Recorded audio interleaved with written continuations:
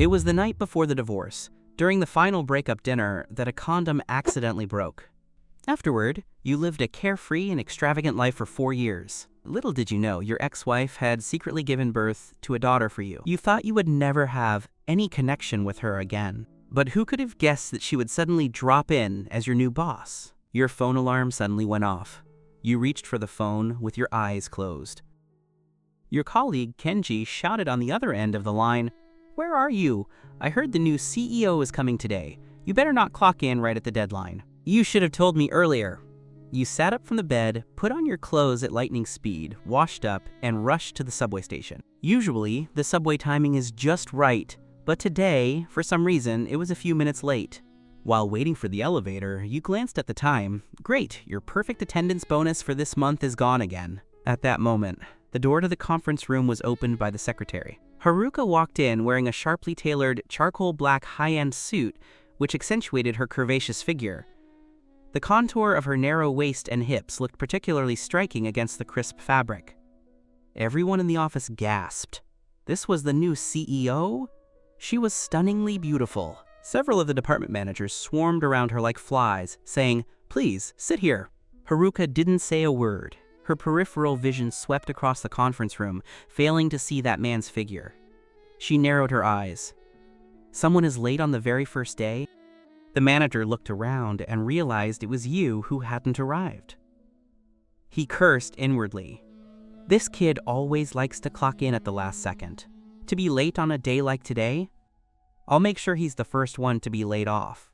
I won't help Chen or anyone else for that matter. The next second, you tried to sneak in from the back of the conference room. It just so happened that Haruka was standing right by the back door, and your eyes met. Seeing Haruka, you were completely dumbfounded.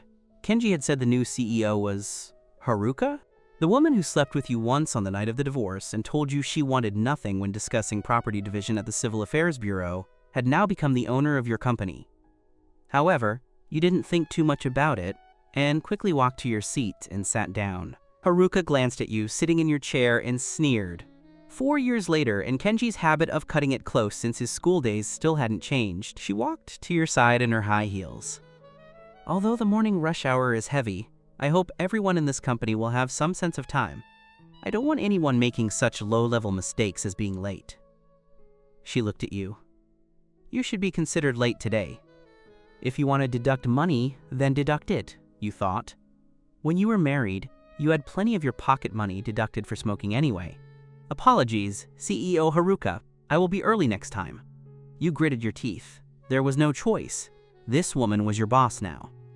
Haruka walked over to the HR representative and tapped her finger on the desk. Regarding his situation, what is the company's policy? Haruka, company staff who are late have their perfect attendance bonus deducted. Add another item. Deduct his bonus for this month as well. Haruka, that toxic woman. She is definitely abusing her power for personal vendettas. Yes, Haruka. The HR representative immediately took note in the meeting notebook. This employee, you look like you're not convinced by this result. You had this same expression when you used to have your pocket money deducted. Is this woman back from the divorce intending to take revenge? No, I have no objections. Haruka spoke coldly. If you are late because you have children at school or your wife delayed your commute, I can consider it leniently. After all, our company is quite humane. I've been single for 4 years since the divorce. Where would a wife, let alone a child, come from? However, Haruka's figure, compared to the pure campus belle she was before, why did she now have a more mature, womanly aura? Kenji has been single since his divorce. This employee just likes to clock in late. Liu Chang, a manager who had business issues with your department, saw his subordinate being given a hard time by the new CEO and intentionally kicked you while you were down. Why did you get a divorce? Haruka looked at you. A family reflects an employee's stability. I hope the divorce rate in this company isn't too high. Don't let personal matters affect work efficiency. Doesn't she have a clue why she got divorced? Because my wife couldn't satisfy my personal needs. After you said that, everyone in the conference room held their breath, not daring to laugh. Such private matters. Kenji really had guts to say that in front of so many people. After hearing this, Haruka glared at you fiercely. When they had just graduated, Kenji had said that food could be skipped, but sleep could not. He would spend 23 out of 24 hours in bed as if he had never been fed before. Now he claims she couldn't satisfy his personal needs? How could he have the nerve? Thinking of this, Haruka suppressed her anger and shouted at Kenji, who was sitting next to you. You! Come to my office later and report all the recent information from your department. Kenji was thrilled to be called out. The beautiful CEO was personally calling him to report. Was she interested in him? Thinking about a future life of being a kept man, Kenji's heart was fluttering with excitement. After the meeting, he hummed a tune, printed out all the materials, and excitedly headed to the CEO's office. Watching Kenji's retreating back, you were puzzled. 4 years later, has Haruka become so desperate that she's interested in people like Kenji? 2 hours later, Kenji came out of the CEO's office looking like he had been drained dry. He thought it was a romantic encounter, but it turned out to be torture. Kenji was scolded by Haruka for 2 hours, and she even used the data he provided to deduce that several high-level executives were taking kickbacks. That Liu Chang, who spoke about you just now, was the first one fired, even though it was rumored that some upper management had intended to protect him. But Kenji was just an HR assistant. There was a high probability that she couldn't protect herself. Liu Chang wouldn't think it was because I provided evidence that the CEO fired me, would he? Thinking of this, he pulled at his hair, his expression collapsing. Oh my god. Actually, Liu Chang's greed was bound to be exposed sooner or later. Don't take it personally. You kindly comforted him. Haruka is worthy of being the top student and campus belle. Her brain is indeed sharp. Suddenly, Kenji seemed to think of something. That's right. With such a personality, you were great at chasing girls in school. Why don't you try to win her over? Wouldn't you be able to do whatever you want in the company later? You fell silent. Forget it. There's no way you and Haruka will get back together. Kenji kept going. Didn't you say you divorced your ex-wife because she wasn't accommodating? Looking at CEO Haruka's figure, that waist, that face, she's definitely something else. You directly covered his mouth. Shut up. A woman like Haruka? I'm not worthy. After saying that, you picked up the cigarette you had dropped. Standing on the stairs above, Haruka heard your words and sneered. Not worthy? Why didn't you say that when you were chasing me? Why didn't you say that when you were pinning me against the wall? Back then, she was the campus belle, and the number of people chasing her was countless. It was you who used all sorts of tricks with your thick skin to win her over. The two of you moved out together in your senior year and got married right after graduation. The happy life only lasted 2 years before you proposed a divorce, saying you were bored of sleeping with her and complained that she was too dramatic. At first, Haruka thought you were just saying that because of work pressure, until the moment you actually brought out the divorce agreement, Haruka realized you truly didn't want her anymore. You scumbag. You don't intend to be responsible after sleeping with me? You even made me pregnant before the divorce. Even if it costs me a fortune, this time I will definitely bring you to heel. Kenji took the last drag of his cigarette and stepped on it. Suddenly, he remembered seeing you taking a woman to the restaurant downstairs from the office yesterday. He leaned over cheekily. I saw it all yesterday. Is the reason you were late today because you were working too hard last night? You explained absent-mindedly. Don't talk nonsense. It was a friend who introduced me to a date because I'd been single for too long. Hearing this, Haruka felt hurt. It seems that since divorcing her, Kenji has been looking for women to satisfy his physical needs. It makes sense. With that mouth of his from school, it shouldn't be hard for him to find someone. Kenji, organize the report and go to my office. Haruka tagged you in the company work group and then neatly closed the door upstairs. The sound startled you and Kenji. It couldn't be Haruka, could it? Kenji asked, shrinking his head in fear. You didn't think it was a big deal that she heard. Everything you said was the truth. You glanced at your phone. It was Haruka tagging you in the company's main group. Although you didn't want to be alone with her, you still quickly printed the materials and went to the CEO's office. You knocked twice, entered, and placed the materials on Haruka's desk. Haruka didn't even look at the documents and said casually, Kenji, I heard you were late today because you were too hardworking last night? You froze. You heard all that? Haruka said, without even looking up. I just dreamed about my ex-wife last night, was tormented by nightmares, and didn't sleep well, so I was late this morning. A nightmare. It should count as a nightmare, right? Haruka in the dream was too terrifying, constantly pestering you. It definitely qualified as a nightmare. Oh, I'm actually curious. What did you dream I was doing? You can never say we did everything directly. You called me to the office just to discuss this?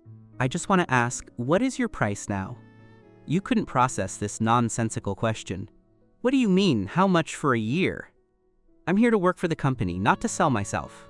1 million. CEO, please don't insult me with money. You wanted to take the money, but if Haruka's father found out, he certainly wouldn't let you off.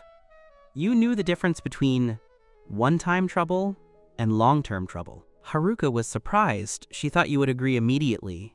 Then 2 million. This isn't about the money. Forget it. Then go buy me a cup of coffee. Since the straightforward way didn't work, she had to use her old tricks. Less sugar, extra milk, hot, right? Kenji still remembers her preferences. It seems his memory as a father is quite good. When you brought back the coffee in the flavor Haruka used to like, she glanced at the bag. This isn't the brand I wanted. Go buy it again. You wanted to curse. CEO, which brand of coffee are you used to drinking now? I want hand drip. If you can't buy it, go to the break room and brew a cup for me yourself. Haruka's tone was cold. She was still angry about hearing you sleeping with other women. She used to complain that she was dramatic before the divorce. But now that she was Kenji's boss, she would openly be dramatic and mess with him. If he had the guts, he could resign. Half a year ago, when his 3-year contract was up for renewal, she had secretly added a clause through her secretary. Kenji, being a careless person, must have thought it was the same template as the previous contract and signed it without reading it word by word. How did she become so difficult to deal with after 4 years, even making me brew it myself? Your expression was grim. Haruka saw this.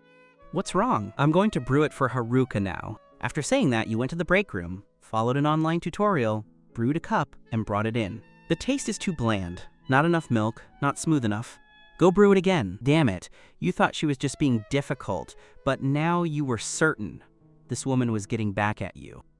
Looking at your darkened face, Haruka toyed with the pen on her desk. Can't take it? When I was accidentally pregnant and gave birth to your kid, which woman's bed were you working hard in? You suppressed your anger, added more milk and a small amount of sugar, and brought it in. It's not good enough. Haruka's sexy lips parted. Haruka, you're looking for trouble, right? Looking for trouble? Where do you see me looking for trouble? If I were really looking for trouble, do you think I'd just be picking holes like this? Haruka leaned on the table with one hand, looking at you provocatively. You were speechless. This woman is very vengeful. You knew that well from your 4 years together. The best thing to do now was to shut your mouth so she couldn't find a way to break you. Tomorrow, you take my car to the villa to pick me up. Haruka sipped her coffee and commanded, Be careful when you drive. If you crash it, you won't be able to pay for it, even if you sell your butt for the rest of your life. You directly refused. CEO, your car is too expensive. I'm afraid to drive it. You should find your driver to pick you up. Haruka suddenly seemed to remember something, took out a file. Oh right, I forgot to inform you. HR has transferred you from the product department to the CEO's office. From now on, you are my personal assistant and driver. You are the driver. You picked up your phone and looked. There was indeed a message regarding the job transfer. You glared at Haruka. This woman definitely intended to abuse her power. Things were going to be troublesome now. If there are no other problems, as my personal assistant, this coffee is not brewed well. Go make another cup. You took the file regarding the transfer from Haruka and saw that it stated your salary had increased. The anger you felt just now eased slightly. For the sake of money, you brewed a cup yourself and ordered from every coffee shop in the area on the app. By the time it was almost the end of the workday, you entered Haruka's office holding 20 cups of coffee. Seeing you with a takeout bag biting in your mouth, looking ridiculous, she suppressed her laughter and said in a light tone, Take these back and drink them yourself. It's time to get off work. Now, drive me home. Haruka stood up and took the car keys out of her bag. When she gave them to you, you put down the coffee. I drank today, I can't drive. CEO, you'll have to drive yourself home today. Drinking in the morning? Haruka narrowed her eyes. Her intuition told her you were lying. You didn't give her a chance to speak. You walked out of the office immediately.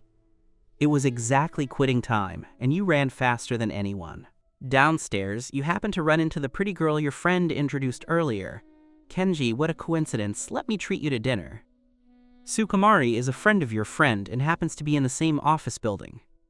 Your friend, thinking that since you have been divorced for 4 years, it is time to start a new relationship, took the initiative to set you two up. Before you could refuse, Sukumari walked up to you. I forgot to bring my money last time. Let's consider this me paying back the favor. You thought about it and didn't refuse. The two of you went to a restaurant near the company to eat. Sukumari is quite pretty. She looks lively and cute, much more approachable than your ex-wife. That cold and aloof campus belle. She shouldn't be called Haruka. She should be called Ice Queen instead. I'm really sorry about last time. My phone was dead and I couldn't pay, so I had to rashly pull you into the restaurant. You shook your head. We're all friends. Sukumari handed the menu to you, smiling with two cute dimples. What would you like to eat? My treat today.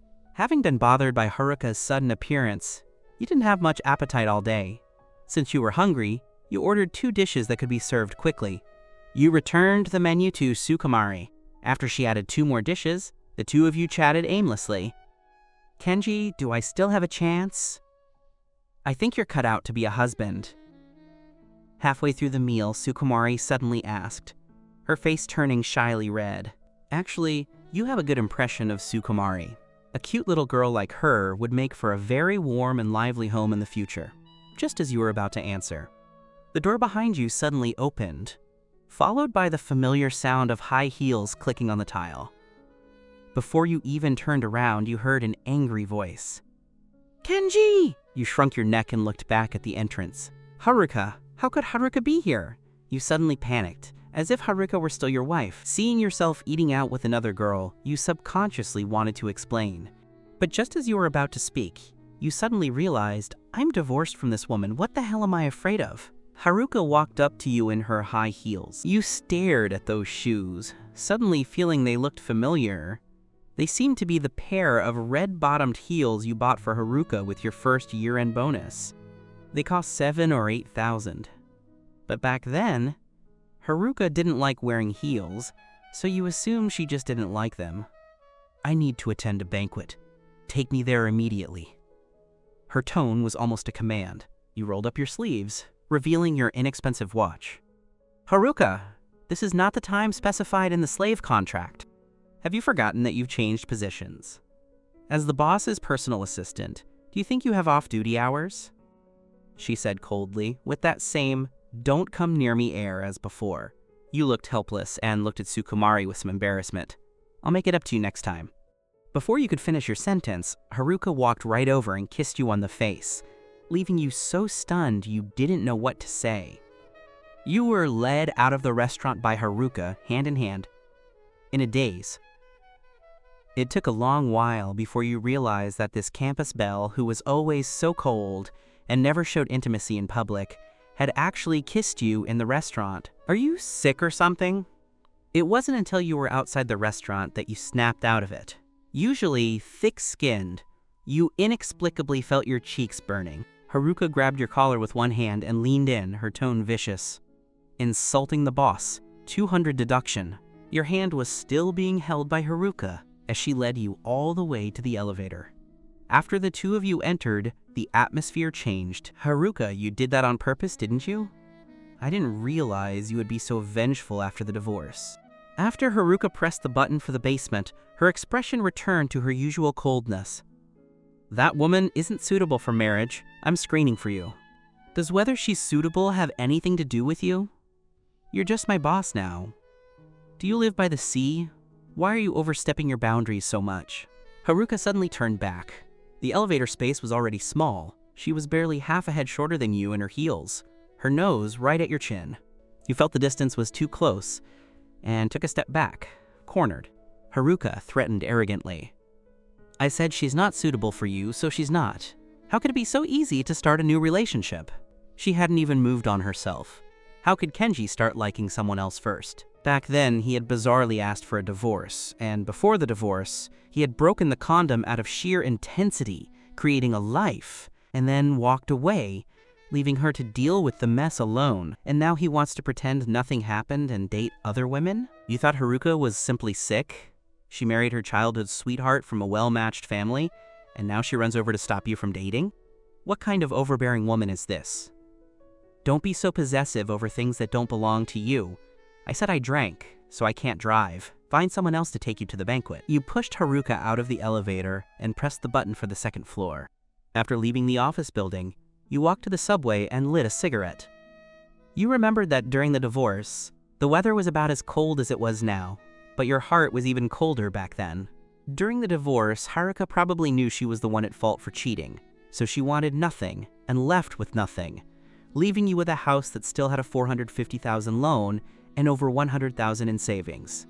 Haruka's family was very wealthy, but you only found out after you were married. Before that, you always thought her family was like yours, a middle-class family. In the first year of marriage, Haruka's father approached you privately and even threatened you to get a divorce. That was when your relationship was at its best, and being young, you naively thought you wouldn't compromise due to external pressure. It wasn't until your parents got into a car accident on the highway and you couldn't reach Haruka at all. Outside the operating room in the hospital, you received a video on your phone of Haruka and her childhood sweetheart sleeping in the same bed, disheveled, clearly having just finished.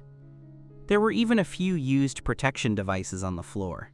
With your parents fighting for their lives in the operating room, your wife was sleeping with another man. How could you bear it? So when Haruka came home, you asked where she had been. When Haruka said she was on a business trip and had her phone off on the plane, you couldn't stand it anymore and proposed a divorce.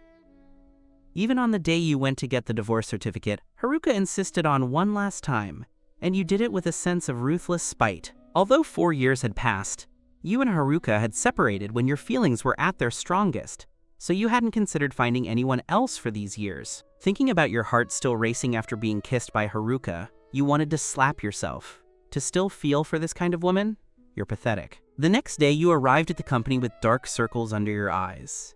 As soon as you sat down, Kenji, the colleague, leaned over. This isn't your workstation anymore. Your spot is in the CEO's office. He then gave you a you-know-what expression. Did you use illegal means to get a promotion and raise last night? Raise your grandpa. Do you want this job? You can have it. Kenji pouted. I want to, but CEO Haruka doesn't like me. You resignedly packed your things and went to the CEO's office. Since you were here, you might as well read the Assistant Code of Conduct 1,000 times to avoid making mistakes like last night. You scanned it briefly. 24 hours? I signed an employment contract, not a slave contract. Haruka took a sip of the coffee she had just brewed and said casually, no difference. Damn, this woman started doing whatever she wanted after getting rich. You threw the Assistant Code of Conduct onto Haruka's desk. Normal working hours are 8 hours. If it's 24 hours, shouldn't the benefits and compensation be raised accordingly? Haruka clearly didn't intend to give a raise.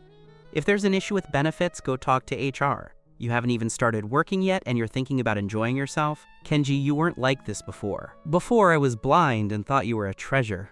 I didn't expect to end up with a weed that anyone could play with. You hadn't even finished the thought before those words came out of your mouth. Haruka frowned slightly. Didn't expect what?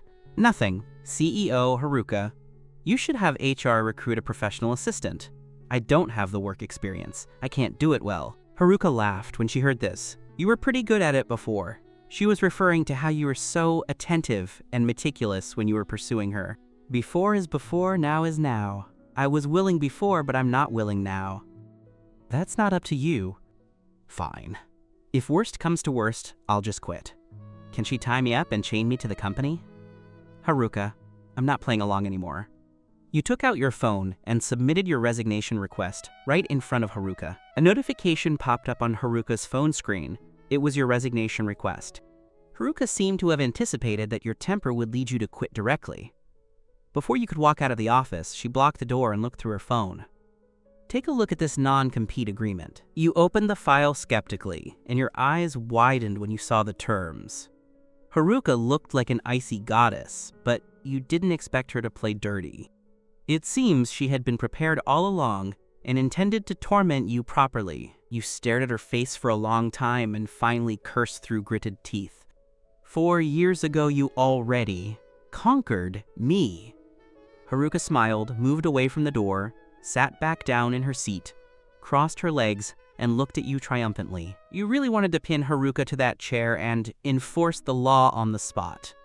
Seeing her looking so smug made you furious. You walked up to Haruka, grabbed her hand, and asked word for word, "Did you do this on purpose?" "I did it on purpose." Haruka didn't avoid it. 4 years ago, you got her pregnant and then bizarrely wanted a divorce. What is this bit of revenge? I must make you beg me to let you go, crying and pleading. What's wrong?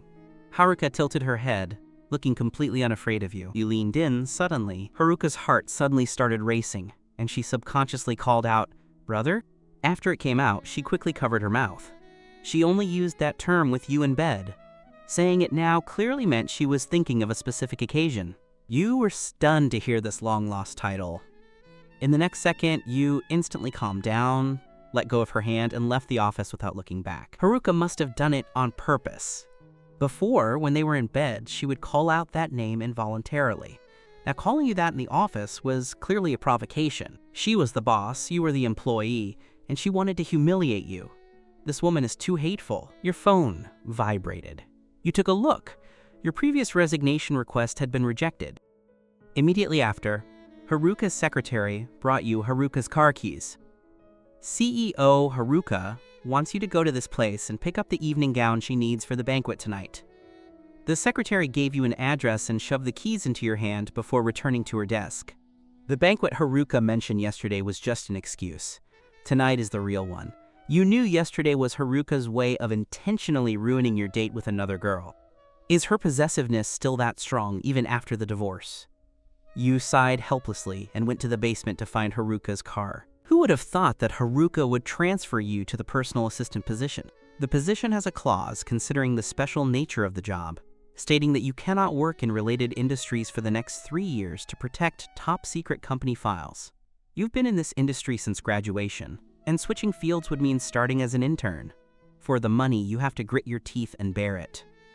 Although you were furious, your anger vanished the moment you saw Haruka's car. It was the Ferrari SF90 you told Haruka you would buy once you made money back in your school days. When you sat in the driver's seat, you looked around carefully. When you touched the steering wheel, you were thrilled. Stepping on the gas gave you the roar you had been looking forward to. But the next second, you remembered Haruka saying you'd have to pay if you crashed the car. Your expression instantly turned cold, and you drove with extra caution. After a nerve-wracking journey, you finally arrived at the designated place. As soon as you said you were there to pick up the gown for the CEO, 3 or 4 people came out and surrounded you. Then you were pulled into a room, made to change clothes, and given a makeover. By the time you realized what was happening, you were all dressed up in a perfectly tailored high-end suit, your hair styled by a professional. Looking at yourself in the mirror, you felt like a stranger. You looked weary when you arrived, but now you were radiant. It's true what they say, clothes make the man. You look as good as a movie star. The stylist was very satisfied with their work. Then they handed you the gown and jewelry Haruka needed. The clothes and jewelry are worth $3 million total.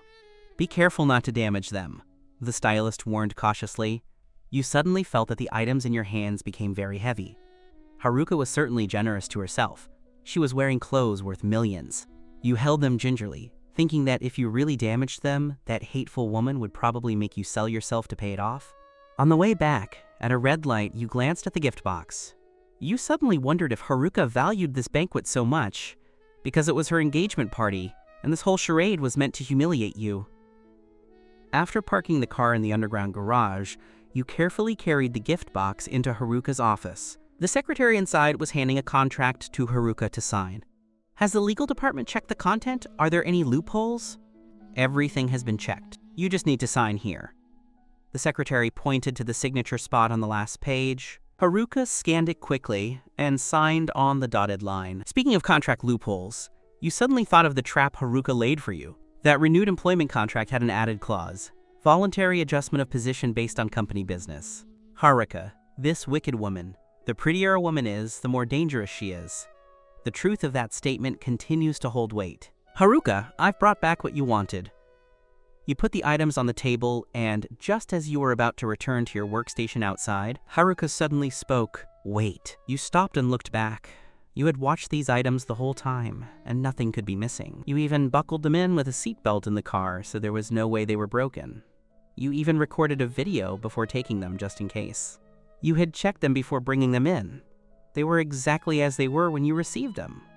Haruka absolutely couldn't find fault. Confidently, you walked up to her, curious to see what kind of trouble she could find. The hair looks good, and the suit is very handsome.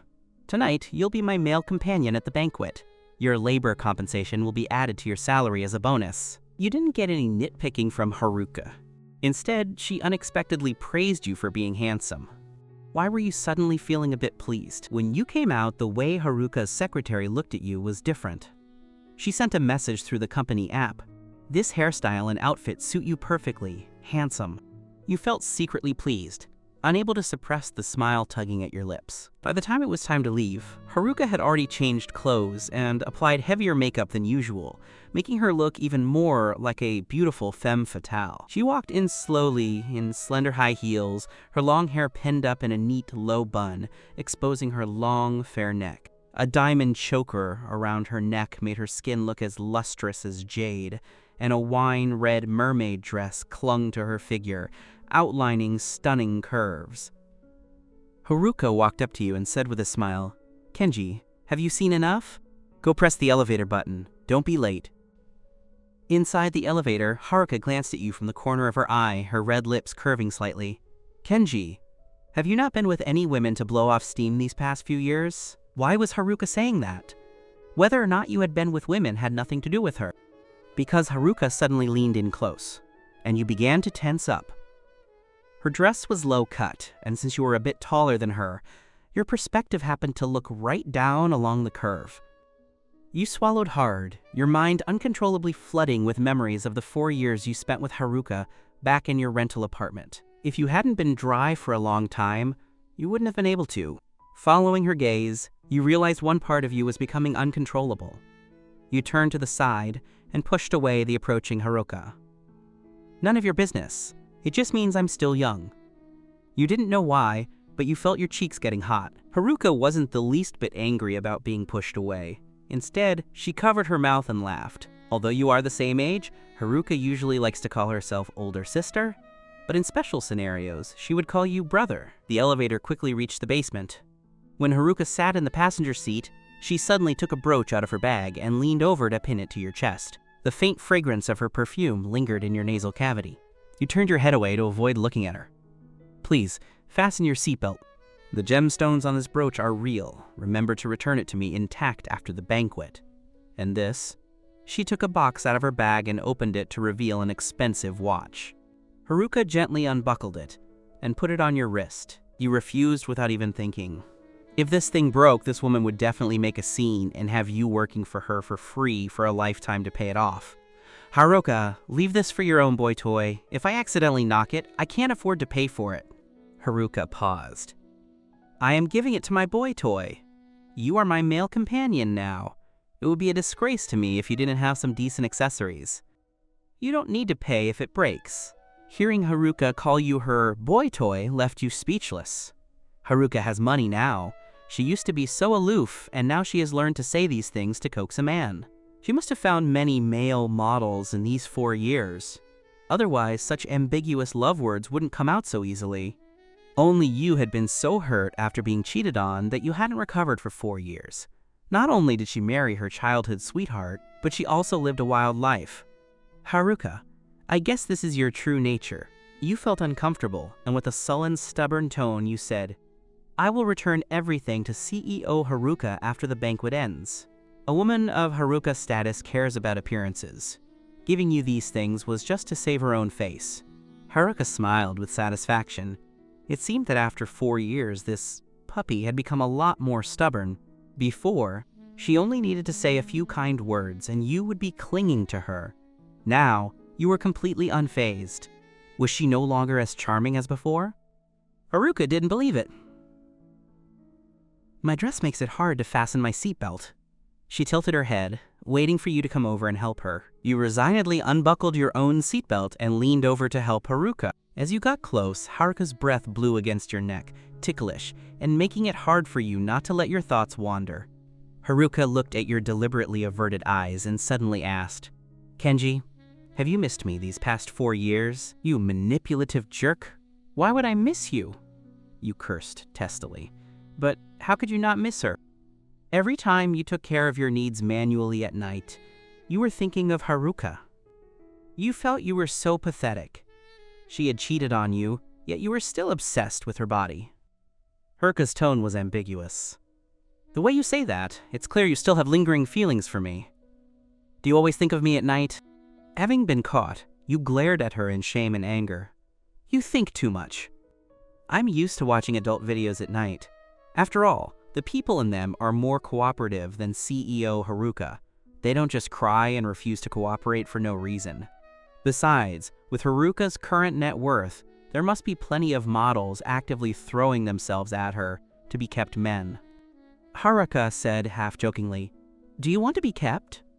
How about I give you a chance?" You snorted coldly. "I'm not the type who likes to eat his own vomit." "Then how have you solved your personal needs for these 4 years? Is it still with your best brother on your left hand?" "Haruka, you're overstepping. You didn't want to continue this conversation. Every time it happened, it felt like you were being teased, and that feeling was very unpleasant. I'm just curious, as your ex-wife." Haruka narrowed her eyes and blew softly toward you. You shivered and snapped back. "It's easy for someone with my face to find women. I don't know how many I've tried in these 4 years. Compared to Haruka, the experience is actually quite average. People outside have more variety. It seems you've been well fed these past 4 years." You had already sat back and fastened your seatbelt.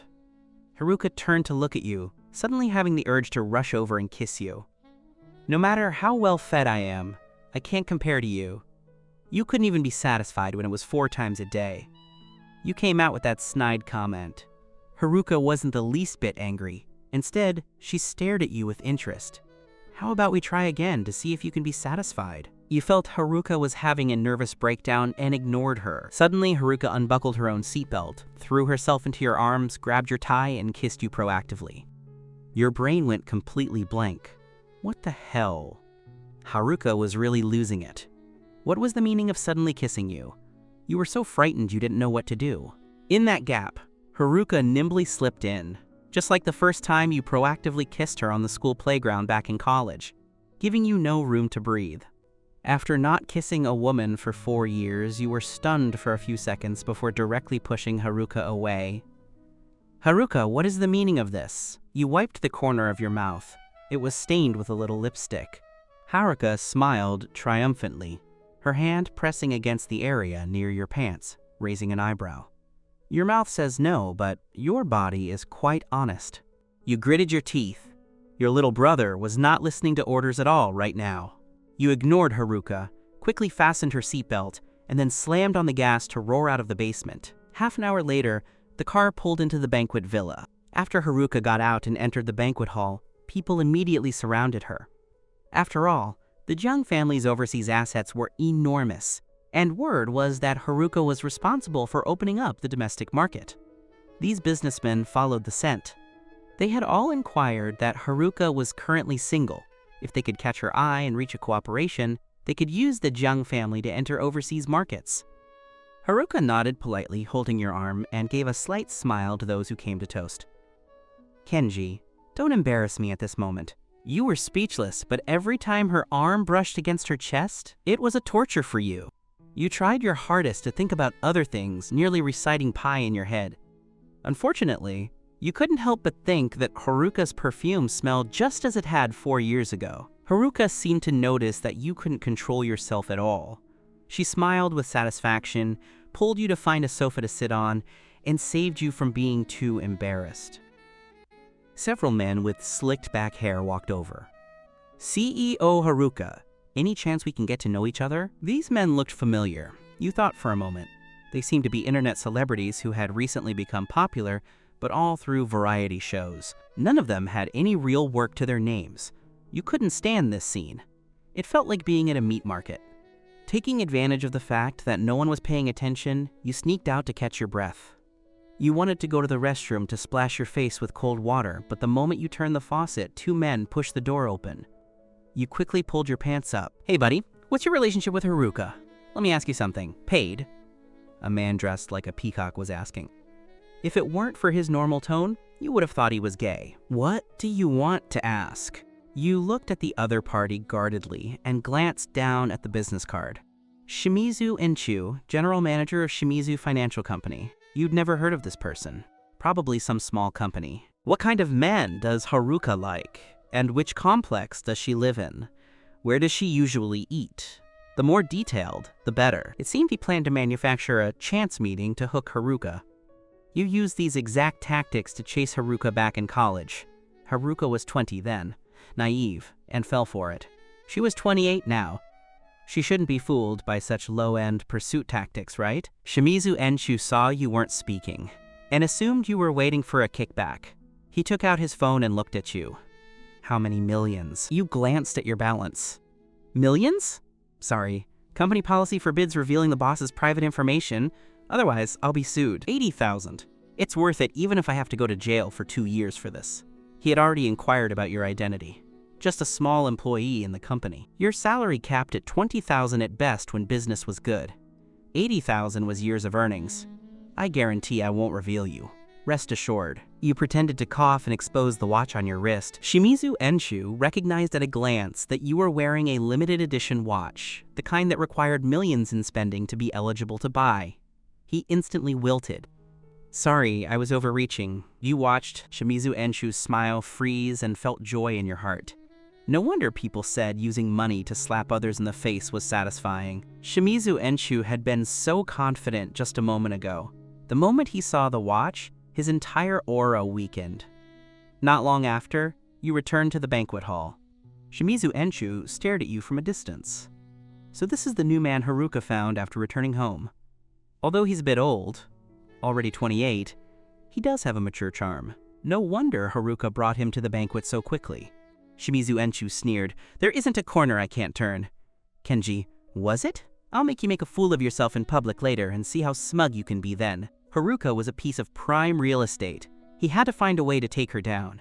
Once he did, his company could use the Jiang family name to go public in Hong Kong, and his status would skyrocket. Kenji, what were you doing in the bathroom? Don't tell me you were taking care of business? Haruka's seductive eyes moved downward. It made you feel uneasy, yet you also felt a surge of heat. How did she become like this after 4 years? Wasn't she always shy before? No wonder people said women were like wolves at 30 and tigers at 40. Haruka was only 2 years away from 30. Every word seemed to be hooking your soul. Haruka, you're getting old. You have no attraction for me anymore. Haruka was obviously a bit angry to hear this.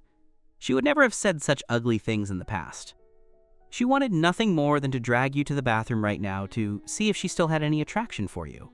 These past few years, she had balanced raising a child and managing the company.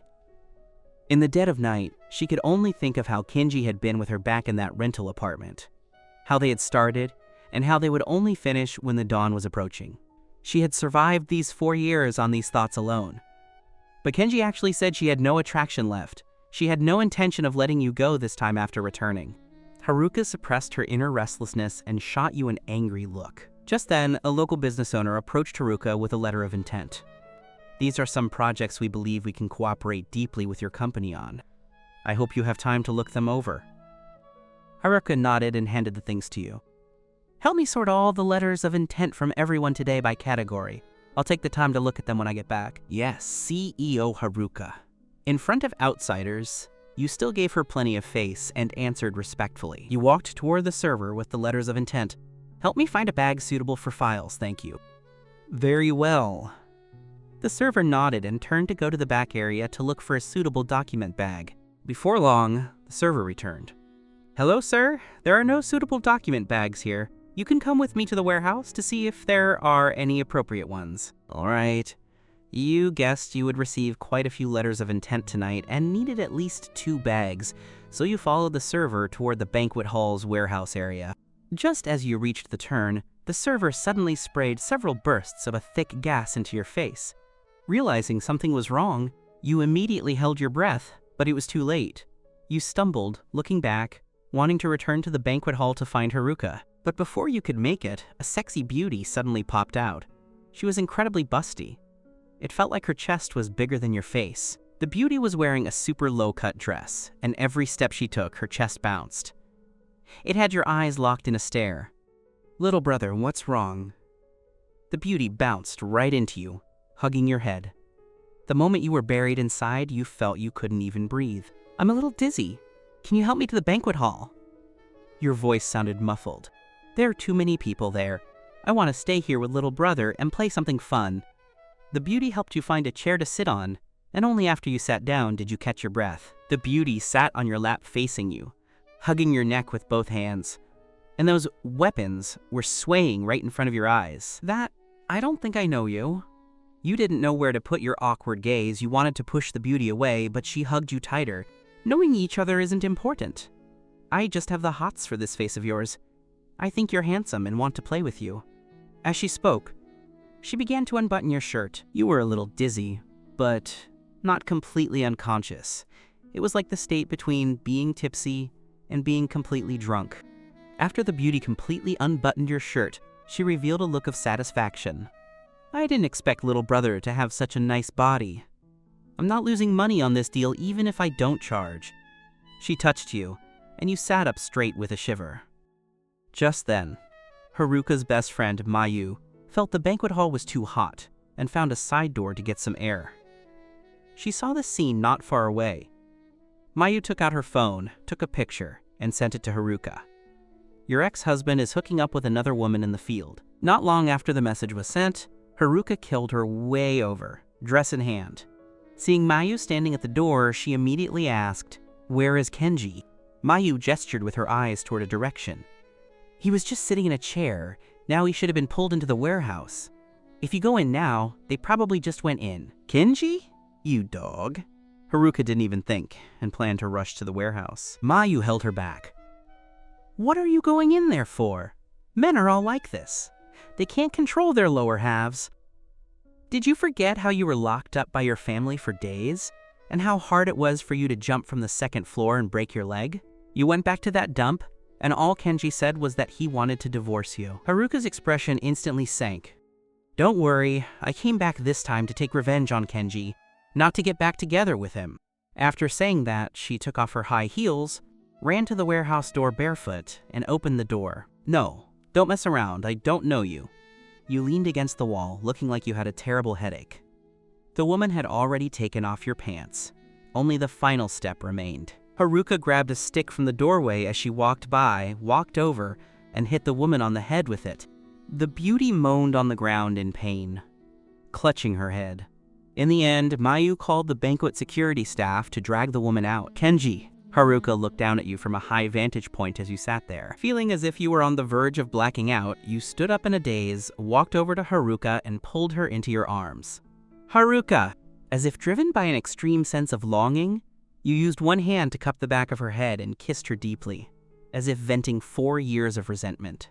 Your other hand, just like in the past, habitually moved to undo the fastenings on the back of her dress while you kissed.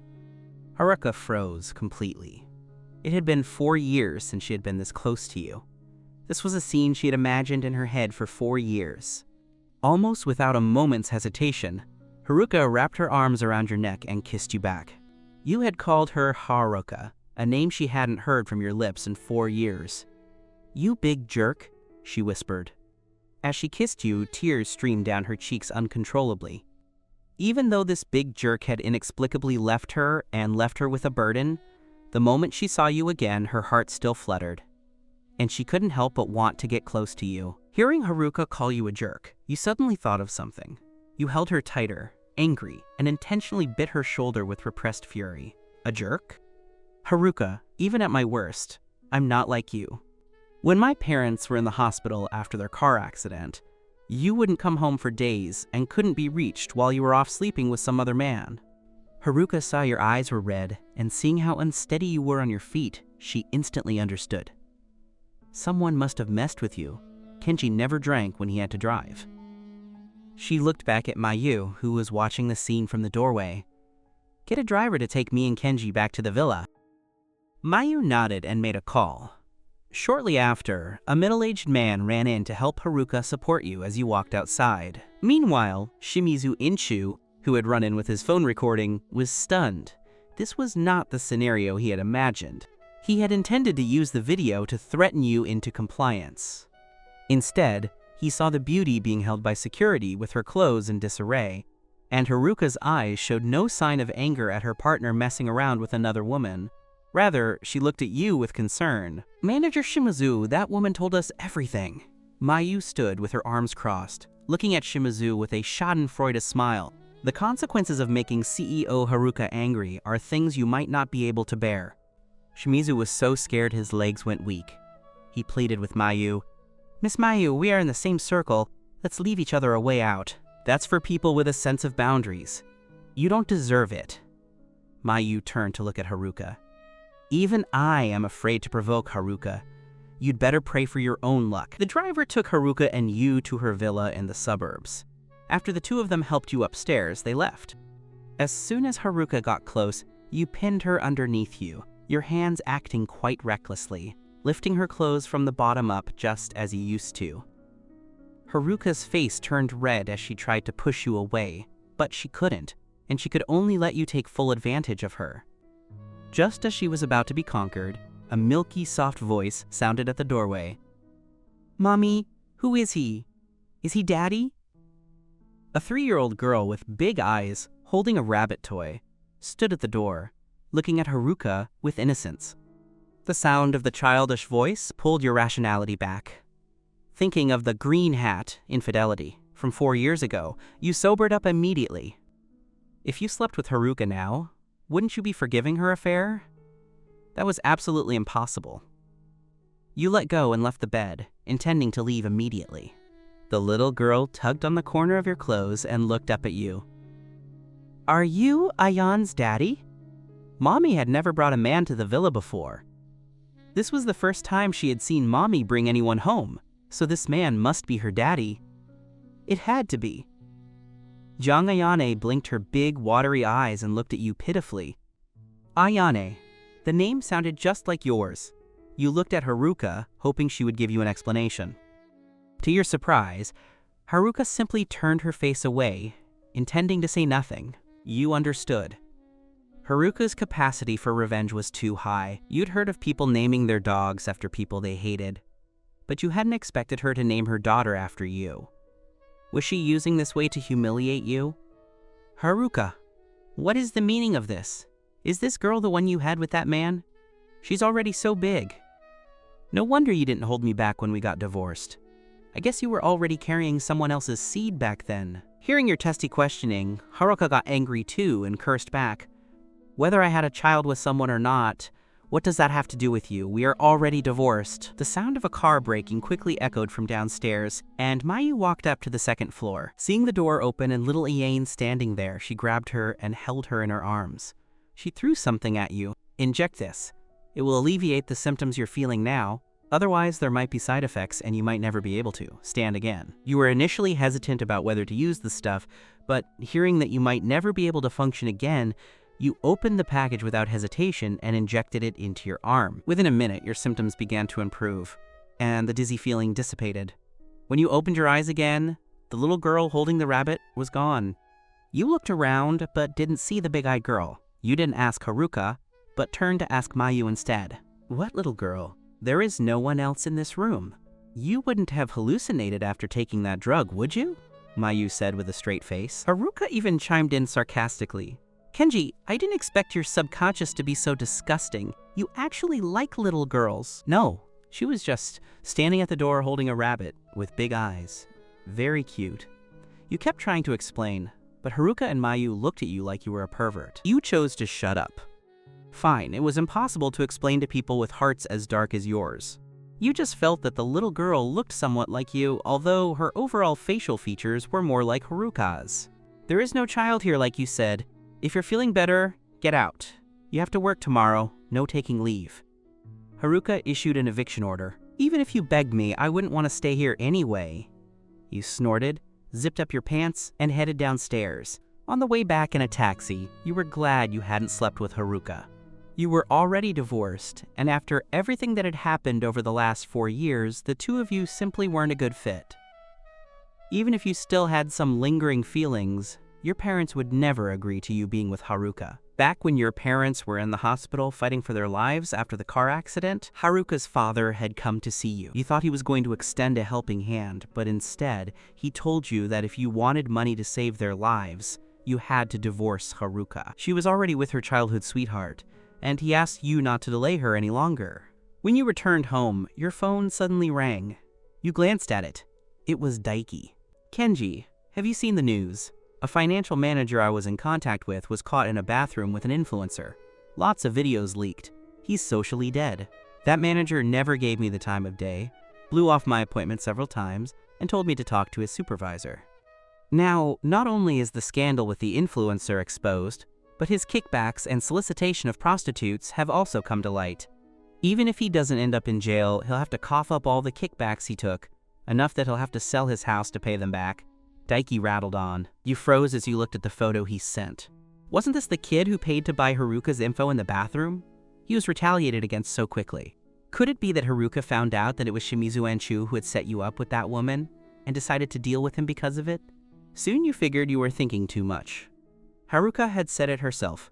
Whoever she has children with has nothing to do with you. How could she possibly get angry enough to do something to Shimizu over that? Hey Kenji, are you listening to me? Yeah. I saw him at the banquet today. I guess he offended someone and got played. Daiki was even happier.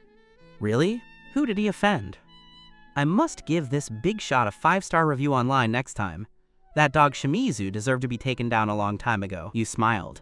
I don't know, but it's probably not Haruka, that's for sure. After hanging up the phone, you stared at your phone screen in a daze until the driver reminded you that you had arrived at your destination. Back home, you couldn't sleep all night. Your mind was filled with the feeling of your palms on Haruka when you pinned her to the bed, and your heart was pounding fast from when you kissed those familiar lips. Damn it, you cursed, pouring some hand cream onto your hands. You sat there, attributing your sleepless night to the drug that had been sprayed on you, rather than because of Haruka. Just as you were sitting there in a daze, someone walked past you. You glanced at them. A man in his 30s, probably some boss. You didn't think much of it. It was normal for bosses to meet bosses. Before long, the office door opened, and Haruka shouted toward the outside. Kenji, go brew some tea and bring it in. You glared at Haruka. At this rate, you were practically her secretary. You had to do every little task.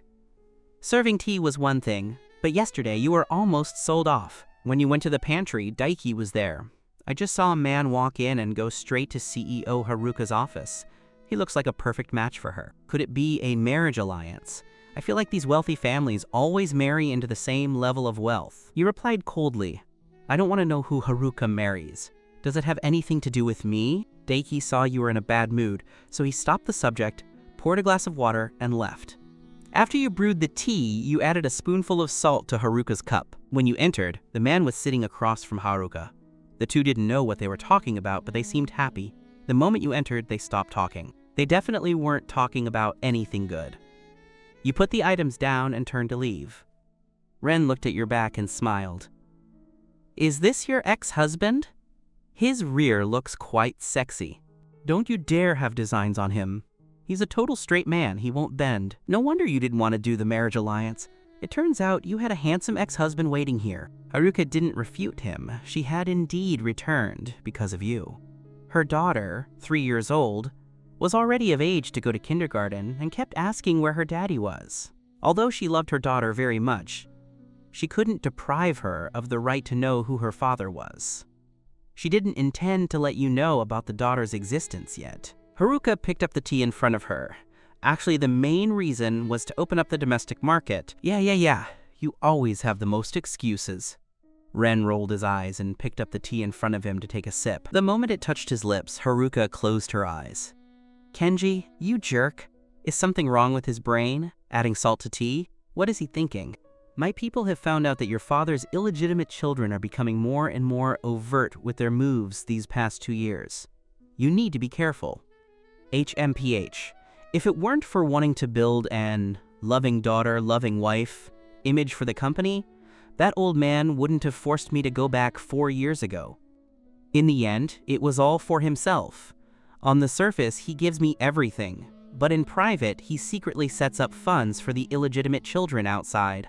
Haruka didn't like staying at the Jung home. Every day she had to cooperate in pretending to be a harmonious family in public. In private, the couple was almost ready to take AKs to each other. That was why she secretly applied for a domestic university to get away from her ultra-male-dominated parents. As a result, you didn't know her family background when you got married, thinking that Haruka's parents were the type who went abroad to work. It wasn't until Haruka's father approached you that you learned of Haruka's identity. Do you think the one outside regrets divorcing you? He could have sat on hundreds of millions in assets and been a winner in life, but he insisted on self-destructing and demanding a divorce. Haruka's gaze turned to the office door, and she silently asked in her heart, "Do you regret divorcing me?" The next second, Haruka laughed. A jerk like him wouldn't regret it. He slept with who knows how many women over these few years. Ren saw that Haruka was just being stubborn and didn't call her out. "All right, I've reported all the information I've collected here. Can the project that Haruka's dad agreed to finally be cooperated on?" Haruka handed the signed document to Ren. "Even if you hadn't given me this news, I would have cooperated with you. After all, your profit margin in the bid is the lowest. Don't be so blunt. Let me keep some illusions, and think you signed the contract because of me. Wouldn't that be nice?" Haruka pointed to the door. "If you want to be flirtatious, please leave. Walk to the elevator, go to the basement, and go find a man to flirt with." After Haruka sent Ren to the elevator, she returned and called you in. "What is the rest of the schedule for the afternoon?" You opened the files organized by the secretary and read them one by one. "Cancel the afternoon meeting first. Tonight, you're sending me to a place." "Tonight? Damn it. I've been working overtime for several nights in a row. This Haruka is treating me like a sheep and shearing me for all I'm worth. Do you need me to remind you of the assistant's code of conduct again?" Haruka's tone was icy, and she looked very impatient. "No need. CEO Haruka, where do you need me to take you this afternoon?" "I don't need you anywhere. You're free this afternoon. Just make sure I can reach you at any time tonight." Your mood immediately improved quite a bit. The pay had gone up, although the time off wasn't regular. Being a loner, it didn't really matter. As long as you could rest, it was fine. It just so happened there were quite a few orders to run this afternoon. You skillfully opened the food delivery platform. Although your parents' surgeries were successful back then, the subsequent rehabilitation was a continuous output of costs, and they needed to take drugs to suppress rejection reactions regularly. You usually took the opportunity to run a few orders for extra money, but you were afraid your colleagues would find out, so you always wrapped yourself up tight every time. No one in the company knew. Haruka saw you were suddenly so happy and her mood instantly plummeted. Is this kid gonna use this gap to go on a date with someone? Heartless jerk. But I don't have time to go ruin Kenji's date today. Today is Ayane's kindergarten open house day, and as her mother, I must attend. Haruka changed into clothes that looked much softer and let her hair fall naturally, showing more of a young woman's charm than she did 4 years ago. As she entered the kindergarten, an electric scooter sped past from behind her. You braked urgently at the turn, wearing a helmet and looking back. It was Haruka. You could recognize this woman, whether she was wearing clothes or not. Canceling the afternoon meeting to come to the kindergarten alone? Did she set her sights on the male teacher at the kindergarten this time? When did Haruka develop such a unique taste? You took out your phone and approached the kindergarten fence stealthily while wearing a mask. That woman doesn't look like a kindergarten teacher. How did she get in? You ran this area regularly, and the kindergarten's frequency of ordering food delivery was not low. You had already become familiar with the kindergarten security guard. Today is the open house day for parents. That person just now came to visit the kindergarten. After hearing this, you were stunned. Haruka has a child?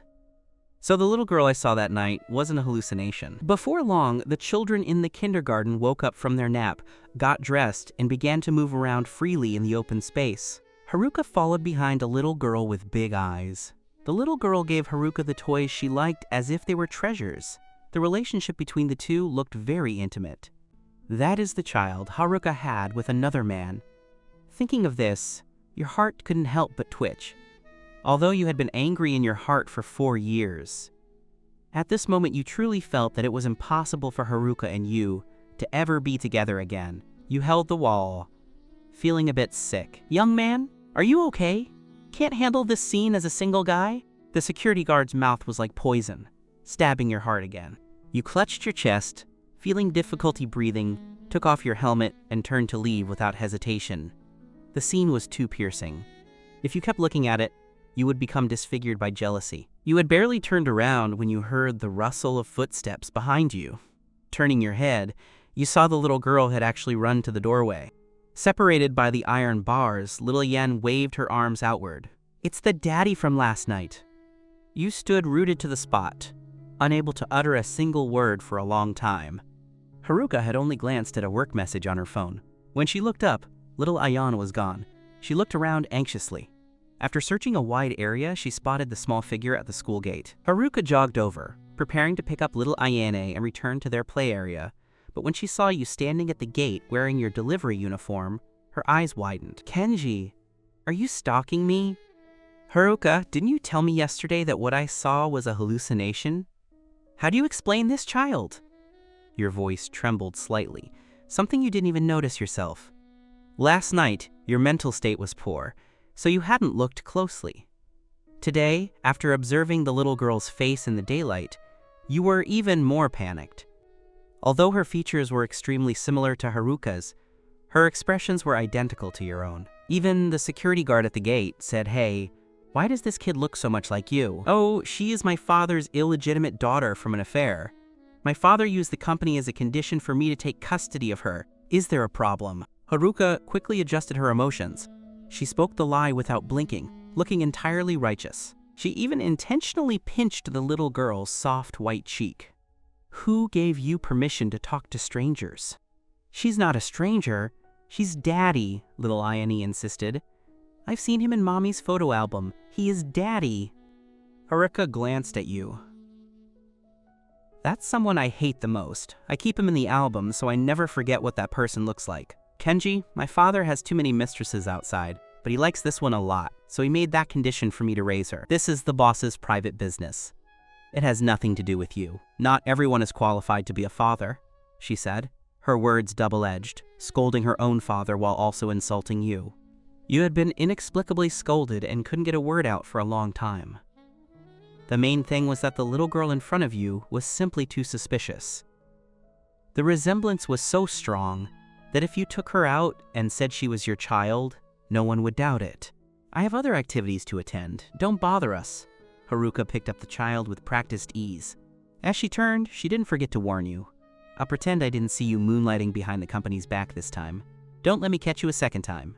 Haruka couldn't help but wonder internally, didn't I leave with nothing when we divorced? Kenji has a house and savings, and the salary the company pays him is quite high. Is he really that short on cash that he's running deliveries for extra money? You snorted unhappily. A big boss like Haruka naturally doesn't understand the hardships of people at the bottom like us. Next time, I'll just change delivery zones. As long as I don't get caught, it'll be fine. While Haruka went to participate in a parent-child activity with the teacher, you handed the security guard, Old Shoe, a cigarette. "Old Shoe, do I look like this kid?" "She looks more like the beauty holding her. If she were your kid, you'd only get a participation trophy," Old Shoe chuckled. You still vaguely felt something was wrong. "I remember hair can be used for a paternity test." I didn't hear that. Old Shoe quickly returned the cigarette, went into the guard booth, and shut the door. You scratched your head. You knew it was highly likely not your child, but your heart felt like something was clawing at it. You stared at her for a long while. Haruka said something to the teacher, and the teacher had the guard chase you away. There is definitely a problem. If Haruka didn't care about you, then this kid had nothing to do with you. But having her chase you away, you had been with Haruka for 4 years. You understood her temper better than anyone. You rode off on your electric scooter, but you had already made up your mind. Since you are Haruka's personal assistant, you would eventually have a chance to get a hair sample from the little girl for a paternity test. You had the right to remain suspicious until the results came out. After seeing you leave, Haruka finally breathed a sigh of relief. It's a good thing the child was born abroad, and since Kenji is a nobody, he can't investigate these things. Before, when her family pressured her to abort, she kept begging her mother, saying that this child could be cultivated into the family heir, giving her a better chance against the illegitimate children outside. She didn't know how much effort it had taken to finally keep this child. "Mommy, is that man really not Daddy?" Haruka frowned, not knowing how to answer the question. After a long time, she sighed. "Not right now." Little Ayane's eyes lit up instantly. "Does that mean he could be later?" "We'll see how he behaves," Haruka said coldly, thinking of how much she suffered to keep this child, while Kenji was out living the high life. "He's so short on money, he's probably spending it all on picking up women." Little Ayane heard her mother's sour tone and tears welled up. "Mommy, do you hate him? If you do, Ayane doesn't want a daddy anymore. Please don't be angry, okay?" Haruka's expression softened instantly. She stroked little Ayane's head. "Mommy isn't angry. I just felt unhappy thinking about some things from the past. Little Ayan patted Haruka's head. All right, Mommy don't think about unhappy things anymore. Haruka was amused and kissed little Ayane on the cheek, holding her small hand as they went to play games with the teacher. When she came out, Haruka called Mayu. I ran into Kenji at the kindergarten just now. I told him, little Ayan is my father's illegitimate daughter. Don't let it slip. Don't worry. A fool like Kenji was able to voluntarily divorce you back then. He definitely won't believe this child is his. Even if you told him yourself, he wouldn't believe it. Haruka hung up the phone. Hearing Mayu say that even if she told Kenji that the child was his, he wouldn't believe it, her chest felt heavy, and she felt quite uncomfortable. Kenji, why did you insist on divorcing me back then? Just because I was unreachable for those 2 days my parents locked me up, you thought I was sleeping around with other men? You didn't even give me a chance to explain our 4 years of relationship. Haruka felt a lump in her throat, feeling deeply wronged. Back at the office, you had changed into your normal clothes. Seeing Haruka return, you watched her walk by in her high heels without even glancing at you. Haruka, keep acting aloof. If I find out this kid is mine, I'm gonna drag you to bed and drill you 10 times. Trying to play the running away with the kid card on me? After Haruka changed her clothes in the office, she walked out with her bag. Kenji, let's go. As they rode the elevator together, you opened your mouth several times but stopped. You really wanted to ask whose child that was, but remembering Haruka's attitude at the kindergarten, it was clear she didn't want to talk to you. I'll wait until I get the paternity report. The elevator doors opened. You walked to the car and considerately opened the door for Haruka. Haruka looked at you with a strange expression, wondering if you were becoming clingy. Once the car started moving, you didn't ask her a single question for the duration of the trip. Suddenly, a pair of hands crawled onto your thigh from the passenger seat. Haruka tossed her hair, shot you a sultry glance, and asked in a delicate voice, Kenji, I still remember this car was your favorite. You said if you ever made money, you'd buy one and we'd drive to the top of the mountain to get crazy in the car. You were confused by Haruka's ambiguous words. Your little brother, which had been widowed for 4 years, shifted slightly at that sentence. What does Haruka mean? Is she hinting that she wants to go to the mountaintop tonight and finish what we left undone in this car? Do you think I'm a dog? Coming when you call and kicking me away when you're done? You said in a cold voice, Haruka, I don't have the habit of eating my own vomit. Haruka leaned back against the seat. From your angle, you could see she was wearing white underneath. 4 years had passed, and she still liked wearing that color. The warm, yellow streetlights of the night shone through the window onto her face, carrying an inexplicable attraction. She had always been beautiful, but now she had an added touch of mature charm. You swallowed hard and started reciting a mantra of peace in your head. Kenji, if you had known 4 years ago that I had this kind of strength, would you still have divorced me? Haruka's tone was somewhat proud. The slight urge you had just felt was instantly suppressed. If it wasn't for the fact that Haruka's family was so rich, her father wouldn't have had the ability to threaten me into divorcing her. If you hadn't divorced me, you could be managing this company instead of delivering food for pocket change. You could buy any car you wanted. Life would be as good as it gets. You were the one who insisted on the divorce. Haruka sneered after saying that, as if humiliating you brought her pleasure. You weren't so stupid that you couldn't tell Haruka was laughing at you for being poor. With a cold expression, you turned your head toward her. Haruka, I regret it. I regret meeting you, and I regret marrying you even more. If I could, I'd rather have never chased after you. If it weren't for Haruka, you would have found a cute, gentle wife. Even if your parents had an accident, they could have been treated immediately, and any borrowed money would have been eased by the insurance money. You should have had a cute child by now instead of being alone. After you finished, Haruka was stunned. You felt that Haruka wanted to cry but was stubbornly holding it back in front of you. This hateful man. After doing so many excessive things to me, why am I still hurt by him? For the rest of the trip, both of you were silent, each nursing your own anger until you reached your destination. Haruka didn't wait for you to open the door. She got out herself. The location was a villa on top of the mountain. The temperature was much colder than in the city, so Haruka had brought a thick coat when she left. You weren't so lucky. Who knew Haruka would come to a mountaintop to talk business in the middle of the night? The cold was freezing you to the bone. Haruka went straight to the pool area where a barbecue was underway. Today, they were discussing business while grilling. The content was about introducing a foreign supermarket chain to the domestic market. You wanted to go back to the car to stay warm, but Haruka intentionally called you back. Kenji, since you used to be in charge of external projects, sit down and look through this carefully. Mark any areas where you have objections. I'll come over to check later. Then she followed a few big shots to watch the chef prepare the barbecue. You held the project proposal and read the information one by one. Damn it, Haruka is definitely doing this on purpose. It's so cold up here, and she didn't even remind me to take a coat. I'm freezing to death, and I still have to focus on this document. If I miss anything, she'll definitely use it as an excuse to deduct my pay. After reading for about half an hour, you rubbed your hands together and breathed into them. Your hands were so cold, they were barely responsive. You couldn't even hold the pen to circle the content. Feeling as if someone was watching you, you took your pen again and glanced toward the pool. Haruka was holding a plate of sliced lamb. She gracefully put a piece into her mouth, chewed it, and then licked her red lips. There was an indescribable temptation to it. How is Haruka like a succubus? She's always trying to seduce me. After 4 years of manual life, I lose control with just a little bit of her flirting. Sometimes I really hate that this good brother of mine is so useless. Haruka stared at your hands, which were red with cold, brought the plate over to you, and turned away. Is she treating me like a dog, just throwing some food down and walking away?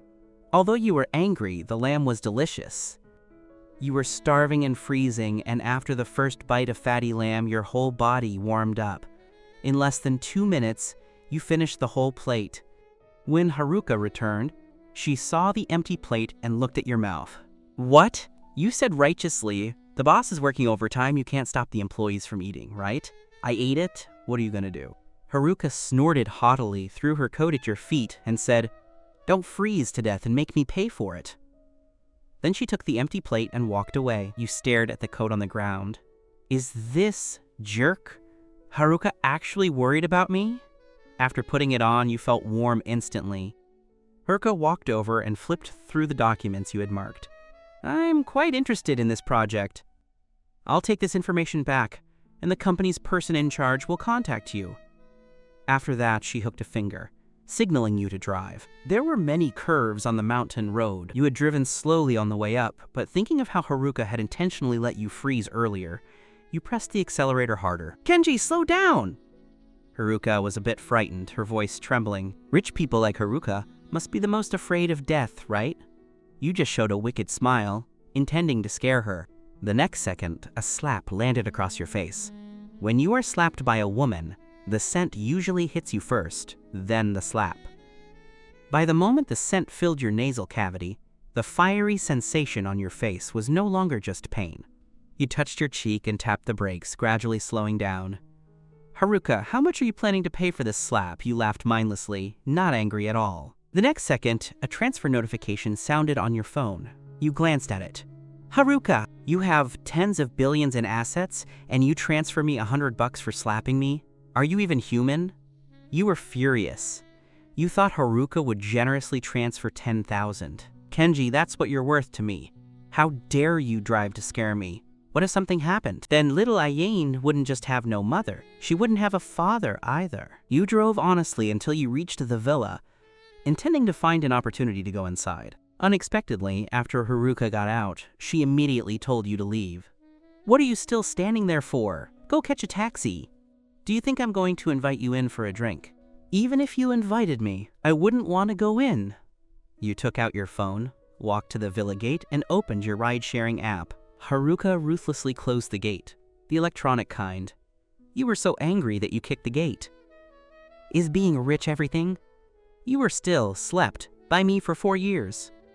Haruka saw you kick the gate on the monitor. She looked at the servant and said, "Copy this video and send it to my phone. If the gate breaks later, have him pay for it." Kenji, go ahead and be arrogant. The gate is custom made. It's quite expensive. Maybe we should remind the employee? Young people trying to raise a family have it hard. We're all just working people. The servant couldn't help but speak up for you. Haruka sneered and took a picture of the video where you kicked the gate. For the sake of the child, I believe his ex-wife would be willing to pay. From now on, whenever this Kenji comes to the villa, if he breaks anything, Remember to keep the evidence. Haruka seems to be acting strange. Kenji never used to mind these things. Why is she targeting this Kenji now? You stood outside for a long time and had to increase the price 4 or 5 times before you finally got a ride.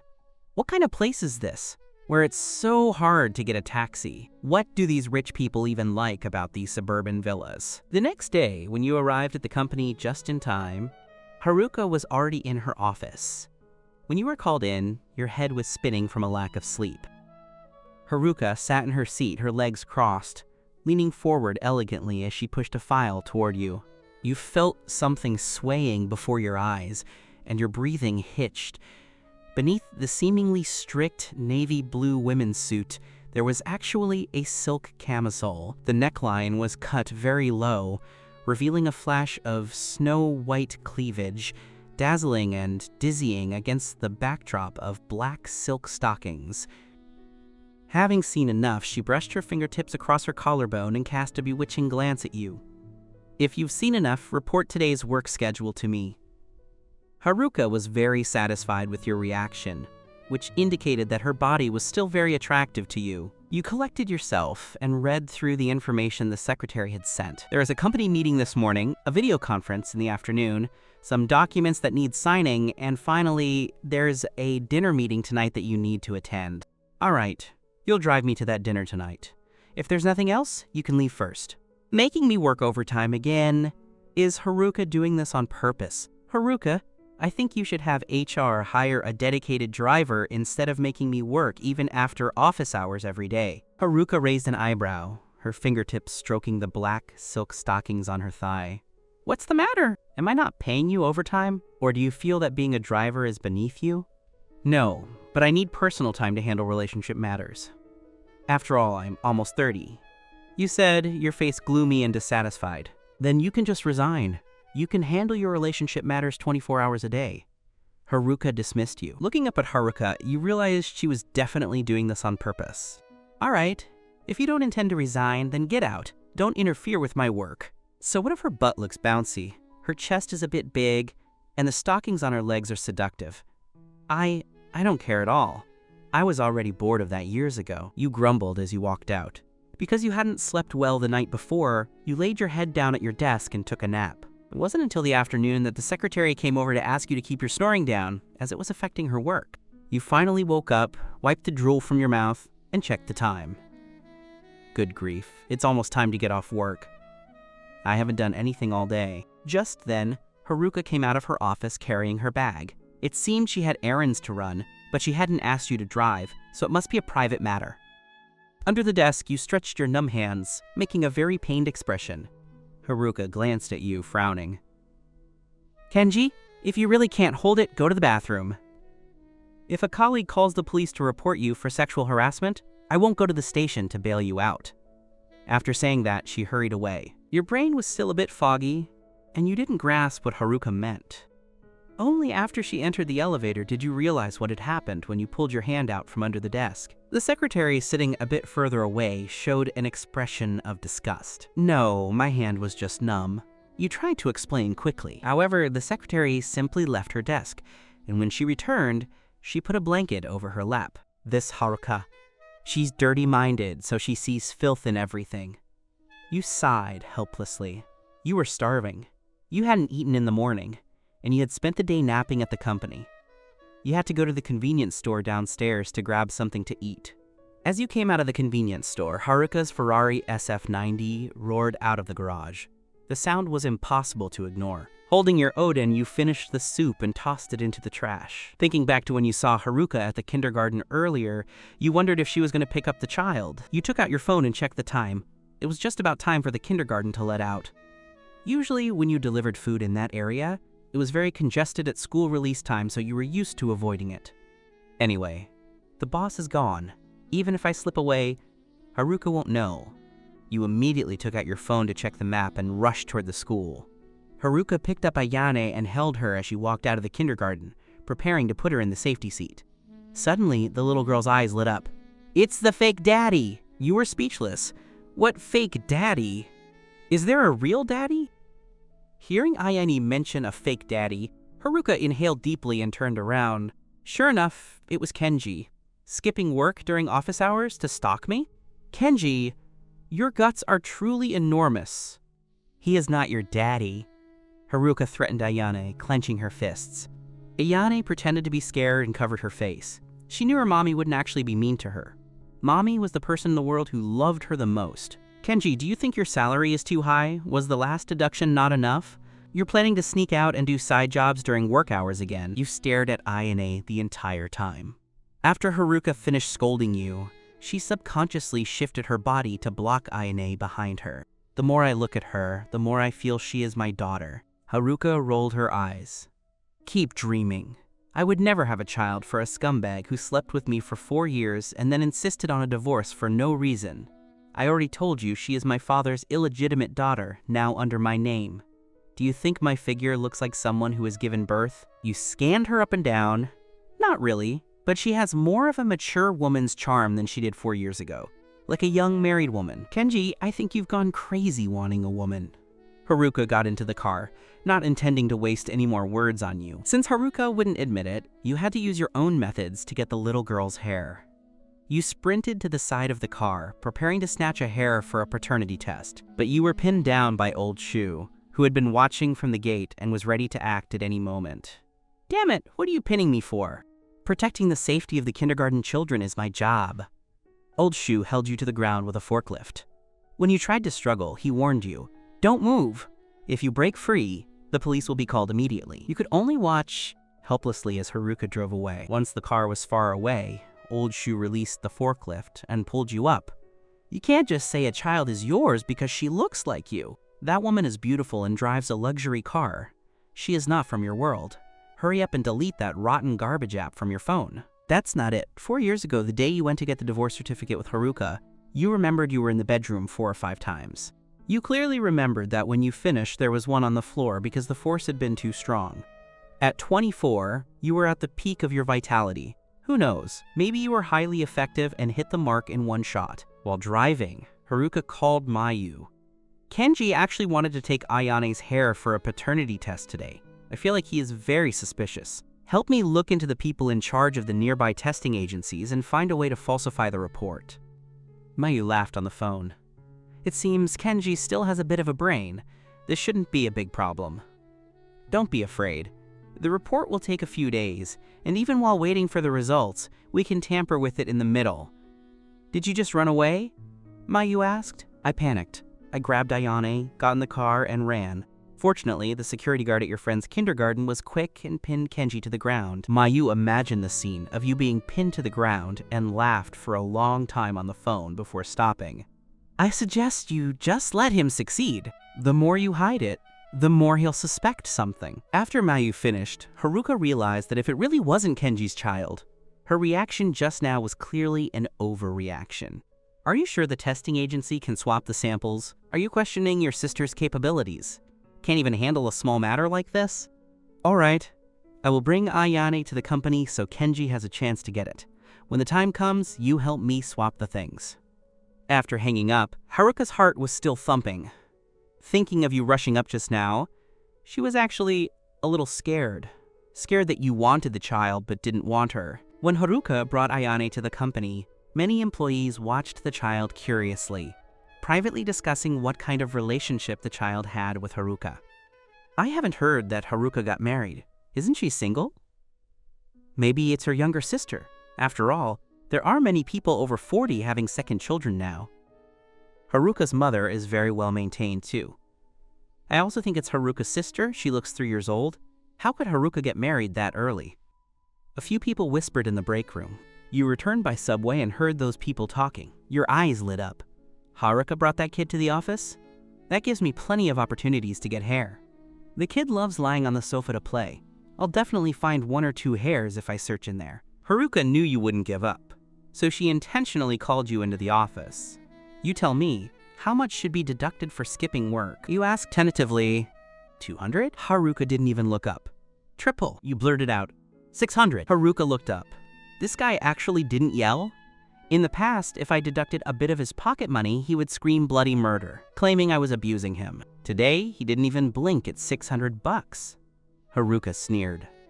eyes darting around. What are you looking for? That little girl? I heard you brought her back to the company. Haruka patted the corner where the little girl was sitting on the sofa, holding a doll and watching cartoons on her iPad. Kenji, do you really think I would have a child for you? Haruka's tone was arrogant. You felt humiliated and stayed silent for a long time, but you didn't leave. Such a good opportunity today. If you missed it, there would be none. Even if you were angry, you had to hold it in. Haruka saw you were angry but didn't want to leave, and suddenly for a moment, she felt you were a bit cute.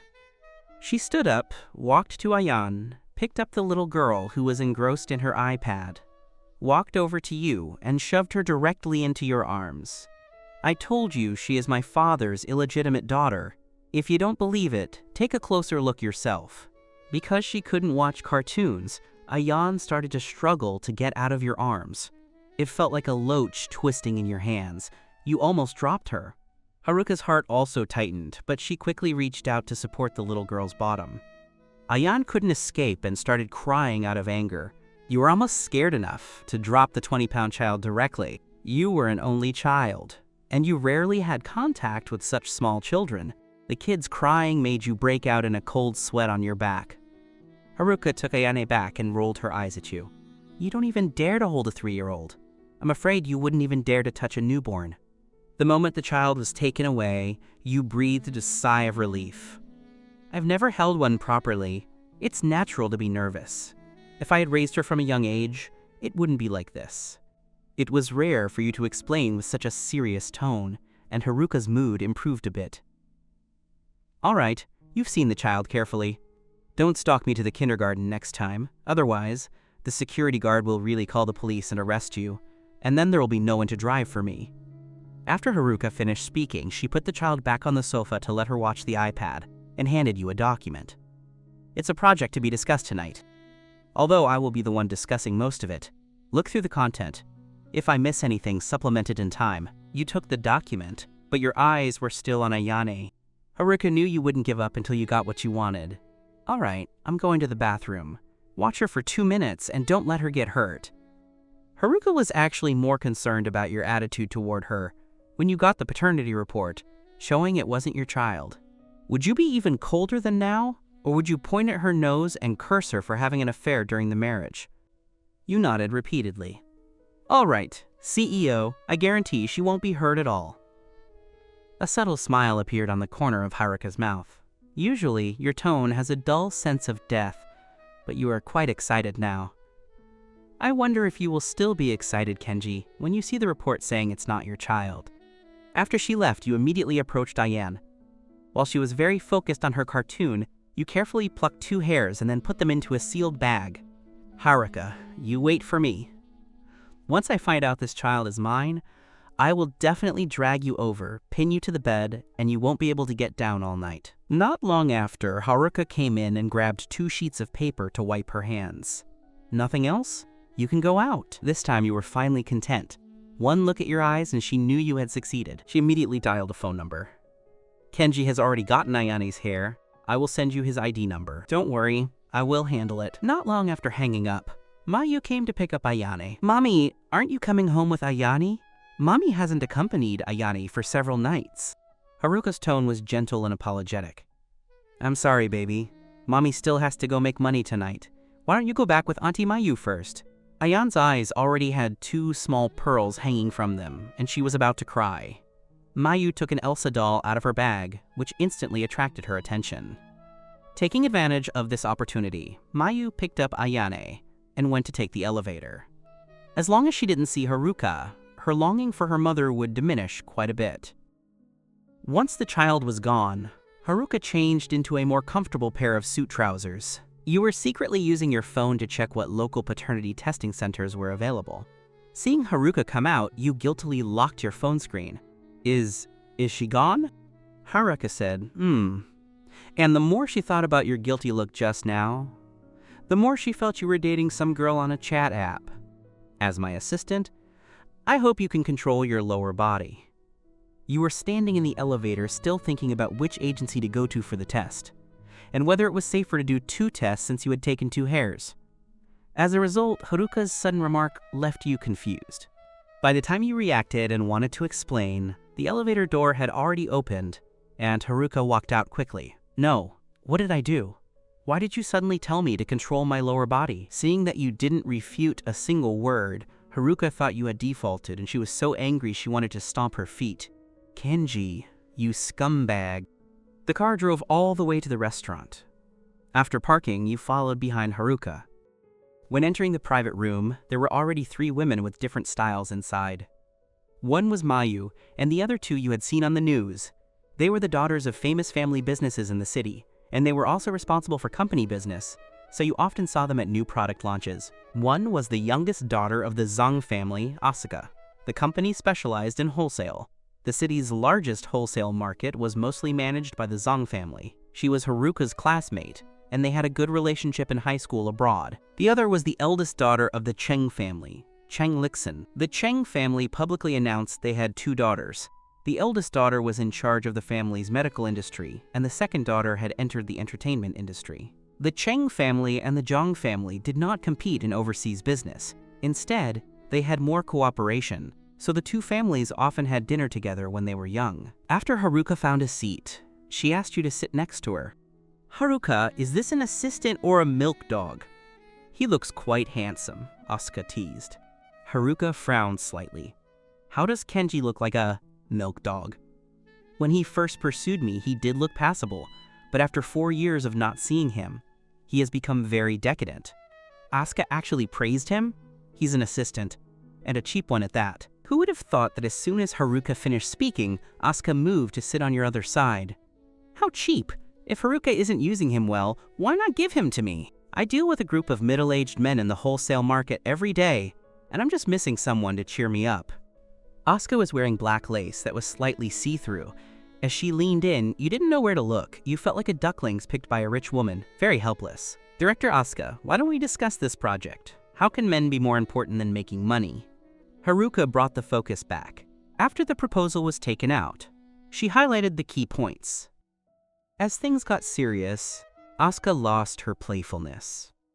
After picking up the document and looking at the highlighted key points, she said, "We can talk about the profit margins later. I'll go back and contact some suppliers with stable quality to see if they are willing. The supermarket is targeting the mid to high-end market, and the pricing is on the higher side, so they will only earn more." Haruka felt that the suppliers had no reason to refuse. After Akiko took the project proposal and read it briefly, she said, "I don't have too many problems on my end. We were partners when we were abroad, so why don't we just follow the previous contract?" Things were fine on Akiko's end, so it all depended on Asuka. Asuka tilted her head for a moment, then put down the proposal. "Since Akiko is willing, I don't have much of a problem either. However, no one can guarantee anything until the supplier signs the contract, so we can only promise verbally for now." Afterward, she got up to make a few calls. Upon returning, she said, "Why don't you have your little milk dog explain the project content to us? He's finished eating anyway, and I only took a quick look at it earlier." You, who had been burying your head in your food, hiccuped. "Damn it, why are you talking about me? I finally got to eat some high-end food, and now you won't even let me finish." "I'll explain it. He has been running to many places with me today, and hasn't eaten yet." Haruka's sudden show of concern made you feel like you were transported back 4 years ago. Because you used to forget to eat when you were busy, forgetting meals when studying intently, or going all day without eating while gaming, your work life became the same, leading to frequent stomach pain in the first year of your career. Whenever Haruka felt heart aching, she would wake up early to make you a bento to take to the company. When lunchtime came, she would video call you to force you to heat it up in the microwave and only felt at ease once she saw you finish it. Seeing that Haruka had spoken up, Asuka didn't make things difficult. The group hadn't met in a long time, so they decided to order red wine. At first, they were drinking elegantly, but an hour later, someone got high and had the waiter bring a bottle of mutai. It was all downhill from there.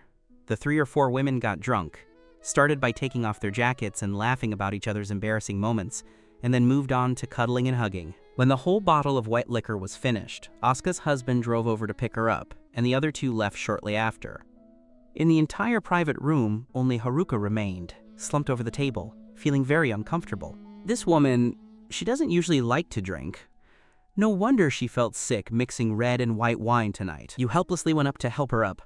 Haruka's naturally cold cheeks were flushed from the alcohol, like a tempting fruit you wanted to take a bite out of.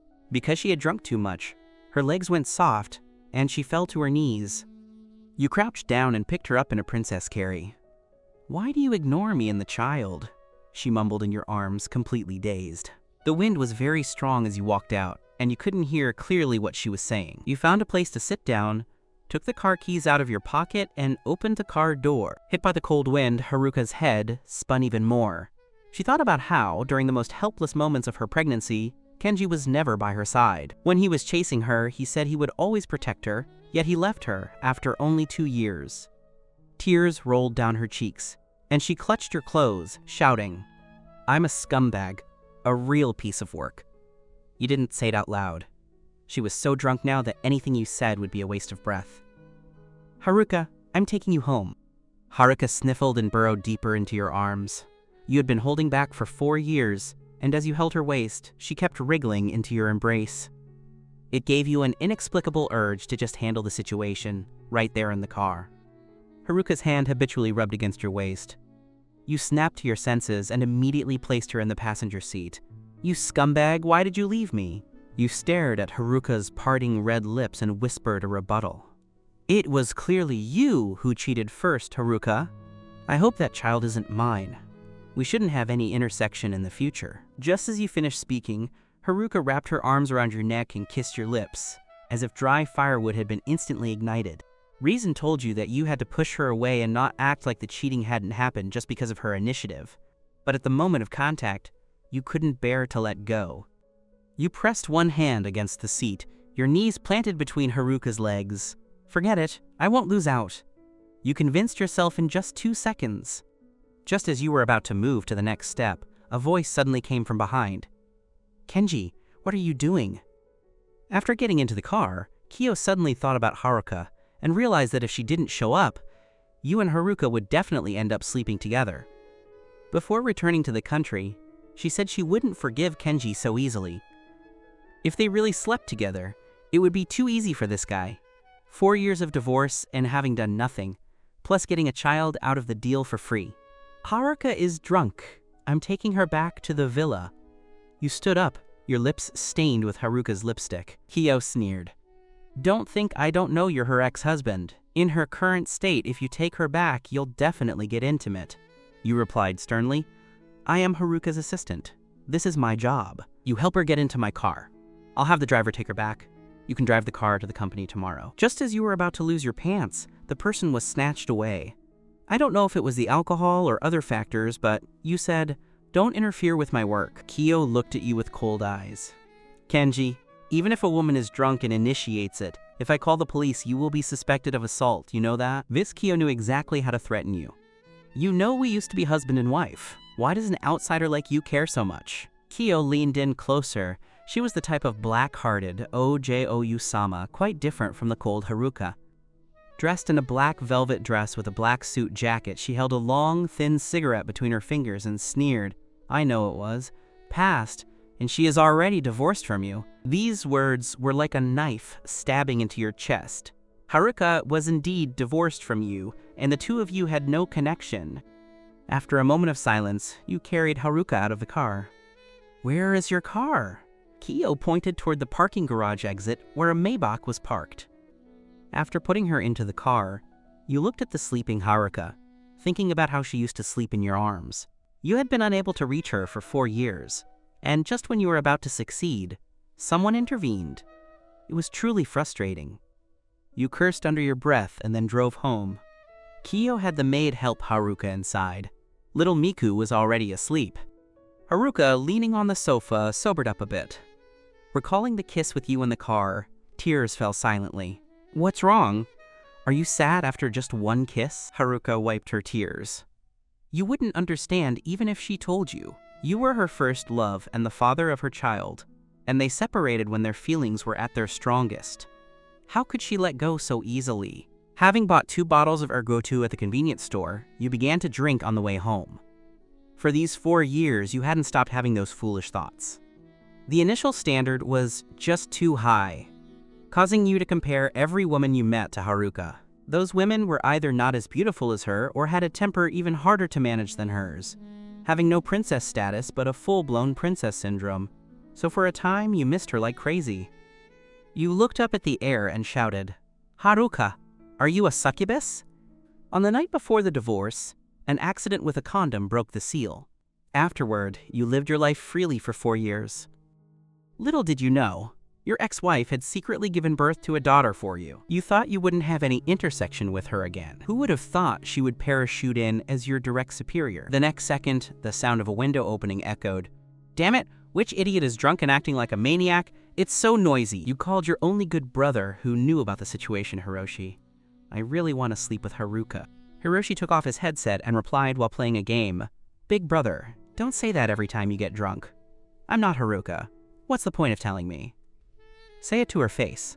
For these past 4 years, every time you went to eat barbecue with him and got drunk, you would keep saying you wanted to sleep with Haruka. Full of nonsense. "I haven't slept with her yet, so why did she leave?" you said crudely. But Hiroshi knew you hadn't let go. You couldn't be blamed, though. Haruka was the school beauty, and her personality and temper were considered excellent. "Haruka has become my boss." Hiroshi, who was planning to get a pentakill, paused and was countered. He picked up his phone. "You said Haruka is back?" "Yeah, today I even pinned her in the car and kissed her hard." Hearing the follow-up, Hiroshi laughed. Good, you're really something," he replied perfunctorily, heart aching for the pentakill he just missed, and hung up the phone. "Kenji, this kid, the more he drinks, the more he boasts." The next day, Haruka didn't arrive at the company until noon because she had drunk too much last night. You sat at your desk, feeling like something was missing. You were restless, not knowing how she was doing after she got home yesterday. You got up to go to the restroom to wash your face. You had also drank a lot yesterday, but you felt much better after a night's sleep. When Haruka exited the elevator, she scanned your desk. Seeing it was empty, she had her secretary come in to report the afternoon schedule, as her headache this morning had pushed the morning meetings to the afternoon. "Kenji has been in the company for 4 years now. Are you familiar with him?" The secretary shook her head. "We are not in the same department, and we don't have any work to coordinate, so I'm not very familiar with him. However, Takeshi from his previous department should be very familiar with Assistant Kenji. The two of them eat lunch together every day." "Hey Tilde, call Takeshi over." "Understood, President Haruka." Takeshi knocked on the door and entered. Before coming, he had thought about all his work mistakes over the past few days. "President Haruka, did you ask for me?" Haruka leaned on the sofa chair. Because of the hangover, her head was still throbbing. "You have a pretty good relationship with Kenji, right?"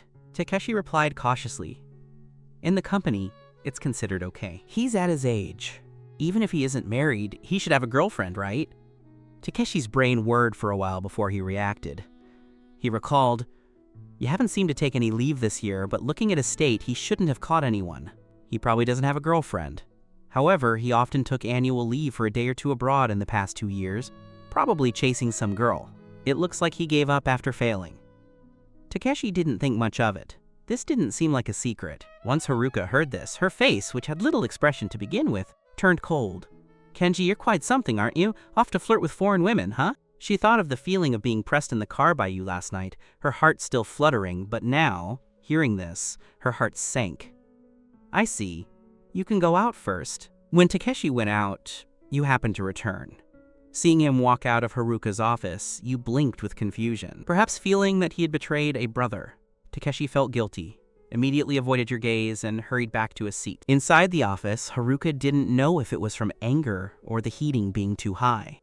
After taking off her jacket and throwing it on the sofa, she remembered that when you were chasing her, you had also chased an exchange student. This was something that came up when a group of people got drunk at a dinner party. You thought that foreign girl was pretty, big eyes, fair skin, like a doll, and chased her for a week. But later, for some reason, you started chasing her, Haruka, instead. Since the two of you were already together at the time, Haruka hadn't minded. Only when you got into bed at night would she say sarcastically, "When you slept with me, were you thinking of that foreign girl?" I had never seen that type and was curious. But after chasing her for a week, one day I smelled a indescribable odor on her and almost vomited. Haruka was amused by your reaction at the time, and the event became a little interlude. However, hearing Takeshi mention going abroad, she remembered again. Kenji, you'd better not have succeeded. If I find out you've been putting effort into other women, I'll break all 3 of your legs. On the night before the divorce, an accident with a condom broke the seal. Afterward, you lived your life freely for 4 years. Little did you know, your ex-wife had secretly given birth to a daughter for you. You thought you wouldn't have any intersection with her again. Who would have thought she would parachute in as your direct superior? Hehehe, tilde. Takeshi's expression just now was very suspicious. But you were even more curious about what Haruka's expression would be when she saw you after yesterday's events. Haruka, this morning, the teams for Mr. Jiang and Mr. Chang both pushed for the person in charge of yesterday's project. The content has been docked, and everything we discussed last night can proceed slowly. I know. Haruka thought of you flirting abroad and didn't want to see you now, so she lowered her head to look at the documents on the table. Seeing that Haruka didn't want to pay attention to you, you tested the waters. President Haruka, is there anything else tonight? No. Having drunk alcohol, she wanted to go back early to rest and recover today. Understood, then I'll leave at the normal time, you said, then turned and left. The moment the door closed, Haruka looked at the closed door. Based on her knowledge of you, this scumbag, you definitely had something going on tonight, which was why you specifically came to ask for the time. You returned to your desk and opened your phone. The call you took in the restroom earlier was from your mother, Keiko. Her son, being nearly 30 and unmarried, had always been her heart's concern. A few years ago, because the 2 of them, parents, had not fully recovered, they didn't push, knowing this family situation wouldn't attract any girl. Now that they were both better and able to receive their pensions in a few years, the pressure to get married had intensified. I've already booked a table at the Manhwa Hotel. No matter what excuse you have, you must go on this blind date. The girl just graduated and works at a bank. She's very suitable for you. You had just refused on the phone, but Keiko didn't buy it, forcing you to go. You sighed and replied, I'm a divorcee, others surely won't look at me. Why waste the price of a meal? It's better for you two to go have a good one. The other side replied in seconds, Don't call me mom. If you don't go to the blind date, I'm not your mother. Your scalp tingled. You thought that living separately would give you more freedom, but you hadn't expected to reach the age where you were relentlessly urged to marry. You went home after work and took a shower first. Your hair was oily from drinking last night. Just as you finished and hadn't even had time to put on clothes, there was a knock at the door. It can't be, Mom. Afraid I won't go, and coming to escort me herself, right? You didn't think much of it, and opened the door wearing only a bath towel around your waist. The moment it started, you saw Asuka standing at the door, the tips of her high heels pointing right at you. President Asuka, although she hasn't exercised much in recent years, hasn't let herself go, so her figure hasn't lost its shape. Asuka looked at this long-lost home, her nose stinging, but she quickly hid her emotions and walked in with a haughty look. I suddenly remembered that I left something here 4 years ago. I happened to be passing by today, so I'm here to take it back. You were pushed aside by her slender hand, her fingertips brushing against your chest. You looked down, a strange emotion stirring in your heart, but you quickly calmed down. This woman won't mess with my inner peace. Stupid Kenji, I threw away all your things 4 years ago. Please get out. You drank too much last night and seduced me, then teased me without finishing the job. Now you're offering yourself up again. Do you want to play a game where you make me fall in love with you again, only to dump me mercilessly? Do you think humiliating me is fun? I won't let you succeed. I haven't even said what it is yet. How do you know it's already gone? As long as it was yours, I threw it away. You turned to go to the bedroom to get dressed, but suddenly remembered you still had Asuka's old underwear hanging in the closet. If she saw it, she would definitely laugh at you for not being able to forget her even after 4 years of divorce. Wrapped in a bath towel, you blocked the bedroom door that Asuka wanted to enter. I told you, there's nothing of yours here. Please leave. You were tall and broad, and Asuka pushed for a long time without budging. She glared at you angrily. Aren't you going on a blind date? You'll be late if you don't go. I'll get what I want and lock the door for you. You go first. Asuka had originally planned to return to her villa, but after hearing from her secretary about the blind date message from your mother on your phone, she drove straight to the house you both bought together. President Asuka, the things you want might be in the other vacant room. The bedroom is a private space. We're already divorced, so don't go in. Your brain worked fast. and you quickly found an excuse. Asuka felt a tightness in her chest, uncomfortable seeing you trying to distance yourself from her. Not insisting on entering the bedroom to see if there were any traces of another woman having slept there, she followed your lead and went to the other room. Before, when the two of you were married, you had said that once work was stable and you had savings, you wanted a child, so you decorated that room as a nursery. But for the last 4 years, you had used it as a storage room, piling all sorts of junk inside. Asuka pushed the door open and saw the place where she once imagined her daughter growing up in such a dilapidated state. Her heart was sour and painful. It seemed that Kenji really hated her, as even the nursery they decorated together had turned into this. On the eve of the divorce, an accident with a condom broke the seal. Afterward, you lived your life freely for 4 years. Little did you know, your ex-wife had secretly given birth to a daughter for you. You thought you would never have any intersection with her again. Who would have thought she would parachute in as your direct superior? President Asuka, I told you there is nothing of yours.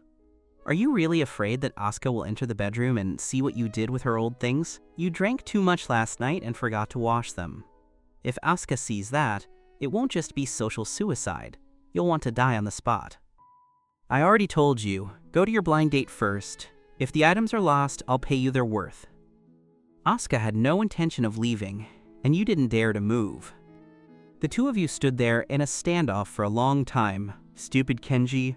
I reasonably suspect that you are trying to use your body to hint at something, standing there in a towel for so long. Asuka glanced out of the corner of her eye at the bathtub in the bathroom.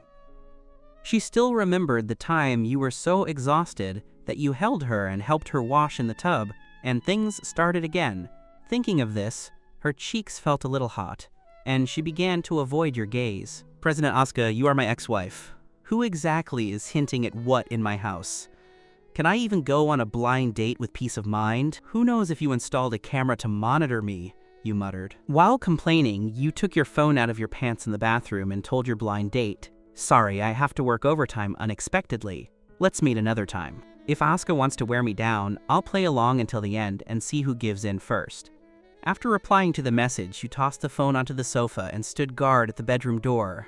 Feel free to check everywhere else, Asuka. From the bathroom to the kitchen, she didn't see a trace of a woman, nor any hair longer than yours. Asuka was more and more satisfied as she looked. It seems Kenji isn't the type to eat just anything when he's hungry. You stood at the door and retorted angrily, Asuka, why are you patrolling your territory like a dog? Asuka stepped in front of you in her thin, high heels and placed her hand on your shoulder, sliding it down slowly.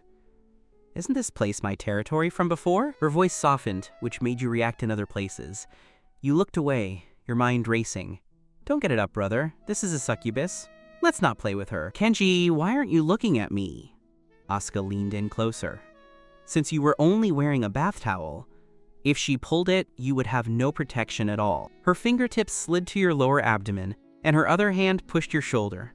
You were pushed into the bedroom and fell onto the bed after taking a few steps. Asuka sat on top of you, pinching your chin and leaning down. Kenji, I've told you before, you are a 24-hour assistant. The assistant's motto is to serve the boss. Do you understand? Service. Her voice was very light, blowing into your ear, and your whole body felt strange. Asuka. You looked away, refusing to look at her. Wasn't she very shy before? After 4 years apart, how did she become so proactive? Is this still the cold campus Belle I knew? Just when you thought Asuka was going to do something to you, and when you felt like you had no resistance and would just give in, she moved off you, turned to open the closet, and took her old underwear off the hangers. I knew you would have them hanging here. After packing them into her bag, she turned and left without hesitation. She left you messy on the bed. Asuka, are you even human? You lit the fire and just left? You grabbed the quilt and punched the wall hard. But if you were to chase after her now and pin her against the wall for a round of action, Asuka would definitely say proudly, I didn't expect that even after 4 years, you still couldn't forget me. Thinking of that scene, you felt very annoyed. The result was that the moment the door closed, you went to the bathroom again for some life reflection. Asuka left the residential area and sat in the car alone, clutching her pounding heart. She almost couldn't help but do some intimate things with you in the bedroom. That house had too many memories of the two of you, In the kitchen, living room, balcony, bathroom, those images flashed through Asuka's mind quickly. Even though the weather had turned cold, she still felt a surge of heat. After opening the car window, it took a long time for the cold wind to calm her down. But late at night, her mind couldn't control itself from thinking of the intense moments with you. She placed her hand on her chest, thinking of the kiss in the car yesterday, and thinking of how, for the first time in 4 years, she felt so tormented while in that familiar house today. Several times, she had an impulse to call you and ask you to come to her to deal with her private problems. The next day, when you arrived at the company, you were stopped by Takeshi.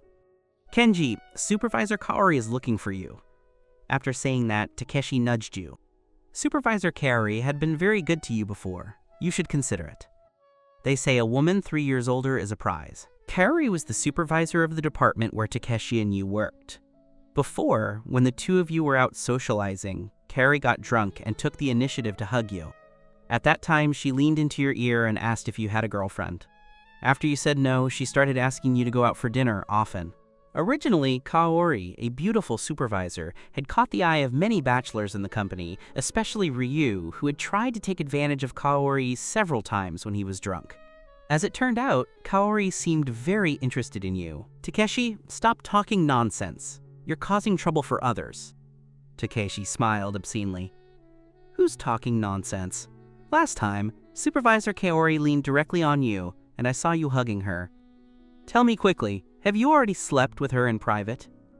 On the eve of the divorce, an accident with a condom broke the seal. Afterward, you lived your life freely for 4 years. Little did you know, your ex-wife had secretly given birth to a daughter for you. You thought you would never have any intersection with her again. Who would have thought she would parachute in as your direct superior? "No, I saw she was drunk and couldn't stand steadily, so I kindly helped her." You explained helplessly and went to the supervisor's office. Asuka came out of the pantry holding a coffee cup and sneered, "You have a lot of luck with women, don't you?" As expected, men are fickle. You sleep with one after another, and then you don't take responsibility and go off to flirt with foreign women. "Come to my office." Before you could even knock, you were called back by Asuka. Finally, you could only whisper to Takeshi as you passed him, "Help me explain to the supervisor." "Kenji, what's the matter?" Because your little secret from yesterday was discovered by Asuka, you were in a very bad mood, and your tone wasn't very good. "Kenji, I ruined your plan to pick up girls, so you're angry, right?" Her mood was also bad. "Go and organize a department gathering. Since I parachuted in, we haven't had a dinner. Notify every department head one by one." Just as you were getting ready to go back, "I know you like women older than you. I didn't expect you to like this style, Supervisor Kaori." "Huh?" Inexplicably, you looked at Asuka with a strange gaze. "Who said I like Supervisor Kaori? Go and help me call Supervisor Kaori to the office." You said, "Oh," feeling that Asuka's thought process was problematic. When you were halfway there, you suddenly reacted. Didn't she hear what Takeshi said to you just now? No, Asuka wouldn't care if you had intimate contact with any woman. The two of you were already divorced. She just wanted to find trouble for you by asking like that. If you admitted it, she would definitely say, "Office romance is forbidden. One of you must resign." This bad woman, you knew exactly what bad intentions she had. Supervisor Kaori followed you to the office. Asuka pushed the supermarket project they had discussed earlier toward Kaori. "You are responsible for following up on this project, especially in terms of site selection. I remembered that these places are all in the hands of Haruto. Based on his preferences, get them at the cheapest price." Kaori took the project proposal. "Very well, President Asuka." Asuka followed up with information about Kenji. "These are the things I have found so far. The Kenji Group mainly deals with large shopping malls. Supermarkets and malls are highly linked. I have also sent you the negotiation techniques. Don't let me down." This Asuka really looked like a president when she started working. At first, you thought her ability was average, but from recent contact, she has some level of skill. As expected of the woman you once picked. Thinking of this, you suddenly felt a little proud. Why is that? You smiled. It happened to be caught by Asuka. "Were you listening to what I just said?" "Yes." "Then register the progress I just mentioned, and ask where the project is based on the timeline." WTF? She didn't say that at the beginning. Instantly, you didn't feel proud at all. Asuka is still that bad woman. It seems you can only go to Supervisor Kaori later. She should have taken notes. If you lost your focus, you can ask me, and I can say it to you again, Tilde. Asuka blinked at you, but her tone was full of provocation. President Asuka, I have organized the timeline into a table and sent it to you. Want me to beg you? Dream on. Kenji, what do you think of Supervisor Kaori? She is definitely much better than you. Your expression was calm. Although Supervisor Kaori is 3 years older than me, she is gentle and tolerant. As a leader, she will carry things for her subordinates. Compared to some women who don't love themselves, she is a very good candidate for a wife. After saying that, you secretly laughed inside. I can't believe you, Asuka. Did you think I would want you? Sure enough, Asuka's expression changed visibly to the naked eye. Based on your understanding of her, she was clearly angry. Then, how does she compare to me? Asuka stared at you tightly with her eyes. Is Asuka sick? Why would there be anything to compare with you? You are a cheating scumbag woman. However, thinking that if you said she was better, Kaori wouldn't be targeted by her, right? To avoid this result, you smiled and said, Of course, Asuka, you are more charming. Not just your face and figure, even your brains and your net worth are all better than Supervisor Kaori. How could she compare to you? Asuka seemed very satisfied after hearing this. She rested her chin on one hand and looked at you. Then, if I let you choose one between the two of us? You looked at Asuka and then laughed at yourself. I am just a wage slave. One is a leader, one is a boss. I am not worthy of either of them. Asuka still looked at you with that inspecting look. I think you are quite suitable for being a kept man. President Asuka, my stomach has been much better these few years. I can't eat soft rice anymore. Asuka was deliberately saying this so you would take the bait again. I don't want to eat the recycled grass of a scumbag woman, even if she's good in bed. Come here. Asuka's plump fingertips beckoned to you. After you approached cautiously, Asuka stood up and grabbed your collar, and the distance between the two of you was suddenly narrowed. From your angle, looking down the neckline, you could see a bottomless depth. In these 4 years, Asuka's chest seems to be more prominent than before. You subconsciously thought about a man. The state of Asuka being grabbed in front of you flashed through your mind, and your mouth went dry. Her voice was more charming than before. But I just like to feed others, soft rice, especially old acquaintances. This feeding is smoother than with a newcomer, and the chemistry is higher. On the eve of the divorce, an accident with a condom broke the seal. Afterward, you lived your life freely for 4 years. Little did you know, your ex-wife had secretly given birth to a daughter for you. You thought you would never have any intersection with her again. Who would have thought she would parachute in as your direct superior? You swallowed hard. Asuka let go of her hand and gently touched your protruding Adam's apple, as if she missed some scenes very much. Previously, she liked to kiss your Adam's apple very much. Every time she finished kissing it, your expression was very thought-provoking. Handy. Is Asuka talking about that aspect I'm thinking of? You thought about how Asuka used to wrap herself around your waist. At that time, it was really possible to forget food and sleep. She was like a little goblin, never enough.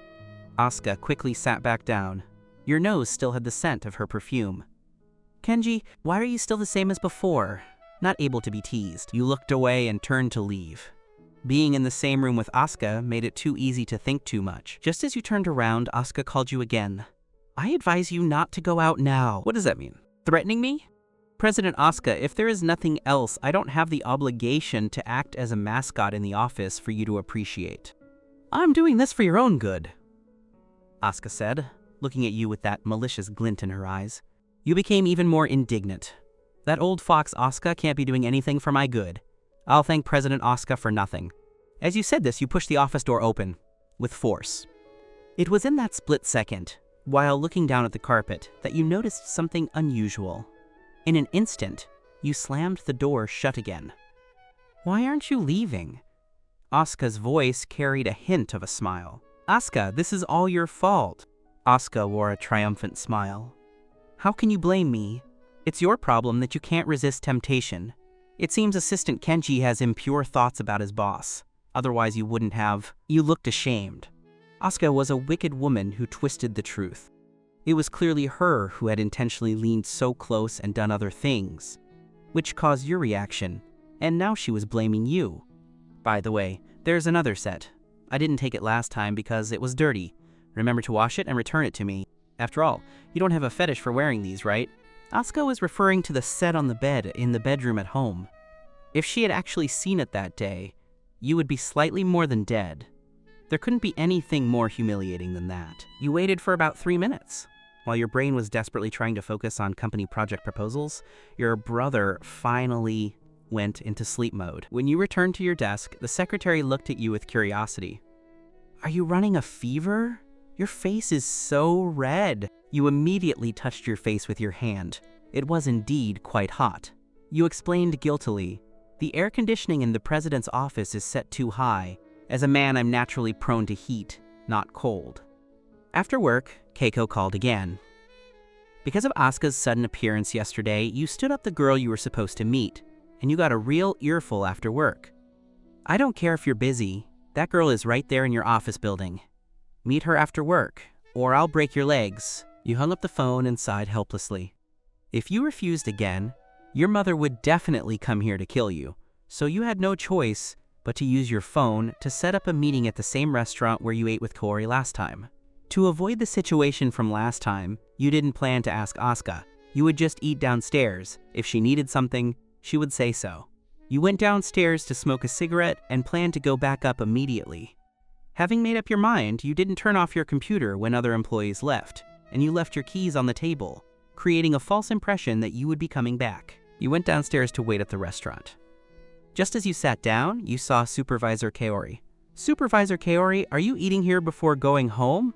What a coincidence. It was a bit awkward to be seen by your leader while you were on a blind date with another woman. "No, I'm waiting for you." Kaori took out her phone and sent you a message. You looked down and saw, "My blind date is Supervisor Kaori." You couldn't be blamed for this. Kaori had 2 messaging accounts, one personal and one for work. You had previously added her work account, which was full of company content and industry news, appearing as serious as an official account. Who could have imagined that her personal profile picture would be a cute, soft-looking girl? Supervisor Kaori, are you the blind date my mother introduced? Kaori rubbed her hair. "Do you think I'm too old?" You waved your hands to explain, No, I was just a bit surprised. After all, a beauty like Supervisor Kaori should have many people chasing her. Why the blind date? Kaori said patiently, "I've focused all my energy on work these past few years, and never had time to date. After things stabilized these last 2 years, most of the suitable men have gone off to find 25 or 26-year-old girls." You were surprised. No way, a gentle big sister like Kaori has no one interested? You laughed at yourself, no wonder. Otherwise, how would it be my turn, a man like me, to have a blind date with Supervisor Kaori? Kaori wanted to explain, sounding a bit anxious. "It's not, Kenji. Actually, you're quite excellent." She didn't know how to say it. The truth was, she only agreed to the date after seeing that you were the one being introduced. Before, at the company, she felt she was 3 years older than you and your leader, and since you didn't seem to have that kind of intention, she didn't dare to show interest. When she saw it was you, she agreed without hesitation. On the eve of the divorce, an accident with a condom broke the seal. Afterward, you lived your life freely for 4 years. Little did you know, your ex-wife had secretly given birth to a daughter for you. You thought you would never have any intersection with her again. Who would have thought she would parachute in as your direct superior? That time she got drunk and bumped into your arms. She wasn't actually that intoxicated. She just wanted to find an opportunity to get close to you. She had only heard that you had an excellent ex-wife who was not only beautiful, but also the school belle. Kaori felt a bit inferior. She was already at a disadvantage with age, and she guessed her looks couldn't compare either, so she kept it hidden in her heart. Supervisor Kaori really knows how to comfort people. Actually, I know my own worth. Since we are not at the company now, you can just call me by my name. Kaori's voice was much softer than it was at work. The soft, gentle tone felt very comfortable to you. She had always patiently taught you when you worked under her. "Then, I'll call you Kaori. Can you not add, sister?" She made the request cautiously. Compared to Asuka, she seemed even gentler. You frowned slightly.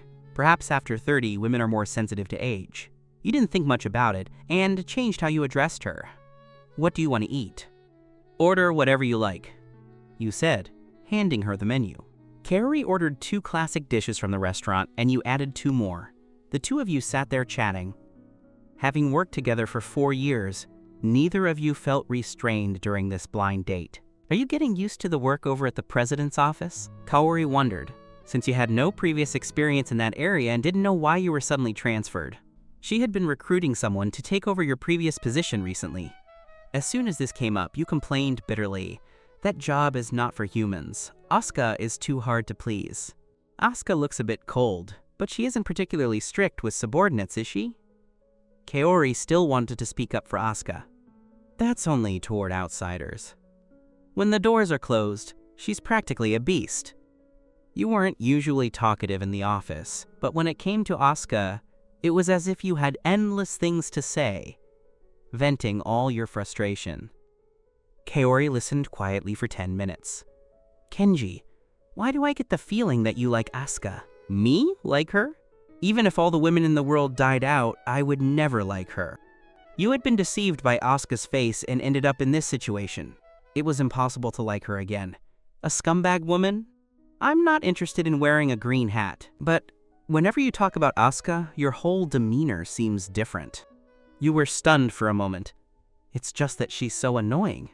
The state of hating someone is bound to be different. Kaori smiled and looked down to eat. Halfway through the meal, your sharp eyes spotted Asuka's car driving out of the underground garage.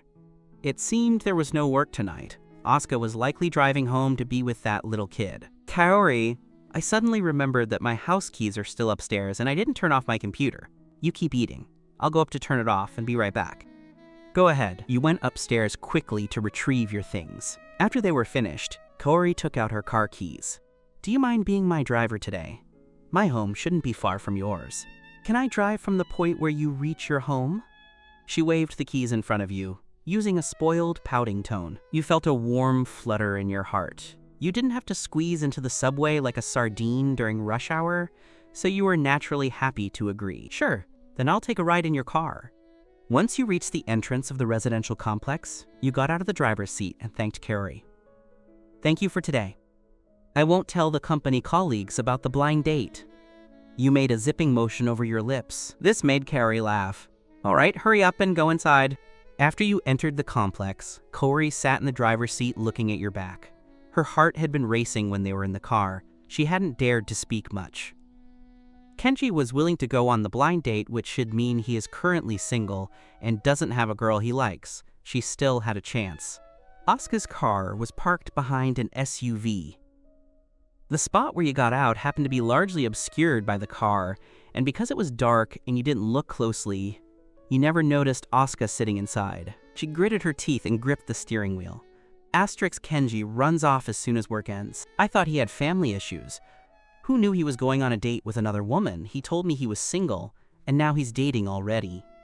These past 4 years, he must have been meeting at hotels, so there were no traces of other women in his house yesterday. Kenji, you are doing great. She immediately dialed your number. Kenji, come to the company right now. Asuka, I didn't say anything when work ended. I'm already planning to sleep now. You call me to come immediately? Do you think I really sold myself to you? After feeling the gentleness of an older sister, the contrast with Asuka felt glaring. You retorted unhappily. On the eve of the divorce, an accident with a condom broke the seal. Afterward, you lived your life freely for 4 years. Little did you know, your ex-wife had secretly given birth to a daughter for you. You thought you would never have any intersection with her again. Who would have thought she would parachute in as your direct superior? Asuka was so angry she hung up the phone. It felt good to curse at her, but once Asuka hung up, you started to panic a little. You tried calling back quickly, but Asuka hung up on you. Kenji, you've got some nerve. Since you plan to start over and find another woman to marry, I will never tell Miku who her father is. There was a moment she even regretted coming back to the country to find you. When Asuka arrived at the company, she didn't even look at you, clearly still angry. However, the projects they participated in before were already starting preparation. This was the first major collaborative project since returning, so even if she was angry, Asuka still called you to the conference room and summoned the department heads to a meeting. The biggest problem now was Kaori. The site selection hadn't been fully finalized. What was certain was that it would be on the B1 level of the shopping mall. But many of them were already occupied. At this point, you spoke up, I think we could consider the ground floor. Many jewelry and high-end goods stores are located on the ground floor, and our target users are the same. Ryu scoffed with disdain. Easy to say. The rent on the ground floor isn't even in the same league as B1. Are you going to cover the deficit? Asuka glanced at you and then asked Kaori to send the price quotes for different shopping malls and locations to everyone present. When Kaori communicated, she had already obtained the lowest price, but adding the rent and combining it with the relatively high-quality selections meant the profit on all goods would have to increase. This led to prices much higher than regular supermarkets. There are too few consumers who can afford this price daily. I don't think this project has much profit potential. Asuka frowned. The rent was much higher than she had anticipated, but she was still relatively optimistic about this project. If it really doesn't work, we'll choose larger street-level stores. The rent might be slightly more manageable. Kaori explained, but the foot traffic won't be enough, especially in winter when people go into the shopping malls for the air conditioning. The street-level advantage is too small. You nodded along. Kaori is right. Mid to high-end consumption needs convenience. Driving to the underground garage, taking the elevator up for shopping, and then pushing the cart back to the garage to put items in the trunk. That's the standard process. Asuka had been abroad for years, so she lacked some understanding of the domestic situation. Abroad, with fewer people and more land, almost every household has a car, so large integrated supermarkets are built separately in open spaces. Asuka suddenly remembered, I remember there's a shopping mall on Academy Road, and there's an empty plot of land opposite it. Kaori took out the printed map and drew a red circle on it. That plot of land isn't for sale or rent. I went to ask. It's a piece of land bought by a private individual, and it's been vacant, and no one knows who bought it. Asuka said nonchalantly, Oh, I bought that plot 5 years ago. Originally, she planned to buy it and hire a designer to build a villa. Later, when you suddenly proposed a divorce, she hadn't paid any attention to that land. This meeting lasted nearly 4 hours, completely missing lunchtime. By the time it ended, it was already 2 p.m.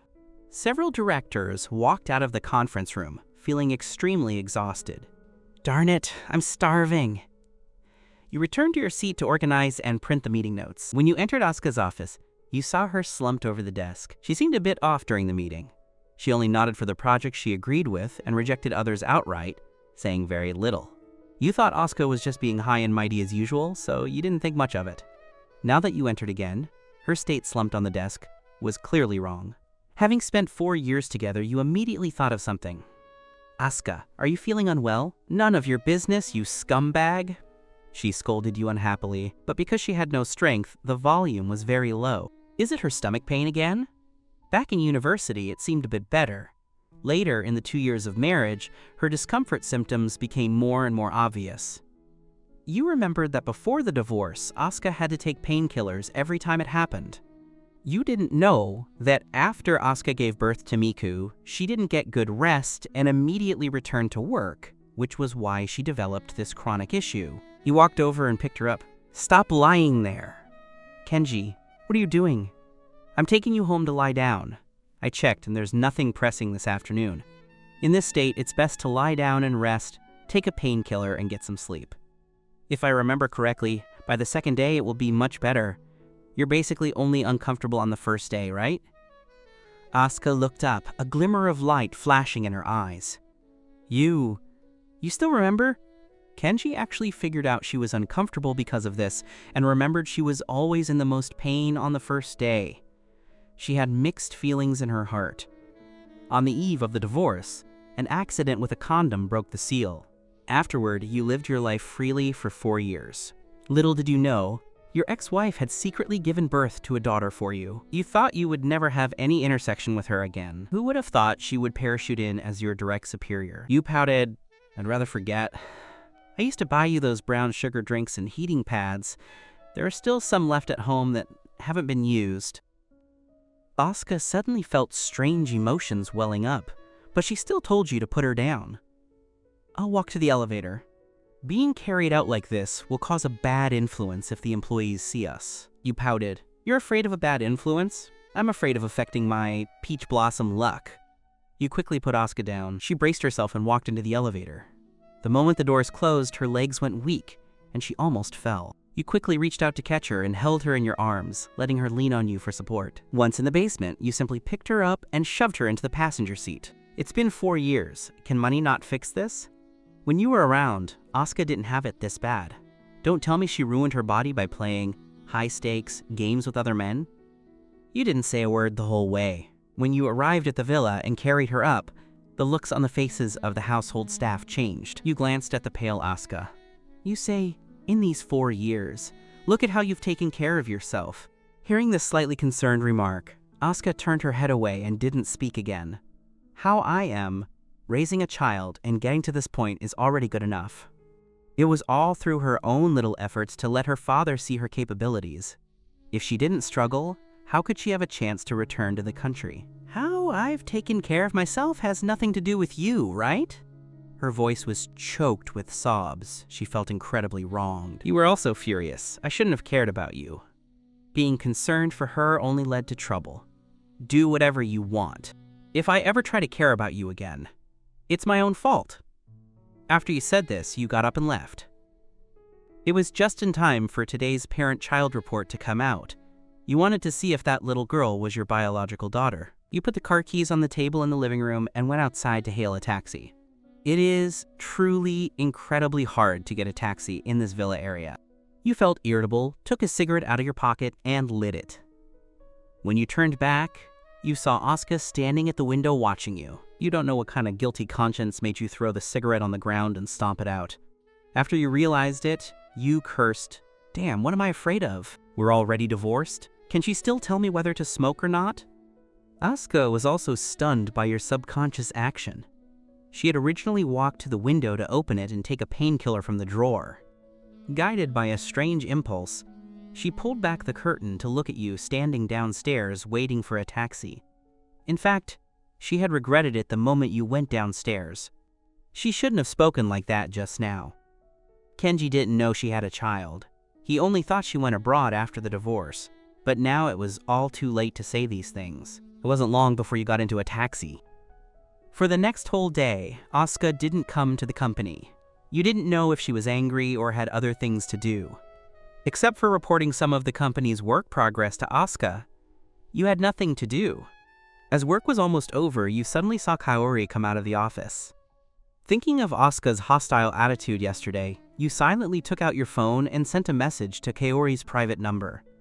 "Kaori, do you have any free time tonight? Would you like to have dinner together?" There seemed to be the sound of a phone falling to the floor in the restroom. Following that, Kaori ran out of the restroom, looked at you sitting at your desk from the hallway, and then nodded vigorously, looking excited. "Look, this is how a woman should react. That scumbag woman, Asuka.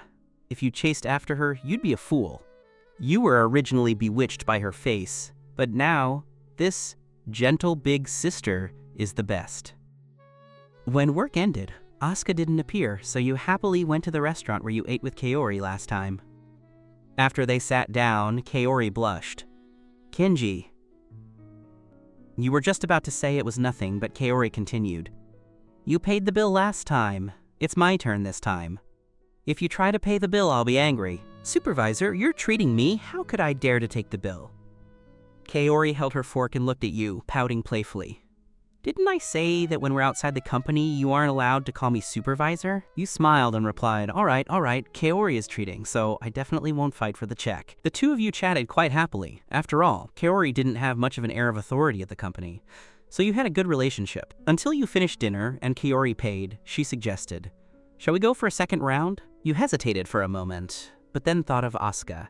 She had been playing around with who knows how many men over the past few years, so why were you being so reserved? Kaori drove, and the two of you went to a bar in the city center. This bar had a much softer atmosphere. After Kaori ordered 2 signature cocktails, she handed the menu to you. Looking at the dazzling array of drinks, you randomly chose one that looked quite nice. After finishing 2 drinks, Kaori's cheeks were flushed crimson. Since you were sitting next to each other once Kaori became tipsy, she mustered the courage to lean on your shoulder. Kenji, since you asked me out for a second time, does that mean there is a possibility of us continuing to develop? She rested her head on your shoulder, her voice soft and level, and the scent of her hair drifted into your nose. You let her lean on you and asked, Kaori, what do you think of me? On the eve of the divorce, an accident with a condom broke the seal. Afterward, you lived your life freely for 4 years. Little did you know, your ex-wife had secretly given birth to a daughter for you. You thought you would never have any intersection with her again. Who would have thought she would parachute in as your direct superior? Yesterday, after leaving Asuka's place and getting the test results, both reports stated that there was no blood relationship. In that instant, you, who had been immersed in this relationship for 4 years, suddenly woke up. You couldn't keep guarding an impossible person. Asuka had returned to the country, and this game of hard to get seemed like she was preparing to humiliate you. If that was the case, why would you play along with her? Tonight, you were determined to start over. Kenji, I think you're very good. You're handsome, have good character, and your values are upright. I actually really like you. After saying this, her already flushed cheeks turned even redder. Then, what about you? She looked at you with anticipation. You were just about to say that you also thought she was great, and that you could get to know each other better to see if it was a fit. But before the words could leave your mouth, you saw Asuka, along with Reiko and Yumi, walking by outside. Asuka wasn't going to work. She was going to the bar to pick up ducks. You were sitting by the window and happened to make eye contact with Asuka standing outside. She looked at Kaori sitting next to you, and her drunken haze vanished instantly. Oh great, Kenji! I was holding back my discomfort, trying to negotiate with partners and secure the lowest profit margins, thinking I wouldn't call you to work overtime because my tone was harsh yesterday. But look at you, out chasing women. She glared at you fiercely. Kaori, sitting on the inside, clearly hadn't noticed. Asuka just walked away. You felt it was a bit incredible. You thought she would storm in. For some reason, you had the lingering feeling of being caught cheating. You couldn't finish your drink. After Asuka left, you helped the tipsy Kaori into her car. After having a designated driver take her home, you hailed a taxi back to your own complex. You had just laid down, ready to sleep, when the doorbell rang. You hadn't ordered takeout, though. You opened the door to find Asuka, smelling of alcohol and looking like she couldn't even stand steady. Kenji, you scumbag! She lunged into your arms, making fists and hitting your chest continuously. Miss, you're drunk in the middle of the night and causing a scene at my place. I'm filing this as a work-related injury. Asuka suddenly pushed you away. What were you doing at the bar with another woman earlier? Have you already done it? After saying this, she rushed into the bathroom to see if a woman was showering inside. Seeing no one, she rushed into the bedroom and ripped off the covers. There was nothing. Asuka swayed and bumped into your arms again, and you felt something soft rubbing against your ribs. You pushed her away quickly. Asuka got angry again after being pushed, standing with her hands on her hips, pointing at your nose. Did I give you permission to look for other women? We are already divorced. We have no relationship whatsoever. I could look for 10 women, and it would have nothing to do with you. Do you have any right to care? Kenji, you, even if we are divorced, you are still the father of the child. She swallowed the rest of the sentence. From now on, you are not allowed to date Kaori. I don't agree to it. Do you hear me? What kind of drunken madness is this woman spewing? You grabbed her and tried to push her toward the door. Asuka, we divorced 4 years ago. You have no right to interfere with whom I date. I have no right. Kenji, it was you who randomly demanded a divorce. What did I do wrong? What did you do wrong? You thought about the paternity test that showed no blood relation. Looking at the child's age, you could deduce the time. Asuka had a child with another man right after the divorce. So I'm not good enough, right? In 2 years of marriage, you never even mentioned wanting a child. You had been naive, thinking that if the child were yours, you would have talked it out with Asuka to see if there was a chance for reconciliation. But now, there was no chance at all. Kenji, you... Asuka looked at you, too angry to speak. What about me? You wore a green hat for me with some wild man, and now you won't let me talk about it? You didn't expect that I took your hair to do a test, did you? That child is the one you gave birth to.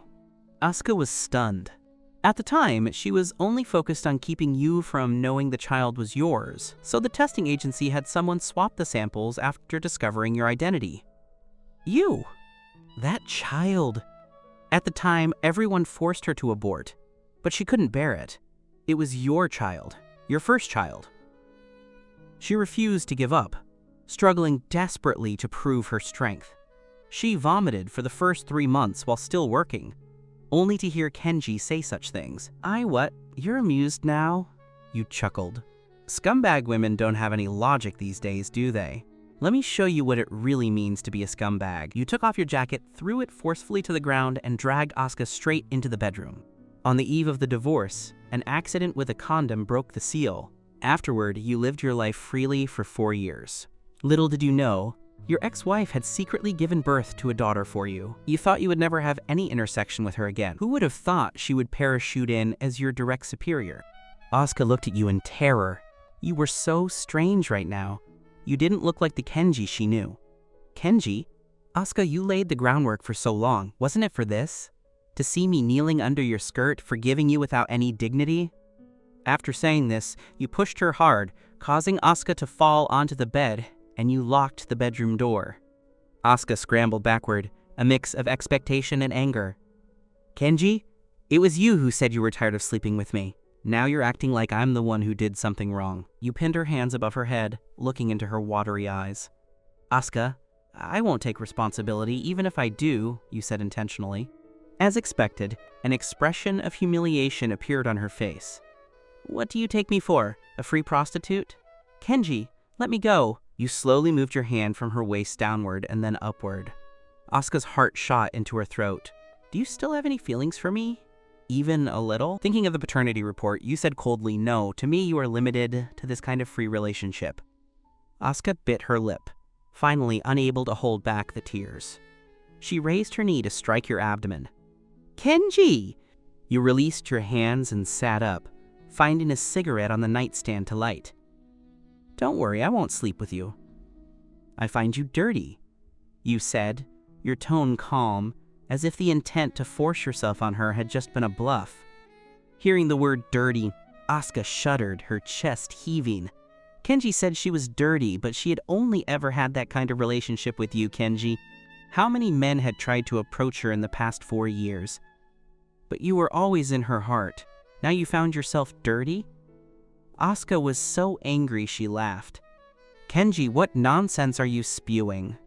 Asuka, you know very well what you did. You couldn't be bothered with the chatter, standing up shirtless and looking at her. I'll give you 3 seconds to consider. You either leave now, or if you stay, you are free. She left.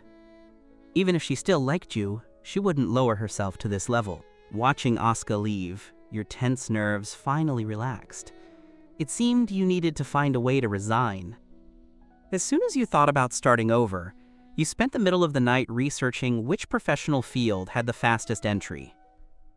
Once you started, you couldn't stop, and you hadn't settled on anything by the time dawn approached. In the morning, you washed the last set of clothes Asuka had left behind in the bathroom, dried them with a hairdryer, and went to the company very early. You placed them on her seat in a black plastic bag so Asuka would have no reason to come looking for you anymore. Just as you were about to leave, you heard footsteps outside. You paused, waiting for the person outside to sit at their desk before heading out. It was Asuka's voice. Asuka, who are you going to sleep with? Akari's voice echoed. How many times do I have to say it? It didn't happen anyway. Asuka stomped her foot and sighed helplessly. Sometimes I think I'm sick. I have a child. I should just do it for her sake. You sneered in the office. It seemed Asuka had returned for her daughter's biological father, and you were just a tool or a passerby. Then Akari continued, Hasn't that childhood friend of yours come to see you lately?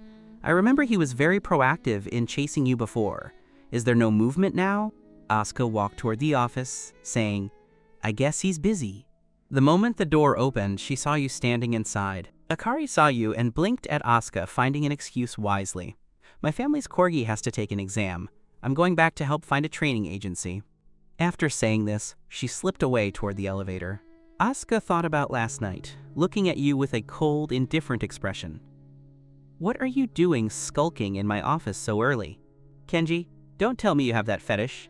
Installing cameras in my office? You let out a cold laugh. Looking at you is not as good as looking at the goddesses on my computer. I'm already tired of President Asuka. You intended to walk out and return to your desk.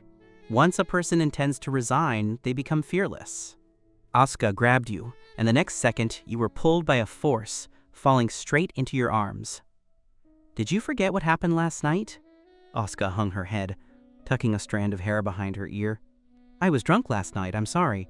Just pretend those words didn't happen, and I'll pretend to forget what you said too. On the eve of the divorce, an accident with a condom broke the seal. Afterward, you lived your life freely for 4 years. Little did you know, your ex-wife had secretly given birth to a daughter for you. You thought you would never have any intersection with her again. Who would have thought she would parachute in as your direct superior? Last night, I almost tore her stockings off, and she says to pretend it didn't happen? Asuka, since when were you so generous? Or were you always this kind of loose woman? Just playing the high and mighty goddess in front of me. Haven't you always been upset that I couldn't be reached after your parents' accident? I actually could have. We're already divorced. I don't want to know about what happened then. You released Asuka and walked straight back to your desk. Just then, the elevator doors opened, and 4 or 5 employees entered. Asuka could only close the door helplessly. She wanted to say that back then, she had been locked in a villa and escaped through a window at great risk. She hadn't intentionally gone missing, and they had confiscated her phone. When she got back and heard about your parents' accident, she immediately contacted Reiko to have authoritative experts sent to the hospital where your parents were staying, only to return home to your cold notice of divorce, not giving her a chance to explain, saying you were tired of her. You spent the whole day deliberately avoiding any chance of being alone with Asuka. When it was time to get off work, you didn't see any overtime notification and didn't ask her, heading downstairs on your own. Since you intended to resign, the jobs you considered yesterday weren't quite right, so you decided to try low-cost creative projects to test the waters. As soon as you entered the subway, you felt like someone was watching you. You turned back, but there was nothing. It must be because I've been so paranoid lately thanks to Asuka. When you came out of the subway station, Asuka had already parked her car by the roadside entrance of your complex. Seeing you leave work, she grabbed her car keys and headed to the underground garage. When you got back, you packed a dinner from the roadside to eat at home, taking the opportunity to calculate the foot traffic nearby. As you approached your complex, that eerie feeling from before you entered the subway struck again. Sure enough, you saw 2 people who couldn't hide in time. Hey guys, I don't have any money. Why are you following me? You looked at them, hands in your pockets with a carefree attitude. The 2 men knew they had been discovered and didn't waste any time, walking straight toward you. Although you were prepared, you didn't expect them to charge at you and attack. After blocking 2 hits, you kicked one in the stomach, but you received an elbow strike to your back from the other, causing you to cough violently in pain. Kenji, some people say you took money 4 years ago and didn't deliver. This is a lesson for you. Next time, it's your life. After the man said this, he prepared to strike your face. Suddenly, Asuka appeared. No one knew where she got it. Pulling a baseball bat from the trunk and running over to toss it to you on the ground. You swung the bat. The man who had elbowed your back was now rolling on the ground, clutching his leg. The other, seeing the bat, instantly backed off, because they hadn't brought any weapons when following you into the subway. The 2 men ran away, swearing. Asuka immediately went to check on you. Kenji, are you okay? She was incredibly nervous. Such instinctive reactions couldn't be faked. In this instant, you felt a bit of guilt, but after the adrenaline faded, the intense pain in your back made you drop to your knees. Gah, so painful. Asuka immediately helped you into the car and took you to the nearest hospital for a checkup. After an x-ray at the hospital, your spine was fine. Asuka breathed a sigh of relief. After paying the bill, she walked to your side, intending to help you to the car. Asuka, actually, it's not necessary. I can walk myself. Your waist is going to be ruined. This will affect your future happiness. Consider that clearly. You thought about how your own health was the most important thing at this moment, so you chose to let Asuka support you. As you reached the door, you pushed it open, and coming in was Kaori. Oh my god, what a coincidence. Kaori was also dumbfounded. Kenji was being supported by Asuka, and he looked injured. Asuka greeted her generously. What are you doing at the hospital so late? Kaori smiled. I came to help my mother get some medicine. Her attention was entirely on you. How did you get hurt? It looks quite serious. You smiled. I just ran into two punks who didn't say a word and hit my waist. Thinking that Kaori had a crush on you, you wanted to push Asuka away. But this woman stuck even closer. Kenji, the doctor said you can't walk on your own right now. Supervisor Kaori, I'll take Kenji back first. After saying this, she supported you and walked toward the door. Kaori stood in the hospital, watching their retreating figures, feeling a sourness in her heart. Astra Kenji seems very close to Asuka. On the eve of the divorce, an accident with a condom broke the seal. Afterward, you lived your life freely for 4 years. Little did you know, your ex-wife had secretly given birth to a daughter for you. You thought you would never have any intersection with her again. Who would have thought she would parachute in as your direct superior? After Asuka put you in the passenger seat, she went to drive herself. You buckled your seatbelt. Sorry to trouble you to take me back. Asuka didn't speak. After driving for a while, she finally spoke. Who did you offend? Why did those two people attack you directly? I don't know. Maybe it's just jealousy because I'm too handsome. I'll make some calls to find out who these two are and send them to prison for a good meal. You were silent for a moment. What did Asuka mean by this? She was so nervous when she saw you were hurt just a moment ago, and now she was taking the initiative to use her connections to put those two behind bars. Of course, having connections was for the best. People like that should stay locked up. You could already guess who she had asked. Back then, Asuka's father used those kind of underhanded tactics. And now that Asuka had returned to the country, she was planning to use the same methods again. Asuka didn't drive you back to your own complex. Instead, she drove all the way to her villa. When you went inside, Hana was sitting at the dining table eating. Both of them were coaxing her and feeding her at the same time. When Asuka walked in and saw this, she said, "Eat it yourself. How old are you?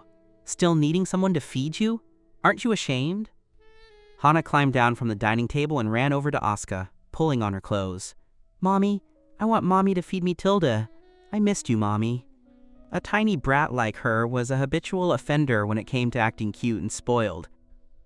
Relying on her adorable looks, she had even coaxed the teachers at kindergarten into volunteering to feed her. You couldn't even blame the family servants. Asuka sighed helplessly and picked the child up in her arms.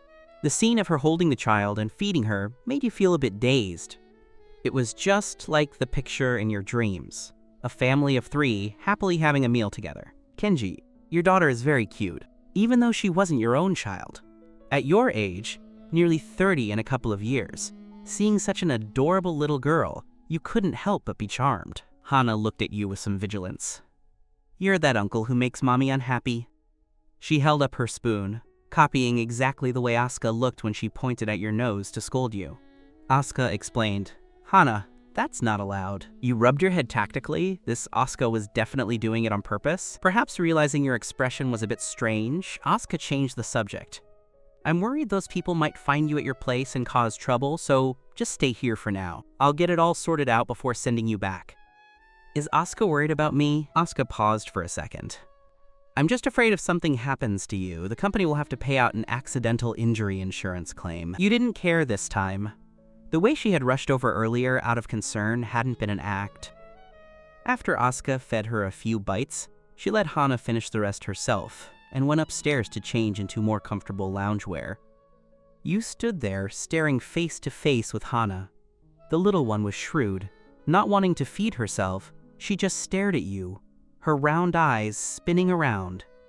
Hearing Asuka go upstairs and close the door, she said to you in her milky voice, Uncle, will you feed me? You looked at Hana with a devil-may-care attitude. Didn't you just say you hated me? I don't hate you now.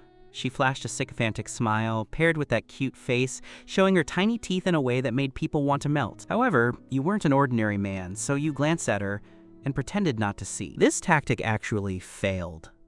Hana was very confused. She had used this trick since she was little to get everyone to agree to her demands. This man wasn't buying it at all. She climbed out of her high chair and tugged at your pants. Uncle Tilda! She blinked at you as she looked up, her clear eyes looking like grapes.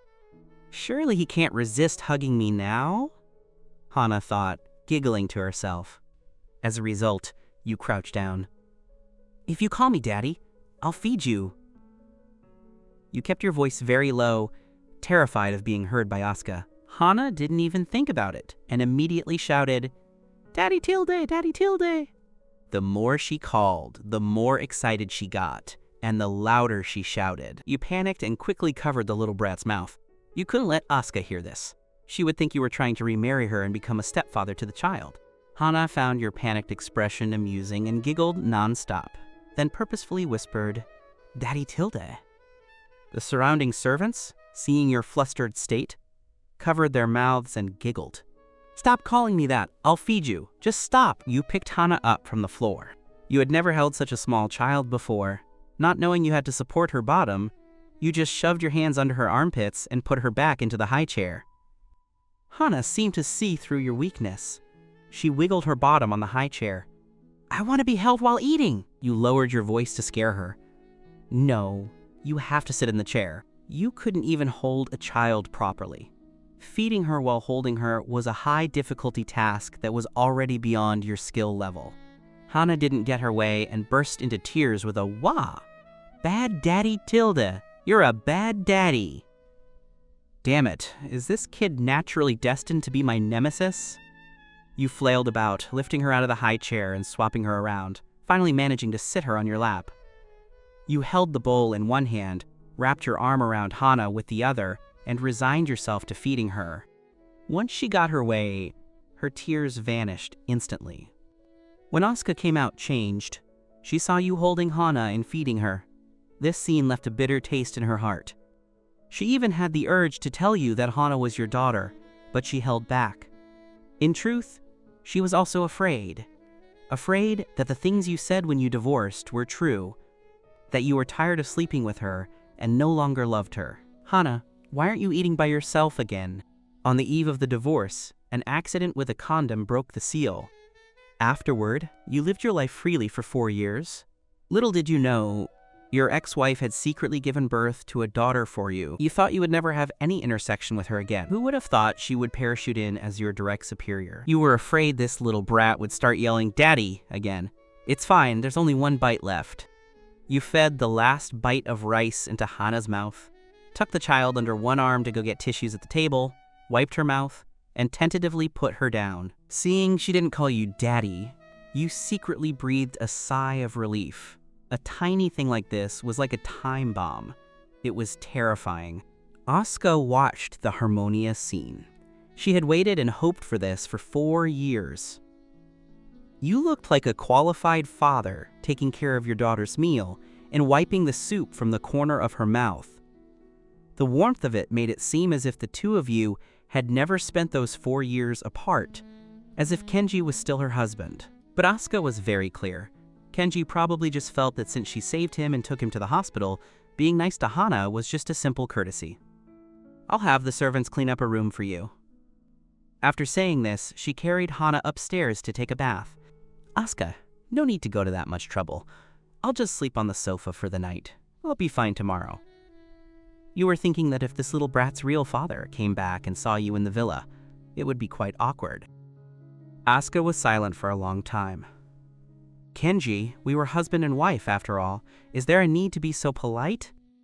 She thought about seeing Kaori at the hospital, then remembered their dates. "Kenji, if Kaori invited you to her place, would you not sleep on the sofa, but sleep with her directly?" If it were Kaori, you might indeed have agreed. After all, you were on a blind date, and getting to that stage was normal. You didn't know why you felt so guilty, so you avoided the question. "Since when does Asuka care so much about my private life? That's not in the employee handbook, right?" Asuka gritted her teeth. "How about the offer I made on your first day at the company? I'll increase the amount to 3 million. 1 year. Serve me well at the company during the day, and serve me just as well at the villa at night. You can take 2 salaries. You frowned slightly. You would love to, but Asuka's father would definitely not agree. The money would be a death sentence if you took it. "Asuka, are you trying to slap me in the face by doing this? Making me feel what a stupid decision it was to divorce you back then? I don't need it." In reality, you really did need it, but the money was too hot to handle and wouldn't be easy to take. So you planned to reject it first, and when Asuka increased the amount even further, then you would bring up the issue with her father. Having said such harsh words, there was naturally no reason to continue staying in the villa. You turned around gallantly and walked toward the main gate. Asuka realized that her previous words had hurt your pride, and she ran after you, intending to chase you back. Just then, there happened to be a taxi at the entrance. Taxis were rare in this area, so you waved at the entrance and got straight in. Asuka watched you leave, feeling empty inside. She shouldn't have said those things earlier. The atmosphere had clearly been getting better. She returned to the villa and made a phone call. "Have you checked who moved against Kenji today? Was it really him?" "I see. Find a way to keep those two locked up. I'll probe into his side myself. Also, find 2 people to guard near Kenji's house. If you see anyone suspicious, call me immediately." After hanging up, Asuka sat on the sofa, deep in thought. Regarding your sudden divorce, she suddenly had some doubts. Could there have been someone else pulling strings to make you suddenly want to divorce her? You took a taxi all the way to your complex. As you were about to enter, you ran into Kaori.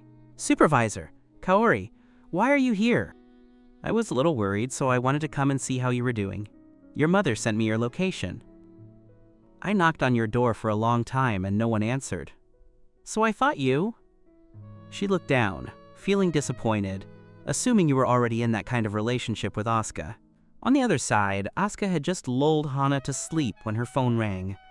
We see Kenji standing at the entrance of the complex with a woman, not sure what they are talking about. Asuka was overcome with jealousy. Does she look gentle, with a good figure, wearing professional attire? It seems to be that supervisor from your current company. Asuka's face was grim. It's her indeed. Keep an eye on them. See what these 2 do. President Asuka. You apologized, feeling a bit embarrassed. "I went to get something from President Asuka before coming back. Call me directly next time." "I did, but your phone was turned off. You took out your phone to check and realized the screen was cracked. You must have dropped it earlier by accident." Kaori saw that the phone was completely ruined and took a spare one out of her bag. "This is one I phased out. You use it for now. Return it to me tomorrow after you buy a new one, or you won't even be able to take the subway." "Thank you. It's so late, why don't you come up and sit for a bit?" You took the initiative to invite her. After all, since she had come all the way to find you, there was no way you could just let her chat for a few sentences at the bottom of the stairs and leave. On the eve of the divorce, an accident with a condom broke the seal. Afterward, you lived your life freely for 4 years. Little did you know, your ex-wife had secretly given birth to a daughter for you. You thought you would never have any intersection with her again. Who would have thought she would parachute in as your direct superior? Kaori nodded shyly. Would it be an inconvenience? Not at all. Not at all. You had already returned all those unspeakable clothes to Asuka. There was nothing in that apartment that couldn't be seen. A message popped up on Asuka's phone. She clicked it to see a picture of your back and Kaori's walking side by side into the complex. Asterisk Kenji, you are something. After rejecting me, you immediately find another woman to spend the night. I don't think your waist will ever heal in this lifetime. Asuka sat in the study, getting angrier the more she thought about it. Finally, she grabbed her keys and went downstairs. Before leaving, she instructed the maid, Mrs. Zhang. I have something to take care of and will be out. Keep an eye on Hana. After Kaori entered, she sat on the sofa and looked around. Everything in the house was very simple. It was clearly the trace of someone living alone. Kaori secretly sighed in relief. Looking at it this way, Kenji seemed quite self-disciplined and not the type of guy who messed around with various women. Kaori glanced at the kitchen. Kenji, are you hungry? Do you want me to cook something for you? Hearing Kaori say that, you suddenly remembered that the dinner you had bought was dropped on the ground by those 2 idiots. It was so late, and you were indeed hungry. Don't bother cooking, I'll do it. There was no reason to let a guest cook. You washed your hands and prepared to open the fridge to see if there was anything to eat. Kaori blocked you with her hand. Kenji, you're injured. Go rest. Let me handle it. The usually gentle big sister was suddenly a bit stern. You were stunned for a moment and scratched your hair. Then I'll have to trouble you. In no time, Kaori served a steaming bowl of rice noodles. I'm not sure if it suits your taste. Try a little first. You sat down, already famished. Seeing these noodles made your appetite soar. You blew on them and began to devour the food. It tasted better than what you cooked yourself, and better than the greasy, heavy seasoned food outside. It had a healthy, fresh feel to it. Before long, you had even finished the broth. Kaori, thank you. Otherwise, I would have had to order takeout. Kaori smiled shyly. Watching you finish the last drop of broth, she sat beside you and looked at you earnestly. Kenji, I like you. Can we try dating? You were stunned. You didn't expect the confession to be so sudden. Kaori, you didn't expect that after only eating together twice, Kaori would say she liked you. Kaori's cheeks were flushed. She lowered her head and rubbed her hands on her skirt, looking somewhat nervous. Actually, I've liked you for a long time. I just didn't dare to say it at the time. You were dumbfounded. You had no idea Kaori liked you before. You hadn't felt it at all. The two of you had always seemed to conduct nothing but official business in the department. At most, you felt Supervisor Kaori was quite gentle and liked to look into your eyes when talking to you. You just thought she was a well-bred and polite person. Kaori Saka covered her burning face with both hands. It's okay if you haven't made up your mind yet. I just wanted to tell you that I want you to consider me. She was still the same gentle type, but there was a hint of plea in her voice, as if she were terrified of being rejected by you. It made a straight man heart like yours melt. A confession from such a gentle beauty is something no man could refuse, right? You were just about to say you could give it a try when, before the words could come out. Kaori's phone suddenly rang. It seemed there was a sudden change in a project, and she was called to the company for an emergency meeting. Okay, I'll be there right away. Kaori smiled at you apologetically. I have to go to the company first. I hope you'll really consider dating me. Asuka sat in her car, watching Kaori come out of the complex, and then got out of her own car. Kaori had stayed up there for a full half hour. She calculated the time. Adding in the time for showering and undressing, Kenji wouldn't have finished so quickly. Furthermore, Kaori's hair when she came down, so the two of them likely hadn't done the deed. As she took the elevator, she still felt a bit flustered. She was afraid of seeing you coming out just after a shower. Maybe this kid's stamina isn't what it was 4 years ago. If he can finish in 15 minutes, then the time it takes to shower and go up and down the stairs would match up perfectly. You had just washed the bowl and pot. When you opened the door and saw Asuka standing at the entrance, you were stunned. You thought it was Kaori coming back because she forgot something. Asuka, why are you here? She poked her head inside. Kenji-san, you cooked something for Yumi? Kenji-san only used to cook for me, and now he's actually cooking for another woman? You shook the water off your hands without explaining. She came all this way to see me, so it's only normal I'd cook something for her. Besides, even if I wasn't cooking for her, I have to eat myself. Hearing this, Asuka felt slightly better. Kenji-san wasn't specifically cooking for Yumi, just making an extra portion while preparing his own meal. So, Asuka, what brings you to see me at this hour? Asuka's eyes flickered, avoiding your gaze. She had rushed over in a panic, afraid that the two of you would be sleeping together like dry tinder meeting a flame, and had forgotten to come up with a reason. She stammered for a long time. I have a business engagement tonight, and you are my assistant. You're driving me. On the eve of the divorce, an accident with a condom broke the seal. Afterward, you lived your life freely for 4 years. Little did you know your ex-wife had secretly given birth to a daughter for you. You thought you would never have any intersection with her again. Who would have thought she would parachute in as your direct superior?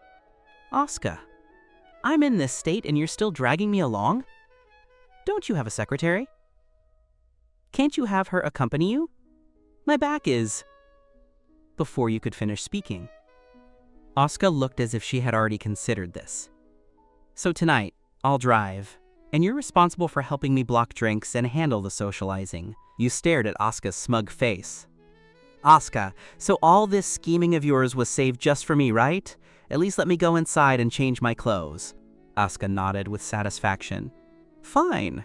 You went into the room and chose a casual outfit. This was the same set Asuka had bought for you back then. It was exactly what you were wearing when you first got together. When you came out after changing, Asuka stopped mid-motion while brushing her hair, staring at your body for a long time. Kenji-san, you still kept these clothes? Unlike President Asuka, I'm too poor to afford anything but clothes from 8 years ago. Asuka finally understood that this man liked to call her Asu-chan, whenever he wanted to mock or ridicule her. She ignored you and turned to go downstairs.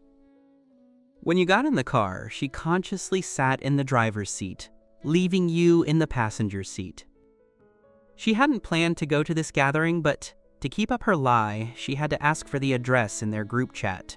It was Akari's birthday party, held at the top floor of a 5-star hotel. Akari had called Asuka earlier, wanting her to come and meet some people from the industry, as she needed resources since she just returned to the country. But at the time, Asuka was so infuriated by you that she refused, claiming she wasn't feeling well. Seeing that Asuka was now coming, Akari smiled and sent a message. "So, your ex-husband is coming too?" Asuka replied, "He is." While stopped at a red light, she took her phone off the navigation mount to type. "I have to find a way to get Kenji-san to drink. Calculating the time, I've already finished my business today. Before Yumi manages to take Kenji-san, I have to sleep with him first. You're playing your trump card right out of the gate?" Akari didn't expect that after holding back for so many days, Asuka would just get straight to the point. It seemed she was truly afraid of losing her man. "Don't worry about it. Can you do it or not?" Asuka sounded irritable. After sending the message, she put the phone back on the mount to continue navigating. Akari replied, "Mission guaranteed to be accomplished." You caught a glimpse of this from your peripheral vision and felt a bit puzzled. What kind of business deal were they discussing that required such a guaranteed mission? You and Asuka took the elevator to the top floor, and the party had already begun. Satomi walked over holding a wine glass. "Don't tell me this is the boy toy you're keeping and you're just calling him an assistant? Why do you always bring him along?" You quickly distanced yourself. "I am just Asuka-san's assistant." Asuka felt uncomfortable again. What does Kenji-san mean? Is it really that embarrassing to be associated with me? She pulled you to the other side, questioning you as she walked. "Do you hate being associated with me that much?" You blurted out, "Yes. Kenji-san, I called you here to help with the deal, not to undermine me. Also, help me block the men I don't need to interact with. You can pretend we have a relationship." As soon as Asuka finished speaking, a man wearing a deep V suit with nothing underneath walked over with a drink. "Asu-chan, interested in a drink?" This guy had recently gained some fame on a variety show. He looked decent, just too effeminate. Asuka lifted her chin, signaling you to stop him. "Hello? President Asuka is busy today and cannot drink." "It's okay not to drink, we can just sit and chat," the flower boy continued, thick-skinned. You rolled your eyes. "Asu-chan doesn't like cradle robbing." Asuka glared at you. Was he implying that she is an old cow? After the little celebrity left, Asuka gritted her teeth. "Kenji-san, how come I didn't know I didn't like cradle robbing?" You raised an eyebrow slightly. "I remember you're younger than me, right?" Just then, another mature man, around 30, walked over. Asuka looked at you. Her meaning was clear. She didn't want to interact with this man either. This time you changed your phrasing. "Sorry, our president only likes young grass. She doesn't like older men." After you finished, the man looked at Asuka with complete disdain. Asuka's face was grim. "Do you have any idea how to talk? Are you jealous because you don't want me to interact with these men?" After saying this, she suddenly seemed happy. "Asu-chan, I am just following your instructions. If you think I don't know how to talk, you can fire me and recruit someone professional." Asuka took a while to recover from being countered. She stared at you. "Kenji-san, I think there is another way. You don't have to say anything, and others won't come looking for me." You frowned slightly, feeling that Asuka's method would definitely not be a good one. "What method?" As soon as you finished, Asuka approached in her high heels. Her chest almost pressed against you. You couldn't move back any further as there was a railing behind you. Asuka's hand moved down from your chest. "Kenji-san, I almost forgot what it feels like to be pinned against the wall by you." Asuka licked her red lips after saying this, which directly stirred your memories. On the eve of the divorce, an accident with a condom broke the seal. Afterward, you lived your life freely for 4 years. Little did you know, your ex-wife had secretly given birth to a daughter for you. You thought you would never have any intersection with her again. Who would have thought she would parachute in as your direct superior? On the night of the graduation party, everyone in the class was drinking recklessly at the KTV. Asuka had been sitting there coldly the whole time, occasionally drinking a little soda. When it ended, you had already consumed an unknown amount of alcohol. Coming out of the next room, you saw Asuka and glanced at the empty KTV lounge. The waiters hadn't come in to clean up because all the nearby KTVs were packed due to graduation. You pulled Asuka back into the restroom of the lounge and locked the door from the inside. That time, you had pinned her against the wall. Your throat was dry, so you grabbed the glass in Asuka's hand and downed it. Asuka, were you doing this on purpose? Yeah, what's wrong with that? She looked at you provocatively. As her hand dropped naturally, it grazed your thigh. Then she looked up again. Asuka, you're really something. Playing me like a dog, right? You pushed her away and went to the restroom to splash water on your face, trying to calm down. When you came out, Asuka was waiting outside. Everyone is here. I told you came today to help me socialize. The two of them arrived at the center of the party, where a group of people were playing games. Akari introduced Asuka's identity and detailed the major projects her company was responsible for. After Asuka handed out her business cards, everyone sat together to play games. Since she was the driver, you were responsible for drinking whenever she lost. You could accept losing once or twice, but Asuka lost every single time. You looked at her, speechless. Asuka, are you doing this on purpose? Asuka feigned an innocent expression. You know I'm not good at this game. It's normal to lose. Afterward, she didn't lose as obviously, maybe once every 2 or 3 rounds. You believed her claim about being bad at the game. After drinking for a while, you had been to the restroom twice, and you were already walking unsteadily. Asuka saw it was about time. The time is up. I'll take my assistant back first. Let's play again next time. You felt okay, except for the fact that you couldn't walk in a straight line. Your hands moved out of control toward Asuka's waist. She was quite thin before, but now she had a little more softness to her.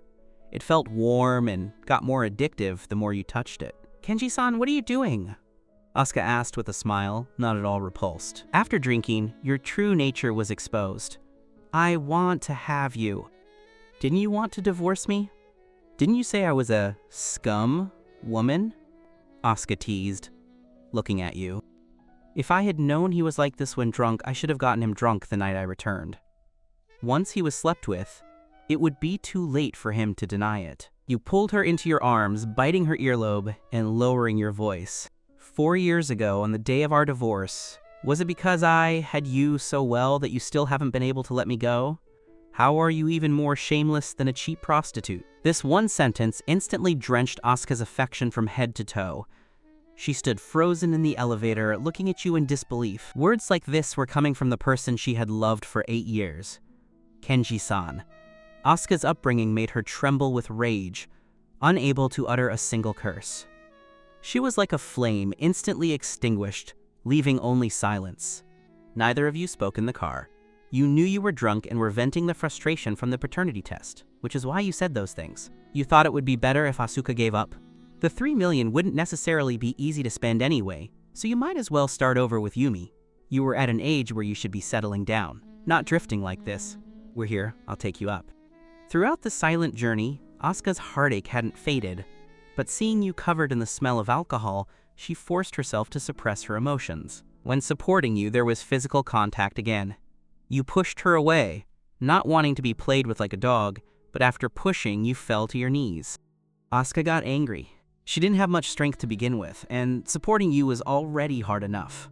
After you pushed her away again, she angrily pushed you into the elevator and pressed the floor number, grumbling quietly. Kenji-san, are you sick? I think you're sicker than me. After the divorce, we should have just acted like strangers. Why did you transfer me to your department? You said it yourself, I like being had.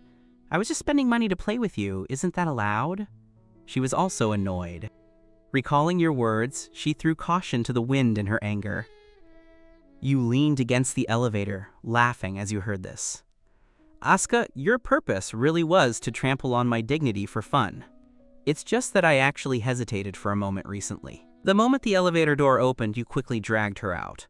Your grip on her wrist was like an iron clamp, allowing no room to struggle. The next second, you slammed her hard against the cold wall, her back aching from the impact. Asuka was just about to start cursing when a kiss, flavored with strong liquor, fell upon her aggressively. She trembled with rage and raised her hand to push, but you gripped her waist even tighter. Your chests were pressed close, and your scorching body temperature radiated through her shirt, making her fingertips numb. On the eve of the divorce, an accident with a condom broke the seal. Afterward, you lived your life freely for 4 years.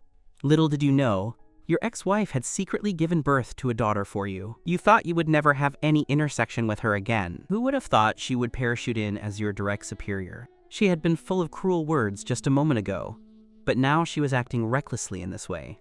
Yet your kiss carried a near-destructive obsession, making her heart skip a beat.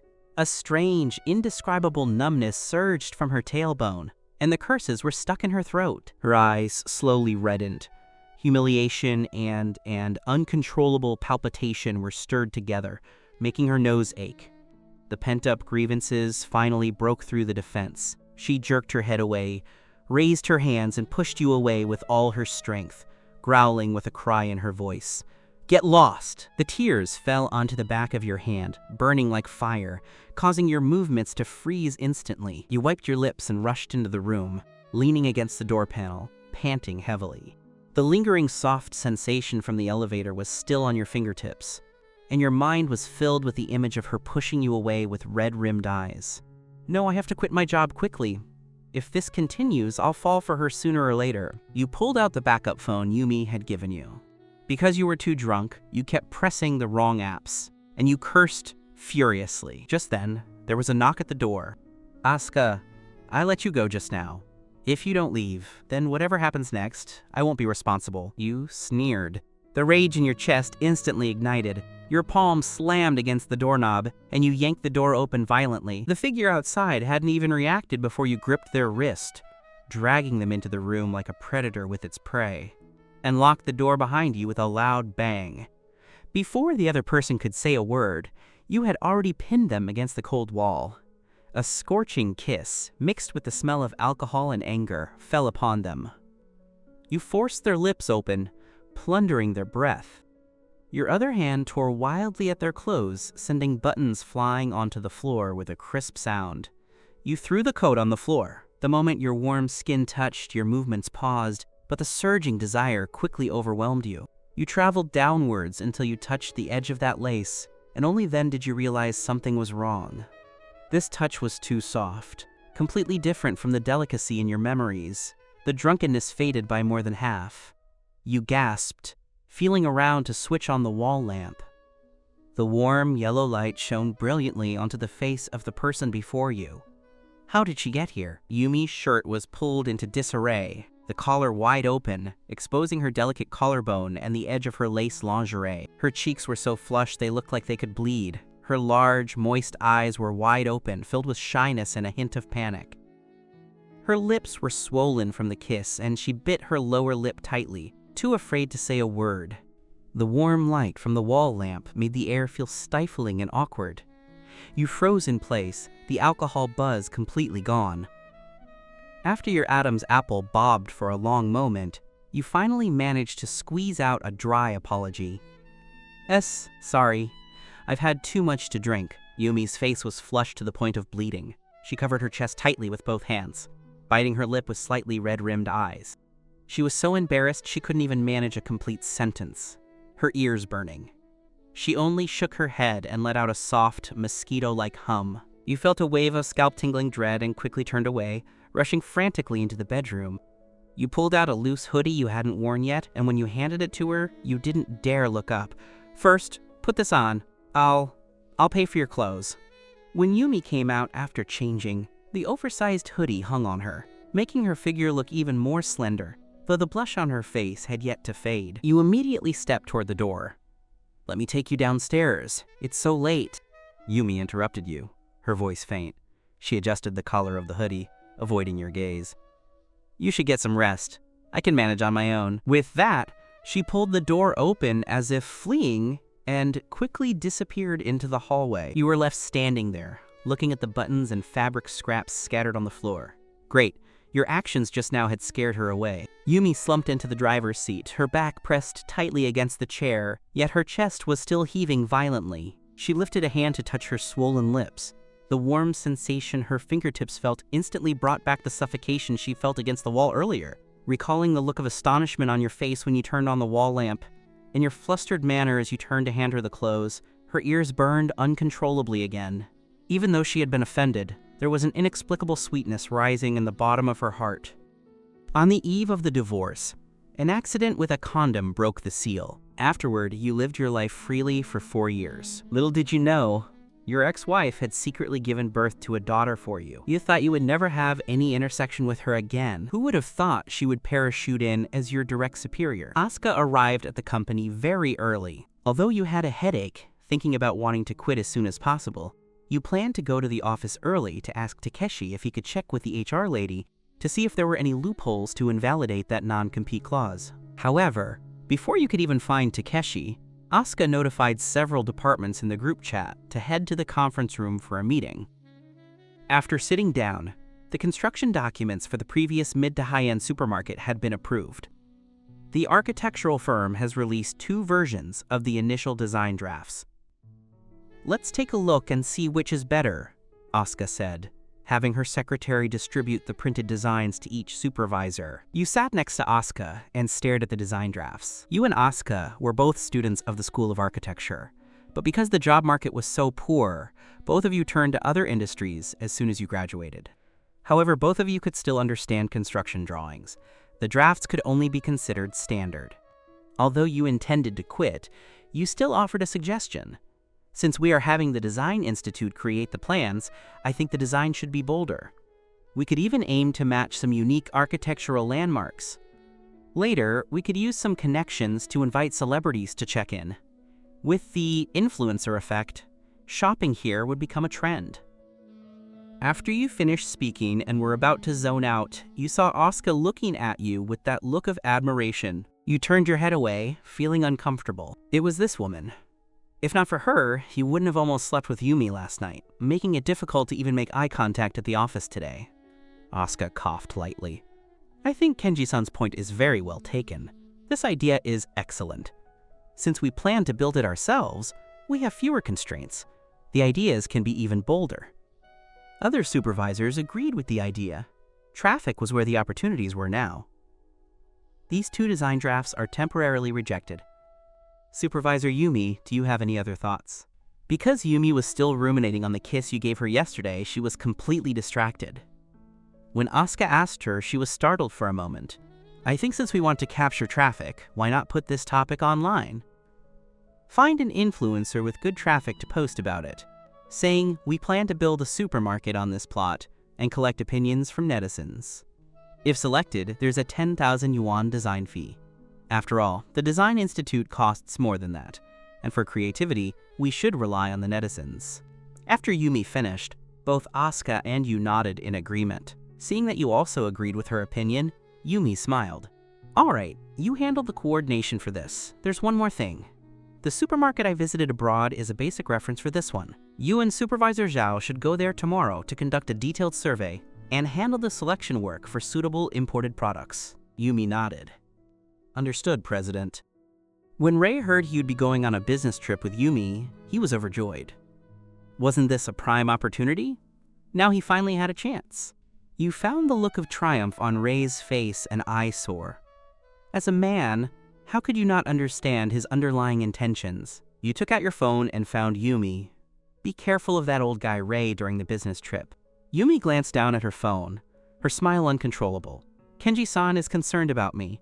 She sent back a nodding sticker. After the meeting ended, you went to find Takeshi to ask about the resignation process. Takeshi looked miserable. "Psi Tilde Supervisor Yumi is going on a business trip with Ray. I hope the beauty doesn't get taken by that jerk Ray. The president is really something. She should have sent 2 men or 2 women. A man and a woman together is so dangerous." You realized it. Asuka, that petty woman, had planned to put Yumi and Ray together just because you were close to Yumi. Takeshi sighed. "You're not in the president's office. Why are you coming to find me?" "Oh, Tilda, I wanted to ask you about..." "Come to my office." Before you could finish, Asuka intentionally tagged you in the main group chat. "I'll talk to you when I get out." After some mental preparation, you knocked and entered. "Is there something you need?" Asuka looked up, waited for you to close the door, and then spoke.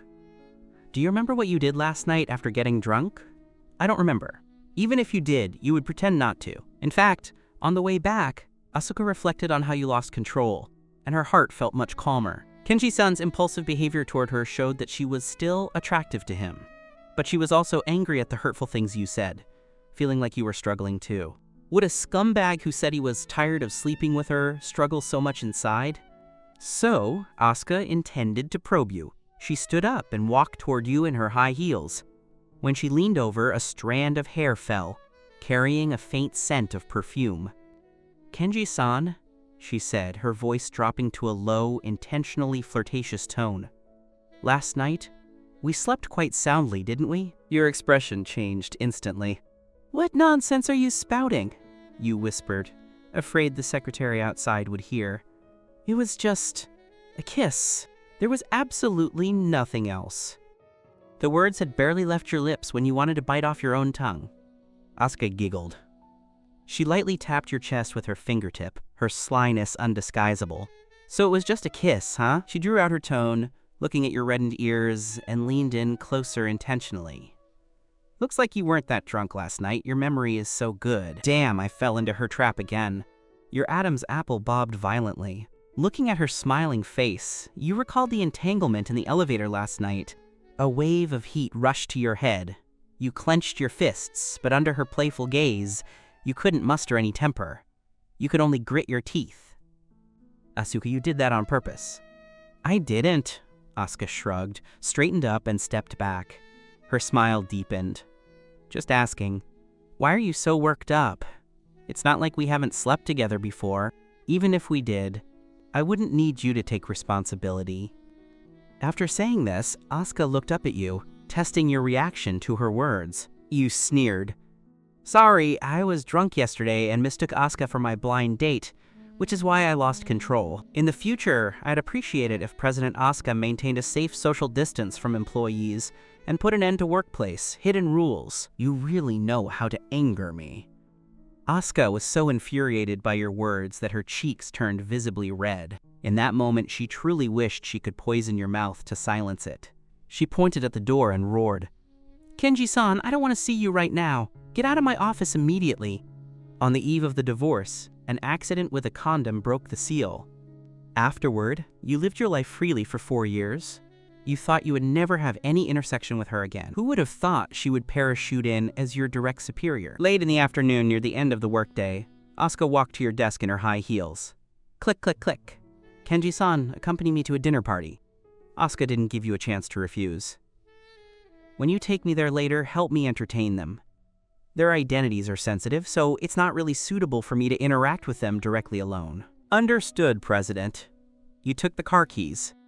After a while, you arrived at the hotel, and Asuka went in ahead of you. When you parked the car and went inside, they had already finished the pleasantries and started drinking. With someone of Asuka's status, she couldn't afford not to drink with these old folks. Since their identities were sensitive, they were likely the type of people holding titles in government offices. A 50-something balding old man was spewing saliva, chatting from project planning to the international situation. You couldn't join the conversation, so you just smiled and managed the situation from time to time, adding wine to their glasses in a timely manner. Asuka, on the other hand, handled it with ease, clinking glasses with a radiant smile. Her aura was perfectly controlled. Halfway through the meal, Asuka's phone rang. She glanced at the caller ID, her brows furrowing imperceptibly. She told the people at the table, "Excuse me," and stepped out with her phone. Before she left, she instructed you to help fill in for her. The private room went quiet for a few seconds before that group of old guys started chatting about everything under the sun. The director, sitting at the head of the table, Tanaka, spent 20 minutes talking about how young people need to suffer hardship while eating a plate of cold appetizers. You adjusted the corners of your mouth for the umpteenth time, ensuring your expression was precisely calibrated to look deeply inspired and grateful. Director Tanaka picked up a piece of the 888 yuan emerald green dragon, also known as a slice of cucumber, and the direction of his conversation shifted with his chopsticks. Your company is too young and impulsive, trying to do mid to high-end services. Back in our day, we talked about serving the people. That is the fundamental thing. You are absolutely right. You immediately topped off Director Tanaka's glass with white liquor. Next to him, Department Head Sato spoke slowly, tapping the table rhythmically. "And that thing? Dividing people into different grades? It's not appropriate." Yes. Department Head Sato is right," you were cursing internally. "Why hasn't Asuka finished her call yet?" These old guys are too hard to handle.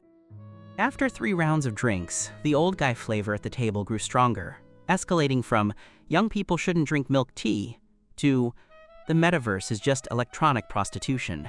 You felt like your teeth were grinding sparks. Taking advantage of the moment to pour drinks, you thought, I'll endure for another half hour. If you don't come back, I'm leaving. However, until the end of the party, Asuka never returned.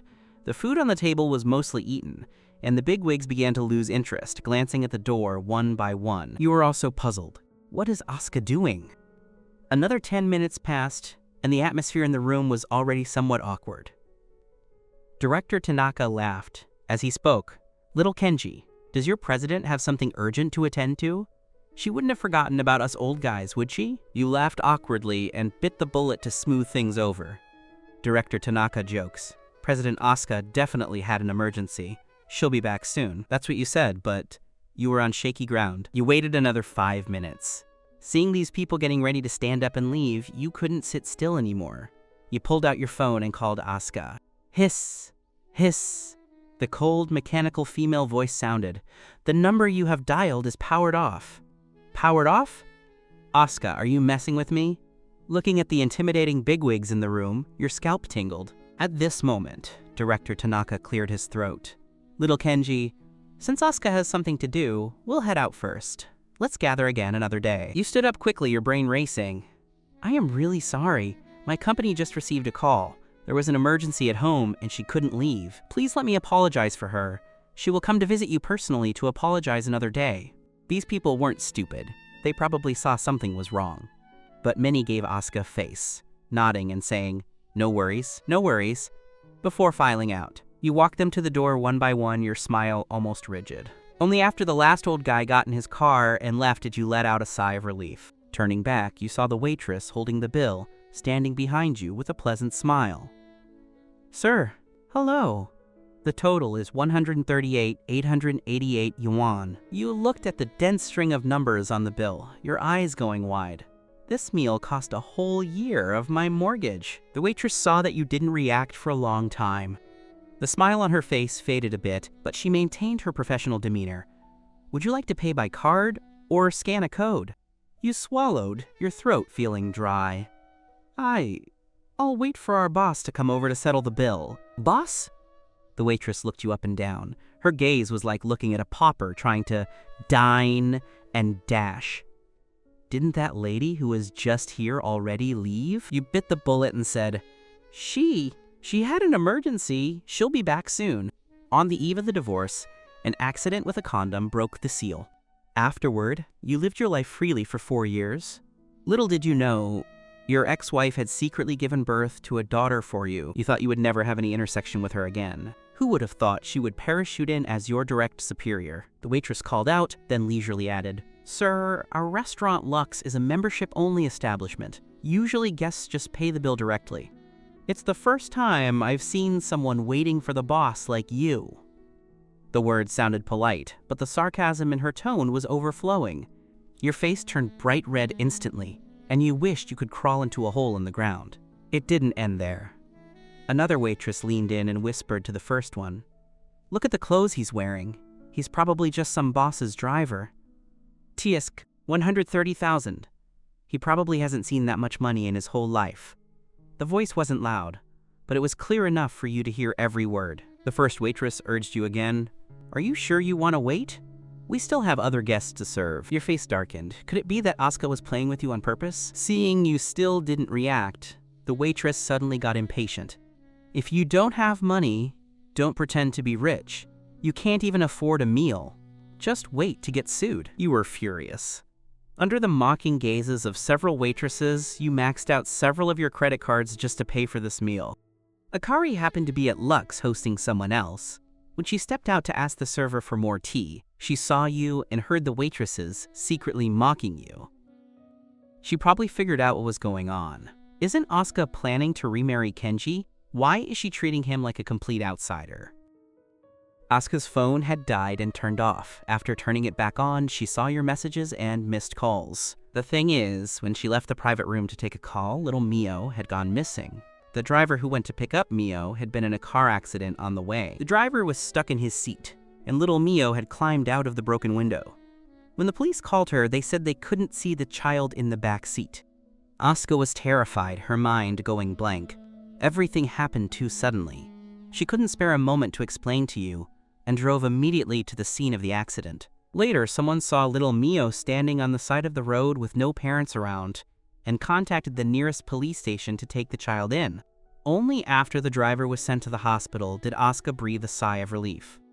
After taking Mio home, Asuka called you, but the line was hung up immediately. Yumi thought about the kiss you shared last night and came to look for you after work. You bumped into each other in the apartment complex. Although you were in a bad mood, you still invited Yumi upstairs to sit for a while, Yumi asked subconsciously. Have you eaten? You thought about the 130,000 yuan that still made your heart ache. I've eaten. Yumi, you probably haven't eaten yet, right? What do you want to eat? I'll make it for you. No! I see your mood doesn't seem very good today. Yumi acutely sensed that something was off with you. It would be a miracle to be in a good mood after spending 130,000 yuan at once. However, you were an adult and wouldn't vent your anger on someone unrelated.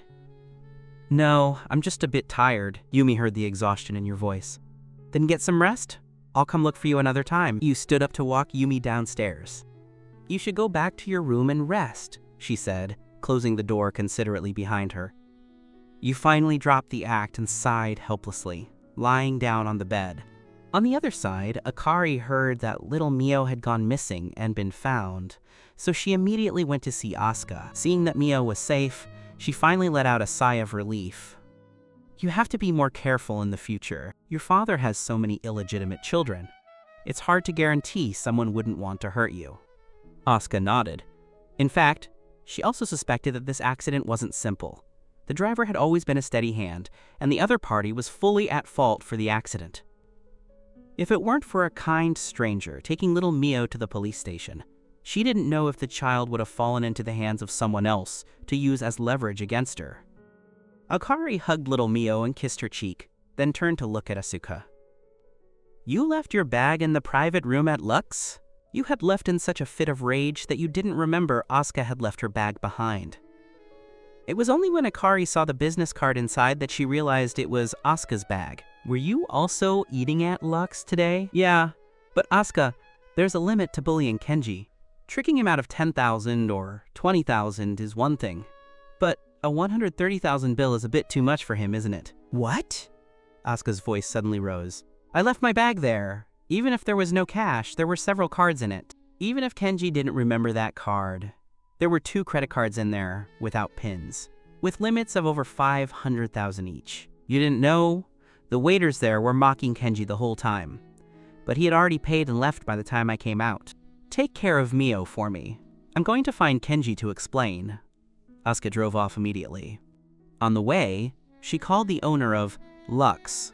If you don't want me to blow this thing up, pull the security footage from today immediately. Asuka drove her Ferrari SF90 to your apartment building. Watching the surveillance video on her phone, her heart ached. Everything those people said to your face had been recorded. Asuka looked at your repressed expression in the video, and she felt awful. For a man, this was a massive blow to his self-esteem. She knew she was in the wrong here, so she had to make it up to you. On the eve of the divorce, an accident with a condom broke the seal. Afterward, you lived your life freely for 4 years. Little did you know, your ex-wife had secretly given birth to a daughter for you. You thought you would never have any intersection with her again. Who would have thought she would parachute in as your direct superior? She called the company's PR department, found a competing restaurant chain, and sent them the video, telling them to publicize it. If the owner of Lux comes looking for trouble, tell them I'm the one targeting them. After doing all this, Asuka got out of the car. You were thinking about whether to just resign tomorrow. If you kept getting played like this by Asuka, your own house would end up being auctioned off. A knock sounded at the door. It was Yumi, back to retrieve something she left behind. As soon as you opened the door, someone threw themselves into your arms, clutching your waist. Asuka's hair was messy from the wind, and her face was buried in your chest. Asuka's breathing was unsteady, her eyes red-rimmed. I just found out. My bag was in the room, and there were cards in it that could be used directly. I thought you would. I'm sorry. You leaned against the doorframe and curled your lip, your tone cold as an ice cellar. You sneered, using Asuka's card, but since you didn't know the pin, I was stuck there like a clown. I really had an emergency. There were 2 cards in the bag that didn't need a pin. Asuka was frantic, trying to squeeze in, her eyes quickly welling up with tears. It's my fault, Kenji. It's all my fault. You can scold me all you want, just don't be like this. You remained unmoved. Keep acting, keep acting. It's a pity Asuka isn't winning an award for her performance. Asuka bit her lower lip and, thick-skinned, stepped forward again, hugging you tightly. I'm sorry. She buried her face in your shoulder, her voice muffled. I was a jerk. I didn't think it through and let you suffer. You can be as angry as you want. Hit me or scold me. Just don't let it hurt yourself. You tried to push her away, but your hands froze in mid-air. Her light fragrance contrasted with the smell of cigarettes in your room. Get lost! Asuka held on tighter, even looking up and reaching out to undo the buttons of her own cashmere coat, looking straight at you with damp, stubborn eyes. You're holding in anger, it's bad for you. If hitting me a few times can relieve your anger, then do it. The coat slipped away, revealing a thin, slightly transparent silk shirt underneath. She tilted her head back, closed her eyes, and looked as if she were at your mercy. Your temple throbbed as you looked at this beautiful, humble face. Anger, absurdity, and a faint hint of wavering all swirled together. You turned and sat on the sofa, not looking at Asuka. Kenji! Asuka's voice was nasal. She shuffled toward you step by step.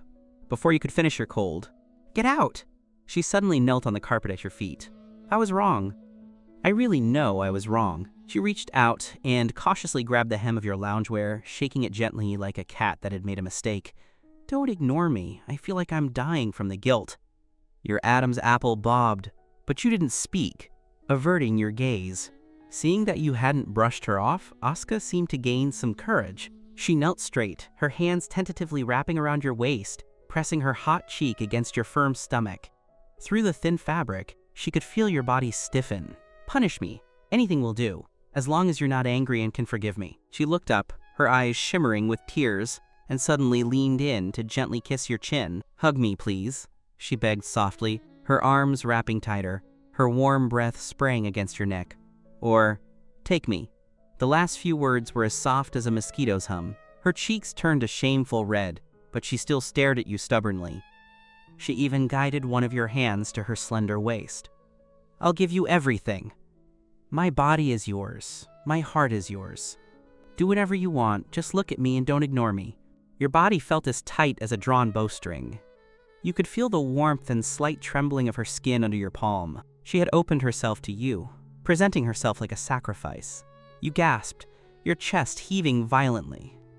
Eventually, you only used your other hand to wipe the tears from her face, somewhat roughly, your movements still filled with lingering anger. Asuka, who are you putting on this self-moving show for? Do you think I would touch you? Asuka's body trembled slightly, but she didn't back down. Instead, she pressed her cheek even tighter into your warm palm with the hand that had wiped her tears. I know it was my fault. I'll transfer that $130,000 to you first thing tomorrow morning. I'll transfer it now. She scrambled to find her phone, her fingertips shaking so much that she almost dropped it in her panic. Looking at her like this, the stifling anger in your chest felt like a small hole had been pricked in it, leaking out bit by bit, only to be blocked by even more complex emotions. You pinned down her frantic hands. Who the hell cares about your money? Your tone was still harsh, but your hands weren't using any force. She let go of the phone and wrapped her hands tightly around your arm, almost climbing onto you. Then what do you want? Kenji, tell me. As long as I have it, as long as I can do it, it's my fault. I made you lose face and made you feel embarrassed. You can make me pay for it however you want. On the eve of the divorce, an accident with a condom broke the seal. Afterward, you lived your life freely for 4 years. Little did you know, your ex-wife had secretly given birth to a daughter for you. You thought you would never have any intersection with her again. Who would have thought she would parachute in as your direct superior? She seemed to have made a decision. She suddenly braced herself against the edge of the sofa, her knees pushing against the cushion, and leaned into your ear. Her voice was extremely low, yet every word was clear and carried a desperate, intimate tone. or take me right here, like you said before we divorced. Like, in the office, do whatever you want. I promise. This time, I'll listen to everything you say. The implication of this sentence was too strong, instantly pulling the two of you back into that memory from 4 years ago. Your body visibly tensed and your breathing grew heavy. Asuka, you gritted your teeth and turned your head abruptly, your nose almost brushing against hers. Fierce emotions she couldn't understand flickered in your eyes. Do you think this just makes everything okay? Then what would? She moved closer to your burning gaze without backing down, her lips almost touching yours. Tell me, husband Tilda. The last 2 syllables were intentionally dragged out. Asuka knew how to provoke your interest. If she had been this active in the past, you would have already thrown her onto the bed impatiently. But this time, just as your rational mind was about to collapse, her phone rang, and you calmed down. She had a child with another man, yet here she was, entangling with you. Could it be she wants me to be the stepfather? Thinking about the humiliation from earlier, perhaps this was just a, quote, submission training. Asuka was testing your bottom line. Thinking of it this way, the fire you had suppressed ignited once again. Kenji, I want you. Her cheeks were flushed and her plump fingers secretly began to undo your belt. Before the zipper could even be undone, you pushed her away abruptly. You stood up, pointing at the door. Asuka, a woman as casual as you, I feel dirty even touching you. Leave my house, right now. Asuka staggered from your force. She scrambled to pick up the coat from the floor and held it to her chest. Her face turned pale, but she still braced herself, her voice impossibly soft. I'll go right now. Kenji, don't be angry, I'll just leave. You should rest. I've already transferred that money to your account. She turned back every few steps, her eyes as red as a rabbit's, and finally disappeared at the elevator entrance. You slammed the door shut and leaned against the cold panel, rubbing your hair irritably. How could Asuka not be angry even after that? Is this still the Asuka I know?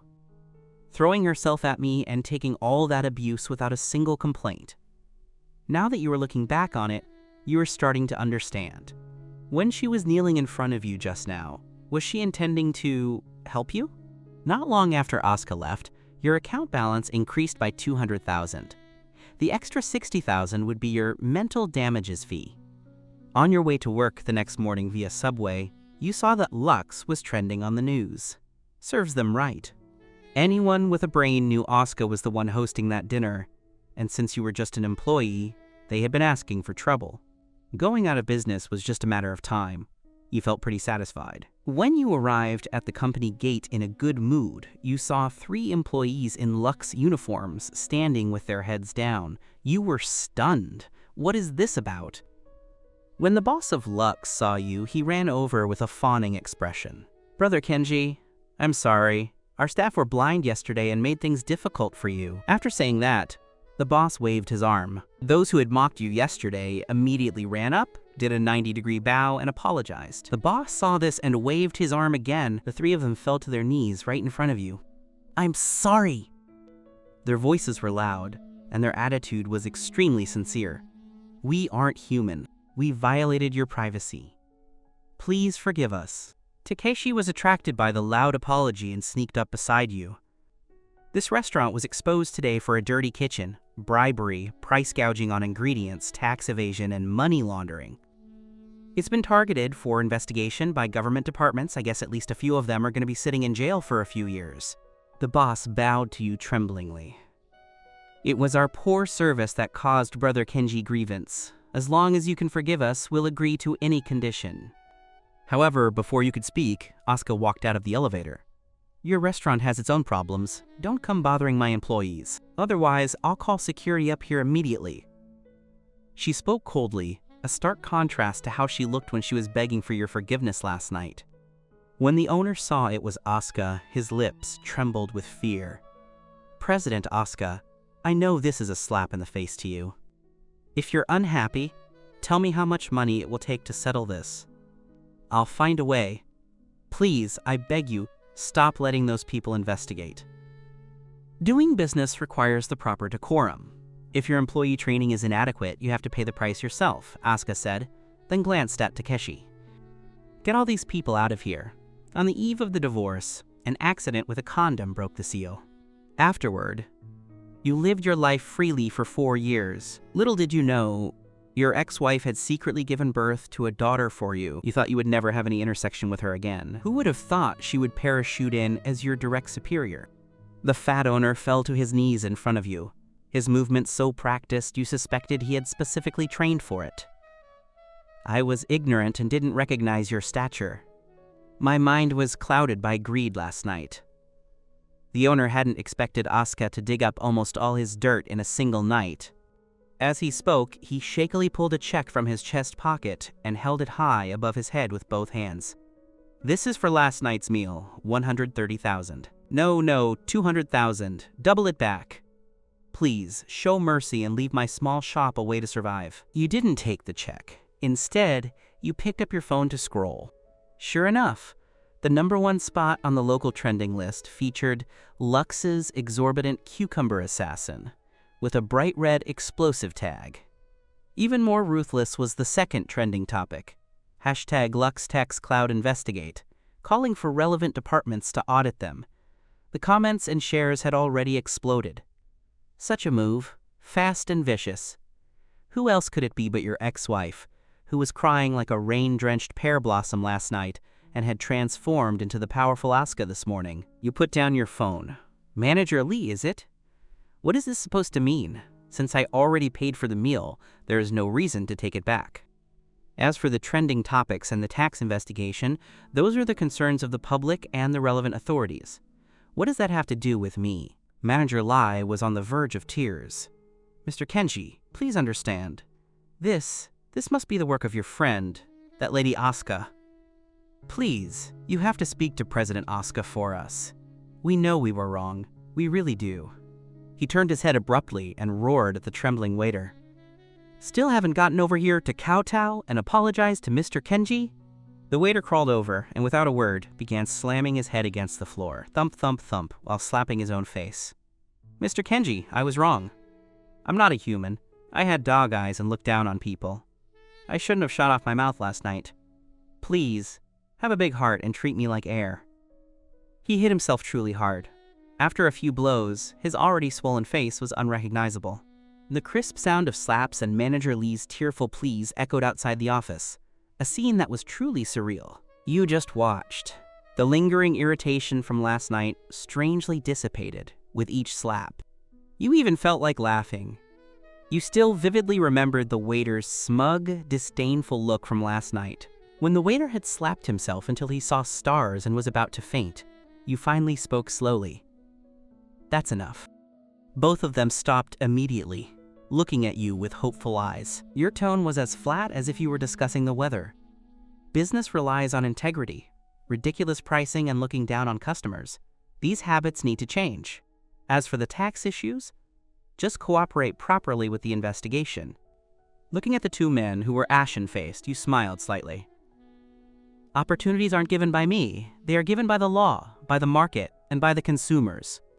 Instead of begging me, you'd better go back and figure out how to explain that sky-high menu and pay the taxes you owe. Mr. Kenji, you can't do this. I'll be completely finished. Manager Lai collapsed entirely, trying to lunge forward to grab your leg. He was stopped by Takeshi, who was quick with his hands.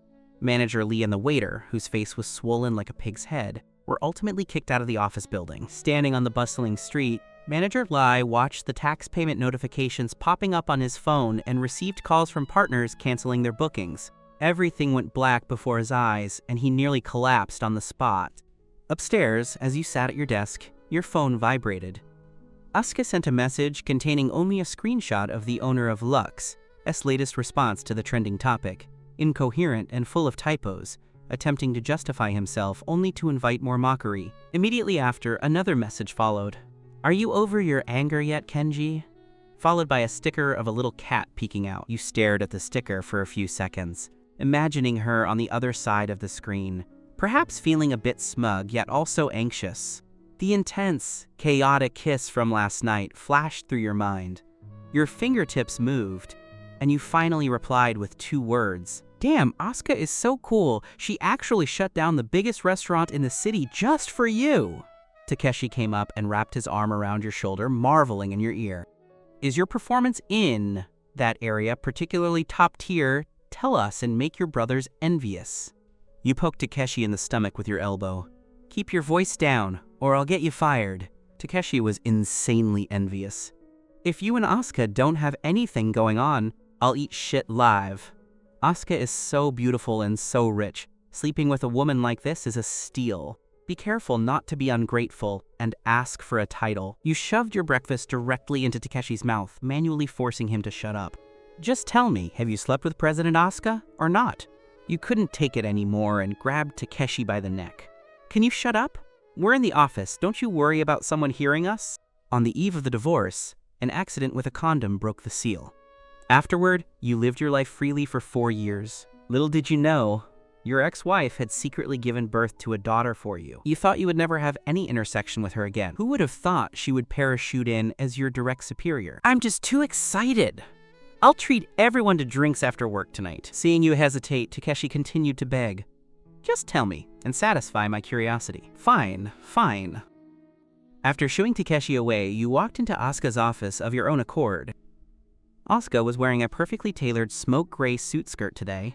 The top was designed with a slight waist-cinching cut, accentuating the fullness of her chest perfectly. Seeing you walk in, she stood up and leaned her hands on the wide desk, a movement that made the buttons of her suit jacket tighten, highlighting the breathtaking curves of her chest. Thanks for today. Asuka spoke with dissatisfaction. I spent the whole night digging up all that dirt, and that's all I get? Only one thanks? No other reward? You raised an eyebrow slightly. You were the one who left suddenly in the first place. Asuka hurriedly explained. The driver who went to pick up little Mio was in a car accident. Mio went missing. She's only 3. And I was afraid it was done by my father's illegitimate children. So that's why. Hearing Asuka's explanation, combined with her initiative to admit her fault last night and her efforts to make amends today, you were no longer angry at all. No reward. However, if President Asuka has time tonight to come over to my place, I can make something for you to eat. Asuka's face flushed instantly, and she began to stutter. Kenji, you. Watching Asuka look so shy and reserved, you couldn't help but laugh. Seeing the mischievous smile on your face, Asuka immediately understood that you were getting back at her. She huffed. Get out right now, immediately. When it was time to clock out, Takeshi excitedly dragged you to a barbecue restaurant downstairs from his apartment to drink. He pressed you onto a plastic stool and popped open 2 cold beers with his bare hands. Don't talk nonsense. Let's finish one first to wash away the shock from, Lux, today. Takeshi downed a huge mouthful from the bottle himself, then stared at you with keen eyes. We aren't in the office now. Confess honestly, you and Asuka, how far have you gotten? Did you hold hands, hug, or have you already hit a home run? He raised his eyebrows lewdly and made a gesture you understood all too well. You took a gulp of cold beer, trying to use the chill to suppress your unnatural feeling. How far could we be? Just a normal boss-subordinate relationship. Takeshi slapped a skewer of grilled kidneys onto the plate in front of you. Normal boss-subordinate? Can a normal boss-subordinate relationship have the store investigated for taxes and trending on social media just because you were treated poorly? It's like you're her long-lost younger brother or something. You looked down, gnawing on an eggplant, and mumbled, That's just Asuka's strong sense of justice. She can't stand people being ripped off. Sense of justice? Takeshi exaggeratedly cleaned out his ears. Her nickname in the business circle is the Ice Queen, okay? She only has contracts and profits in her eyes. When did she start moonlighting for the city management bureau? Stop feeding me that crap. He clinked his bottle hard against yours. Not telling the truth, huh? Today, my brother, I'm going to make you spill the beans after you're drunk. Over the next hour, Takeshi pulled out all the stops, from drink deep to show our bond, to if you don't drink, you look down on your brother.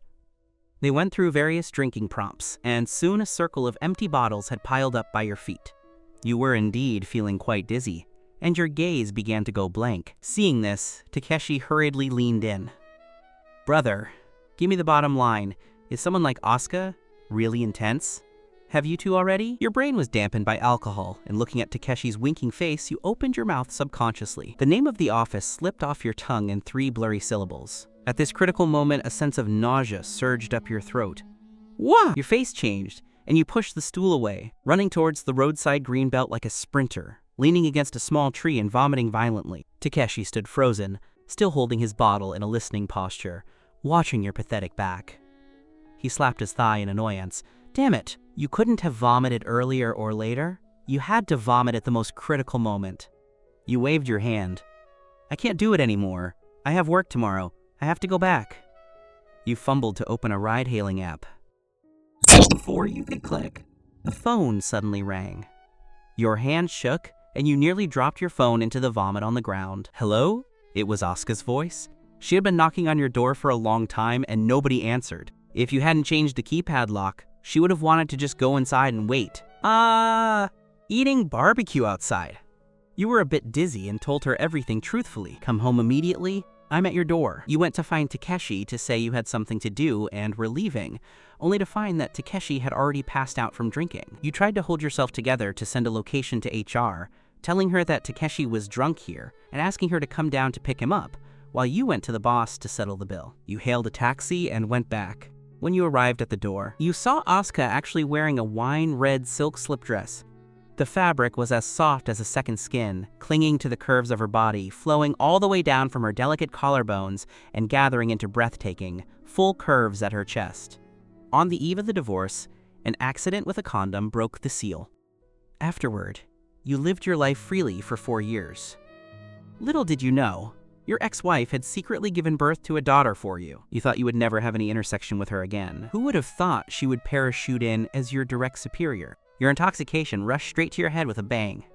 Blood drummed against your eardrums, and your heartbeat was incredibly fast. She took a small step forward, and that rich fragrance, mixed with the warmth radiating from her skin, rushed toward you. The high slit of her dress moved, and that flash of black silk almost brushed against your pant leg. I don't know if it was the alcohol, but you had only one thought in your mind.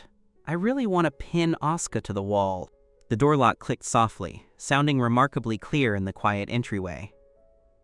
Asuka practically squeezed into the door, half supporting and half hugging you. You pressed most of your weight onto her, your hot, alcohol-laced breath constantly spraying against her neck, scalding her skin. She fumbled to turn on the light, but her wrist was suddenly gripped by a large, hot hand. Your voice was low and hoarse, carrying a heavy drunkenness and a dominance she hadn't heard in a long time.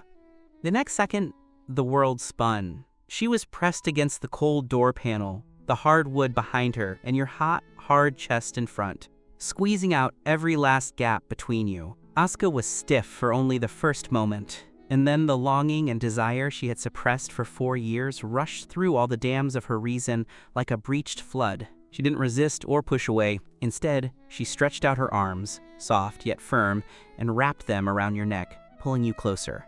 4 years. A full 1,000 days and nights, she had been alone, and her soul felt as if a piece were missing. At this moment, this void was being violently filled by you again.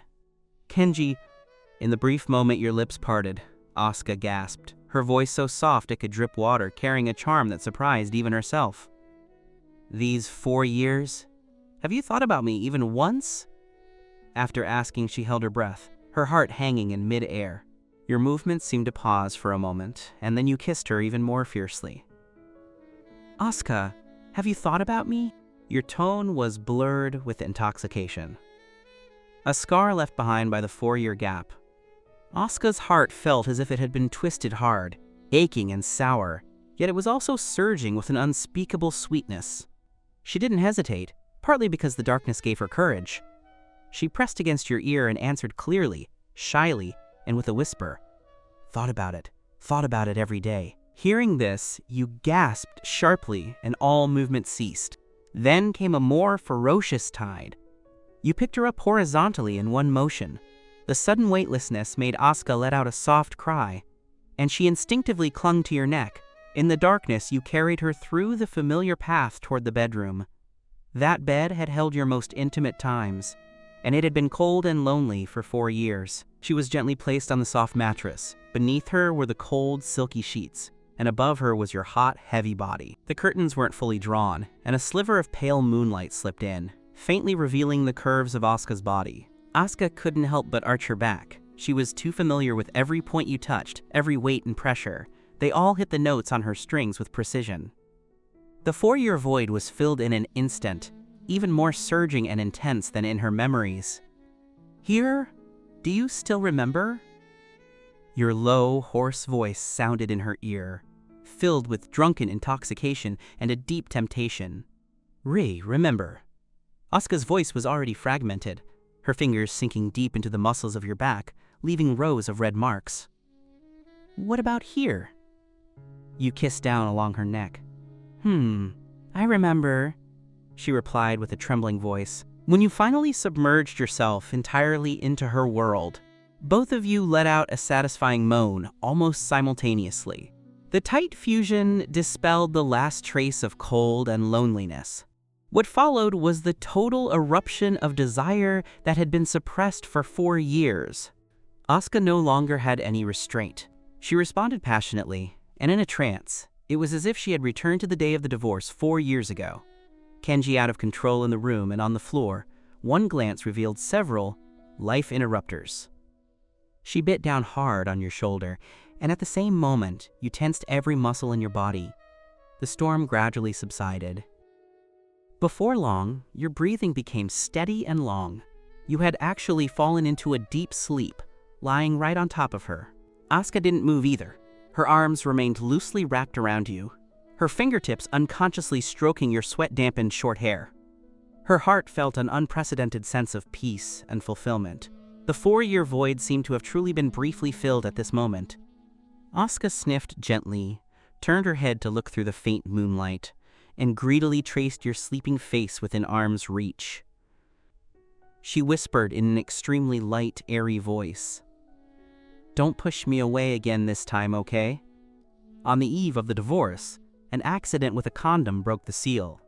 Afterward, you lived your life freely for 4 years. Little did you know, your ex-wife had secretly given birth to a daughter for you. You thought you would never have any intersection with her again. Who would have thought she would parachute in as your direct superior? You, who had been fast asleep, slowly opened your eyes, though your gaze remained intoxicated. You clumsily caressed Asuka's cheek. "The door lock! I didn't change it." After saying this, you smacked your lips, your brow smoothed out, and your breathing became steady and long. One arm still lay across her waist possessively, carrying a heavy weight and warmth. Asuka lay on her side, watching you almost without blinking, the corners of her mouth curling into a smile of extraordinary tenderness. "Kenji, you say you want to divorce me and that you dislike me, but you've been waiting for me to come back the whole time, right? You didn't take the key back then, and now you say you haven't changed the lock. What does that mean?" Even if you didn't say it, she understood perfectly well. Asuka's fingertips traced your eyebrows, nose bridge, and lips through a layer of air.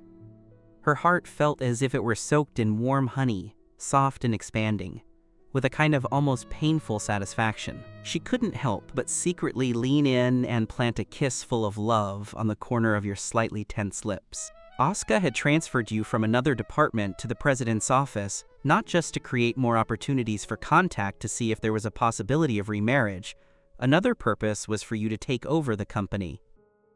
Before returning to the country, she had thought clearly. If you still loved her, she would remarry you. She also had to find time to go back and fight for the family business against those illegitimate children. From the beginning, Asuka's plan was for you to gradually take over the work she was handling. Only when you were fully capable of handling it could she feel at ease handing little Mio over to you and return to reclaim all the assets that belonged to her. Over these 4 years, she had realized something. Before, she always felt that if the family was disharmonious, she could just escape. Now that she is nearly 30, she understands that having power in her own hands is what matters most, especially since the moment she was locked up 4 years ago. The small home she had carefully protected was easily destroyed by them. "Kenji, let's remarry. Help me, will you?" she whispered to you as you slept. In the darkness, the phone lit up. Asuka glanced at it instinctively. It was the spare phone Emi had given you, and since it had no password set, Asuka opened it directly. On the screen was a lock screen notification. 2 short lines of text pierced her pupils sharply. Regarding the time you kissed me last time, don't have any psychological burden. Asuka felt her brain go blank instantly. There was a buzzing sound in her ears, and it felt as if her blood had frozen into ice in an instant, only to flow wildly backward the next second, making her limbs cold and numb. The love and sweetness that had just filled her heart were suddenly squeezed and crushed by an invisible hand. Don't have any psychological burden. So, was it Kenji who took the initiative, or are the two of them already dating in private? Am I the third party destroying their relationship? Tears slid from her eyes one by one, staining the quilt. She turned her head stiffly to look at the man sleeping beside her again. Just a few minutes ago, he was on this bed, using a passion and strength that could almost melt her to be intimate with her, as if I were his only one. It turns out, it was just a chaotic physiological instinct triggered by alcohol. A massive sense of absurdity and sharp pain drowned her completely like a tide. Little by little, extremely slowly, she moved herself out from under your heavy arm, her movements as light as possible, afraid of waking you. She was afraid of seeing your annoyance if you woke up and realized you had slept with the wrong person. She stood by the bed and looked at you, who was still fast asleep, one last time. Her overflowing love had frozen in those few seconds, leaving only endless exhaustion. You didn't wake up. The alcohol and the intense physical activity had drained too much energy. You hadn't slept this satisfied in a long, long time, to the point that you didn't even notice Asuka getting up, dressing, and leaving. Asuka took a deep breath, straightened her spine, stepped barefoot across the cold floor, gently opened the bedroom door, walked out, and closed it softly. The next morning, you rubbed your head, which was still aching. You had drunk too much last night and you forgot everything. You had completely blacked out. You sat up and saw your clothes and pants all on the floor. Your heart sank. Oh crap. You jumped out of bed immediately. Okay, just a bit of soreness in the thigh muscles, no discomfort in the rear. It scared the life out of you. When you got out of bed and stepped on the floor, you saw the ripped pantyhose on the ground. What is going on? You tried to remember what you had done last night. You dug through the trash can for a long time but didn't see any condom. Where did these pantyhose come from? And they're torn too. Suddenly, you thought of how you had pulled Amy into the room and kissed her hard last time. She wouldn't have come to the door again, only to be taken by you while you were drunk, would she? After searching for a long time on the bed, you found your phone and opened the chat app. Kenji, regarding the time you kissed me last time, don't have any psychological burden. It was sent by Emmy last night. I didn't really sleep with her, did I? On the eve of the divorce, an accident with a condom broke the seal. Afterward, you lived your life freely for 4 years. Little did you know, your ex-wife had secretly given birth to a daughter for you. You thought you would never have any intersection with her again. Who would have thought she would parachute in as your direct superior? You scratched your head in irritation. You hadn't even figured things out with Asuka, and now things were even messier. You went to the company in a daze, praying that you had just been drunk and brought home some black stockings from a trash can. Just as you walked in, Takeshi pulled you into the pantry. When did you leave last night? Didn't you say I was treating? I asked the boss, and he said you paid the bill. Are we still brothers? Weren't you too drunk to pay? You can treat next time. You had no interest in chatting nonsense with Takeshi, and after saying a couple of words, you wanted to leave. Takeshi's dog-like nose sniffed you up and down for a long time. Why do you smell like women's perfume? Honestly confess, was it last night? You don't have to tell me, but you must tell me what your relationship is with Asuka. I don't believe Asuka would ruin the city's top restaurant just for an employee.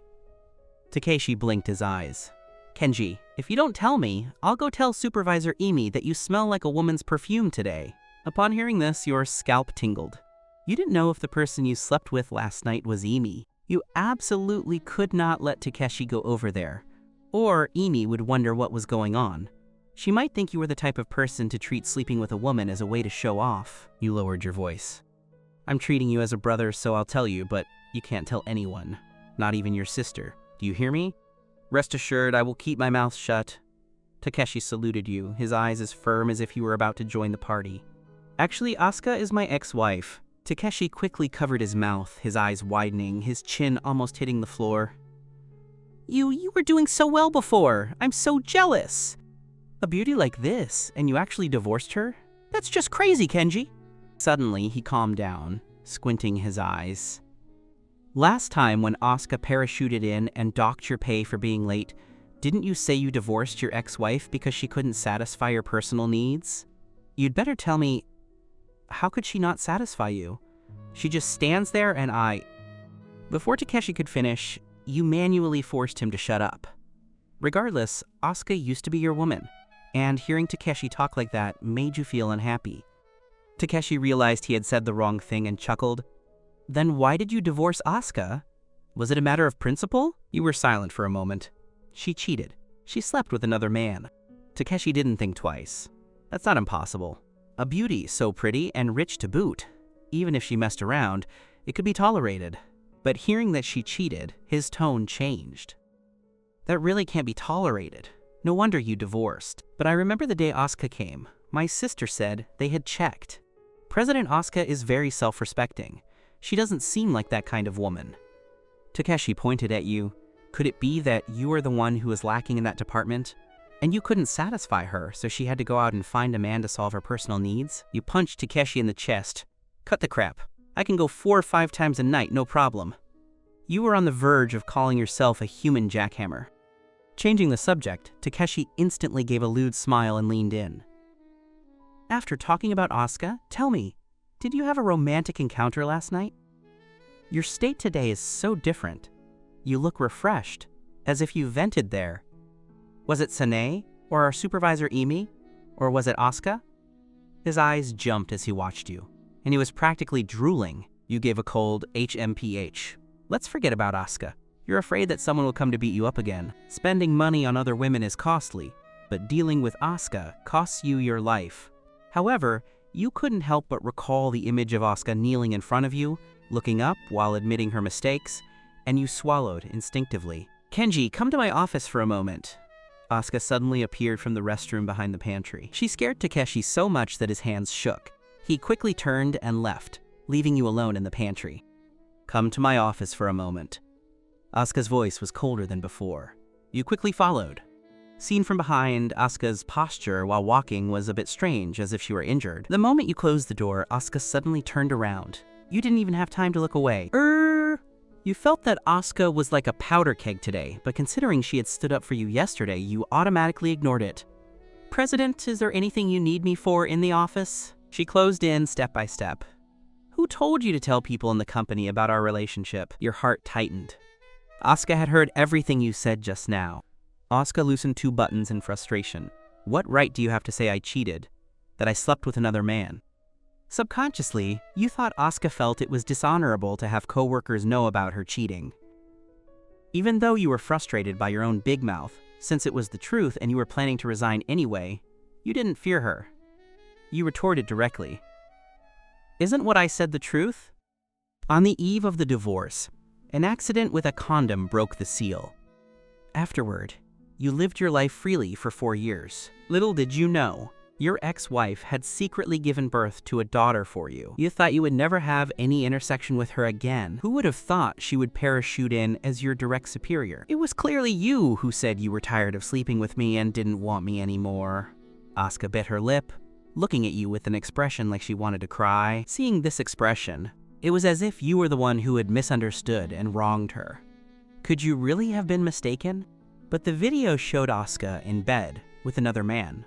Plain as day, your eyes followed down from Asuka's neck. Since you were standing so close, you saw a hickey on a spot near her chest. You grabbed Asuka's wrist and pulled her away forcefully. Asuka was startled. What kind of crazy stuff are you doing? You stared at the red mark on Asuka's chest and questioned. What is this? Your heart thumped violently. Some scenes from last night flashed through your mind. In a dream, you seemed to have carried Asuka to the bedroom window, made her lean her hands on the glass to look at the night scene outside, and then hugged her from behind. Asuka guiltily wanted to avoid your gaze, but if she really did that, you would definitely be suspicious. Her face remained expressionless, even colder than usual.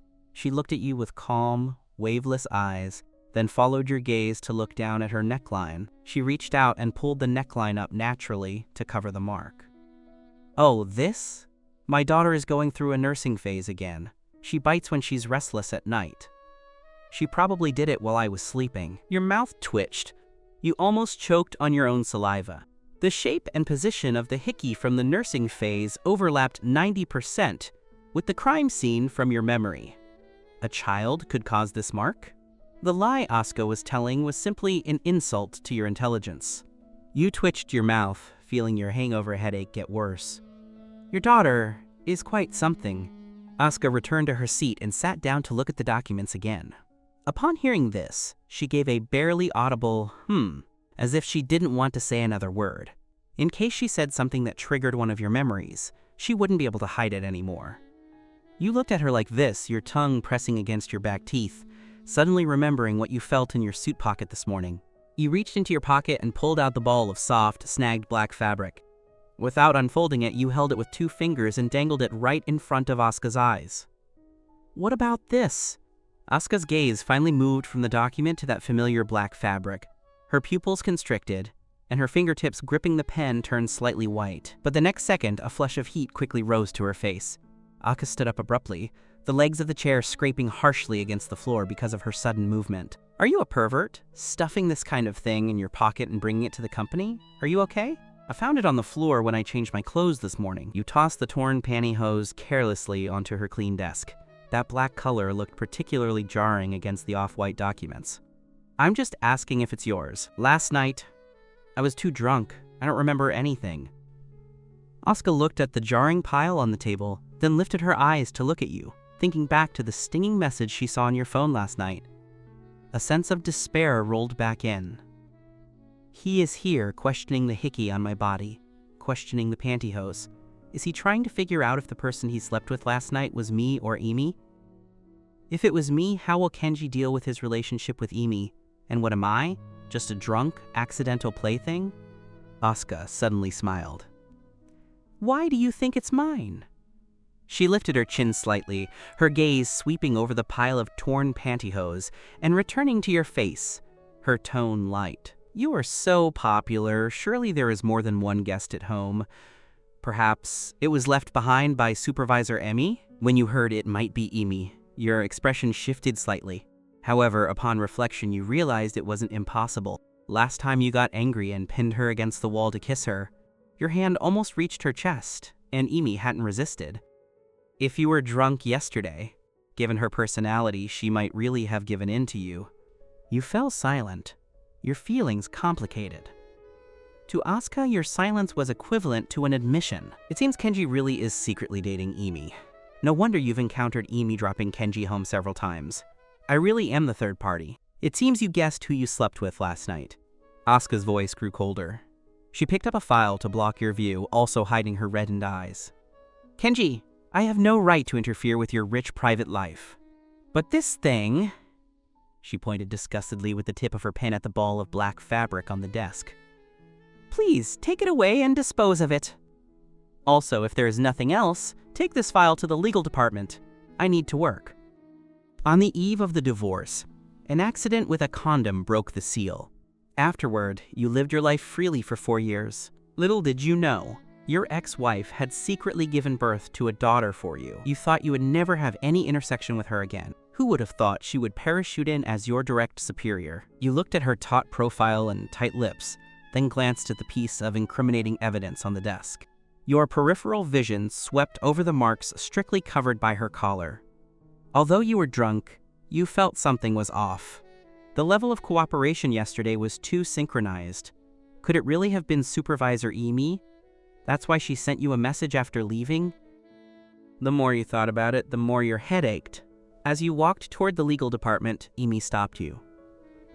Kenji, why didn't you reply to my message? Ever since you had kissed her, she felt you were deliberately avoiding her. This feeling made Emi very uneasy. She braced herself to ask what you really meant regarding her. Look, Supervisor Emi, my mind is a bit of a mess. I need to calm down. Originally, you felt there was a high probability it was Asuka, but with Emi proactively asking at the office, could it really have been Emi? Fine. Even if you want to act like nothing happened, I can accept that. Emi had already prepared for the worst. Kenji, if you think we aren't a good match and that kiss was just an accident, I won't pester you. But these ambiguous words took on a different flavor in your ears. Act like nothing happened. Isn't that the classic line after a one-night stand? No wonder Asuka's expression in the office was so ugly. Her ex-husband was living it up and showing off in front of her. If it were you, you'd feel bad too. After you left, silence returned to the office. Asuka remained in the position of reading the file, unmoving, until she confirmed your footsteps had faded. Only then did she suddenly release the tightly gripped pen. Her palms were covered in cold sweat, and her fingertips were trembling slightly. "Kenji, do you really not want me anymore?" A smile appeared on her lips, one more agonizing than tears. Soon, it was time to get off work. You drove Asuka to the designated hotel. The two of you didn't speak a word during the entire car ride. When you reached the destination, you whispered a brief explanation. "I am not in a relationship with Supervisor Imai." You didn't say it very loudly, and you didn't know if Asuka had heard you when she closed the door. But looking at her stride, which didn't pause, she likely hadn't heard. Afterward, you sniffed. The residual perfume scent was clearly not Imi's. Later, you went directly to ask Imi, "Supervisor, were you... last night?" "Oh, I was just asking about the time I kissed you, telling you not to have any psychological burden." Although Imi appeared to have something to say, she didn't mention anything about the two of you sleeping together last night. You were now even more certain that the woman you slept with was Asuka, but you didn't understand why. If it was Asuka, she wouldn't admit it after sleeping with you. This woman wouldn't just be taking advantage of your body, wanting to enjoy it without taking responsibility, right? If you had known, you wouldn't have explained yourself earlier. It made it look like you cared about what Asuka thought of you. After parking, you entered the private room. Inside, besides the current factory owner, Takeshi's father, there was a young beauty and a wholesaler named Kenichi who provided down materials, saying that if Asuka didn't have good supplies, she could check with his brother. Kenichi looked like a decent guy, but he radiated a sleazy vibe. From the moment Asuka entered, his eyes hadn't moved away from her. Being a man yourself, you knew at a glance what that yellow dog was plotting. After the meal began, Kenichi kept toasting Asuka, appearing to be flattering her for business, but in reality, when clinking glasses, his hand would intentionally or unintentionally touch Asuka's fingers. From beginning to end, Asuka kept a very polite distance from both of them. On the other hand, the young beauty brought by Takeshi's father was active the whole time, constantly pouring drinks for everyone. Under their enthusiastic hospitality, Asuka drank one glass after another. You just sat to the side without saying a word. Not long after, Takeshi's father fell to the floor, drunk. Later, Asuka went to the restroom to vomit twice. When she came back out, the young beauty who had been pouring drinks intended to help the father back, but she was too thin, and he was like a drunken pig, unable to move. She looked at you, the only person present who hadn't been drinking, for help. "Can you help me get him to the car?" Before you could answer, Asuka agreed for you. "Kenji, help her out." You exerted all your strength to stuff him into the back seat, intending to take Asuka back to the villa. Upon opening the door, you saw Kenichi had already taken off his suit jacket and was dancing provocatively for Asuka. This Kenichi not only sold duck feathers, but also moonlighted as a gigolo. Asuka leaned on the seat, watching Kenichi writhing while unbuttoning his shirt. She was clearly drunk and was even clapping in approval. Kenichi became even more excited, stripping off his clothes and preparing to undo his belt. You walked over silently, blocking Asuka, and said, "You're drunk, let the driver take you home." As you spoke, you picked up the clothes from the floor and tossed them at Kenichi. On the eve of the divorce, an accident with a condom broke the seal.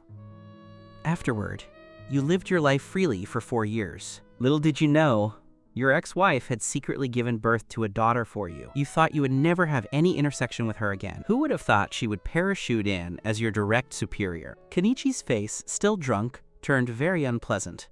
He had come with the intention of being a kept man. You were blocking his path to money. Moreover, Asuka was laughing so happily, why was an assistant blocking him? "Assistant Kenji, right? You head back first. I'll go back with Asuka's father later." Kenichi said this and tried to push you away, but because he was drunk, you pushed back, and he stumbled 2 steps and almost fell. "You're looking for death, aren't you? How dare you push me?" Kenichi, fueled by alcohol and feeling humiliated in front of Asuka, raised his fist to scare you. Asuka, leaning on her chair, curled her lips into a smile. The moment he swung, you hadn't even dodged when Asuka pulled you back. After Kenichi missed, he fell face first onto the ground. You called the boss to find a driver to send Kenichi home. Inside the room, only you and Asuka remained. I'll take you back to the villa. As you reached out to pull Asuka, she grabbed your neck and leaned her cheek against your chest. Kenji, I knew you cared about me. You reacted instantly. This woman had been doing it on purpose, just to see if you cared. Whether to return to the villa or elsewhere, you felt played, and your mood was sour. You spoke coldly. Asuka pushed you back into the chair. After you sat down, she sat on your lap, leaning against you, her voice lazy with intoxication. Can't you just say you still love me? If she wouldn't admit that the person from last night was her, why should you be the first to lower your head? She was the one who cheated, not you. If anyone should be asking for reconciliation, it should be her. Asuka sat up straight in anger, her gaze darkening.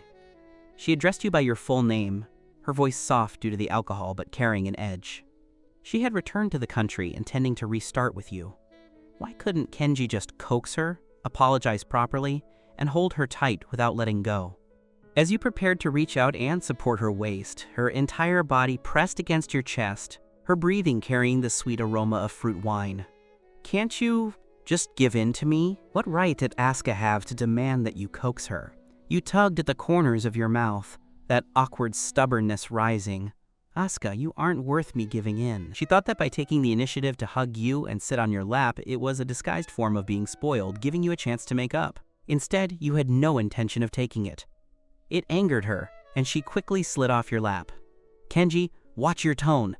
Her voice turned cold instantly. President, if you think my attitude is poor, you can fire me directly. Asuka clenched her fists in anger. Kenji, do you really hate me that much? Do you want to stay away from me that badly? Then why did you sleep with me last night? Was there no emotion? Just a pure physical relationship? You deliberately adopted a cold, hard tone. Asuka, you're drunk. I'll take you back. Who wants you to take me? Asuka exploded like a cat whose tail was stepped on. I can go back myself. I'm annoyed just looking at you. She pushed you hard, but she stumbled backward herself. You subconsciously wanted to steady her, but she glared and pushed you away. Don't touch me! Go back yourself! I'll call a designated driver. I don't want to be in the same car as you. The fire in your heart flared up too. Fine, Asuka, you're amazing. You turn against me after we're done? Once she sobered up, she would likely return to that icy, cold Asuka persona. You laughed in anger and took 2 steps back, pulling out your phone to hail a car. President, take care. The driver will be here soon, right? Try not to mistake someone else for me and hug a telephone pole calling them brother, again. You were referring to the company party right after she graduated, where she got drunk and hugged a pole, insisting it was you. None of your business. Asuka's eyes grew even redder with anger, and she turned her head away from you. The rideshare car arrived quickly. You pulled the door open, paused for a moment, and turned back to look. Asuka was standing with her back to you under a street lamp. Her figure was slender and upright, but she looked inexplicably lonely. You felt a second of empathy, but remembering her attitude and the mess of a debt between you before the divorce, that trace of empathy was replaced by annoyance. Forget it, let it be. You bent down and climbed into the car. The car drove away. In the rearview mirror, the figure under the street lamp grew smaller and smaller. You leaned against the seat, rubbing your throbbing temples. Want me to give in and apologize? Like hell. Asuka, I'm done catering to you. On the other side, Asuka watched as you drove off without looking back. Tears finally fell uncontrollably. Bastard. Jerk. He really left when I told him to. He has no class at all. On the eve of the divorce, an accident with a condom broke the seal. Afterward, you lived your life freely for 4 years. Little did you know, your ex-wife had secretly given birth to a daughter for you. You thought you would never have any intersection with her again. Who would have thought she would parachute in as your direct superior? The designated driver approached cautiously. Are you the one who called for a driver? Asuka wiped her face messily and, with a heavy nasal tone, gave the address. Go to the Jinjung Apartments. That was the apartment complex where you lived. The car drove smoothly. Asuka leaned against the window, watching the streaming lights outside. Her heart felt empty, both sour and painful. She didn't know why she wanted to go to your place. Maybe it was just unwillingness to let go, or perhaps she was still harboring a shred of humble fantasy. At the entrance to the Jinjiang apartments, the driver stopped. Asuka pushed the door and stepped out. A night wind hit her, and her drunkenness faded quite a bit, but her headache grew worse. Just as she was about to head in, her gaze swept casually, and she was frozen in place. Beside the landscaping under the building, under the warm yellow street lamp, Emi, wrapped in a light coffee-colored trench coat, was looking up, saying something to you. Then, Asuka saw Emi step forward suddenly, open her arms, and gently hug you. Your body seemed to stiffen for a moment. Your arms raised as if to push her away, but in the end, you didn't exert force and let them hang loosely at your sides. That hug was crystal clear in Asuka's eyes. She stood there, her hands and feet ice cold, forgetting how to breathe. The vulnerability and unwillingness she felt due to drunkenness and resentment were crushed to pieces by the sight. She turned around abruptly. The movement was so fast that her vision went black for a moment. She climbed into the driver's car, which hadn't left yet. The driver was startled. "Miss, you drive." Asuka's voice was hoarse but exceptionally calm. "Don't go there anymore. Take me to Nanshan Villa." The car started again and drove away rapidly. Asuka didn't look back at the silhouettes embracing under the warm yellow street lamp. She leaned against the back of the seat and closed her eyes. Tears slid silently. This time, she really wanted to give up. Under the street lamp, you accepted the sudden hug somewhat stiffly. Emi quickly let go and stepped back, her eyes still red. "I was just so scared." When she came to find you, she had gone to the fruit shop at the entrance to buy fruit, only to be followed by a pervert. Thankfully, you appeared in time, and the guy ran off. Emi was terrified and couldn't help but hug you for comfort. "It's fine. I'll go with you to report it at the police station nearby. There are many surveillance cameras around here. We should be able to identify him. Thank you." Emi's heart was still racing from fear. As they walked toward the police station, you caught sight of a car not far away. The color was the same as Asuka's. Just as you tried to make out the license plate, the light turned green and the car vanished from your sight. It must be the same car model. Asuka was likely sent back to the villa by a driver long ago. How could she possibly come to find me? You rubbed your brow and said to Emi, "When we reach the station, tell the police everything clearly." After finishing, you helped Emi into a car. You turned and headed upstairs, feeling an inexplicable sense of unease in the elevator. The next morning on the way, you encountered Emi, who hadn't driven to work. "My car is restricted today, so I'm taking the subway like you." After explaining, Emi asked if you had eaten breakfast. Neither of them had eaten breakfast, so they went together to the convenience store downstairs from the office. As they were coming out, they happened to be spotted by Asuka. Seeing that Emi and Kenji had come to work together, she concluded that Emi must have spent the night at Kenji's place.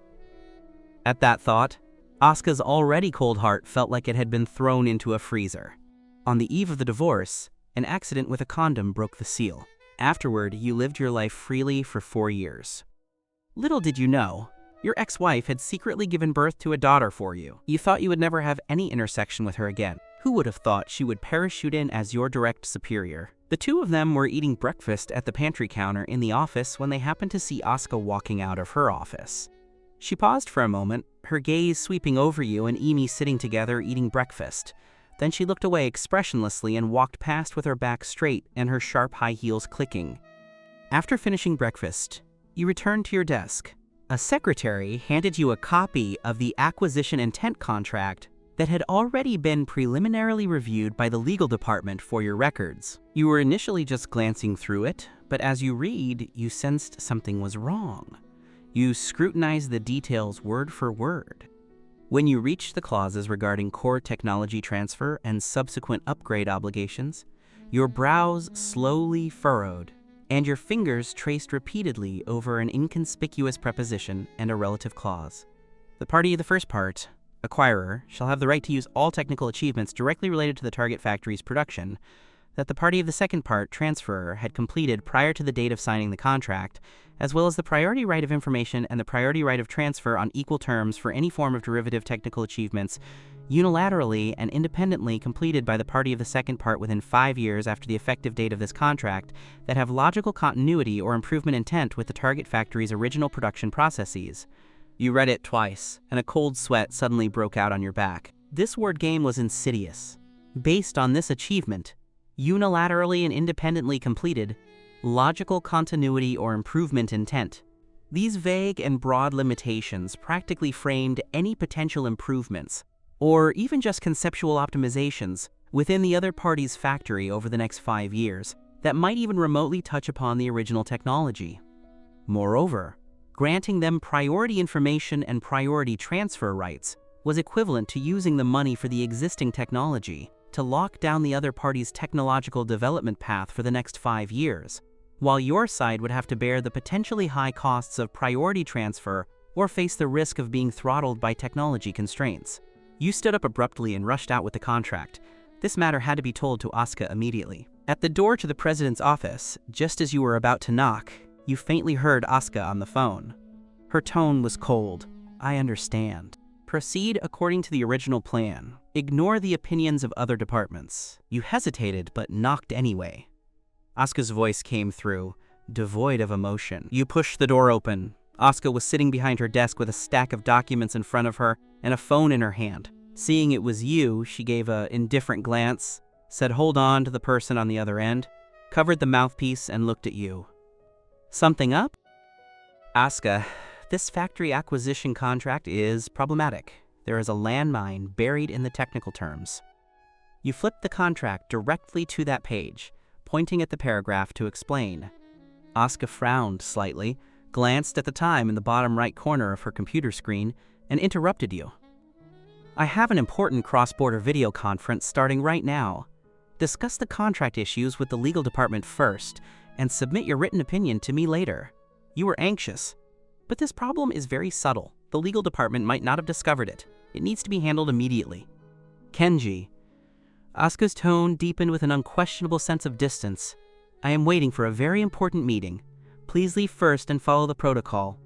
Her gaze didn't even linger on the contract in your hand for a second, as if it were something unimportant. You looked at her icy profile, and a surge of frustration mixed with helplessness rushed to your head. "Fine, Asuka, you're amazing. Because you're angry you won't even listen to real business now? You'll have to wait until you hit a wall to regret it." You stifled your anger and left the office, but you didn't go back to your desk. Instead, you sat on a sofa in the rest area not far from the door, staring at the contract in a huff. You didn't believe that if you waited for her to finish the meeting and block the door, she wouldn't listen. Not long after, the elevator dinged and 2 people walked out. Takeshi's father, the owner of that factory, accompanied by the gigolo from last night, Kenichi. Takeshi's father walked straight toward the president's office with Kenichi. Seeing you sitting outside, he smiled and nodded. "Assistant Kenji is here too? Perfect. The final report from the third-party testing agency is out. The machinery and equipment are in good condition with no major issues. I'll finalize it with Asuka and sign the contract as soon as possible so we don't have any mishaps." Your heart sank. They're gonna sign. You watched as Takeshi's father knocked on the door and heard Asuka's, "Come in." They walked inside and didn't close the door all the way. You couldn't sit still anymore. You stood up and walked to the door, looking through the gap. You saw that Asuka had finished her video conference and was quickly reviewing the third-party inspection report handed to her by Takeshi's father. Kenichi was rubbing his hands at the side with a fawning face. "President, don't worry. Our factory's equipment is meticulously maintained, and the technology is genuine. Collaborating with your esteemed company is definitely a win-win." After reading the report, Asuka seemed to soften slightly. She picked up the acquisition intent contract on the desk, glanced at the preliminary review opinion on no major legal risks provided by the legal department, and reached for her signing pen. The office door was pushed open with great force, hitting the wall with a dull thud. The 3 people inside were startled and turned around simultaneously. You rushed in with large strides. Under Asuka's stunned gaze and the dissatisfied stares of the other 2, you slapped the contract down in front of her and poked your finger hard at that deadly clause. "Asuka, you cannot sign this. This contract has a trap." "Look here, they are playing word games, trying to use current money to lock our technological neck for the next 5 years. A deathly silence fell over the office. The smiles on Takeshi's father and Kenichi's faces instantly stiffened. On the eve of the divorce, an accident with a condom broke the seal. Afterward, you lived your life freely for 4 years. Little did you know, Your ex-wife had secretly given birth to a daughter for you. You thought you would never have any intersection with her again. Who would have thought she would parachute in as your direct superior? Takeshi's father feigned checking the contract carefully. Oh my, I'm truly sorry. It must be that a company employee forgot to edit it when finding a template online. He immediately made a phone call, scolding the person on the other end severely in front of Asuka, and told them to revise it and fax it over. Asuka, I'll have the office clerk revise it immediately and fax it over in a moment. I am truly sorry. Asuka stared at the contract with an icy expression. Have the head of the legal department come here? Such low-level errors went undiscovered. What are they even doing? With one phone call from the secretary, the legal department staff ran over to admit their mistake. After receiving the fax, several people took turns rereading the contract. During the wait, to ease the awkwardness, Takeshi's father started flattering you. I didn't expect the assistant by the president's side to be so knowledgeable. Not bad, not bad. Not long after, the legal department staff carefully verified it, confirmed it was correct, and tremblingly handed the contract to Asuka. She didn't say anything, letting you check it one more time, and only signed it after you were sure there were no problems. Takeshi's father had brought Kenichi intending to see if there was an opportunity for him to be a kept man. After all, Asuka hadn't been adverse to him during yesterday's dinner. But now, he didn't dare make a move and slinked away after the signature. You also followed to leave the office, but were called back by Asuka. You handled the factory contract matter in a very timely manner, avoiding significant potential losses for the company. According to company regulations and my authority, in addition to adjusting this month's performance rating to S+, I have applied for a special contribution bonus for you. It's not much, 500,000, and will be issued with next month's salary. 500,000? Your eyebrows raised. Hey, is the sun rising in the west? Asuka is actually this generous? During those 2 years of marriage, Asuka only gave you 500 in pocket money per month. Thank you, President. You didn't act coy. If it was earned, it wasn't hot to the touch. Having finished the business matters, the air in the office remained quiet for a few seconds. You thought there was nothing else and were preparing to walk toward the door. Kenji. Asuka couldn't help but ask, did you sleep with Supervisor Imi yesterday? You paused. This is my private life. It doesn't seem to have anything to do with you, Asuka. Asuka stood up and blocked your exit, not letting you leave the office. She struggled internally for quite a while. I went to look for you yesterday and saw you and Imi hugging downstairs at the apartment complex. Did you sleep together? At this moment, her tone had softened significantly. Looking at you with a glimmer of hope, afraid of hearing the result that would make her exit this relationship. You were a bit irritated by the pestering. Asuka was as annoying as a customer who only looks but doesn't buy. She came to find me last night but was molested by a pervert. She was scared, so she hugged me.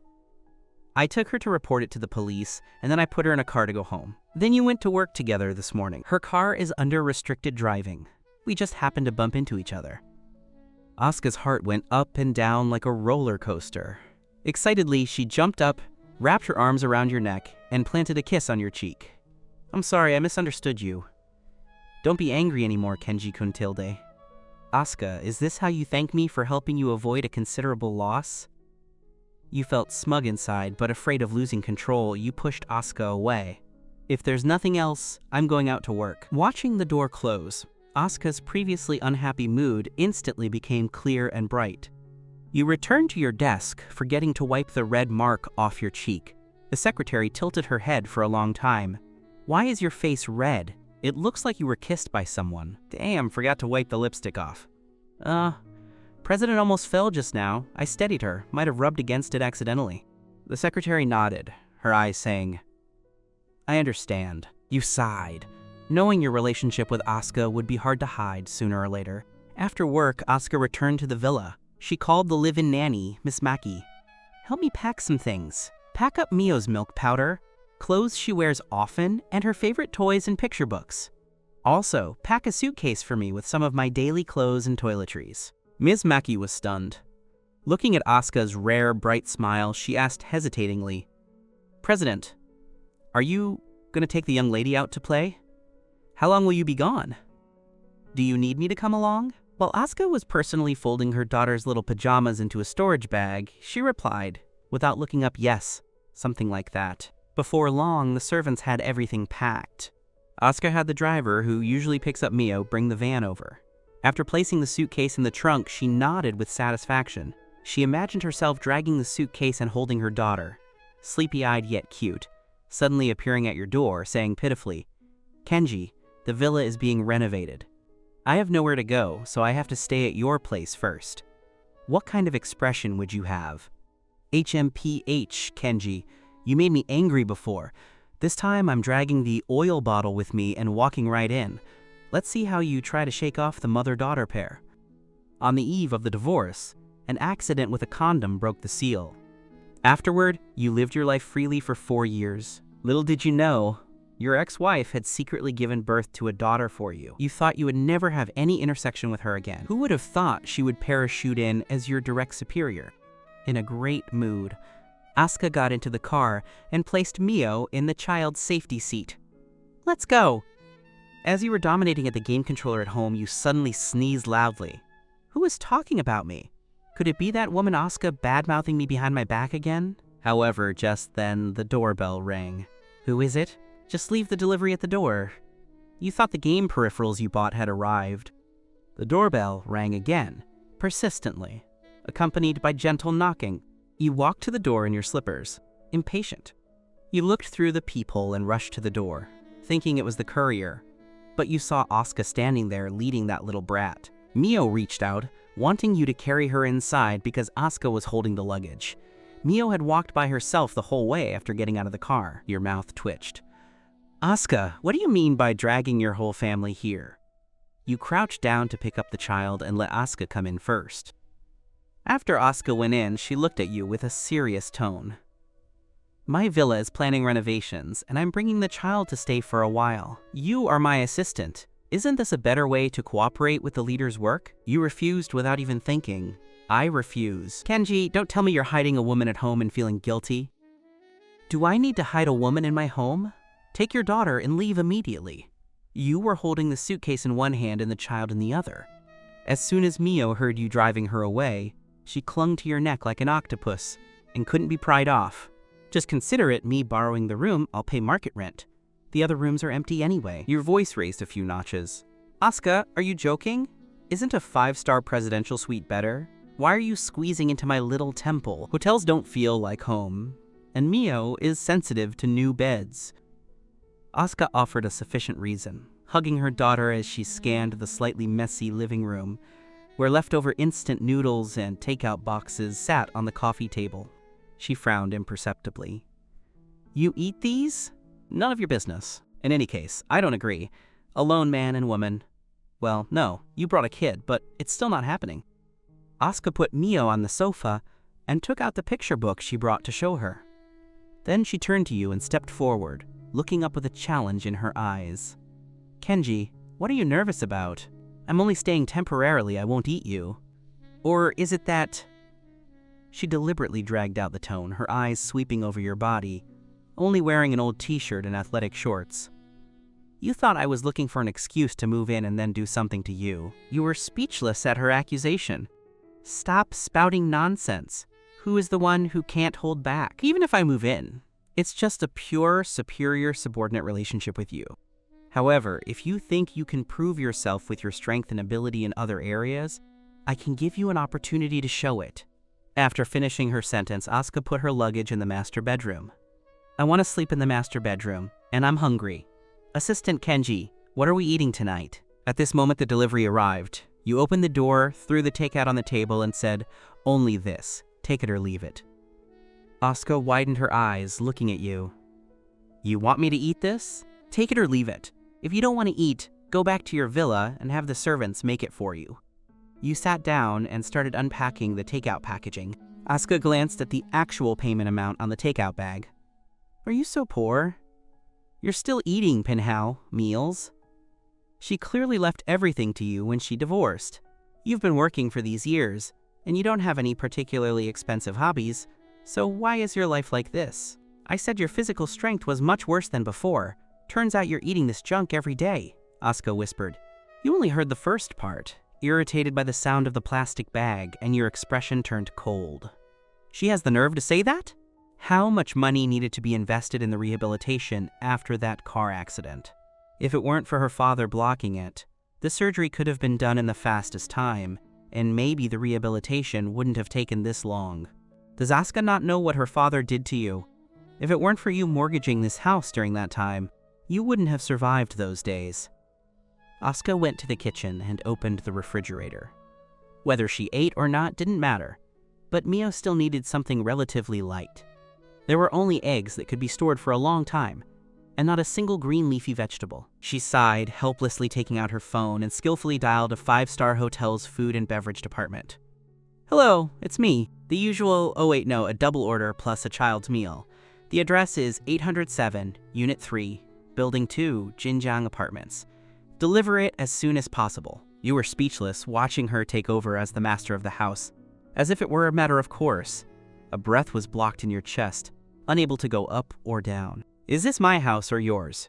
You're really latching on to me, aren't you? On the eve of the divorce, an accident with a condom broke the seal. Afterward, you lived your life freely for 4 years. Little did you know, your ex-wife had secretly given birth to a daughter for you. You thought you would never have any intersection with her again. Who would have thought she would parachute in as your direct superior? Soon, the hotel meal arrived, and exquisite meal boxes filled the small dining table. Mio ate happily. Although you were uncomfortable, you had to admit this was more than a few grades better than the spicy hot pot and instant noodles you had ordered. Asuka didn't eat much, occasionally putting food on your plate. Her actions were so natural, it was as if you really were a family. Asuka coaxed her daughter to sleep and gently closed the master bedroom door. Only she and you were left in the living room. The atmosphere was inexplicably subtle. You were sitting on one end of the sofa, scrolling through your phone.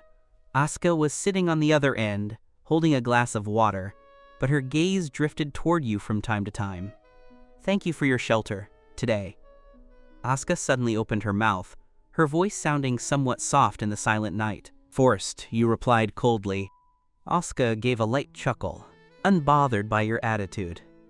Instead, she stood up and walked over to the balcony, sliding the glass door open. The night breeze blew in, stirring the locks of hair by her cheek. The night view is quite nice outside. Do you want to come take a look? You hesitated for a moment, but walked over anyway. The balcony was not large, and the two of you stood side by side, your arms occasionally brushing against each other with slight movements. The faint fragrance from Asuka was carried over by the night breeze. Kenji, she suddenly turned to face you. Actually, the villa isn't being renovated. What? I said the Nanshan villa isn't being renovated at all. Asuka looked at your stunned expression, the smile in her eyes deepening. I just wanted to come find you. Your heart skipped a beat and your Adam's apple bobbed. What exactly are you trying to do? What do you think? Asuka leaned in even closer, until you could almost feel each other's body heat. Her gaze dropped to your lips before slowly rising to meet your eyes. What does a woman want when, 4 years after a divorce, she is still unable to let go of her ex-husband, even going as far as finding excuses to bring their daughter to his home? The insinuation was too strong, almost an admission. You felt blood rushing to your head. The alarms in your mind were locked in a fierce battle with a certain impulsive urge. Looking at her flushed lips inches away, your breathing grew heavy involuntarily. Asuka, was that you in the bedroom with me that night? You asked again, voicing the doubt in your heart. Asuka proactively offered her lips for a kiss. As that familiar feeling washed over you, you instinctively raised your hand to the spot you usually kept it. Just then, the sound of a key turning in the lock came from the front door. Click. The two of you froze simultaneously. Your face changed instantly. This key. Only my mother has one besides me. Didn't the old lady say she wasn't coming until next week? We're finished. You growled under your breath. Back when you divorced, your mother always felt Asuka was a disaster, and she even blamed Asuka for the car accident. You had investigated it secretly for a year afterward, and knew it was truly an accident, but your mother didn't see it that way, so she had deep-seated resentment toward her. If she walked in and saw Asuka at your house late at night, with a child no less, you couldn't even imagine the scene. You grabbed the stunned Asuka and, dragging her along, lightning fast, you rushed into the bathroom. Bang! the bathroom door slammed shut. The cramped space was instantly filled with the damp scent of body wash and your hurried breathing. You pressed Asuka tightly against the cold tile wall, shielding her with your body, your heart hammering as if it wanted to burst out of your chest. Shh, don't make a sound. Asuka realized what was happening and nodded slowly. Your bodies were pressed tightly together. Through her thin silk pajamas and your not-so-thick t-shirt, you could clearly feel each other's heartbeats and body heat. Outside, the sound of Kenji's mother's footsteps approached. Where did he go? Taking a shower? She knocked on the bathroom door. Kenji, are you in there showering? You jolted and quickly turned on the shower. Whoosh! The sound of water immediately drowned out everything else. You really are showering, Kenji's mother's voice came through the door. Hurry up then. I left the soup on the table. Remember to drink it. I'm leaving now. I'll close the door behind me. The footsteps faded, followed by the sound of the front door closing. You and Asuka breathed a sigh of relief at the same time, but kept your bodies pressed tightly together without moving. Steam from the shower filled the air, and you could feel the softness of the curves pressed against you. Asuka's clothes were soaked, clinging to her skin. She looked up at you with wet eyes, her cheeks flushed with a faint red, and she whispered into your ear. The sound of Kenji's mother closing the door resonated. The cold tile wall became humid and warm from the steaming heat. Your hand was still braced on the wall beside Asuka's ear, your bodies tightly pressed together, separated only by clothes quickly soaked in hot water. Your body temperatures and heartbeats were incredibly distinct. Asuka's silk shirt surrendered first. Once soaked, it became semi-transparent, clinging to her skin and outlining alluring contours. The soft sensation was transmitted to your chest without any obstruction. Your hand, braced against the wall, slowly slid down, with scorching heat and unquestionable force, gripping her slender waist and pressing her even tighter against you. On the eve of the divorce, an accident with a condom broke the seal. Afterward, you lived your life freely for 4 years. Little did you know, your ex-wife had secretly given birth to a daughter for you. You thought you would never have any intersection with her again. Who would have thought she would parachute in as your direct superior? You jolted, instantly sobered, and broke out into a cold sweat. If my mother walked in and saw her former daughter-in-law staying at her house with a 3-year-old, the old lady would have a stroke on the spot, then grab a rolling pin and chase us for 3 blocks. Mom, don't come over, your voice cracked. You sprang up from the sofa. I drank the soup last night and washed the bag. It's not dry yet. And I have to rush to the company for an emergency meeting. It's very urgent. I'll bring it to you after I get off work tonight. Or I can have a delivery person send it.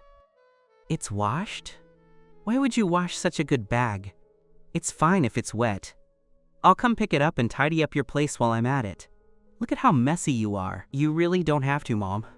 You were pacing frantically. Seeing the master bedroom door closed, you lowered your voice, almost begging. It's really not convenient for me right now. There's an emergency at work. I'm begging you, I'll definitely bring it to you tonight. After much persuasion and almost swearing an oath, you finally managed to pacify the old lady for the time being. After hanging up, you wiped the sweat from your forehead and rushed to the master bedroom door. Without regard for manners, you knocked twice and twisted the handle. Inside the room, Asuka was already awake, sitting on the edge of the bed putting socks on her sleepy daughter. Seeing you enter in a panic, she raised an eyebrow. Pack your things. Take Mio and leave quickly, you said urgently. My mom is coming over to pick something up in a bit. Asuka's hand paused, her eyes dimming slightly. So soon, getting kicked out. Although she knew it was reasonable, a sense of strong disappointment and reluctance flooded her heart. Okay, she replied softly, not asking further. She quickened her pace, her tone so calm that no emotion could be heard. Give me 5 minutes. Watching the mother and daughter pack, you felt a bit uneasy, but you couldn't worry about that right now. You kept muttering to yourself, it's an emergency. Handling my mother is harder than dealing with 10 commercial rivals. You go first, and we'll have plenty of time later.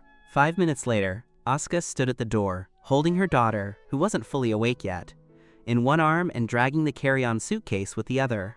Last night, she began, her voice soft. Thank you for letting me stay.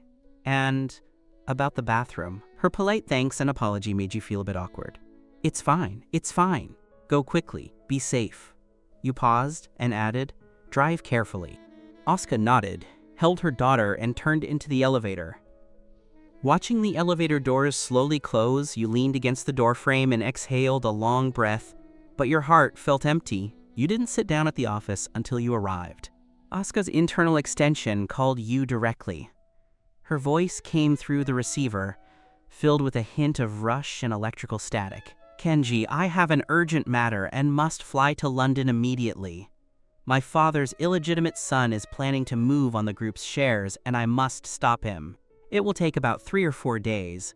Mio, I'll have the driver send her to you. Can you take care of her for a few days? Our nanny had a family emergency and asked for leave, and I can't find anyone else more suitable or trustworthy. You were dumbfounded, not even having time to refuse or say it was inappropriate. On the other end, the airport announcement background noise was already audible, along with the secretary urging her to board. I'm counting on you, Kenji. Just think of it, as an extra assistant duty.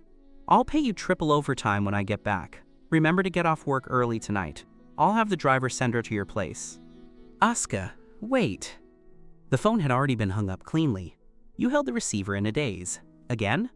Yesterday, it was villa renovations. Today, it's an emergency trip abroad. Asuka, are you doing this on purpose? However, Asuka clearly didn't give you room to refuse. When you tried to call back, her phone was already off. Not long after you got off work early, the doorbell rang. Standing outside were Asuka's driver, holding a massive mommy bag, and the little toddler, who looked innocent and curious. The driver respectfully handed over the oversized bag and a child's suitcase. Mr. Kenji, as per Asuka's instructions, these are the young Mrs. Daily Essentials and spare clothes. Sorry for the trouble. You looked down to meet the eyes of Mio, who was looking up at you with her little face. She blinked her grape-like eyes and called out softly, Uncle Kenji, you looked helpless. Damn it, this hot potato? You braced yourself and began reading the detailed instructions Asuka had left in the bag, covering everything from what to eat to what time to sleep. At night, you told Mio a bedtime story about Snow White and Ultraman teaming up to defeat the evil stepmother and becoming the king. Do you believe in the light? Mio listened, wide-eyed, and begged you for another one. You hadn't even refused yet. The door lock sounded again. This time, it was your mother, who was worried, and came in person to retrieve her precious insulated bag. Kenji's mother pushed the door open. Her words trailed off. Her eyes widened as she looked at the little girl on the living room rug holding a rabbit doll, and then at her son who had messy hair and was holding a fairy tale book.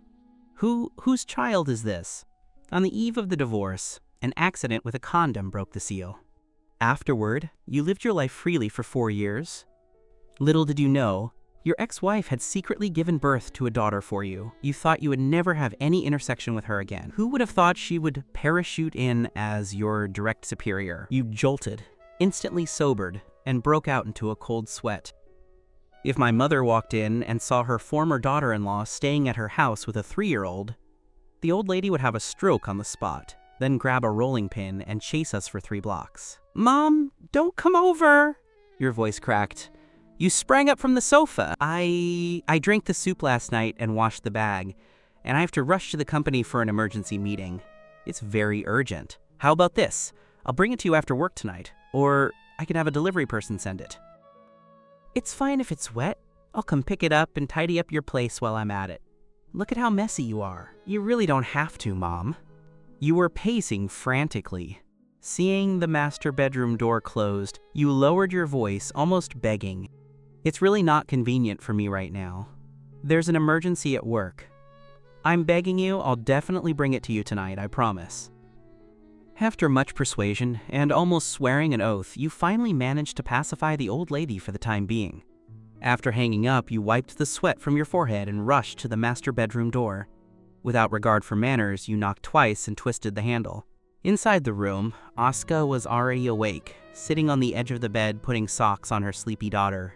Seeing you enter in a panic, she raised an eyebrow. Pack your things. Take Mio and leave quickly, you said urgently. My mom is coming over to pick something up in a bit. Asuka's hand paused, her eyes dimming slightly. So soon, getting kicked out. Although she knew it was reasonable, a sense of strong disappointment and reluctance flooded her heart.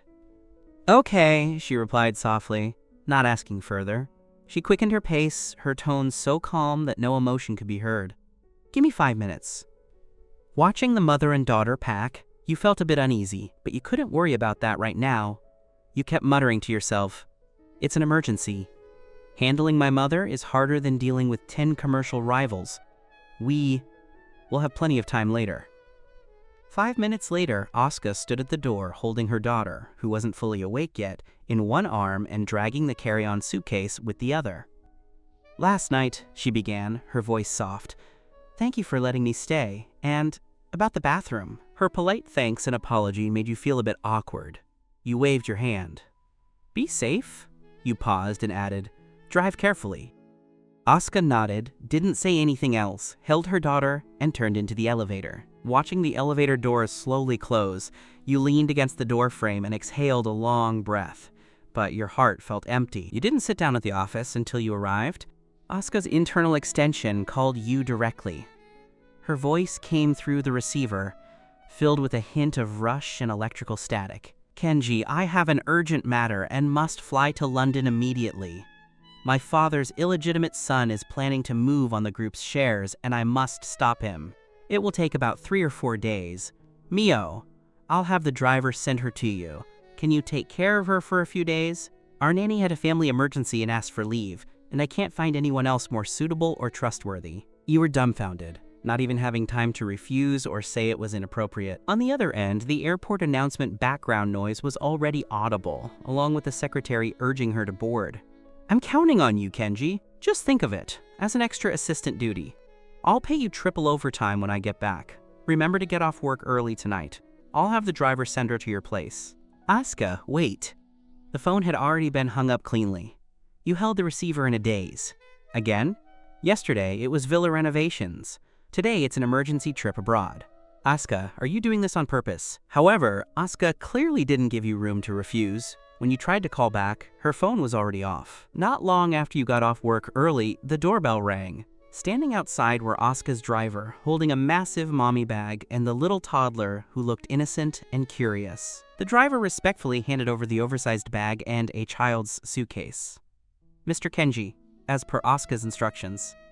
These are the young Mrs. Daily essentials and spare clothes. Sorry for the trouble." You looked down to meet the eyes of Mio, who was looking up at you with her little face. She blinked her grape-like eyes and called out softly, "Uncle Kenji." You looked helpless. "Damn it, this hot potato." You braced yourself and began reading the detailed instructions Asuka had left in the bag, covering everything from what to eat to what time to sleep. At night, you told Mio a bedtime story about Snow White and Ultraman teaming up to defeat the evil stepmother and becoming the king. "Do you believe in the light?" Mio listened, wide-eyed, and begged you for another one. You hadn't even refused yet. The door lock sounded again. This time, it was your mother, who was worried and came in person to retrieve her precious insulated bag. "Kenji, Kenji's mother pushed the door open. Her words trailed off. Her eyes widened as she looked at the little girl on the living room rug holding a rabbit doll, and then at her son, who had messy hair and was holding a fairy tale book. Whose child is this?" On the eve of the divorce, an accident with a condom broke the seal. Afterward, you lived your life freely for 4 years. Little did you know, your ex-wife had secretly given birth to a daughter for you. You thought you would never have any intersection with her again. Who would have thought she would suddenly parachute in as your direct superior? Your heart tightened. You quickly stood up and explained with a forced laugh. "Mom, you're here! This is the child of a colleague of mine. She had an emergency and had to fly abroad. And with no one else at home, she entrusted me to look after her for a couple of days." You tried to make your tone sound as natural and casual as possible. "You know, just overtime work, colleagues helping each other out." "A colleague's child?" Kenji's mother looked skeptical, her gaze sweeping back and forth between Mio and you. She put down the thermal bag and walked a few steps closer, carefully observing Mio. Mio wasn't shy. She opened her round, big eyes and looked at this strange grandmother, saying in a sweet, milky voice, "Hello, Grandma." That "hello, Grandma" was so sweet and soft that it instantly struck Kenji's mother's heart. The doubt on her face faded quite a bit, replaced by a smile. "Oh, hello there, little girl. You're so well behaved." She couldn't help but crouch down to stroke Mio's soft hair. "How old are you?" 3 years old, Mio said, holding up 3 chubby fingers. 3 years old? How adorable. Kenji's mother liked her more the longer she looked. She teased Mio and chatted with her for a bit. For some reason, as she looked at Mio's brows and eyes, then back at her tense son, she suddenly frowned and muttered to herself, "Strange. What's wrong, Mom?" Your heart sank. Kenji's mother stood up and looked at Mio again carefully, especially staring at her eyes and nose bridge for a long time. Then she turned to you, her expression becoming somewhat peculiar. "Kenji, don't you think this child looks a bit familiar? Especially these eyes, and the curve of the corners of her mouth when she smiles. It's like she was carved from the same mold as your kindergarten photos." You turned your head abruptly to look at Mio again as she played with her toys on the carpet. Could it be, is this kid really mine? No. You had personally done 2 paternity tests. But thinking carefully, 4 years since the divorce and the child is 3 years old, the timeline seemed to add up. Kenji's mother didn't notice your internal turmoil. She had already constructed an elaborate drama in her head, that you had married and had a child in secret to hide it from her, or that a romantic debt had finally caught up with you. She began to nag, "Kenji, tell Mom the truth. Is this really? If it is, you cannot be irresponsible. This child is so lovable. You're not young anymore. It's time to settle down and have kids. Look how close she is to you." You reached up to rub your temples, acting as if you were annoyed by the nagging. "Mom, you've really gone crazy wanting a grandchild. You think everyone looks like your grandchild, right? Is the little teddy dog at Mr. Wang's place downstairs also delicate and pretty enough to be a relative of ours? You're so unserious." Kenji's mother was amused by you and gave your arm a light pat, but her eyes couldn't help but glance at Mio. The more she looked, the more familiar those features seemed. You started counting on your fingers, laying out the facts. "Mom, calculate the time carefully. The child is 3, right? Move backward. When she was conceived, it would have been about 3 or 4 years ago. That was right after Asuka and I divorced. It was a chaotic time, and don't you forget, that's when you and Dad had that car accident." You paused, observing your mother's expression. "Back then, I was busy at the company all day, and at night I was running between the hospital and home to take care of you two. I was exhausted to the bone. When I got home, I just collapsed and sleep. I didn't even have time to catch my breath. With that state of mind, when would I have the time or energy to produce a child? I'm not a superhero." The skepticism on Kenji's mother's face gradually faded, replaced by heartache. "Oh, now that you put it that way, I suppose so." She sighed, then looked at Mio again. Her eyes held more tenderness, but also a deeper sense of disappointment. "You really had it tough back then.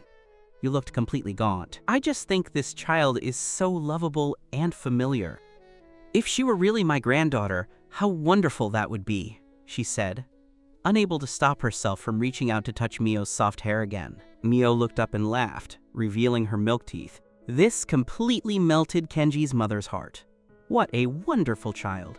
So obedient and pretty, and she looks so smart. If she were of our family's bloodline, I would laugh in my dreams. Seeing that your mother believed you, you quickly struck while the iron was hot. "Mom, I found your thermal bag. It's right here. It's getting late. You should head back. Dad is home alone. I have the child here, so I need to focus on taking care of her so nothing goes wrong." Kenji's mother took the bag, but was still reluctant to leave, her gaze glued to Mio. This child is so well behaved, not crying or making a fuss.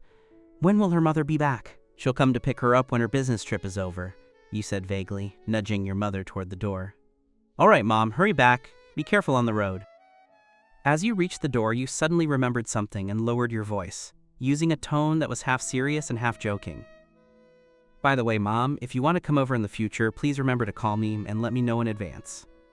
What if I bring a girlfriend home and we're doing something? Wouldn't it be awkward if you just barged in? A girlfriend? Her voice went up an octave. She grabbed your arm, incredibly excited. You found a girlfriend?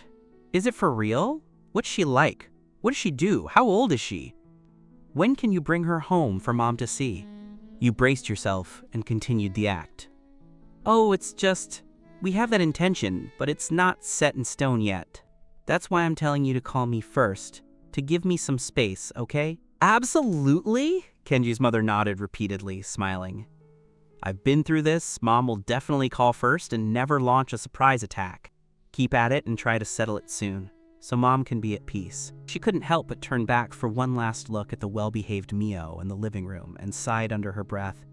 It would be even better if I could have a grandchild this cute. Are you really sure about leaving Mio with Kenji? He still doesn't know she's his daughter. What if something happens? Kyoka couldn't help but worry over the phone. I trust Kenji isn't that kind of person. I just wanted to use this opportunity to see how he handles company business and takes care of Mio.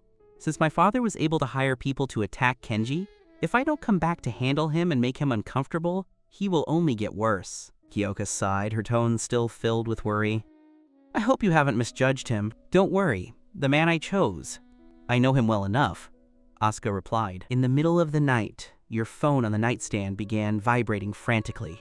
You fumbled to look at it, dazed. It was an international long-distance call from an unknown foreign number.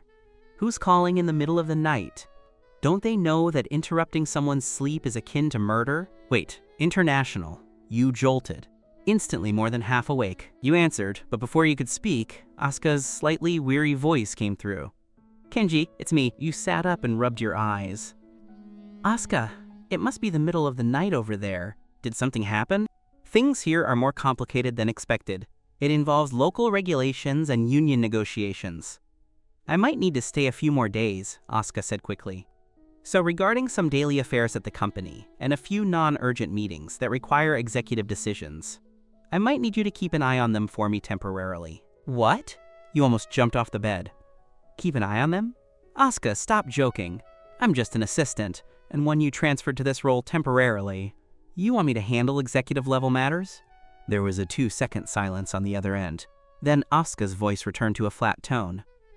Kenji, I can't find anyone more suitable right now. Others, I don't trust yet. She seemed to have walked to a relatively quiet place, and her voice lowered. I know this is beyond your job scope and very difficult. If you encounter something you really don't know how to handle, you can call Kyoka. I'll send you her number later. She has extensive experience in corporate management and can give you some advice. You want it to struggle. But, Kenji, I believe in your ability. The fact that you could spot such a subtle trap in the contract before shows you have the capacity. The company's daily operations have a mature system. You've been at the company for several years and generally understand them. You just need to grasp the direction, handle some emergencies, and attend a few necessary occasions for me. Attend occasions? You had a bad premonition. Yes. Tomorrow at 3 p.m., there is an initial contact meeting with Ren from Sirei Tech regarding a data service partnership. I was originally going to attend, but now you go. I'll have the secretary email you the documents. It's not a formal negotiation. It's mostly to probe each other out and show our sincerity and professionalism, Asuka said dismissively. Your vision went black. I really can't do this. Asuka's voice betrayed a hint of imperceptible fatigue. Kenji, just do me this favor. Also, sorry to trouble you with Mio.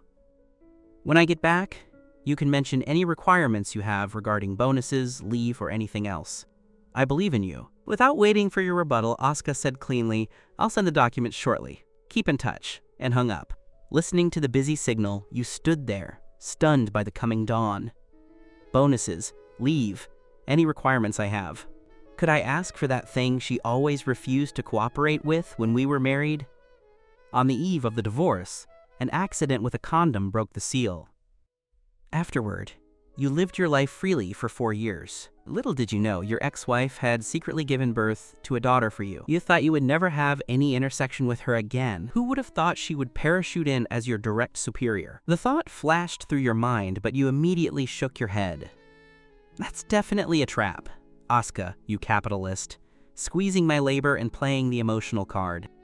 I believe in you. I don't even believe in myself, okay? A few minutes later, the email notification sounded.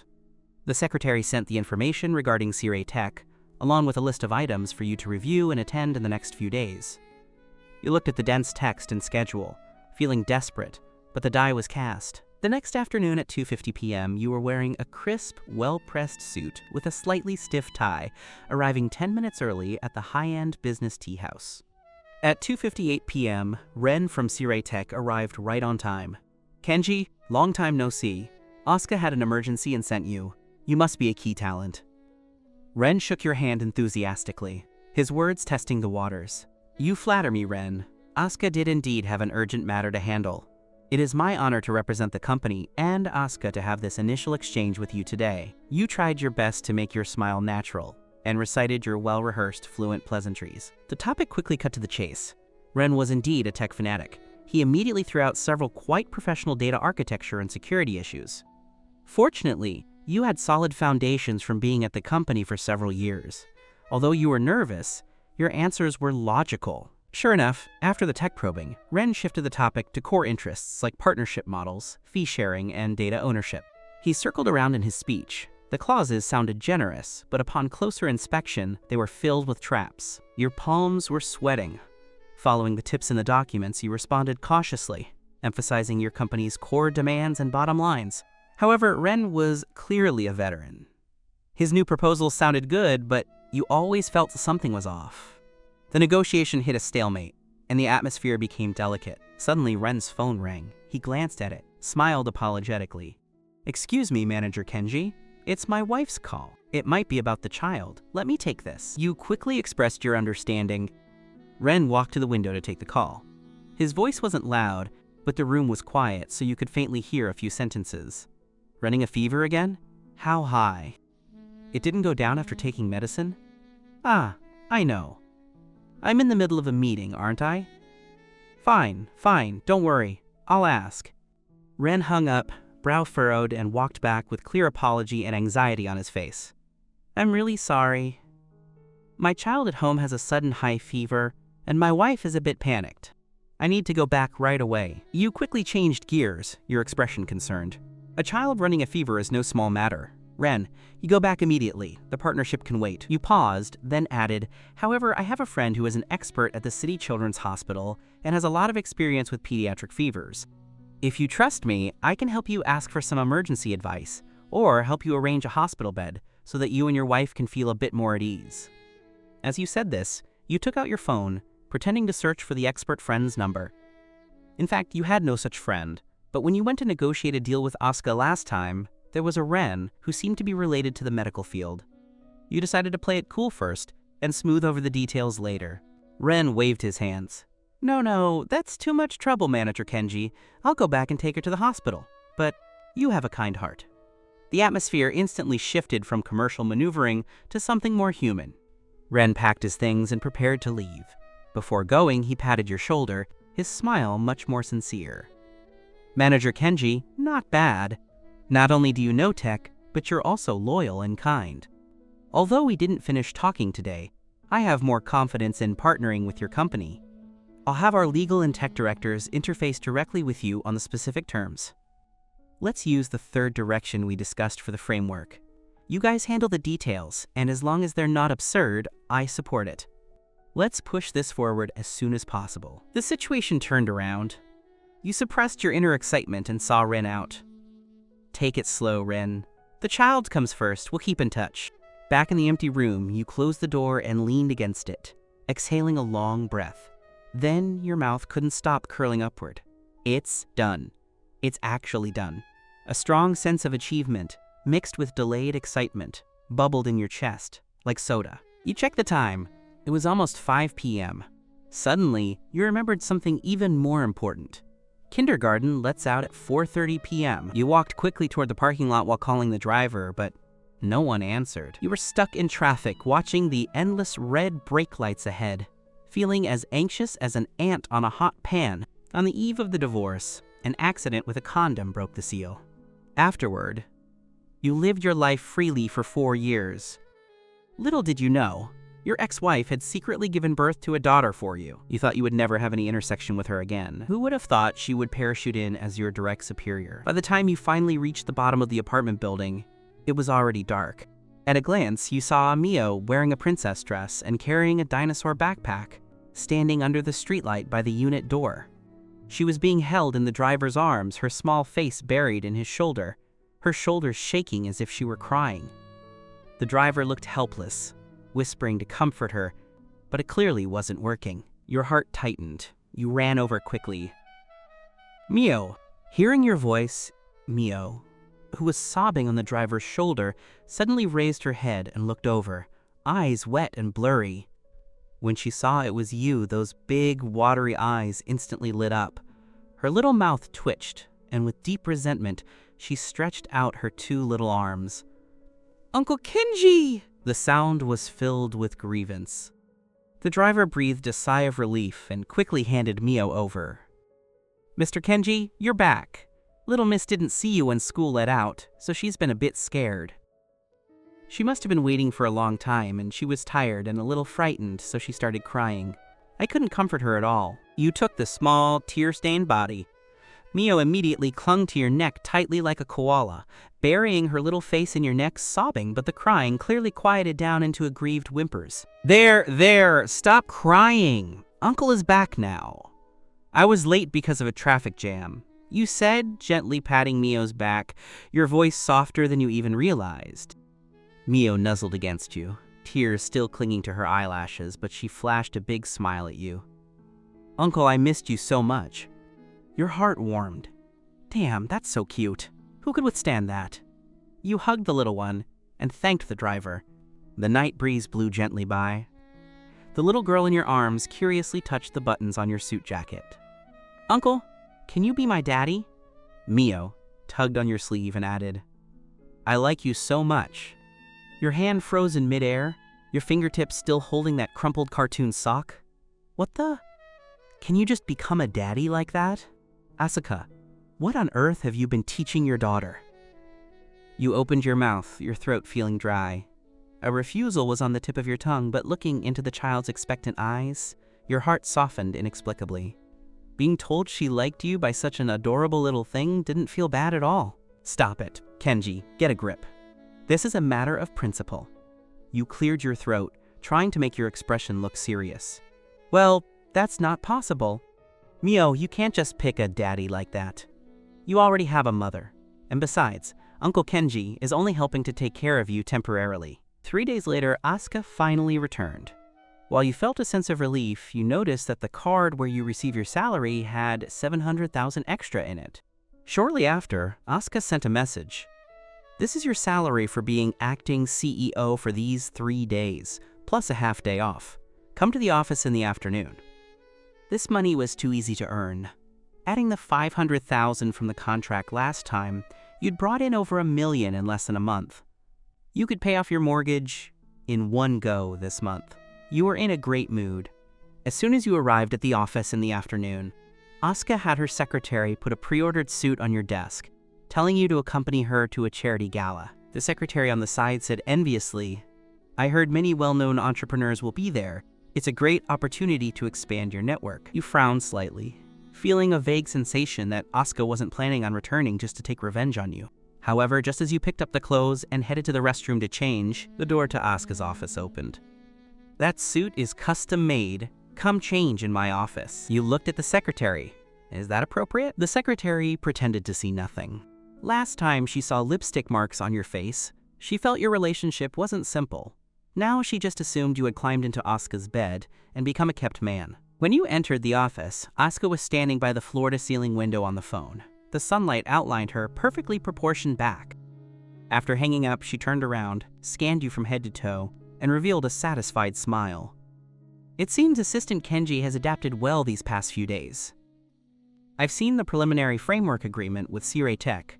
The feedback from Ren's side was very good. He said you are loyal and responsible. You've done well.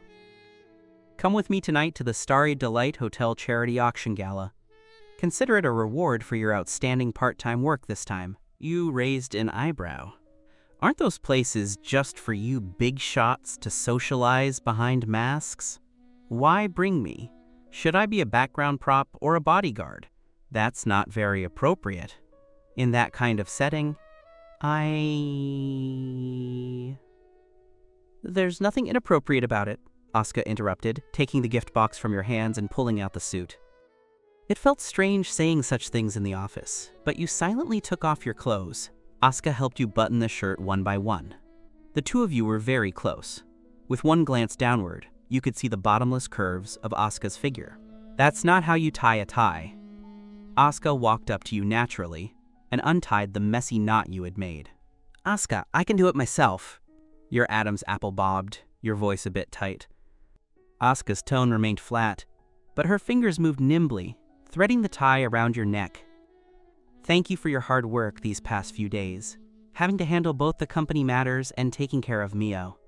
On the eve of the divorce, an accident with a condom broke the seal. Afterward, you lived your life freely for 4 years. Little did you know, your ex-wife had secretly given birth to a daughter for you. You thought you would never have any intersection with her again. Who would have thought she would parachute in as your direct superior? I got overtime pay, didn't I? You responded dryly, trying to use humor to alleviate the ambiguous atmosphere. Asuka chuckled softly, her eyes shimmering. Just because of the overtime pay? She pushed the tie knot to just below your Adam's apple, but her fingers didn't move away. Instead, they pressed lightly against that spot. How come I heard that Mio wanted you to be her father? Crap, how does she know about that? Asuka couldn't possibly think you were the one who taught a toddler to say that, right? Kids don't know what they're saying. She was just babbling. Is that so? Asuka tilted her head. Her fingers slid down your tie, slowly gliding to your chest to straighten your perfectly aligned suit lapel. I thought you had grown addicted to being a father over these few days. You felt as if your heart was about to jump out of your throat, your breathing becoming chaotic. This woman is definitely doing this on purpose. What? Checking the effect? She's just taking the opportunity to flirt with me. Why is your face so red? After Asuka finished straightening the clothes, she began to undo your belt. You pressed your hand against hers just in time. Asuka, this isn't really appropriate. Asuka was silent for a moment. That night in the bathroom, we were only one step away from finishing. Now you're acting all shy? Kenji, in the 4 years we were together, what part of you haven't I seen? Why are you being embarrassed now? You said it yourself, that was when we were together. Now we don't have that kind of relationship. We still need to avoid suspicion. After you finished speaking, Asuka gave a huff and turned around. From the back, the curves of Asuka's body were even more prominent. You quickly changed your pants. It wasn't that you minded Asuka undoing your belt. It was that you were afraid that during the process, your little brother wouldn't behave, and you'd end up being the one embarrassed. After coming out of the office, you went to the break room to drink a large glass of water to cool down. Just as you were about to return to your desk, Chloe walked over. Kenji, I have something to tell you. Are you free now? There was usually no one here. Chloe's cheeks flushed slightly. You look especially handsome today. You frowned slightly. Manager Chloe, is there something you need? In the office, we should still try to avoid suspicion. Kenji, actually, there's something I've wanted to tell you for a long time. Your heart sank, a bad premonition washing over you. Manager Chloe, if it's about work. It's not about work, Chloe interrupted, her voice hurried, her cheeks growing redder. It's about my own feelings. Kenji, I admire you. I really like you. Can you give me a chance and consider me? As she spoke, before you could react, Chloe suddenly opened her arms and hugged you again. It felt as though something soft was pressed against your lower chest. You were speechless. Again? Just a moment ago, you were flustered by Asuka's flirting, and now you were being hit by Chloe's direct confession and surprise hug. You were completely paralyzed. Just then, there was a faint click sound from the door at the top of the stairwell. You looked up abruptly, your heart stopping. It couldn't be that coincidental, right? What kind of chaotic situation is this? You looked toward the source of the sound. Based on the silhouette, it wasn't Asuka's familiar tall figure. It was Asuka's secretary. She was holding a black trash bag, clearly coming to deal with the oversized recycling bin behind the door. The secretary clearly didn't expect to run into this scene. Her face flashed with surprise. Immediately after, it turned into undisguised contempt. Her gaze swept over the two of you locked in an embrace, especially at the expensive suit you were wearing, and she rolled her eyes. I didn't expect Kenji to be this kind of person. Not only does he live off a woman, but he's also stringing 2 women along in the same company. Kenji looks like a decent, honest guy, but he's actually a master of time management. She didn't say a word, just threw the trash bag into the bin with a loud thud.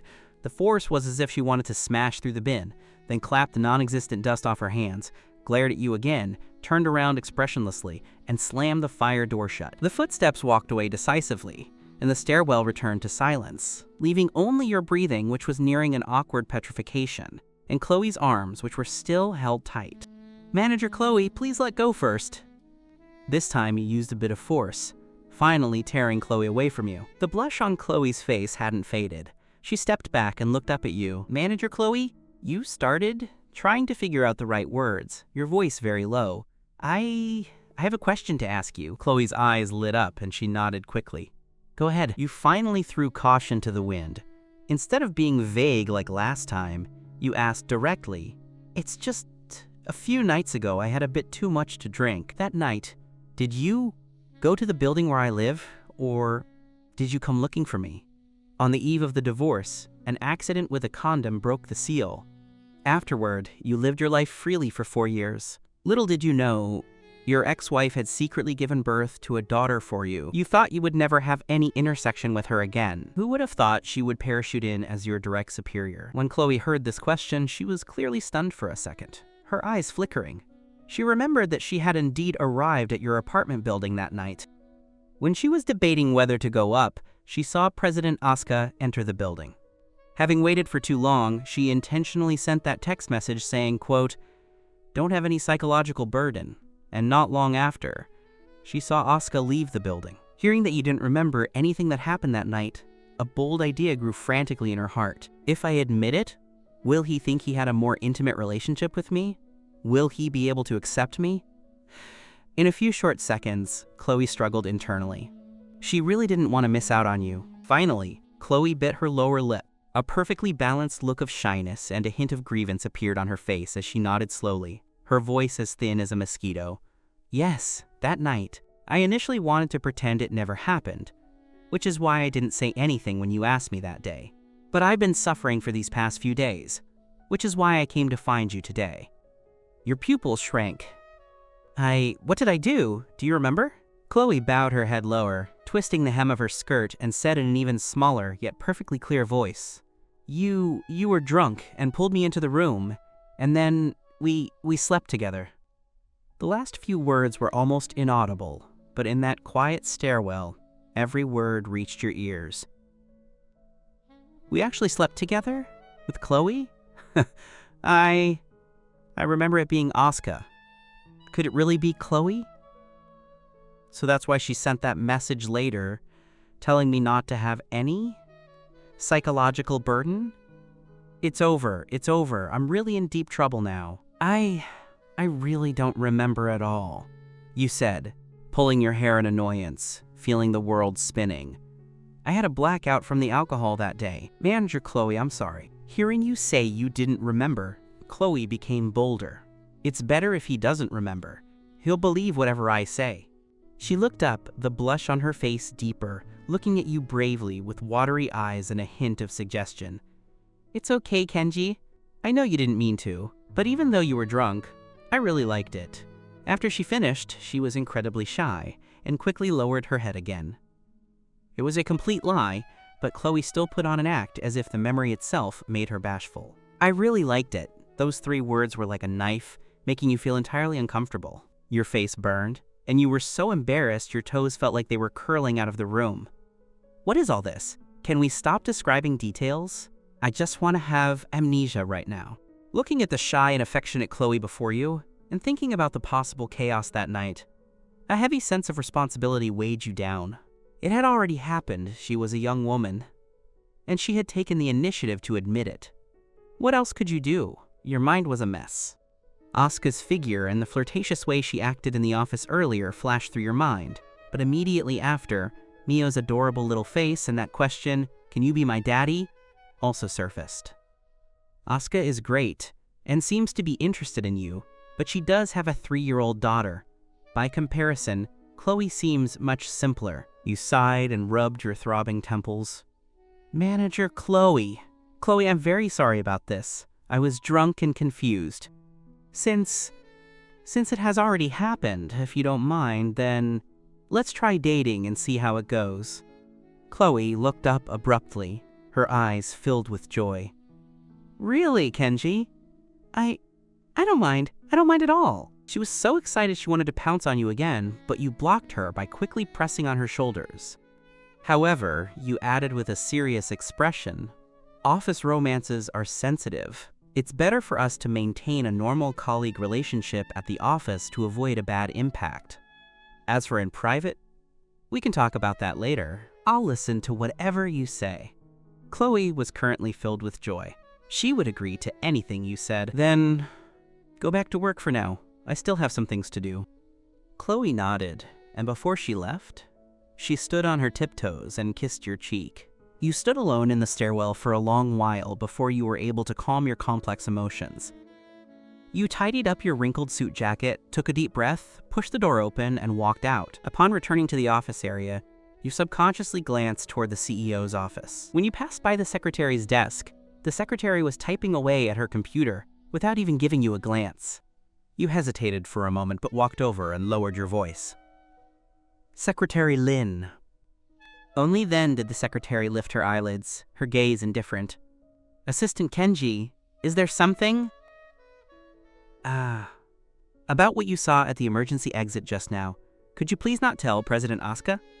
You were mainly worried that with Asuka's personality, if she knew you and Chloe were hugging in the stairwell, she might target Chloe. Now that you had decided to give it a try with Chloe, you didn't want to cause any trouble for her.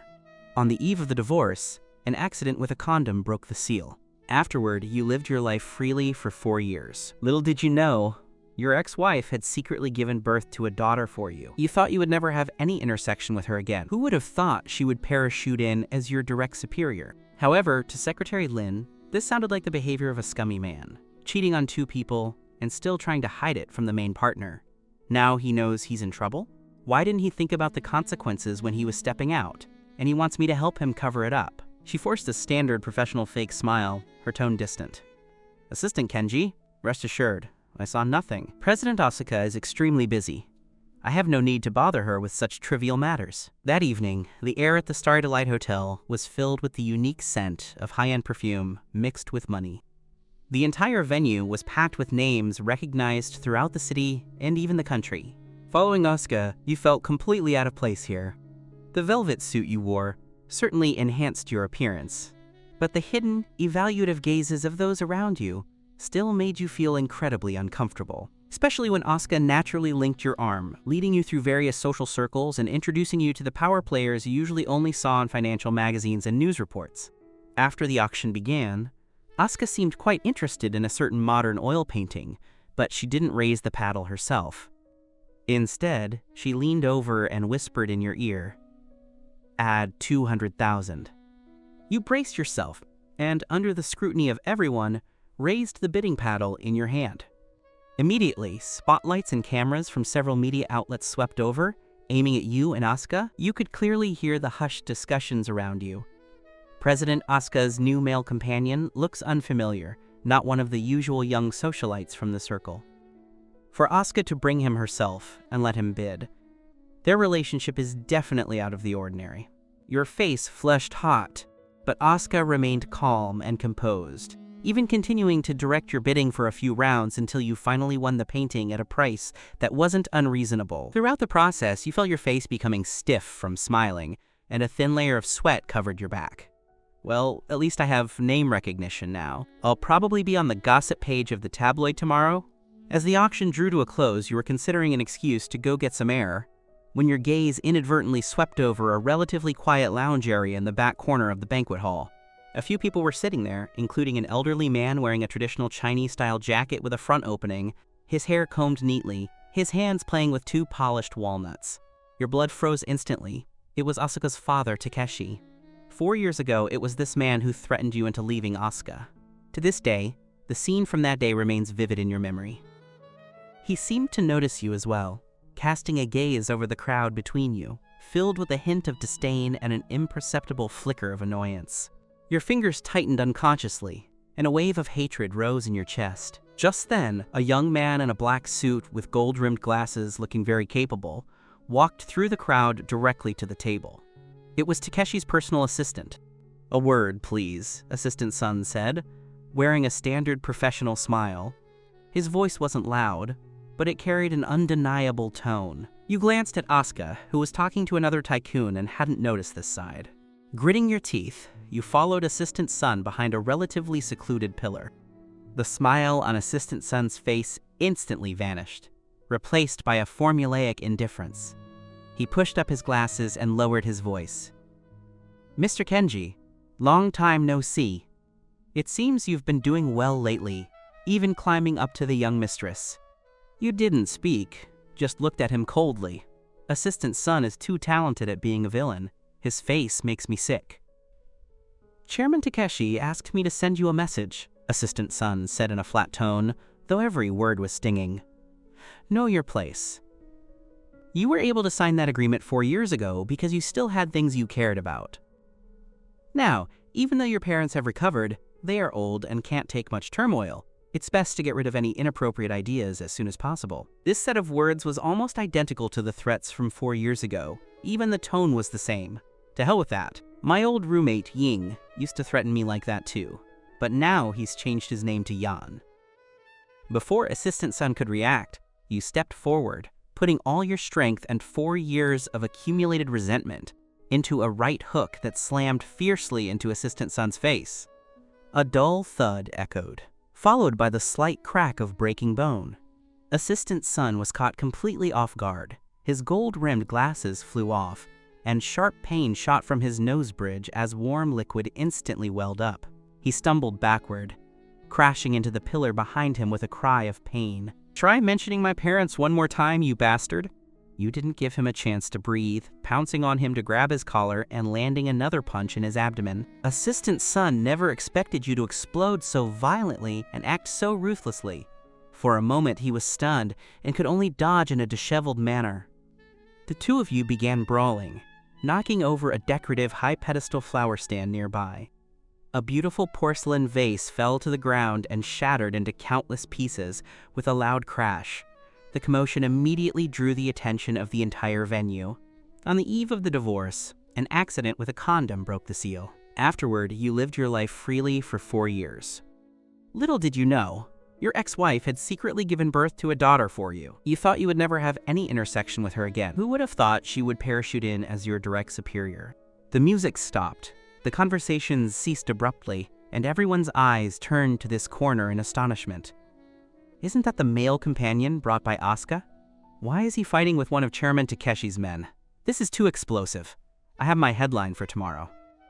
Asuka also noticed the disturbance immediately.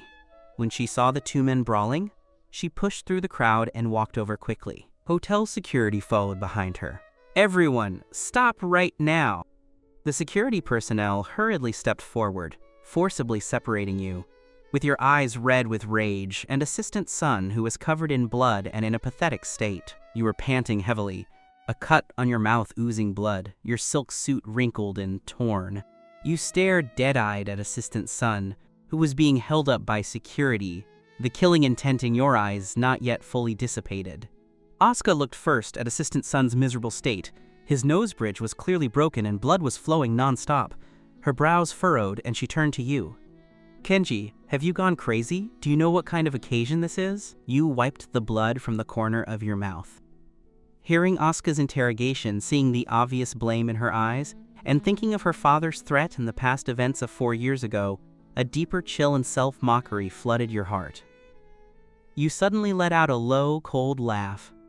"Damn it, ask your father how he let his dog threaten me, and then ask me why I've gone crazy."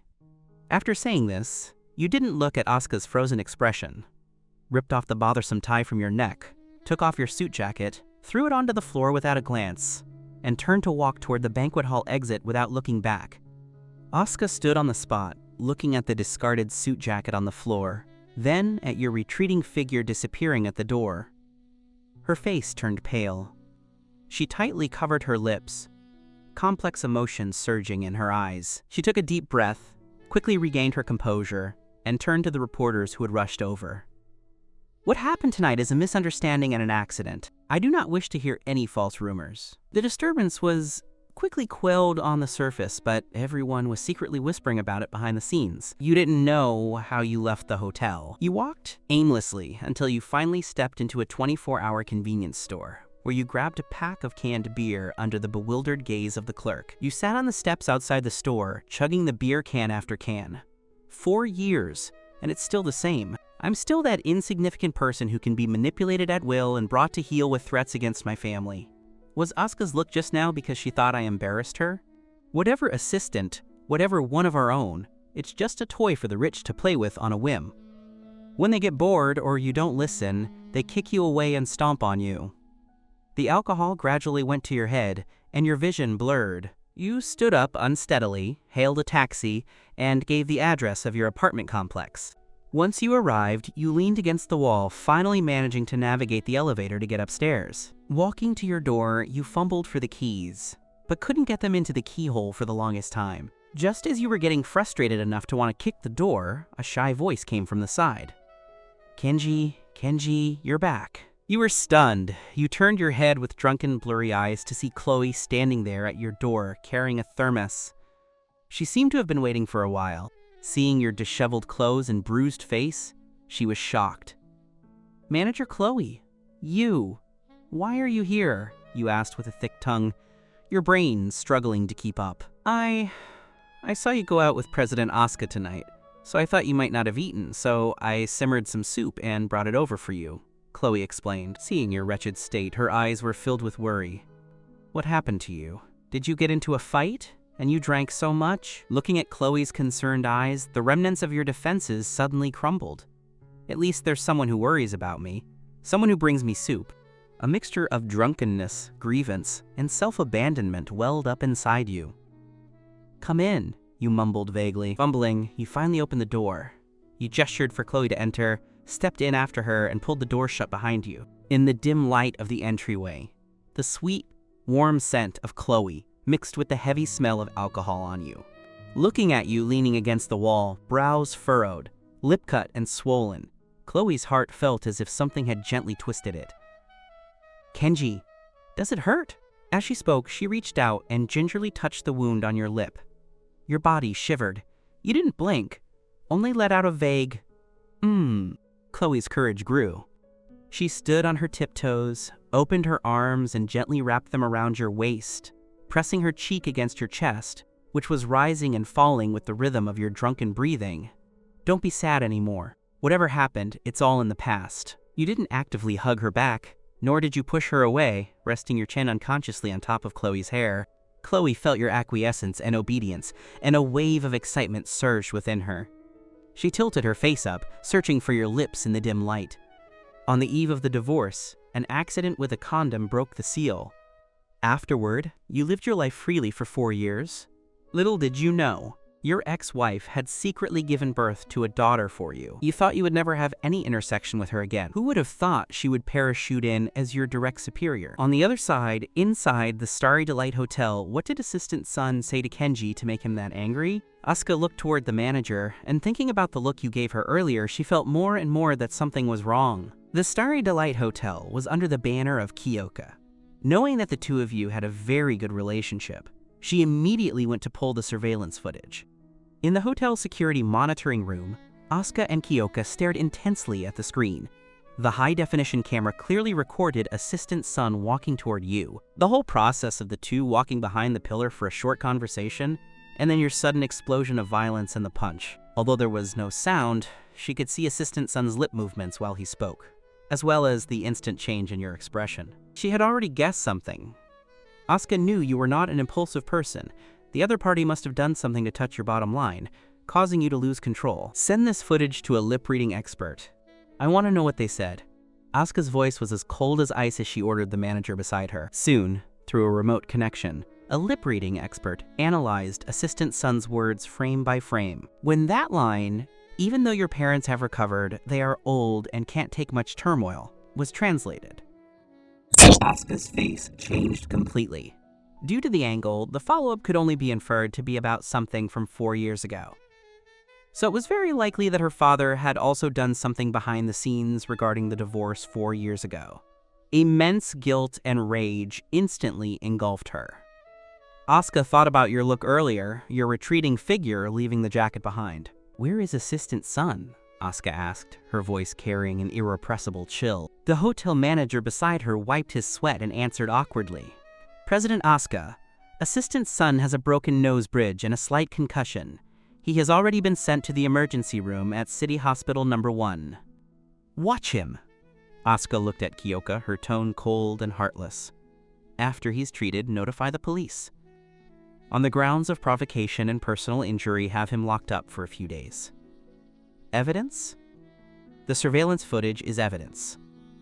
He provoked and taunted first. Kenji's response was self-defense, perhaps just a bit excessive. The manager and Kyoka were stunned. Asuka, this. After all, Assistant Sun is your father's man. If you do this, isn't it? Kyoka tried to remind her. Take care of it for me. If asked, say it was under my authority, Asuka said, her eyes hiding a faint hatred. As for my father, I will deal with him myself. She was using Assistant Sun to kill the chicken to warn the monkey, warning Takeshi not to try and interfere in her life and choices with these despicable methods anymore. She couldn't touch Takeshi, but she could certainly move one of his lapdogs. Asuka gripped her palms. After all these years, is it not enough for you to control my life? Even my marriage had to be dismantled with such dirty methods. Did Kenji suffer some kind of threat back then? A strong wave of regret surged over her. For some reason, Asuka felt a faint sense of unease in her heart, as if she didn't go find you today, she would lose you forever. She ignored the aftermath of the banquet and didn't even say goodbye to anyone, heading straight to the elevator and driving to the Jinjiang apartment complex. On the way, she called your phone several times, but it went unanswered and eventually turned off. This made her even more uneasy. The car soon stopped downstairs at your apartment building. Asuka looked up at that familiar window. There were no lights. She pursed her lips and went straight upstairs. As she walked to the door, she was just about to press the doorbell, but she acutely heard an unusual sound inside, like suppressed breathing and the rustle of rubbing fabric. It wasn't intense, but it was exceptionally clear in the quiet hallway.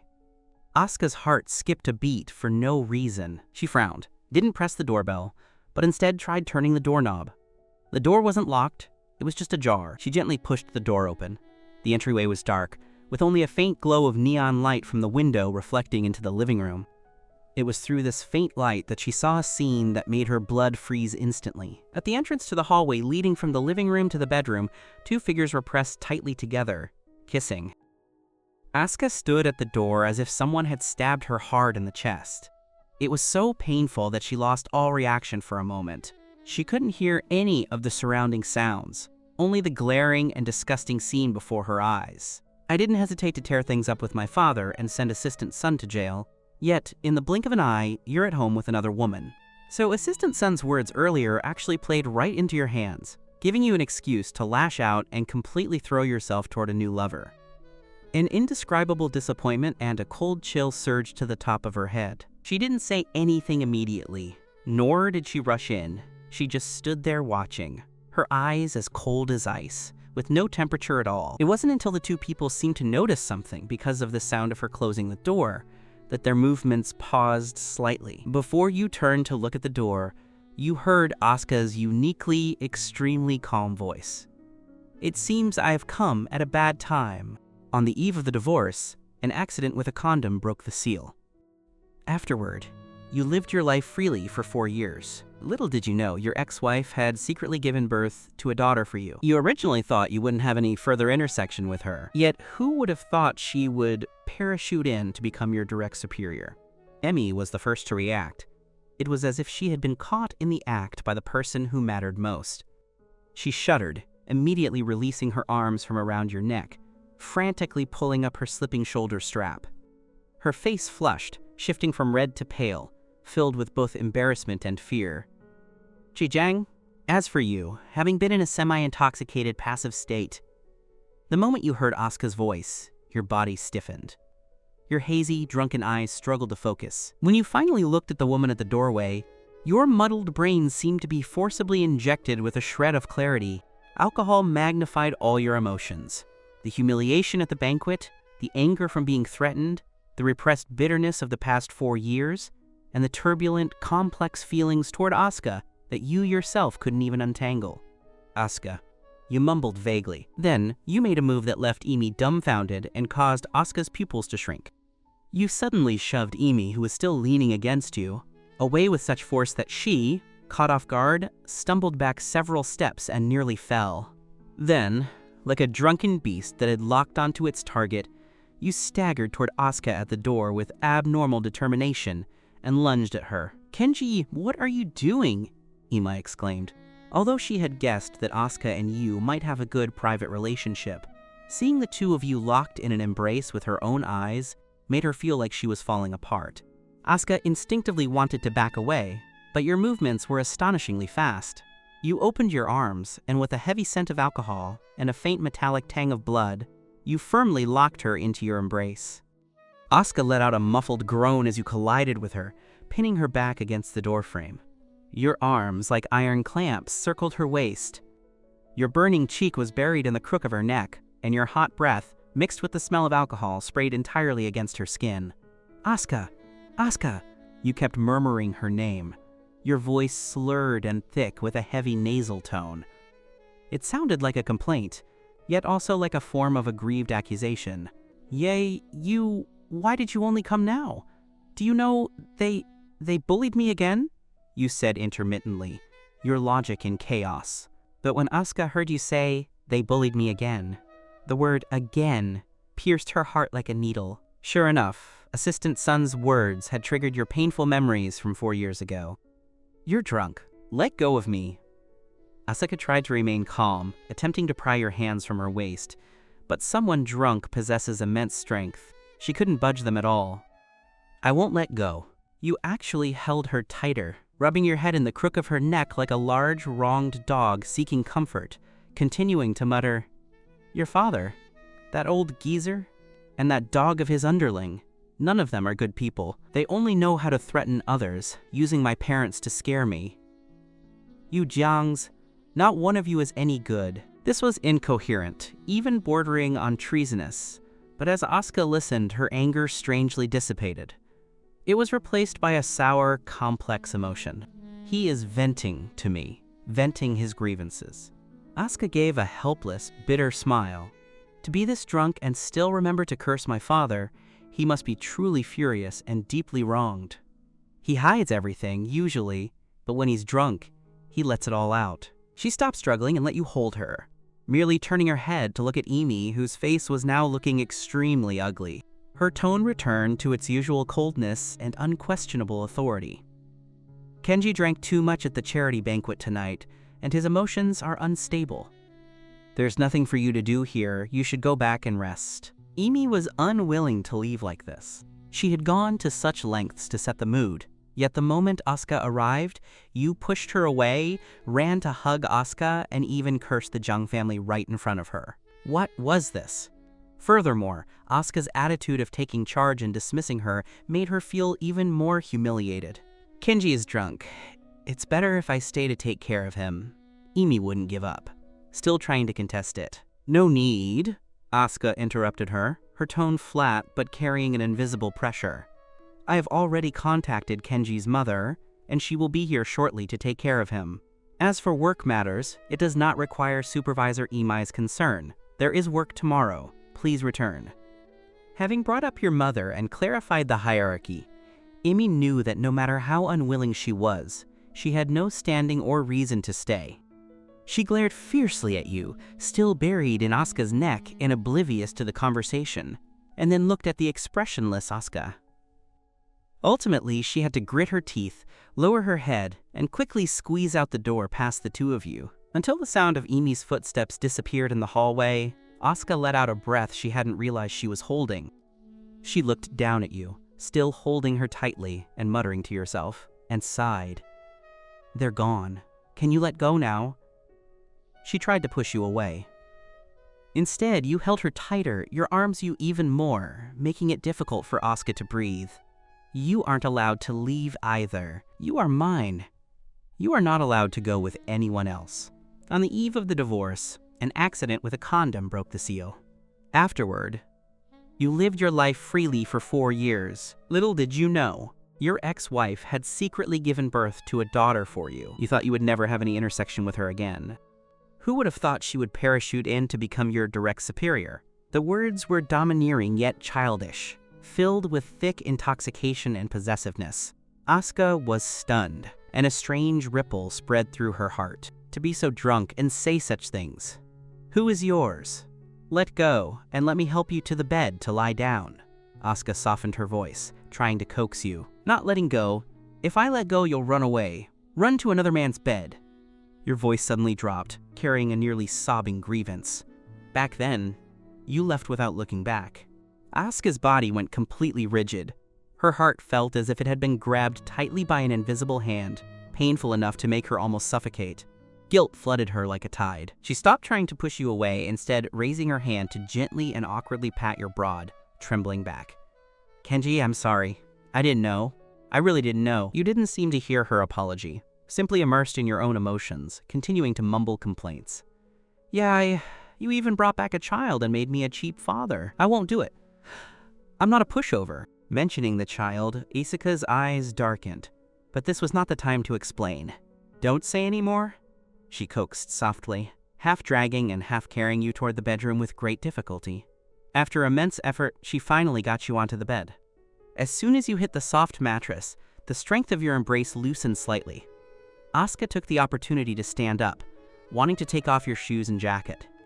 However, you seem to have lost your sense of security, eyes closed, brows furrowed. Your hands grabbed wildly in the air, finally catching her wrist, murmuring, "Don't go." I'm not going. Let me take off your clothes so you can sleep comfortably. Asuka was as patient as if she were coaxing little Miu. Only then did you quiet down, letting her proceed. Asuka helped you remove your shoes and undid the top 2 buttons of your shirt. While doing this, her fingers occasionally brushed against your burning skin, but her movements were exceptionally gentle. Once finished, she wanted to go get a wet towel to wipe your face. As soon as she moved, you grabbed her hand again. Kenji?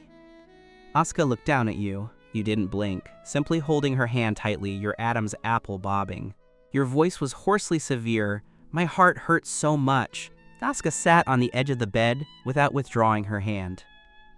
She used her other hand to very lightly brush the bangs, damp with sweat and the smell of alcohol, away from your forehead.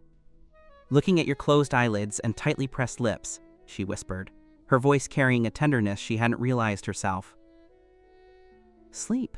I'm here. Takeshi's assistant, Hiroshi, lay half-reclined in the hospital bed, his nose bridge wrapped in thick gauze, his face bruised black and blue, and one eye swollen, looking utterly miserable.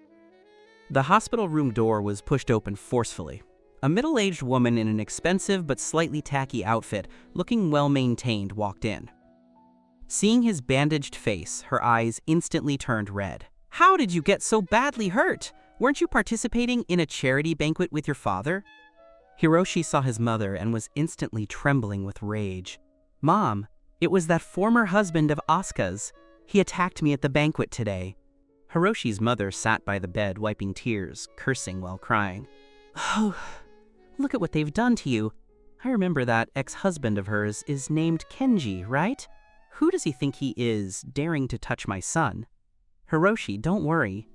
Mom will definitely not let this go. I will make your father. Make Chairman Takeshi stand up for you. We must make him pay until he's penniless and rot in prison.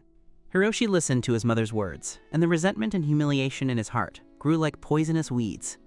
He touched his throbbing nose bridge, thinking of your ruthless punch and Asuka's later cold, merciless disposal, his teeth grinding. Mom, this can't end like this. What is Kenji? Just a freeloader who climbed up through a woman. Asuka is blind too. This time, I must make him pay the price. Ruining his reputation would be the least of it. Just as he was fuming, a knock came at the door.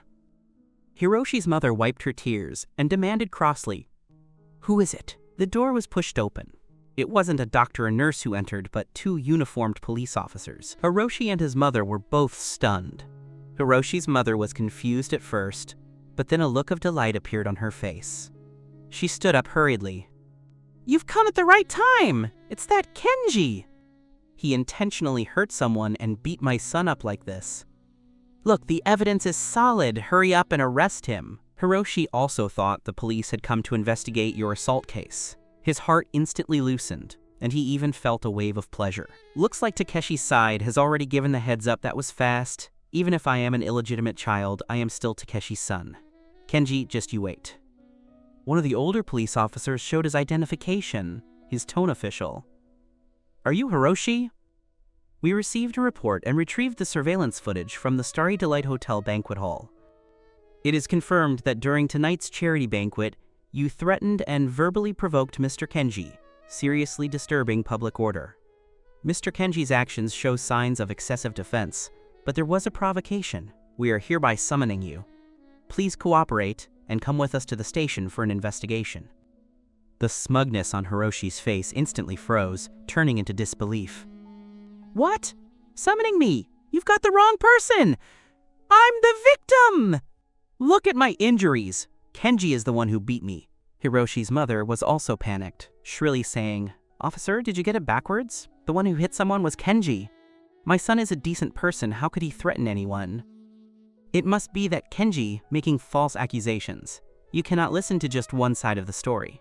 The surveillance footage shows that you were the one who approached Mr. Kenji, and there was a clear verbal exchange, after which Mr. Kenji acted in emotional distress. As for the specific content of the threats, we will further verify.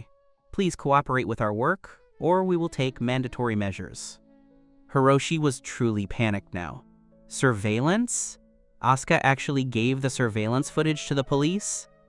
And looking at this stance, the police are clearly biased toward Kenji. Asuka, that bitch, must have used some connection in the background. I want to make a call. To my father, to Chairman Takeshi. Hiroshi's voice shifted in pitch as he scrambled for his phone. You can contact your lawyer or relevant personnel, but for now, please come with us. The officer stepped forward, his attitude firm. Seeing this, Hiroshi's mother couldn't care about anything else. While blocking the officers, she yelled at Hiroshi, Call your father! Tell him to find a way! Hiroshi tremblingly dialed a private number for Takeshi. The phone rang a few times before being picked up, and Takeshi's deep, unreadable voice came through. It's me, Hiroshi said with a crying tone. The police are here to arrest me, saying I threatened Kenji. It's Asuka. It must be Asuka's doing. Dad, you have to save me. I can't go in there. Silence hung on the other end for a few seconds. Takeshi's voice showed no ripples. I know, you go with them first. I will handle it. You must hurry, Dad. Hiroshi wanted to say more, but the phone had already been disconnected. The two officers gave him no more time to stall, stepping forward to assist him off the bed, one on each side. Hiroshi struggled as he was awkwardly led out of the hospital room, his mother following behind, wailing and screaming, only to be stopped in the hallway. The moment he was pushed into the police car, cold metal handcuffs locking his wrists, Hiroshi's last psychological defense collapsed. Asuka, you bitch. For a wild man, you dare to touch your own father's people. And Dad, he clearly knew who I was, yet he let the police take me away. Is she just a piece of property to be married off sooner or later? With no status or legitimacy, she can only stay by his side as an assistant to learn. Since when did it become Jang Asuka's place to point fingers in the Jang family? Asuka, Kenji, you guys just wait. You woke up the next morning with a blinding headache. You frowned, clutching your head that felt ready to explode, and sat up from the bed, scanning your surroundings. The familiar bedroom was exactly as it had been before you went out last night, except for your crumpled shirt smelling of alcohol and a faint, lingering trace of perfume in the air that didn't belong to you. You vaguely remembered the charity banquet last night, Asuka introducing you to people and having you bid, remembering assistant Hiroshi, and then the sensation of your fist hitting his face, as well as the boundless anger and humiliation. Then, it seemed you drank a lot of alcohol at a convenience store, and then returned home. Damn, my head hurts like hell. What happened later? How did I get back? You tried hard to recall. Some fragmented images flashed through your mind. It seemed to be Supervisor Emi at your door, waiting with something. And then it seemed she hugged you. And then, in the dim light, soft sensations, and she seemed to be unbuttoning your clothes. You tried hard to remember, but the memory cut off completely there, like a clean break. What happened afterward was a total blank. Your heart sank, and your expression turned rather dramatic. No way. Not again. Last time, you also inexplicably ended up with Supervisor Emi. And now this time, you ruffled your hair in frustration, looked down at your relatively intact clothes, and felt your body. It didn't feel particularly exhausted or satisfied, but rather had the kind of pent-up urge you get when you've been drinking and haven't vented. But that's hard to say. After all, you were that drunk, and even if you had done something, your body might not have felt it. On the eve of the divorce, an accident with a condom broke the seal. Afterward, you lived your life freely for 4 years. Little did you know, your ex-wife had secretly given birth to a daughter for you. You thought you would never have any intersection with her again. Who would have thought she would parachute in to become your direct superior? Forget it. Stop thinking about it. At least we confirmed our relationship in the hallway yesterday, so I don't think I'm treating her like a FWB. You dragged your heavy body to wash up, looked at the scabbing wound on the corner of your mouth, and the dark circles under your eyes in the mirror, feeling depressed again. You changed into clean clothes, found a pack of painkillers that had been expired for 2 months, and went to the company with a still buzzing head. As soon as you entered the company, you felt somewhat uncomfortable, especially when you subconsciously looked toward the marketing department and happened to lock eyes with Emi, who was just coming out of the pantry. Seeing your confused expression, Emi bet that you had been too drunk last night to remember anything, so she deliberately put on an expression that would make you misunderstand. When Emi saw you, her eyes brightened slightly, 2 blushes immediately blooming on her face, a shyness of things left unsaid and a hidden expectation. She even subconsciously bit her lip, gave you a light nod, and then walked quickly back to her workstation. That expression, that reaction, damn it, it seems I really did conquer Emi last night, but I have absolutely no memory of it. You immediately looked away, pretending not to see her, and walked quickly toward your seat, though your ears felt warm. Any lingering hope that nothing had happened was thoroughly extinguished by the shy, tentative glance Emi gave you. Takeshi, your coworker, like a cat that smelled something fishy, immediately leaned over and nudged your elbow with just enough force to be noticeable. "Hey brother, looks like you've got something going on." Your mind was already in turmoil, and you irritably pushed his arm away. "Nothing is going on. Stop talking nonsense." "Nonsense, you say?" Takeshi chuckled, nudging his chin toward Emi's office. "The way you two were looking at each other, that atmosphere. Tisk! Tisk! Do you think I'm blind? Tell me, how far has it gone? Have you know?" He made an lewd, suggestive expression. "Stop the bull. We're just regular colleagues," you immediately denied, though your tone clearly lacked conviction. "Regular colleagues?" Takeshi drew out the words, clearly not believing it. Regular colleagues hide from each other like they've seen a ghost? Regular colleagues turn red as a monkey's butt the moment they see each other? Kenji, oh Kenji, this isn't fun. Don't hide things from your brother. You two definitely have something going on. Did you already sleep together? You recalled Emi admitting in the stairwell last time that you had slept together, though you always felt that wasn't quite right. And then the blurry memory of the hug and the unbuttoning of clothes at your door last night. Following that logic, the two of you must have slept together yesterday. Your face grew even hotter. Not exactly. It was just because I was drunk last time, and then yesterday I was in a bad mood and drank some more. Holy crap, you really did sleep together? And more than once? Drunk once last time, and again last night? Brother, you're a dark horse. You look so serious normally, but you play it wild. A professional at drunk-induced intimacy. Keep your voice down. You wanted to cover Takeshi's mouth. It's not what you think. It was just an accident. We were both just too drunk. An accident? One time is an accident, but twice? That's still an accident? Takeshi laughed mischievously. I think you were half willing and enjoyed it.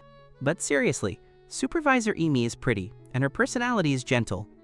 You two are a good match. He changed his tone, leaning in closer and lowering his voice even further. What about you and Asuka? I don't think Asuka feels the same about you. The way she acted at the banquet yesterday, she was clearly trying to pave the way for you to rise. You turn around and sleep with Supervisor Emi? Will Asuka be happy with that? Can a woman like her stand that? Mentioning Asuka cooled your heated, confused brain instantly, even inciting a surge of irritation. At the banquet yesterday, she did introduce you to a lot of people and let you steal the spotlight. But those words from Assistant Hiroshi and what her father did 4 years ago, perhaps Asuka being nice to me is just a whim, or as Assistant Hiroshi said, just playing around.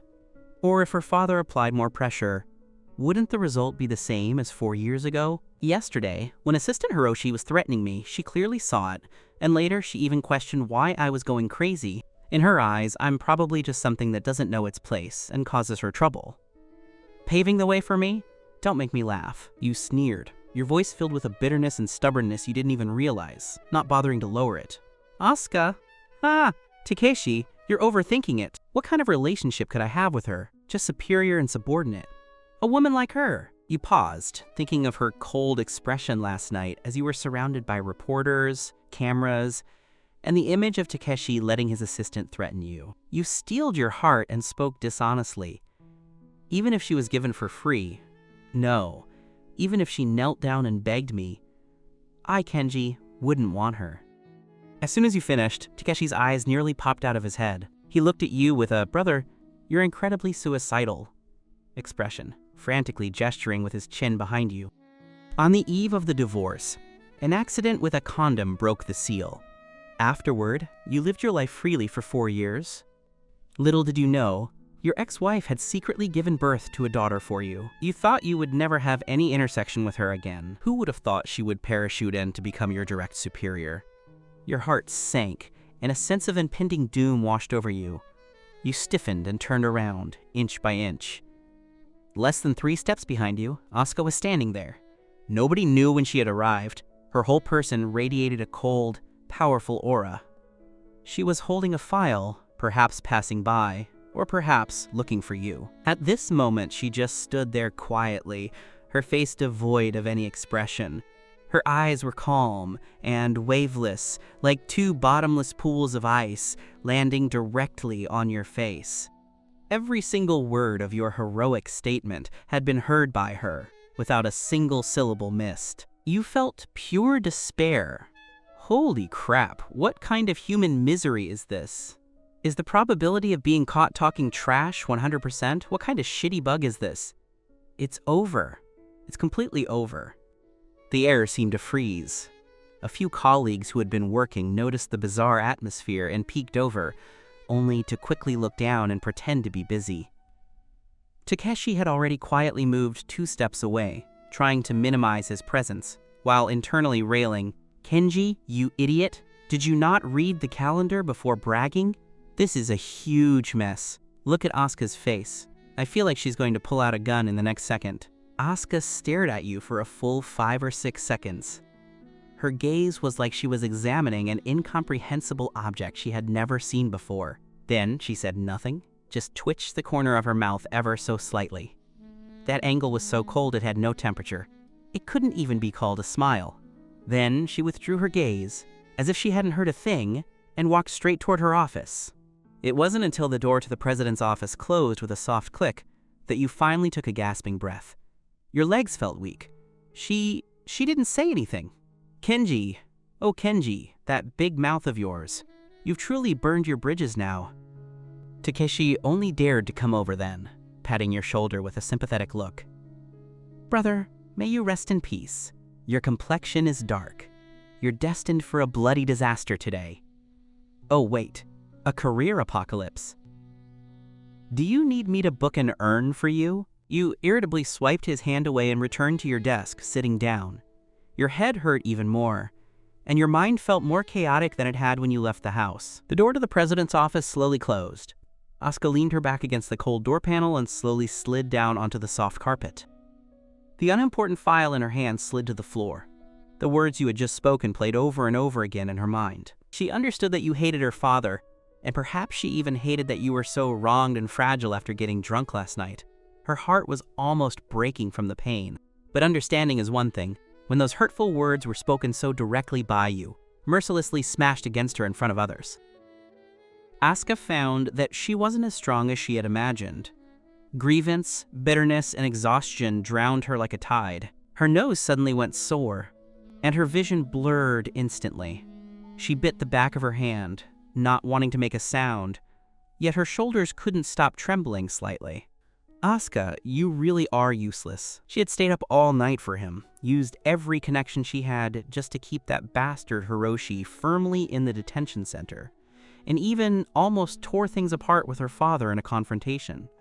only to be met with him saying he wouldn't want her, even if she were given for free. The more she thought about it, the more painful it became, the more she cried, the harder it was to stop. The pressure of these years, the concealment and struggle over the truth about little Miu's parentage, the bone-deep longing for you and the carefulness after reuniting, the exhaustion from fighting her father, and now the pain of being verbally wounded by the person she loved most, all these emotions intertwined, causing her to break down completely in this corner where no one could see. She didn't know how long she had cried. Her tears seemed to have run dry, leaving only red, swollen, and sore eyes, in a feeling of total, debilitating exhaustion. She climbed up from the floor, her steps a bit unsteady as she walked to the sofa and threw herself into the soft leather cushions. As her body relaxed, the sleepiness of staying up all night finally washed over her like a heavy, dark curtain. She had only intended to lie down for a moment to calm her mind, but her eyelids grew heavier and heavier, and her consciousness gradually blurred. You sat at your desk staring at the computer screen, but you couldn't process a single word. Your mind was in chaos. One moment it was Imi's shy gaze from the morning and the blurry memories of last night, and the next it was Asuka's look just now, as if she were looking at a stranger, and your own mindless, trash-talking words. I really have such a toxic mouth. Why did I have to say that, of all things? And of all people, she had to hear it. When lunchtime arrived, colleagues stood up one after another to go to the cafeteria or order takeout. Takeshi nudged you to cheer you up. It was too intense this morning. You glanced at the still tightly closed president's office door and shook your head. Get me a portion on your way back, anything will do. On the eve of the divorce, an accident with a condom broke the seal. Afterward, you lived your life freely for 4 years. Little did you know, your ex-wife had secretly given birth to a daughter for you. You thought you would never have any intersection with her again. Who would have thought she would parachute in to become your direct superior? Takeshi followed your gaze, nodded in understanding, and lowered his voice. Still worried? If you ask me, this is a work-related injury. You were scared into anorexia by the boss's aura. I'll bring you a last meal. Oops, I mean a comfort meal. You ignored Takeshi, continuing to stare at that door. Usually, at this time, Asuka would either go to a reserved booth in the restaurant downstairs, or have her secretary order a meal. But today, there wasn't a single sound inside. Still angry? Angry to the point of not even eating? That's not like her. Unless, is she crying in secret? The moment this thought popped up, you felt it was ridiculous. Asuka crying? How is that possible?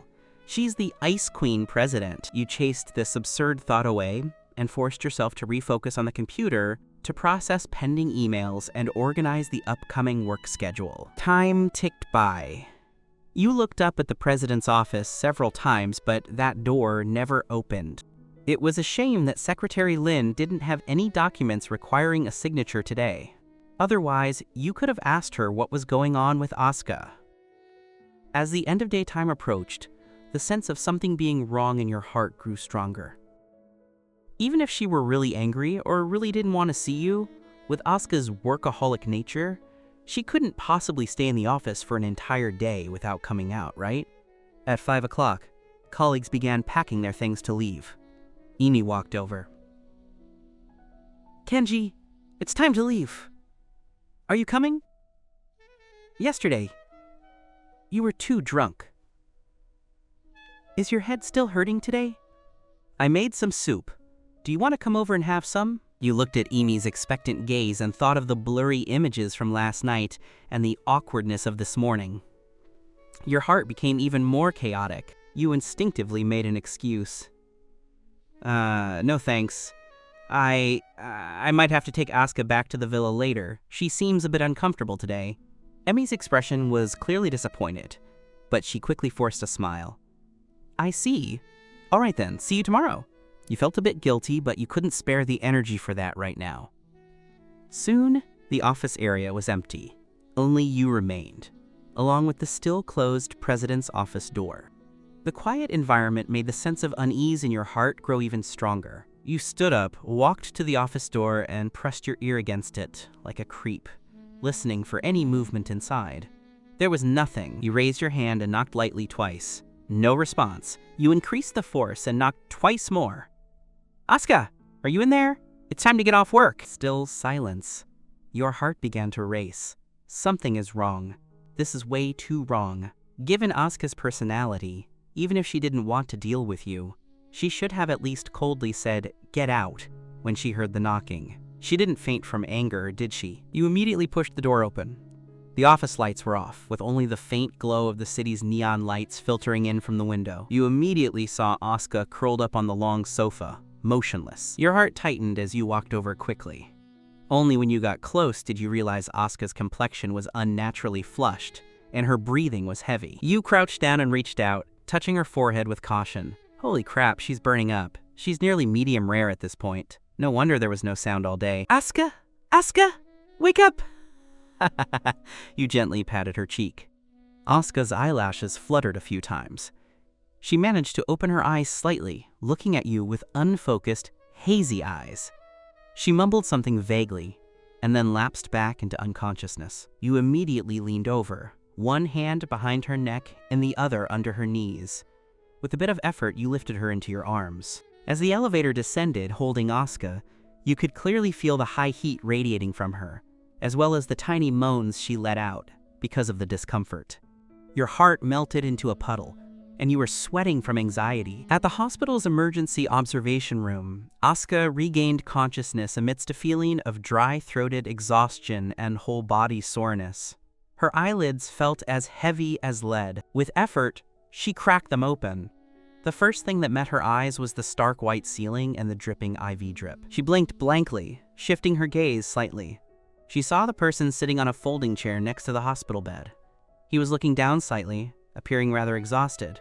The wound at the corner of his mouth had scabbed over, but was still conspicuous. Why is he here? Did he bring me here? You seemed to notice her movement, and immediately looked up. Their eyes met. Asuka saw the flicker of relief in your eyes, but then that gaze became awkward. How are you feeling? Still uncomfortable? Asuka didn't answer, just looked at you, and the words you had spoken earlier played uncontrollably in her mind. She pulled on her dry, cracked lips. Her voice was hoarse and weak from the fever, and having not spoken for a long time, carrying a hint of grievance and stubbornness, she hadn't realized herself. Don't you hate me? You said even if I were given for free, you wouldn't want me. Why bother taking care of me? On the eve of the divorce, an accident with a condom broke the seal. Afterward, you lived your life freely for 4 years. Little did you know, your ex-wife had secretly given birth to a daughter for you. You thought you would never have any intersection with her again. Who would have thought she would parachute in to become your direct superior? Your body stiffened noticeably. A flush appeared on your face, and your ears turned red. You averted your gaze and stared at the IV stand nearby. Who's taking care of you?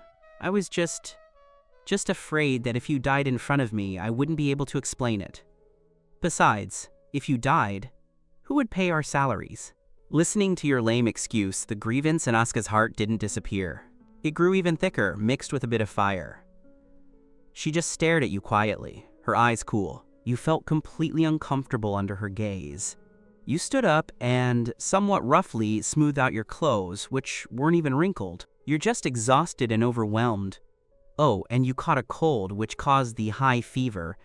The fever has gone down a bit now, but we still need to observe. You haven't eaten all day, have you?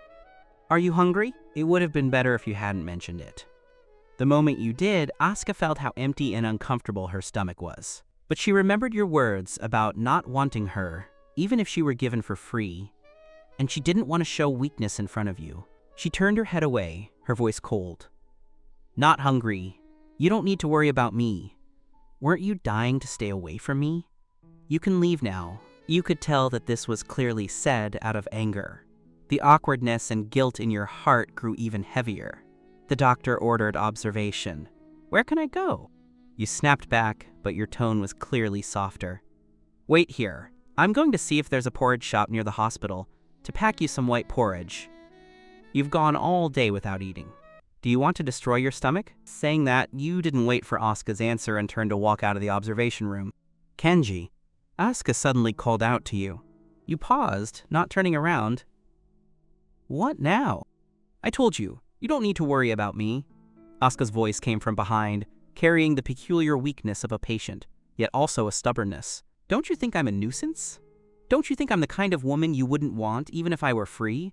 Why are you here pretending to take care of me now? These words were like tiny knives, stabbing repeatedly at your heart. You clenched your fists, took a deep breath, and turned abruptly to the hospital bed, looking down at her. Asuka was startled by your sudden movement. She looked up at you, her eyes still rimmed with the red of her fever, yet her expression remained stubbornly unyielding. The two of you locked eyes. The observation room was so quiet that you could hear each other's breathing, punctuated only by the faint, distant sounds of the hospital. After a long moment, you seemed to be the one to concede. You ran a hand through your hair in frustration, your tone filled with helpless resignation. Asuka, can you be reasonable for once? That was just nonsense I spouted this morning because my brain was fried. Do you really have to be so stubborn with an idiot who was drunk and still feeling the effects of his morning grumpiness? You're the patient now. Patients should just lie down quietly and stop looking for trouble. If you keep talking back, I swear I won't care about you anymore. Asuka looked at your face, which was flushed from anxiety and embarrassment, and at those eyes, the ones glaring at her yet unable to hide the underlying concern. The knot of anger in her heart suddenly dissipated, and she even felt a strange urge to laugh. This man, he's so awkward, but she maintained a cold exterior, huffing once as she turned her head back to look out the window. She said nothing more, but she didn't chase you away either. Seeing her like this, you quietly sighed in relief. Finally, the swelling is down. She's so difficult even when she's sick. Just wait until I get you some food. Eat up, get better, and then we'll settle the score. You didn't waste another second, walking quickly out of the observation room to find sustenance for this difficult patient. Asuka listened to your fading footsteps, the corner of her mouth curving upward in a way that was almost imperceptible. Although her body still felt awful, somewhere deep inside, the pain had lessened. You returned with the hot porridge and side dishes you had packed, calculating how to get the stubborn patient to eat. As you reached the door of the observation room and your hand touched the handle, the faint sound from inside made you pause. It was Asuka on the phone. Her voice wasn't loud, but through the door you heard her sniffing.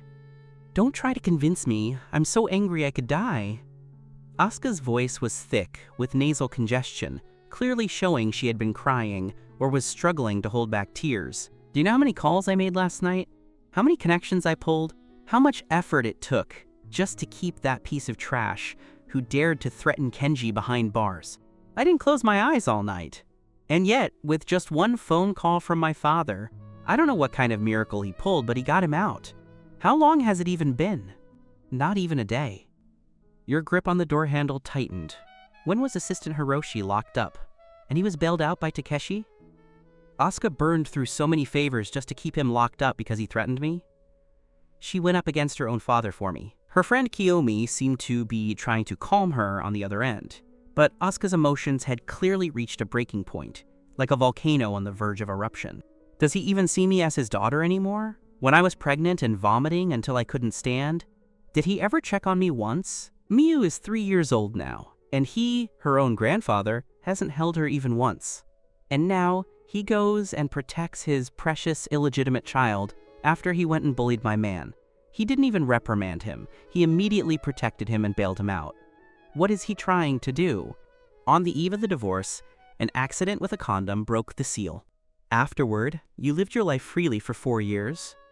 Little did you know, your ex-wife had secretly given birth to a daughter for you. You thought you would never have any intersection with her again. Who would have thought she would parachute in to become your direct superior? The words, "my man," surged through your body like an electric current, catching you off guard and making your entire side feel numb. Your brain felt like a rusted gear, catching and stuttering. Then, it began to spin wildly. Coincidences you had previously ignored were suddenly strung together like scattered pearls by this new, sudden clue. The child is 3. Asuka was pregnant back then. The divorce was 4 years ago. If she found out she was pregnant shortly after the divorce, and the last day of the divorce, I slept with Asuka 4 times and the condom broke. You felt your blood rushing to your head. Your eardrums were buzzing, and the hand holding the porridge was shaking. Let me think. I was so worried back then that I did 2 paternity tests. and both said the kid wasn't mine. On the phone, Asuka's voice was shaky from agitation and weakness, with a clear, sobbing tone. In his heart, there is only his company and that illegitimate child who shouldn't be mentioned. Are we all just chess pieces for him to manipulate and sacrifice? Kiyomi's voice came faintly through the receiver, telling her to stay calm so she wouldn't hurt her health, then asking where she was. Asuka sniffled, her voice dropping lower, filled with exhaustion. At the hospital. It's nothing serious, just a bit of a fever from being tired. Kiyomi panicked. The hospital? What happened? Which hospital? I'm coming right now. Asuka quickly stopped her. Don't come over. It's the middle of the night. I'm fine. Someone is here with me. Kiyomi didn't believe her and pressed, I can't rest easy if you're in the hospital all alone. Asuka fell silent for a few seconds, seemingly hesitant. Perhaps it was the vulnerability caused by the illness, or the need to vent repressed emotions. She spoke into the phone in a voice that was almost a whisper. The child's father. He is here. Everything went black before your eyes and your ears were roaring. You stood frozen, unable to move. The child's father. Miu is my daughter with Asuka. We have a daughter. She really is mine. The massive shock washed over you like a tsunami. It was followed by a crushing sense of absurdity, confusion, and a sharp, stinging pain coupled with a joy you weren't prepared for. You were happy to have such a cute, familiar-looking daughter, but the pain of thinking about how Asuka had endured the pregnancy, birth, and raising her alone for 4 years was unbearable. And what was I doing? I was busy spewing garbage and hurting her. The plastic bag in your hand finally couldn't withstand your subconscious grip and dropped to the floor. Fortunately, the packaging held, and nothing spilled. But that slight sound made Asuka inside the room realize something. She hung up the phone quickly. You stood frozen at the door, your mind a blank slate. You had lost the ability to think.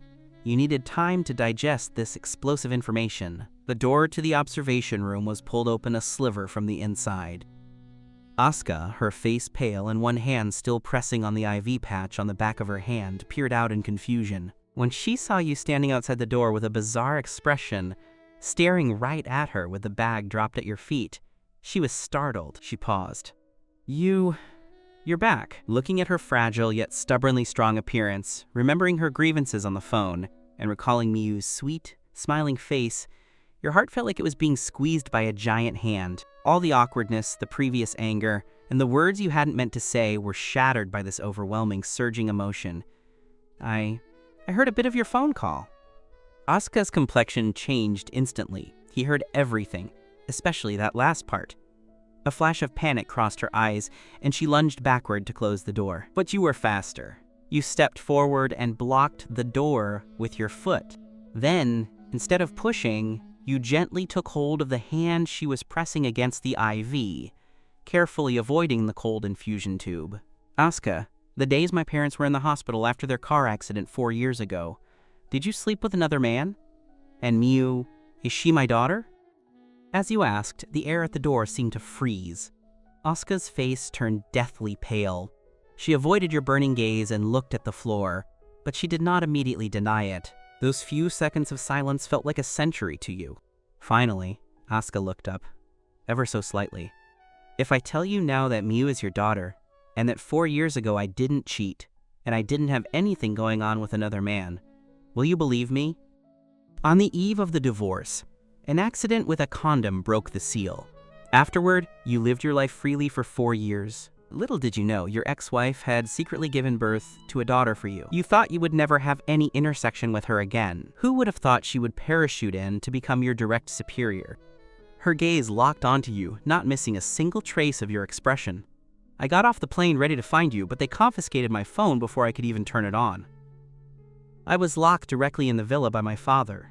I was terrified you would be worried, so I jumped from the 2nd floor to find you. The first thing you said when you saw me was that you wanted a divorce. The cheating you talked about, I never betrayed you, not even once. Her tears welled up again, sliding down her pale cheeks. You were stunned she was locked up, and it was the same day as my parents' accident. But you remembered seeing the video clearly at the hospital, her and another man in a hotel room. You opened your mouth. Logic told you this was all too bizarre, but emotionally, Looking at this trembling woman and remembering Miyu's face that looked so much like your own, various emotions collided violently in your chest. The more coincidences, the higher the probability of it being staged. I need proof that it was all a misunderstanding. The seconds you spent processing this looked like the cruelest answer to Asuka. He doesn't believe me. Kenji simply doesn't believe me. The anticipation in her eyes vanished, replaced by disappointment and self-mockery. Asuka twitched the corners of her mouth in a smile that was uglier than crying, stepping back to create distance between you. Ha, it's okay. It doesn't matter if you don't believe me. She stopped looking at you and turned around, walking with unsteady steps to the hospital bed and lying down under the covers. With her back to you, her voice was as cold as if she were discussing the weather. I'm tired and want to rest. Kenji, thank you for taking me to the hospital, and thank you for the porridge. You can go now. Her voice was distant. You knew she was disappointed. Asuka. You stepped forward, wanting to explain your hesitation and ask for more details. Please leave. Asuka's voice came from under the covers. Looking at her thin, trembling back, you swallowed the words that were on the tip of your tongue. Get some rest and take care of yourself. I'm going out to clear my head. Remember to eat the porridge. Having said that, you took one last look at that back turned to you, bent down to pick up the bag from the floor, placed it gently on the nightstand, and turned to walk out of the room, closing the door softly. The moment the door closed, you leaned against the cold wall, your brain buzzing with 1,000 bees. Now is not the time to be messy. If what Asuka said is true, then 4 years ago was a conspiracy. That video must be fake. You didn't leave the hospital. Instead, you found a quiet corner in a stairwell, sat on the cold steps, and pulled out your phone. You started by searching for keywords like 4-year-old video synthesis technology and fake hotel room surveillance. Finally, in an industry press release published about 4 years ago titled Phantom Engine First General Version Released, Cinematic Real-Time Video Synthesis is No Longer a Dream, you saw hope. The article mentioned that a startup called Vision Singularity had released the first version of a real-time video synthesis engine called Phantom. Although the results were rough compared to today, under specific lighting and with sufficient character data collected in advance, it was already possible to generate short, dynamic videos capable of deceiving the eyes of an ordinary person. At the time, it was mainly targeted at the film effects and virtual idol industries. Your heart hammered. You immediately searched for the company Vision Singularity to check its founding date and financing history. On the company's archaic news center page, you found an even earlier funding announcement. Vision Singularity had received angel round investment, led by Yan Capital. Your pupils contracted. With trembling fingers, you continued to search for Yan Capital, Vision Singularity, and Takeshi, Jiang Zhenchan.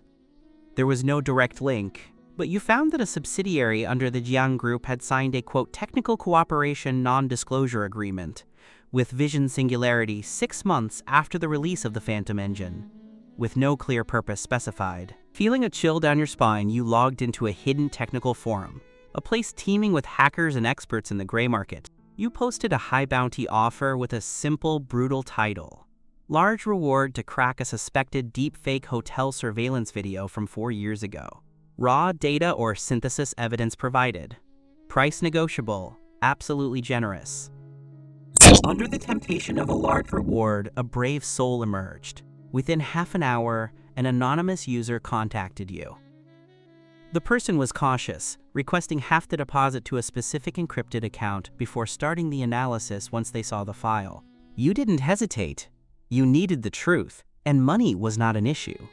You followed the instructions and sent the video file. About an hour later, the anonymous hacker sent the analysis results, attached with several technical screenshots and a brief explanation. This order was worth it. The video is definitely synthesized. It looks like they used early Phantom engine technology. The technique isn't top tier, but it was enough to fool a layman back then. You stared at the text on the phone screen and the screenshots marked with red circles. Your hands couldn't stop shaking violently. It really is fake. Ha ha. You started with a low laugh. As you laughed, tears began to pour down without warning. Absurdity, wild joy, and an overwhelming wave of remorse flooded you. It's fake! It's fake! Asuka didn't cheat. She loved me all along, so when she couldn't be reached, It was because she was locked up by Takeshi. If the video can be fake, then is the paternity report fake too? On the eve of the divorce, an accident with a condom broke the seal.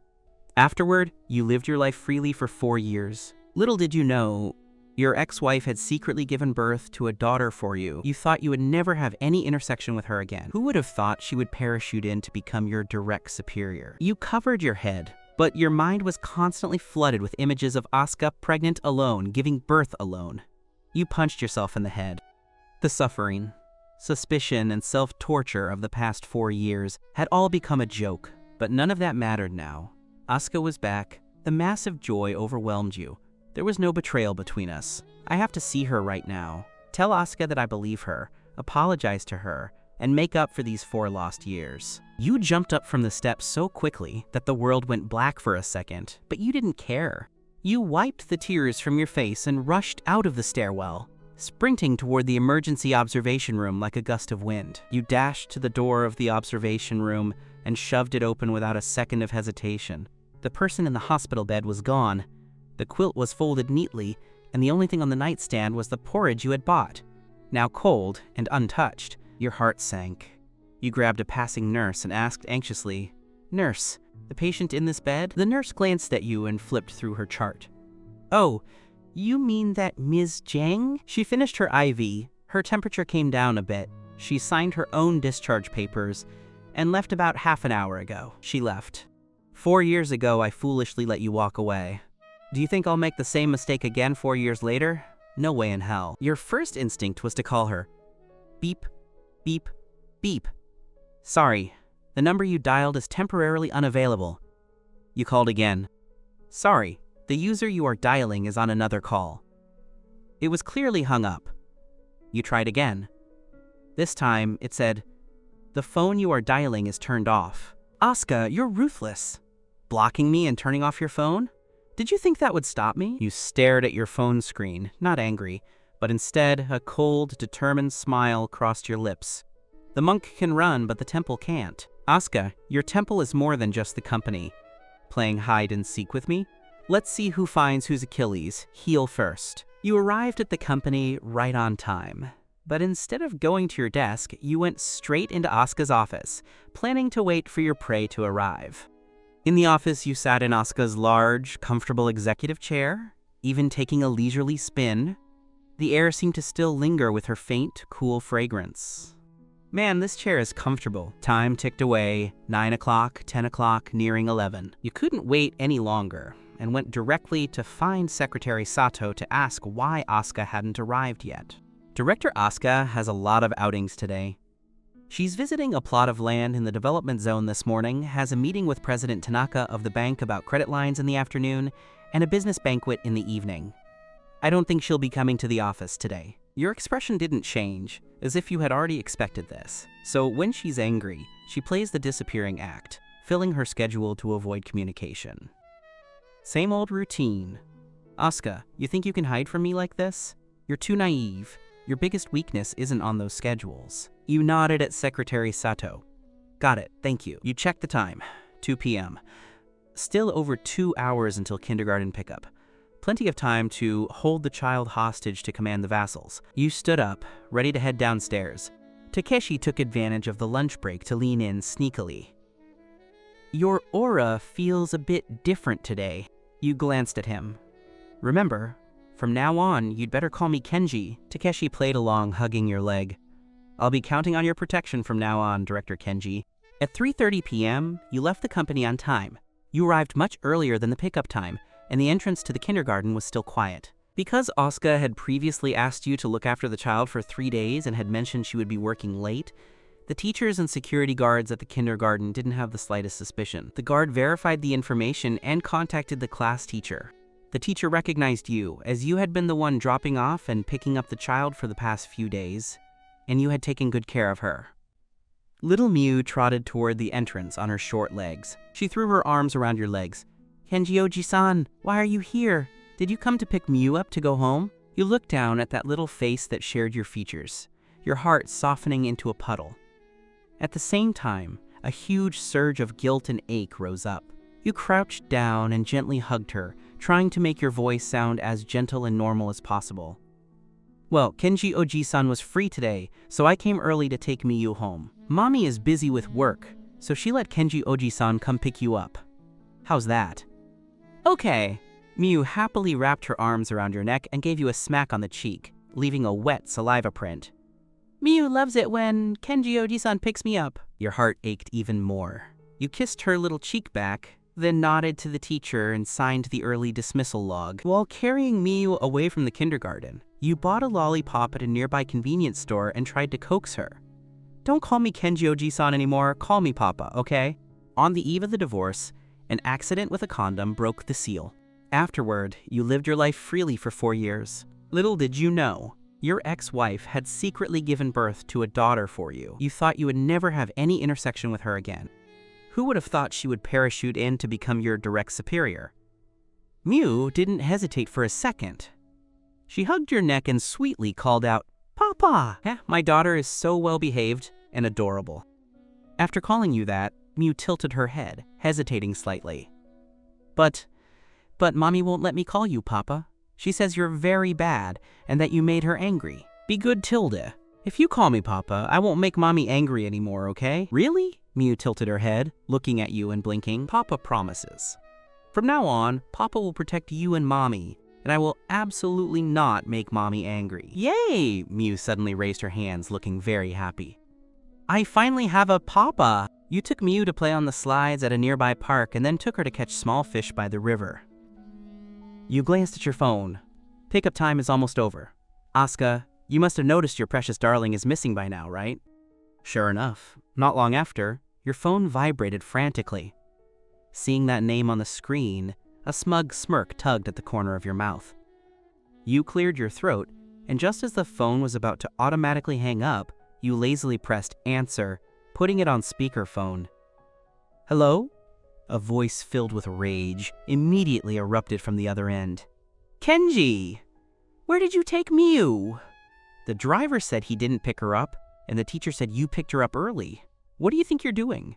Bring Miyu back immediately, or I'm calling the police. Hearing the panic in her voice, you said, Asuka, don't get excited. Miyu is with me, she's very safe. She's eating a lollipop right now. You glanced at Miyu next to you, who was happily licking her candy. The little one even gave you a sweet smile. Kenji, you bastard. What exactly do you want? Asuka's voice trembled with tears. She was truly anxious and scared. What do I want? You spoke into the phone, word by word. It's simple. Your daughter is in my hands now. Come to my place immediately, wash up, put on the clothes you took from me before, and come pick her up. If I don't wear you out so you can't get out of bed this time, then my name isn't Kenji. In the evening, Miyu was diligently building blocks on the carpet in the playroom. You stood by the window, feeling restless, glancing at the street below every now and then. The doorbell rang. Your heart skipped a beat, then began to race. You took a deep breath, composed your expression, and walked over to open the door. Asuka was wearing a thin khaki trench coat and black high heels with thin heels. The semi-transparent stockings were hidden by the length of the coat. She must have rushed over in a hurry. Her hair wasn't pulled back neatly like usual, just left to fall loosely over her shoulders, looking slightly messy. Asuka gripped her phone tightly. When she saw you open the door, she glared at you immediately. Where is Miyu? You stepped aside to let her in. Playing inside? She's very safe. Come in, let's eat first. You stepped forward, intending to pull Asuka inside. She stepped back, avoiding physical contact. Kenji, give Miyu back to me. I'm taking her home. Asuka's voice was cold, devoid of warmth. You stared at your empty hands. Can we talk properly, please? Asuka looked at you with indifference. If it's business, please have your assistant go through the proper channels. It's after work hours now, and I have nothing to discuss with you. Annoyed by her attitude, you reached out, grabbed her wrist, and pulled her into the house. Once the door closed, you pinned her against the wall. Mommy Tilde. Hearing the door close, Miyu ran out from the room that had previously been full of clutter. That room had been tidied up and filled with toys children loved. Miyu happily threw herself into Asuka's arms. Mommy! Papa bought me so many toys. I'm so happy, Tilde. Hearing the word Papa, Asuka shot you a strange look, then gently hugged Miyu. You can't just call anyone, Papa. After picking her up, she intended to head toward the door. Are we going back now? Miu pouted, unhappy. Asuka gently stroked her cheek. Yeah, we can't stay at other people's houses for too long. You blocked the doorway. Eat dinner before you go. I cooked. It's just enough for 3. Asuka remained indifferent to your gesture. She walked around you, intending to open the front door. Asuka, I know I misunderstood you. Let's sit down and talk things through. Let's clear up the misunderstandings from before. Asuka looked at you. Kenji, I said it. We have nothing to talk about. She had completely given up. When people aren't meant to be, no amount of effort makes a difference. No. You sent Miu to the playroom to play with her toys, then pulled Asuka into the bedroom. The moment the door closed, you wrapped Asuka tightly in your arms. The powerful beating of your heart and your slightly trembling voice came from your chest. I won't let you leave. Asuka, you are mine. Asuka's forced coldness crumbled in an instant. Her fever from yesterday hadn't fully subsided. She had gone to work through the low-grade fever, only to find Miu missing. She had been so terrified, fearing that Hiroshi's illegitimate child was taking revenge, that her legs had turned to jelly. I'm sorry. You buried your face in the crook of her neck, your voice muffled and filled with unprecedented sincerity. I'm sorry, I'm truly sorry. Asuka's body stiffened. She was stunned by this sudden embrace and apology, but you held her too tightly to break free. You? Let me go, Kenji. Don't think that just because you did this, it's okay. You used Miu to threaten me. I will never forgive you in this lifetime. Her voice was filled with anger, but it lacked conviction because of the way you were holding her. I know, I'm a bastard. I was childish, and I used our child to threaten you. 4 years ago, I was a fool and blind, and I said those horrible things yesterday. You held her, apologizing incoherently, your arms tightening as if fearing she would vanish the moment you let go. But I found out the truth. I've investigated everything. The video was fake. It was synthesized. The technology used was from a company your father invested in. 4 years ago, you were locked up by your father. You never cheated. You blurted out the truth you had discovered, your voice raspy. I'm sorry, Asuka. I was wrong these 4 years. I let you suffer alone. I let you be wronged. I'm sorry. On the eve of the divorce, an accident with a condom broke the seal. Afterward, you lived your life freely for 4 years. Little did you know, your ex-wife had secretly given birth to a daughter for you. You thought you would never have any intersection with her again. Who would have thought she would parachute in to become your direct superior? Listening to your incoherent yet heartfelt apologies, and hearing you mention the truth from 4 years ago, the strength and anger Asuka had been clinging to deflated like a punctured balloon. Tears surged uncontrollably. She stopped struggling and let you hold her, burying her face in your chest and sobbing silently. You felt the dampness on your chest, and your heart ached even more. You patted her back gently, your voice dripping with tenderness.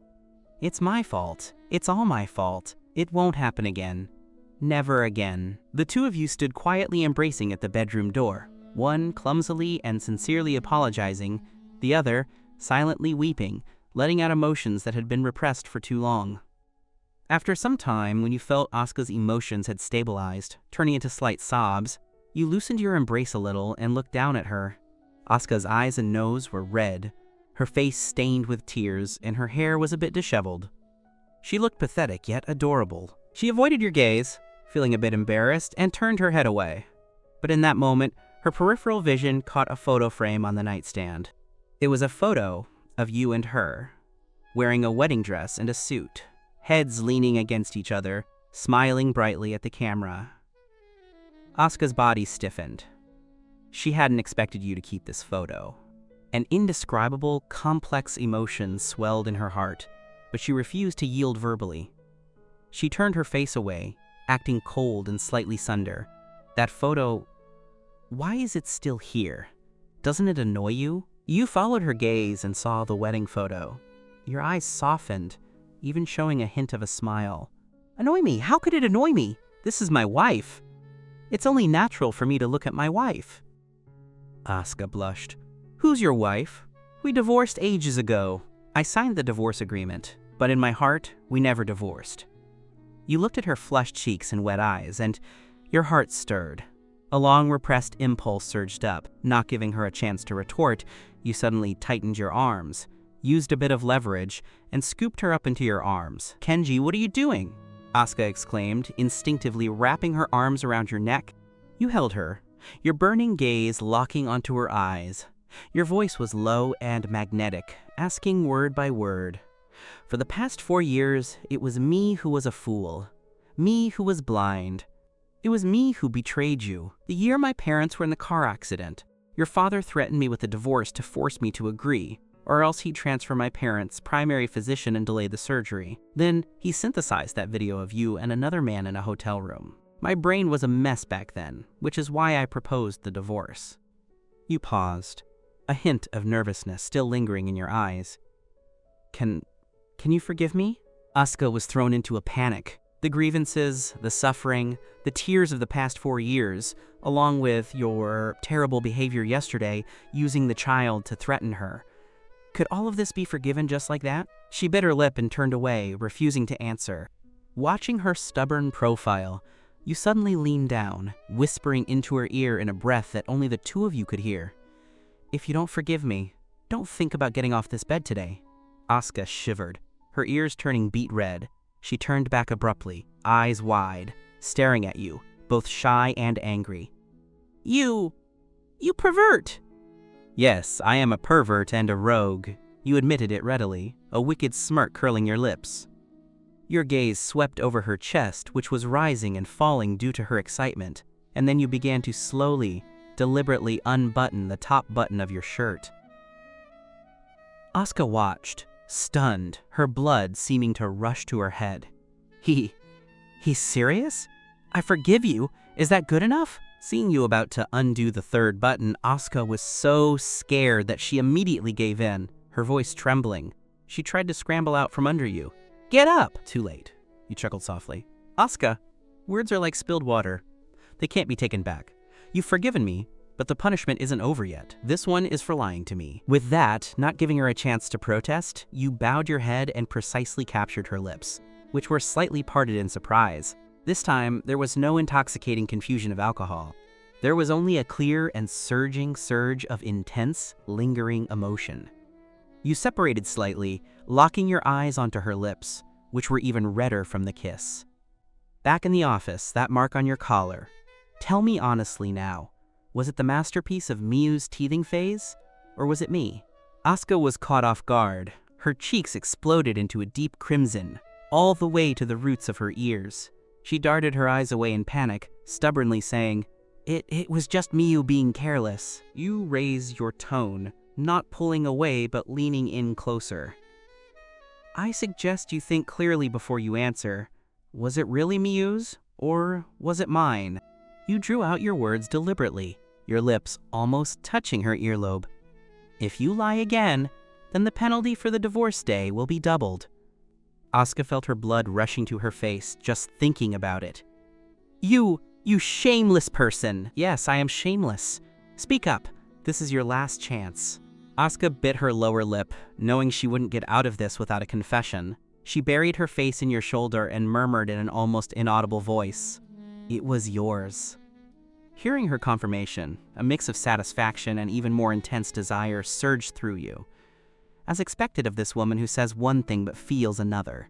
On the eve of the divorce, an accident with a condom broke the seal. Afterward, you lived your life freely for 4 years. Little did you know, your ex-wife had secretly given birth to a daughter for you. You thought you would never have any intersection with her again. Who would have thought she would parachute in to become your direct superior? You let out a low chuckle and pressed a burning kiss to her neck as a reward, then continued to press her. When else? Did you not tell the truth? Confess it yourself. You had a vague feeling that the charity gala incident might not have involved manager Haruka. Although the memory was blurry, you felt something was off. Asuka's body stiffened. He even guessed that. "No, nothing else." She tried to make a final stand. "Nothing?" The hand that had been lingering on her waist suddenly exerted more pressure, pressing firmly against a specific point. Asuka let out a short, startled gasp, her body trembling uncontrollably. Her face was flushed so red it seemed as if blood would drip from it. "So you really want to experience the double penalty?" You whispered into her ear with a wicked laugh. I'm counting 3, 2, 1. I'll tell you.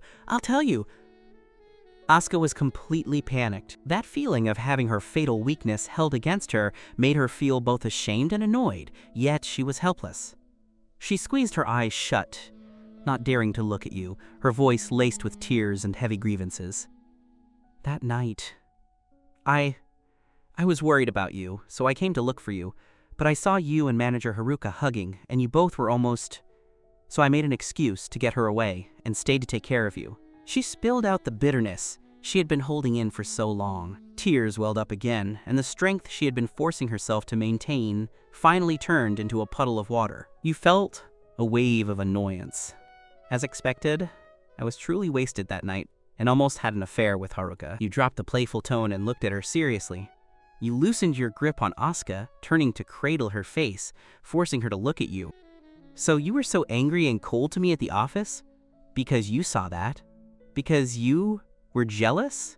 Asuka was burning red from your direct mention of the word jealous. She tried to turn her head away again, but you held her firmly. She bit her lip, refusing to admit it. You wouldn't let her go.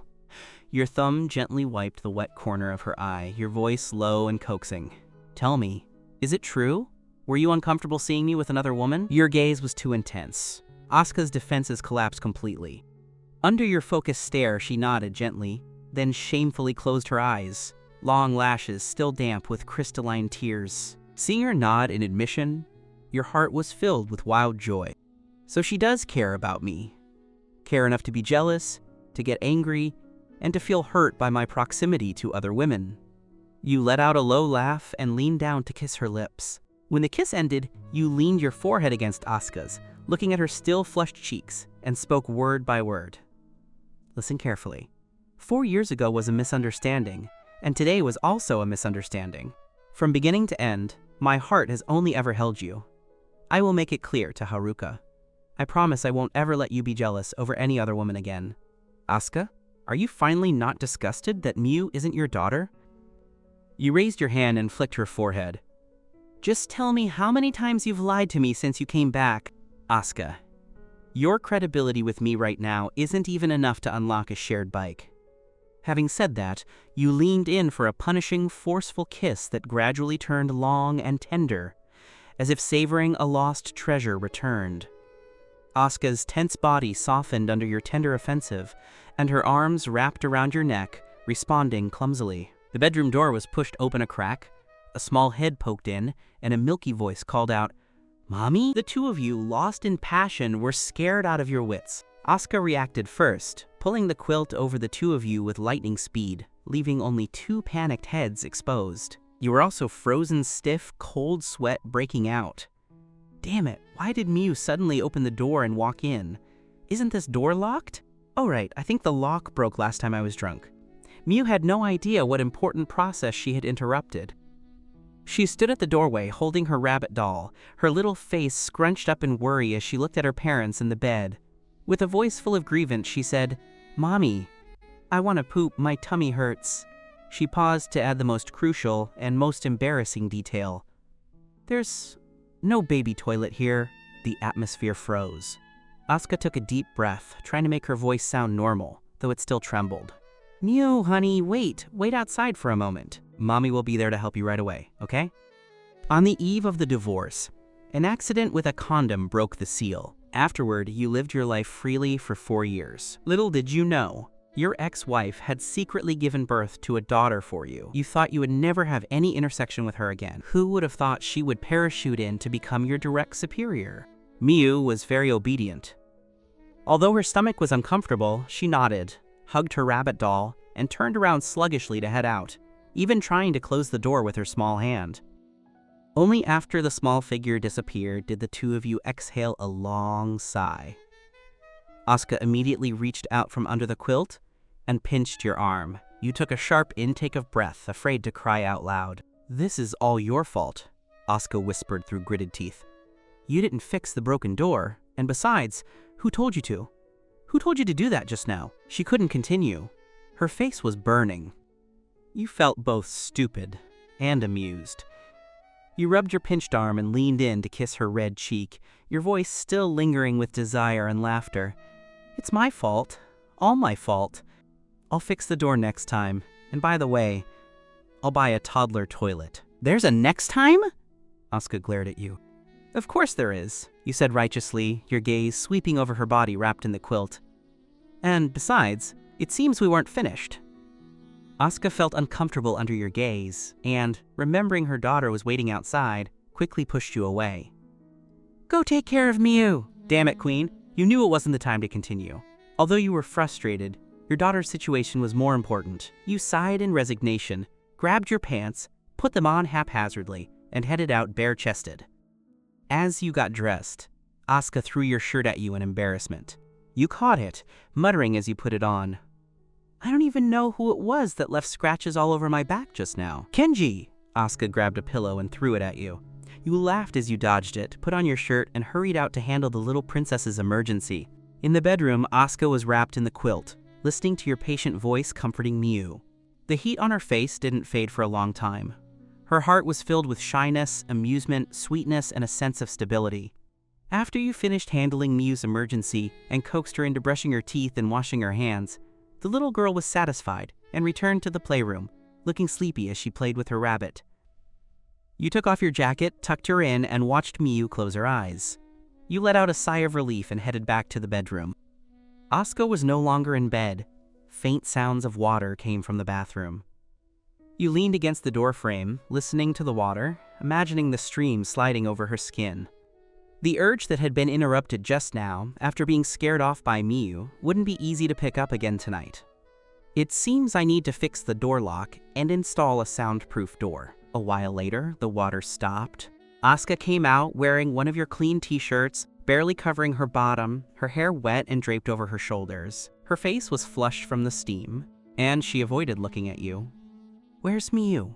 She whispered. Still in the other room, playing with her toys. You naturally took the towel from her hands to dry her hair. Her stomach is uncomfortable. Maybe she ate too many snacks tonight. I'll make her something light tomorrow. Asuka hummed, lowering her head and letting you take care of her. I was busy with, well, we didn't eat dinner. I actually cooked, but I was waiting for you. It's cold now. Let me heat it up. Asuka then realized that from the moment she got the phone call, she hadn't had a drop to eat. Her stomach growled at the perfect moment. She blushed and nodded. You smiled, finished drying her hair, and draped your thin jacket over her shoulders. It's a bit cold in the living room. Put this on. I'll heat up the tea. It'll be ready soon.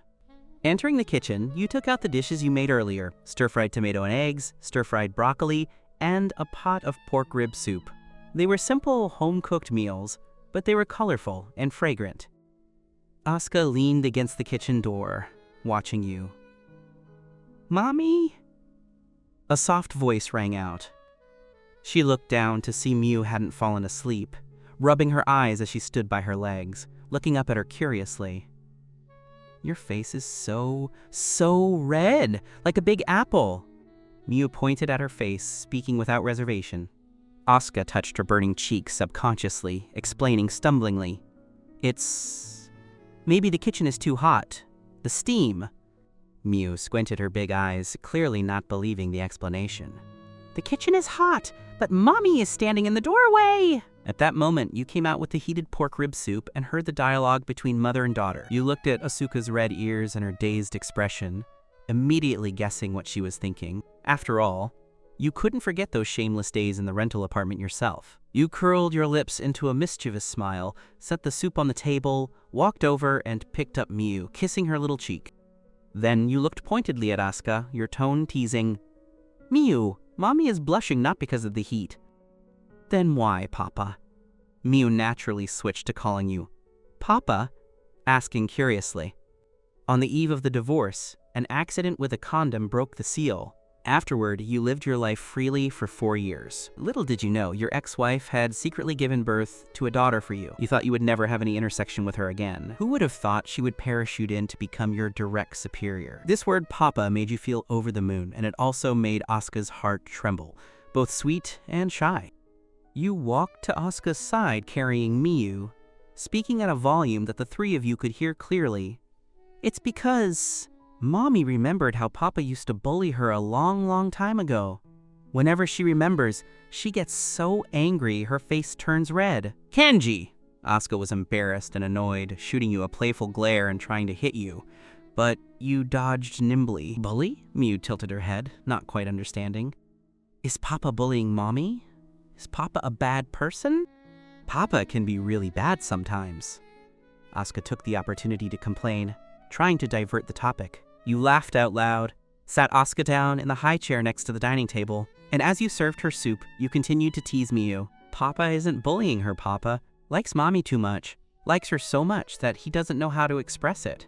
This explanation sounded fine at first glance, but paired with that meaningful look and Asuka's red face, it sounded completely wrong. Miu didn't quite understand, but seeing her mommy's red face didn't have real anger, only a bright light in her eyes, and that Papa was laughing happily, she felt it must not be a bad thing.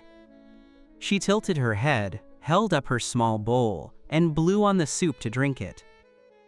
Asuka was so ashamed by what you said that she had to sit at the table and pick up her chopsticks, pretending to focus on eating and ignoring you. Watching her shy appearance, you felt an itch in your heart, followed by a surge of softness. You served Asuka a bowl of soup and put a piece of pork rib in her bowl. Eat more. Look how thin you are. From now on, I'll cook delicious food for you and Miu every day. A simple sentence, but it made Asuka's nose sour. Every day. This word had once been a luxury for her. Is the food you cook actually edible? She asked, intentionally picking faults. She picked up the pork rib and took a bite. The taste was unexpectedly good. The pork ribs were tender and flavorful, and the soup was fresh. You raised an eyebrow triumphantly. My skills as your husband are still as good as they were, right? Asuka muttered. What husband? You looked at her seriously, though the corners of your mouth couldn't help but rise. It's written in black and white on the marriage certificate. In my heart, it's always been valid. Asuka felt a warmth in her heart and stopped arguing, eating quietly. Miu also ate with great gusto, occasionally praising with a milky voice. The rice Papa cooks is delicious. The family of three sat around the small table, eating simple, home-cooked dishes. The lights were warm and the atmosphere was cozy. This was a scene Asuka had only dared to wish for in her dreams over the past 4 years. Everything had truly returned. After dinner, you took the initiative to clean up the dishes. Asuka tried to help, but you pushed her away. Go play with Miu or rest. I've got this. Asuka didn't insist and played puzzles with Miu in the living room for a while. When you came out after cleaning up, Miu was yawning again. You picked her up. Time for bed, little princess. Miu looked at you with watery eyes, full of longing. I want to sleep with Papa and Mommy. You glanced at Asuka, who nodded in agreement. The family of three crowded into that not-so-large double bed. Miu slept in the middle and quickly fell into a deep, rhythmic slumber. You and Asuka slept on either side, separated by your daughter, watching each other quietly under the dim nightlight. Asuka, you suddenly spoke in a low voice. Shall we start over? Not going back to the past, but getting to know each other again, falling in love again, rebuilding our home, and making up for the 4 years we missed twofold? Asuka looked into your shining eyes in the darkness, her heart melting. She nodded gently, reached out over Miu, and took your hand. Okay. Are you prepared for what you might face? You grinned. It's just that wicked father of yours, right? You'll protect me, won't you? You pinched Asuka's cheek. Last time that dog's lackey bullied me, you stood up for me. From now on, I'll just focus on being a kept man. Your understanding made Asuka very happy. She said calmly, that assistant son is my father's illegitimate son. You squeezed Asuka's hand across Miu. No wonder I hate him so much. I think you aren't willing to be controlled by your father anymore, which is why you returned to the country to develop your career. Asuka nodded. I need your help. My father wants to leave a large part of the company's assets to his illegitimate son. Can you be the backing I trust the most? The next morning, sunlight spilled into the bedroom through the curtains. You woke up first, looking at Asuka still sound asleep beside you, and Miu sprawled out between you. You felt a sense of satisfaction you had never experienced before. On the eve of the divorce, an accident with a condom broke the seal. Afterward, you lived your life freely for 4 years. Little did you know, your ex-wife had secretly given birth to a daughter for you. You thought you would never have any intersection with her again. Who would have thought she would parachute in to become your direct superior? You cautiously got out of bed and went to the kitchen to prepare a simple breakfast. You fried an egg, toasted some bread you bought at the supermarket downstairs, and heated up some milk. Although your skills were no match for a professional chef, it was the thought that counted. Asuka was woken up by the aroma of breakfast, and Miyu's little feet kicking her as she tossed and turned. She opened her eyes, saw the empty space beside her, and felt a sudden tightening in her heart. It wasn't until she heard the faint sounds from the kitchen that she relaxed. The habit of raising a child alone for 4 years gave her an instinctive panic when she woke up to find no one beside her. After the family of 3 finished breakfast, you volunteered to take Miyu to kindergarten yourself. You carried Miyu with Asuka following beside you, and the 3 of you walked downstairs. The scene was as harmonious as the most ordinary family of 3. At the kindergarten gate, Miyu said goodbye to her parents sweetly and skipped into the facility. You felt an extra sense of pride that Miyu called you Papa so naturally. Watching her back until she disappeared, you turned to Asuka. "Let me drive you." Asuka nodded. After you got into the car, she suggested, "Drop me off near the company." Even though the misunderstanding was cleared up and your relationship was confirmed, there were too many prying eyes at the office. Your delicate relationship wasn't suitable for public display yet. After all, Asuka was the president, and you were her direct subordinate. It would cause gossip. The car drove steadily. In the enclosed space, only the 2 of you were present. The intimate scenes from last night floated uncontrollably in your minds. Asuka looked out the window, her ears burning. You leaned against the back of the seat, fingers tapping lightly on the steering wheel, casting glances at the woman sitting upright beside you with a smile on your lips. As you were 1 street away from the company, you suddenly spoke up. "Stop at the intersection ahead. I'll get off here. You drive to the underground parking lot." The car pulled over. Before getting out, you quickly leaned in toward Asuka's ear without her noticing and whispered in a low voice, "At a suitable time, we'll settle our accounts properly." The warm breath brushing against her ear carried a clear suggestion. Asuka's body stiffened and her face instantly flushed red. She didn't dare look at you, only managing a soft, her voice, almost inaudible. You smiled with satisfaction, closed the car door, and watched the car pull away before straightening your clothes and walking toward the company with a leisurely pace. When you entered the elevator, you ran into Kenji, who had just arrived. As soon as he saw you, he leaned in, gossiping. "Hey brother, did you see President Asuka's car? I saw her get out just as I arrived." "Oh, the complexion, the energy, it's completely different from yesterday. She's positively glowing and radiant." T-esque. Don't tell me she spent the night with some top-tier male model to get completely satisfied? Kenji was just joking without restraint, not knowing that his words had hit the nail on the head regarding the male model himself. Your pace faltered imperceptibly, and your heartbeat quickened. Ahem, although the male model is me, I wouldn't call myself top-tier, and as for completely satisfied. The situation last night was far from complete. It's all that little ancestor Miyu's fault. You felt guilty inside but pretended to be calm on the surface, even going along with Kenji's words vaguely. Maybe she just rested well and is in a good mood. Forget it, resting well doesn't make you look like that. Her eyes are shining like stars since she parachuted into this position. Kenji stroked his chin, analyzing with an air of experience. It must be the nourishment of love. Tell me, did you heroically sacrifice yourself last night to comfort the wounded president? And then he nudged you with his elbow, his expression lecherous. You stumbled from his nudge, and hearing, quote, "heroically sacrifice yourself," the embarrassing memory of you both half undressed and passionate in the bedroom, only to be interrupted by Miyu, flashed through your mind. You couldn't keep a straight face and pushed Kenji away. "Get lost. Stop talking nonsense." The elevator opened. "Shut up," you said, stepping out first and pretending to check your phone to avoid Kenji's inquisitive gaze. But the thoughts stirred up in your heart burned like a small fire.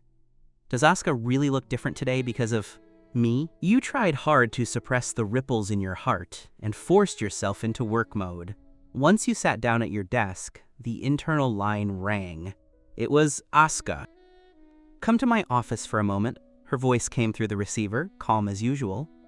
But you vaguely felt that the voice seemed to carry a hint of tenderness, unlike before.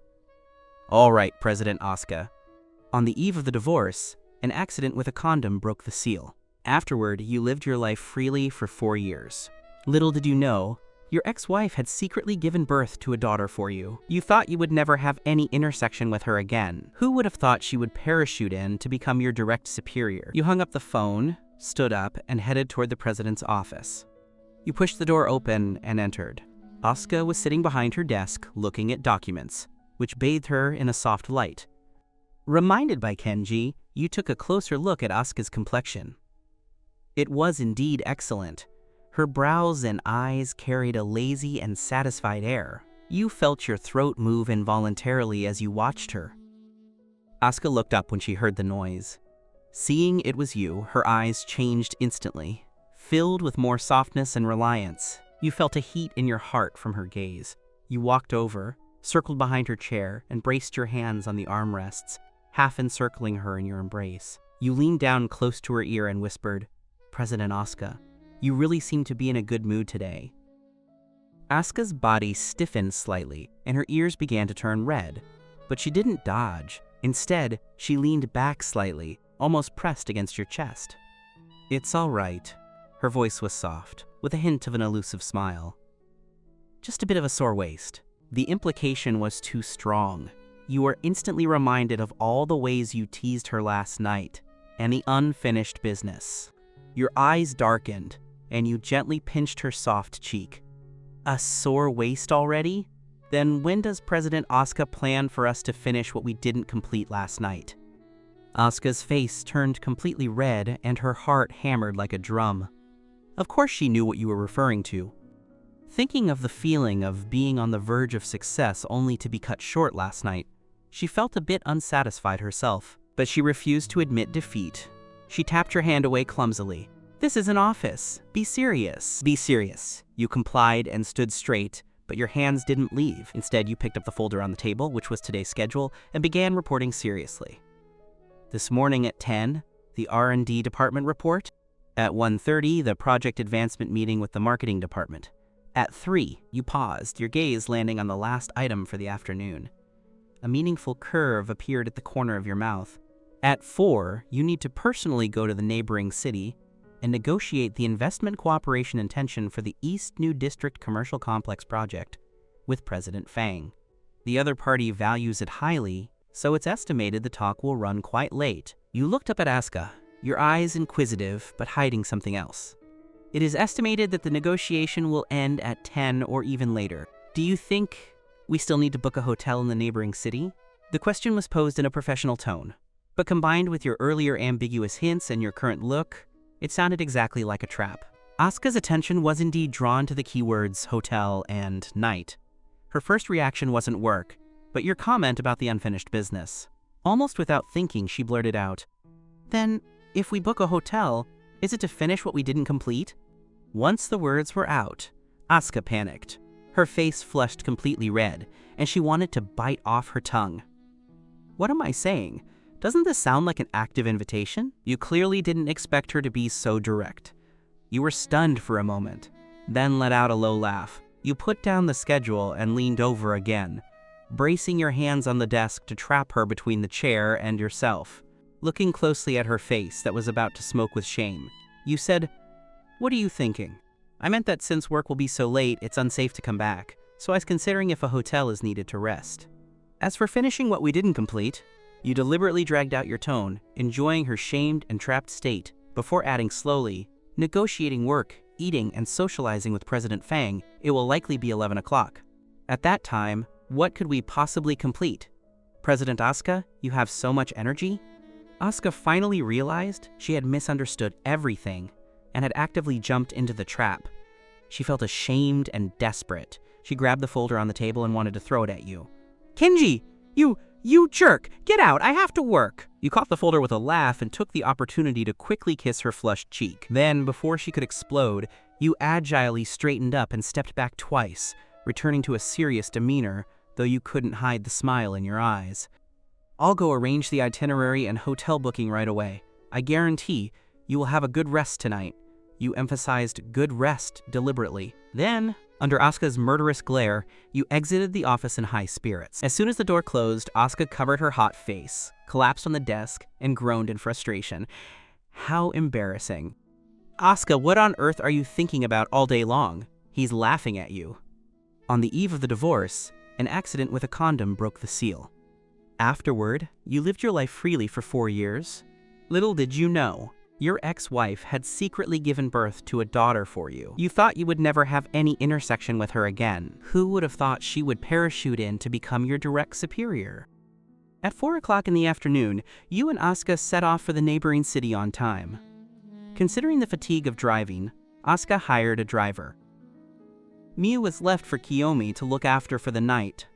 Asuka sat in the back, and for the whole journey, neither of you spoke much. There was a subtle tension in the car. Asuka held her tablet, seemingly dealing with emails, but the speed at which her fingertips swiped the screen was noticeably slower than usual. Her phone was placed right beside her. About half an hour after setting off, the phone screen lit up with a new hotel booking notification. Janwei International Hotel. Dear Ms. Asuka, you have successfully booked a presidential suite with a Riverview king bed for 1 night. Check-in time, after 1800 today. Check-out time, before 1400 tomorrow.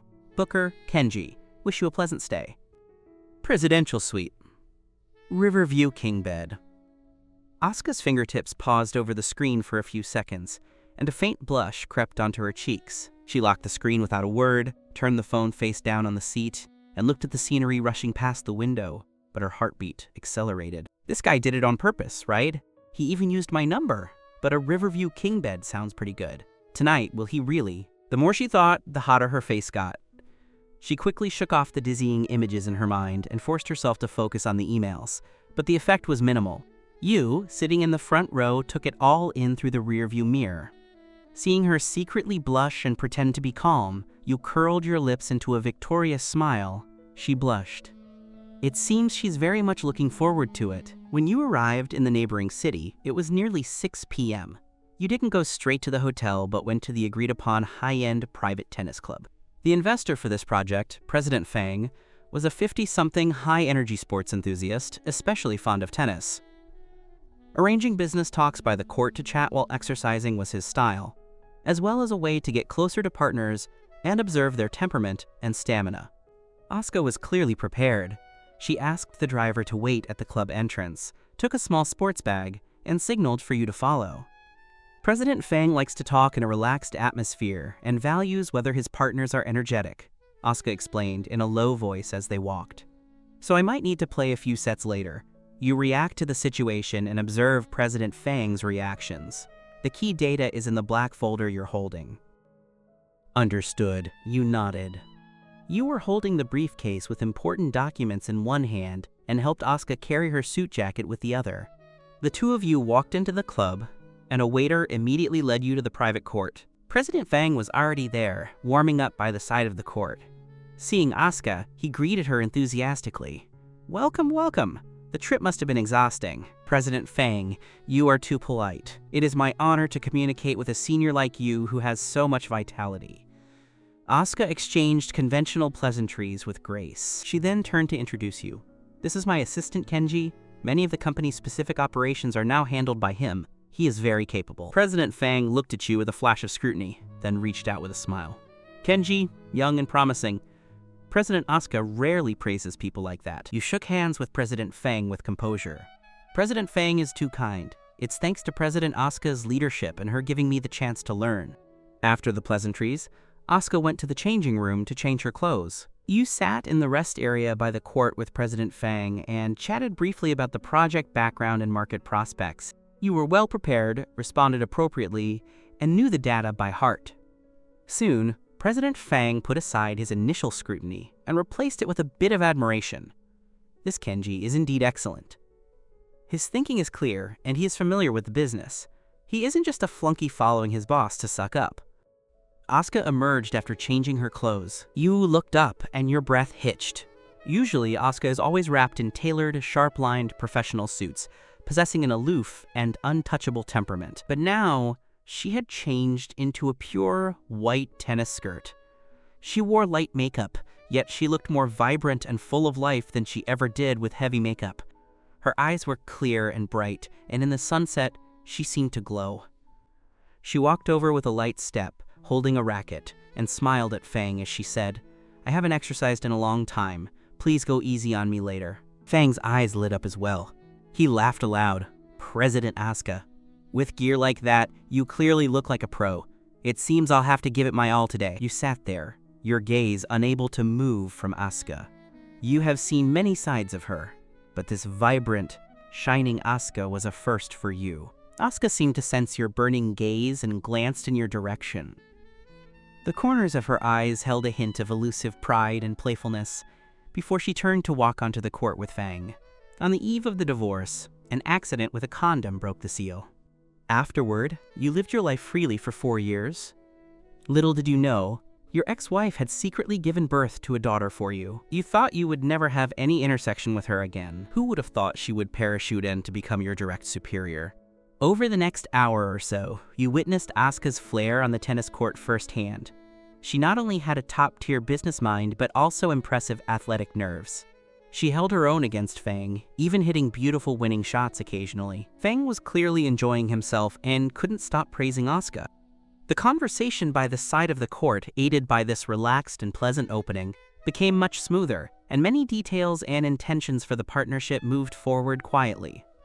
Fang looked at Asuka as she wiped her sweat and smiled contentedly. This Asuka is beautiful, capable, plays tennis well, and has a good personality. Cooperating with her should be quite pleasant. After a few sets, the sky grew dark. The three of them returned to the rest area to wipe their sweat and drink water while continuing to discuss the cooperation framework. The atmosphere was very harmonious. At this moment, Asuka said to you naturally, "Go to the car and get that more detailed feasibility report I prepared for Fang to look at." "Right away, President Asuka," you said, taking the car keys from Asuka and standing up to leave.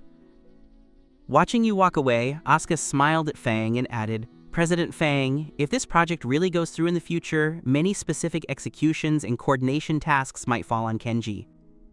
When I'm not around, he can handle all matters in the company, big or small. I trust him very much." This sounded ordinary, but it was actually a quiet way of elevating your position. Fang was a seasoned veteran and naturally understood the implication. He nodded with a smile. "President Asuka has many strong generals under her command. I'm envious." Holding the car keys, you followed the signs toward the underground parking lot. The club covered a large area, and the parking lot was divided into several zones. As you walked, you were still savoring Asuka's gallant style on the court, and the corners of your mouth lifted involuntarily. Damn, she's cool. How is my wife so all-around capable? Even playing sports looks this good. Finding the parking zone the driver mentioned, you soon saw the familiar black sedan. Just as you were about to approach, you saw a few people get out of a car not far away. One of them was Taro, the down wholesaler that Asuka had intended to acquire previously. This guy was planning to live off Asuka's status, yet today he was hugging a woman who looked older than his mother, calling her honey affectionately. Damn it, how did I run into this jerk and he brought people? Is this revenge? Taro saw you too. The woman beside him seemed to be his source of confidence, as he immediately walked toward you. "Hey, where did this dog come from? Did you sneak into this high-end place just to cause trouble? This isn't a place for a loser like you. You're lowering the class of this place." You couldn't be bothered with this kept man who was ruined by his sugar mummy. You intended to grab the files from the car and go find Asuka. However, the guy was as excited as a dog seeing waste. He rushed over and blocked your path. Last time, you were the one who stirred the pot. "I'm going to teach you a lesson today." The woman's phone rang. The basement signal was bad, so she reminded Taro to mind his manners and left via the elevator first.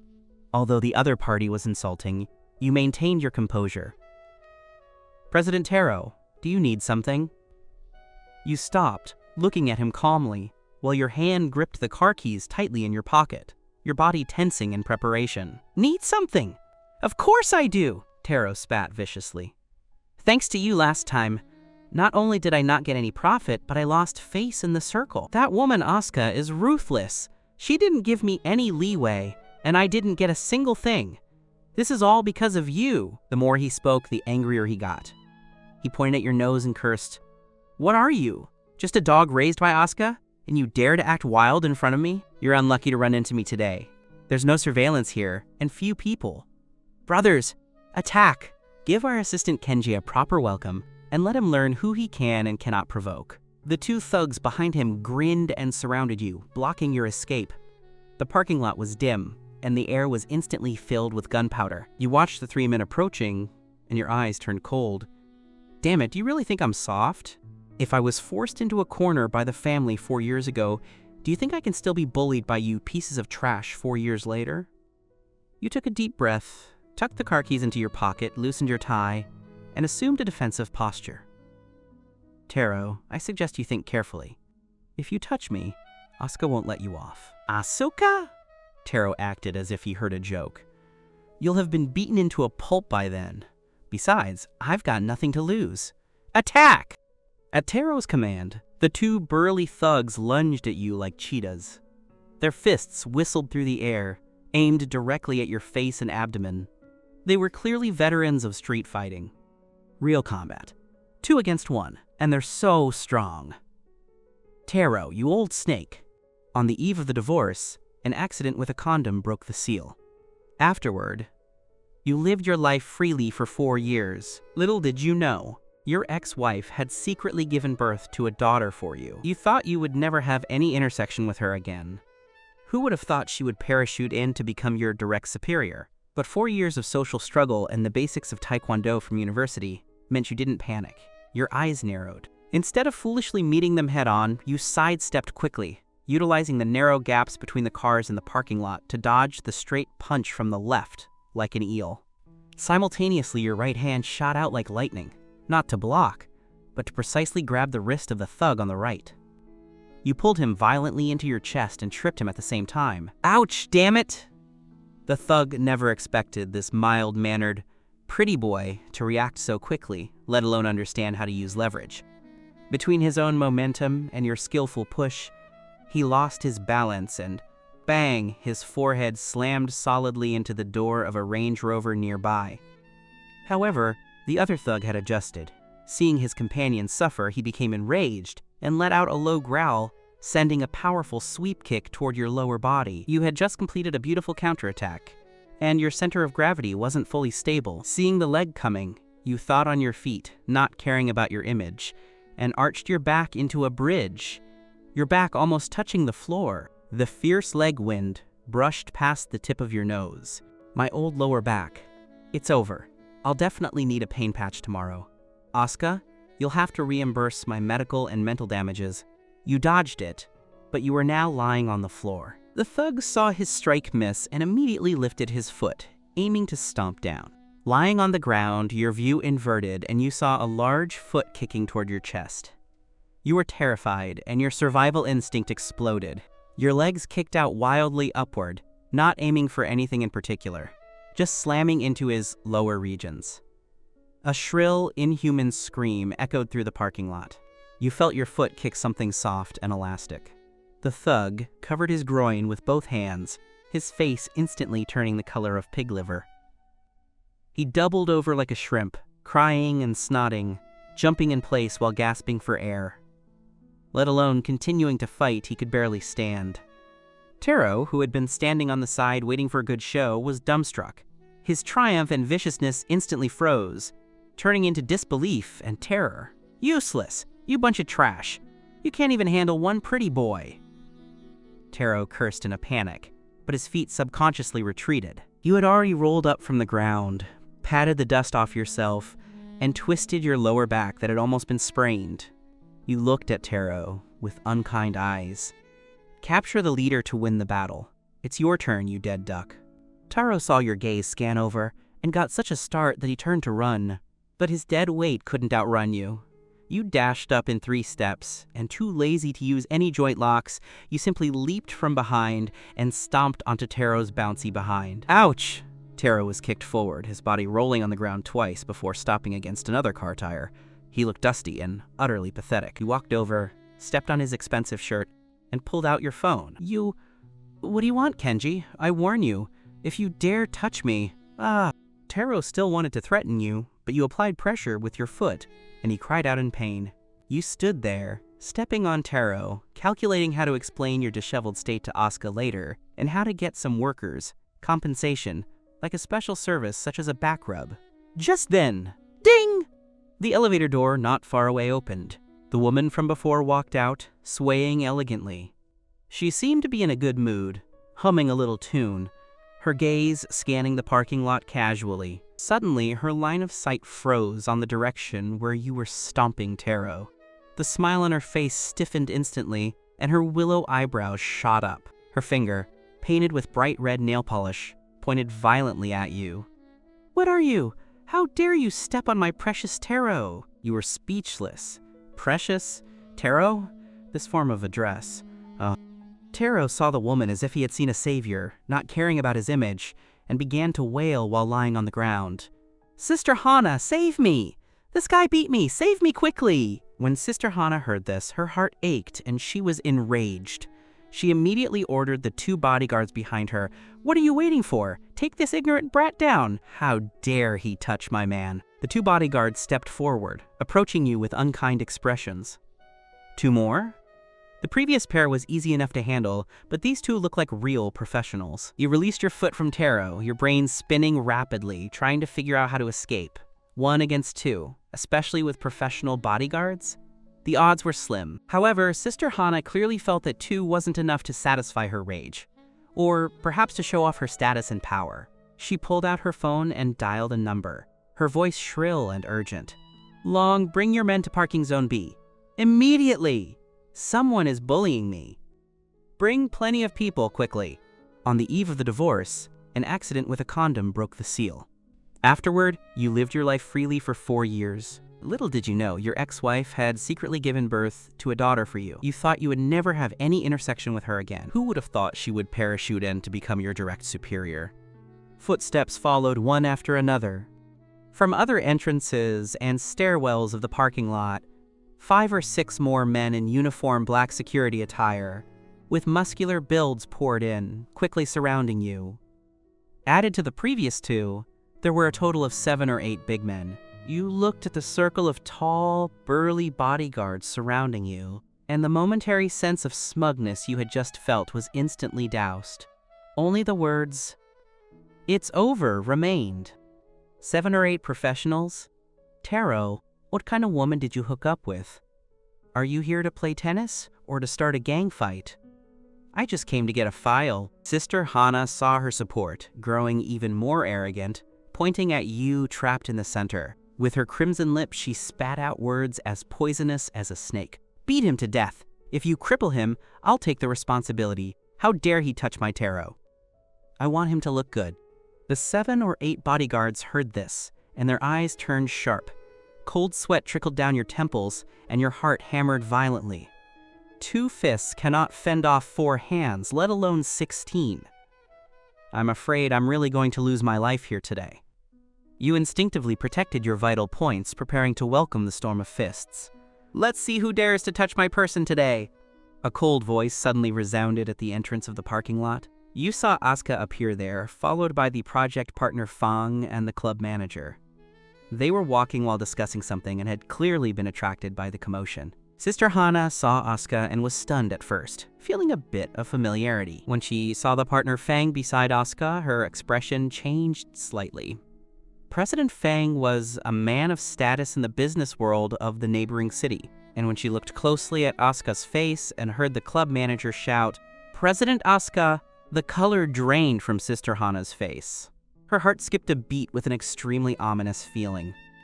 Asuka walked over with a steady pace. Her gaze lingered on you for a second, caught in the middle. Seeing your wrinkled suit, popped buttons, footprints on your chest, and the abrasions on your face, her eyes darkened instantly. Only then did her line of sight shift to the pale-faced Sister Hana, the equally colorless Taro, who had just crawled up from the ground, and the 7 or 8 bewildered bodyguards. What is going on? When you saw Asuka arrive with such presence, your lower back stopped aching, and your legs stopped hurting. Your confidence soared. You immediately walked out of the bodyguard's circle and rushed to Asuka's side. You revealed just the right amount of grievance and lingering fear, pointing at Taro and Sister Hana, putting on a show of having been bullied. President Asuka, you finally arrived. I came down to get the documents, and this Taro, the same one who tried to scam us on the contract last time, suddenly appeared with 2 people to beat me up. Fortunately, I was smart enough to barely fend them off. I was just about to call the police when this woman, Sister Hana, came out of the elevator. Without asking any questions, she called all these people to surround me and threatened to beat me to death. President Asuka, if you had arrived any later, I probably would have been lying in the hospital waiting for you to visit. Asuka listened, her gaze growing colder and colder. She first looked at Taro. Taro was trembling so hard he couldn't even speak properly. Then she looked at Sister Hana. Sister Hana felt her scalp go numb under Asuka's icy gaze, forcing herself to stammer a defense. President Asuka, this is a misunderstanding. I didn't know he was your person. It was Taro. It was Taro who said he had been beaten, so Asuka interrupted her, a cold arc forming at the corners of her mouth. Bringing 2 thugs to ambush my person is a misunderstanding? Calling 7 or 8 bodyguards to surround him and threatening to beat him to death is also a misunderstanding? She paused, her gaze sweeping over Sister Hana's heavily made-up face, as if remembering something. If I remember correctly, you are Mina, the younger sister of the boss of Hongyun Construction, right? I think I met you at the charity gala last time. When Mina heard Asuka correctly name her identity and her brother's name, her legs went weak. Her brother's business had to rely on the Asuka group for much of its support. Asuka did not bother arguing with her anymore. She took out her phone, found a number, and dialed it, making sure to put it on speaker. The call was answered quickly. A middle-aged man's enthusiastic voice came from the other side. Oh, President Asuka, how did you think of calling me? Do you have any instructions? I wouldn't dare give instructions, Asuka said in a flat tone. It's just that there is a matter that I think you need to handle. I am currently at your tennis club. Your sister, Ms. Mina, has surrounded my assistant Kenji with 7 or 8 people, saying she wants to beat him to death. I want to ask, is this President Sato's intention, or is it your sister's personal behavior? The other end of the line went silent instantly, leaving only heavy breathing. A few seconds later, President Sato's voice came through, almost roaring. You could feel his terror and fury through the phone. What? President Asuka, it's a huge misunderstanding. This is absolutely the personal behavior of my good-for-nothing sister. I am completely unaware of this. President Asuka, please don't be angry. I am coming over right now. On the eve of the divorce, an accident with a condom broke the seal. Afterward, you lived your life freely for 4 years. Little did you know, your ex-wife had secretly given birth to a daughter for you. You thought you would never have any intersection with her again. Who would have thought she would parachute in to become your direct superior? Seeing his sister's appearance, you, who were trapped in the middle, slightly disheveled but with clear, bright eyes, and Taro on the ground with a pathetic look on his face, President Sato felt his heart sink. He didn't even have time to wipe his sweat. He rushed to you in 3 steps and bowed deeply, his tone filled with fear. Assistant Kenji, I am truly sorry. It is my failure to discipline my family. My sister has offended you. Please, as a magnanimous person, don't hold it against this fool. I will definitely come to apologize in person another day. Then he turned to Asuka, his waist bending even lower. I am truly sorry. It is the fault of the Sato family. We have caused you trouble. I will definitely not let Assistant Kenji suffer even the slightest grievance. Asuka didn't speak, just watching coldly. President Sato straightened up and turned to look at his sister, Mina. His face was livid, and his eyes looked like he wanted to kill. He walked over quickly and, in Mina's terrified eyes, raised his hand and slapped her across the face several times. The force was so great that Mina's carefully styled hair was disheveled, some of her powder fell off, and even the corners of her mouth seeped blood. You idiot! You wasteful woman! I let you go out and cause trouble? How dare you touch someone belonging to Asuka? Are you tired of living? President Sato yelled while hitting her. He was truly furious. If he offended Asuka, how could he do business in the future? After hitting Mina, President Sato pointed at Taro and roared at the bodyguards who were still standing there. "And this jerk! Throw him out! I don't want him to ever step foot in here again. This club is my property, and I have the final say." The bodyguards immediately stepped forward and dragged the wailing and begging Taro away, like a dead dog. Mina was stunned by the beating, covering her face and not even daring to cry out loud. President Sato, gasping for breath, yelled at Mina again. "What are you staring at? Apologize to Assistant Kenji. Apologize to President Asuka." Mina finally reacted. Not caring about the pain in her face or the humiliation, she rushed to you with a sobbing voice. "I'm sorry, I was blind. Please forgive me." Then she bowed to Asuka. "President Asuka, I know I was wrong." You looked at the socialite who had just been arrogant and wanted to beat you to death, now apologizing to you like a terrified bird. You felt incredibly relieved. This feeling was really not bad. However, you maintained a look of, "I was shocked but am very tolerant" on the surface, waving your hand. "Ms. Mina, just keep your eyes open in the future. Don't pick up just any treasure to keep by your side." These words were suggestive, making Mina blush even more, out of shame. President Sato apologized repeatedly, stating that all the consumption of President Asuka and President Fang in the club today would be free, and it would be free for Assistant Kenji forever in the future. Seeing that it was enough, Asuka spoke lightly. "President Sato, manage your own people. For your sake, today's matter ends here. I don't want there to be a next time." Yes, definitely. Thank you, President Asuka, for your magnanimity." President Sato, as if granted amnesty, wiped his cold sweat and hurriedly dragged the still sobbing Mina and a group of bodyguards away in a disheveled manner. In the parking lot, peace was finally restored. President Fang had been watching from the side with a meaningful smile on his face. He patted you on the shoulder. "Assistant Kenji, good moves." You quickly stayed humble. "President Fang, you are too kind. I just had good luck." Asuka glanced at you, her eyes landing on the footprint on your chest and your torn shirt. "Are you hurt?" You took the opportunity to extort her. "It's just that my clothes are ruined. I expect President Asuka to reimburse me." "We'll talk about it when we get back," Asuka said, but there was a hint of imperceptible distress in her eyes. "President Fang is still waiting to see the data." Asuka turned and smiled apologetically at President Fang. "Sorry, President Fang.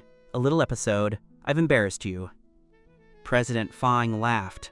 Not at all. It was more exciting than playing tennis." Perhaps it was the courage you showed when facing a challenge that made President Fang appreciate you even more. Coupled with your precise grasp of the project details, you further won his trust. The negotiations, which were expected to be difficult, turned out to be surprisingly smooth. President Fang was in a great mood. At the banquet, he toasted frequently. Asuka naturally drank a lot, and you couldn't avoid being toasted a few times. By the end of the banquet, it was past 10 o'clock at night. Asuka's cheeks were flushed, her eyes were a bit blurry, and her walking was obviously unsteady. She needed you to support her by her side. President Fang was also having a good time. When he was picked up by his assistant, he patted your shoulder, half drunk. "Brother Kenji, following President Asuka means a limitless future. Come find me anytime you are in the neighboring city." After seeing President Fang off, you helped the light-footed Asuka into the hotel concierge car and headed toward the presidential suite that had already been booked. The elevator rose steadily. The enclosed space was filled with the light alcohol and perfume scent of Asuka, mixed with the warmth from her body. She was leaning almost entirely on you, her head resting on your shoulder. On the eve of the divorce, an accident with a condom broke the seal. Afterward, you lived your life freely for 4 years. Little did you know, your ex-wife had secretly given birth to a daughter for you. You thought you would never have any intersection with her again. Who would have thought she would parachute in to become your direct superior? Your body stiffened slightly. You held her waist firmly, feeling those astonishingly soft curves. Your Adam's apple rolled uncontrollably. Asuka, who was drunk and soft, was even cuter. Arriving at the top-floor presidential suite, you used the room card to open the door and helped Asuka inside. The suite was luxurious and spacious. Outside the huge floor-to-ceiling windows was the brilliant night view of the city's river, with lights shining brightly. But neither of you was in the mood to appreciate it. You carefully helped Asuka to sit on the large, soft sofa in the living room. As soon as Asuka touched the sofa, she seemed to have her bones removed, sinking into it softly. She closed her eyes, her long eyelashes casting shadows under her eyes, her chest rising and falling gently with her breathing. You let out a sigh of relief, straightened up, rubbed your somewhat sore arms, and went to the minibar to pour a glass of warm water. Walking back to the sofa, you crouched down and handed the water glass to Asuka's lips. Asuka opened her eyes in a daze, looking at you for a while with unfocused eyes before taking small sips of water from your hand. The warm water seemed to restore some of her sanity, but her eyes were still hazy with the moisture of intoxication. You put the cup aside, and your gaze fell on her face. Because of the drunkenness, her fair skin was glowing with an alluring pink. Her red lips were slightly open, and the buttons on her collar had loosened at some point, revealing a piece of exquisite skin, her collarbone, and the faint curve of her chest. As you watched, your eyes gradually deepened. You leaned in slowly, supporting your hands on the back of the sofa on both sides of her body, covering her within your range of aura. The distance between the two was close enough to feel each other's breathing. Asuka seemed to notice you leaning in. Her hazy eyes focused a bit, falling on your face that was close at hand. Her gaze slid slowly across your eyes, across the bridge of your nose, and finally rested on your lips. I don't know if it was because of the drunkenness, but her eyes lacked the usual reserve and dodge, replaced by a more direct desire. She swallowed saliva unconsciously. This subtle movement was like a small hook, gently scratching at the tip of your heart. Your eyes were darker, and you asked on purpose with a magnetic hoarse voice, "President Asuka, what are you looking at me for?"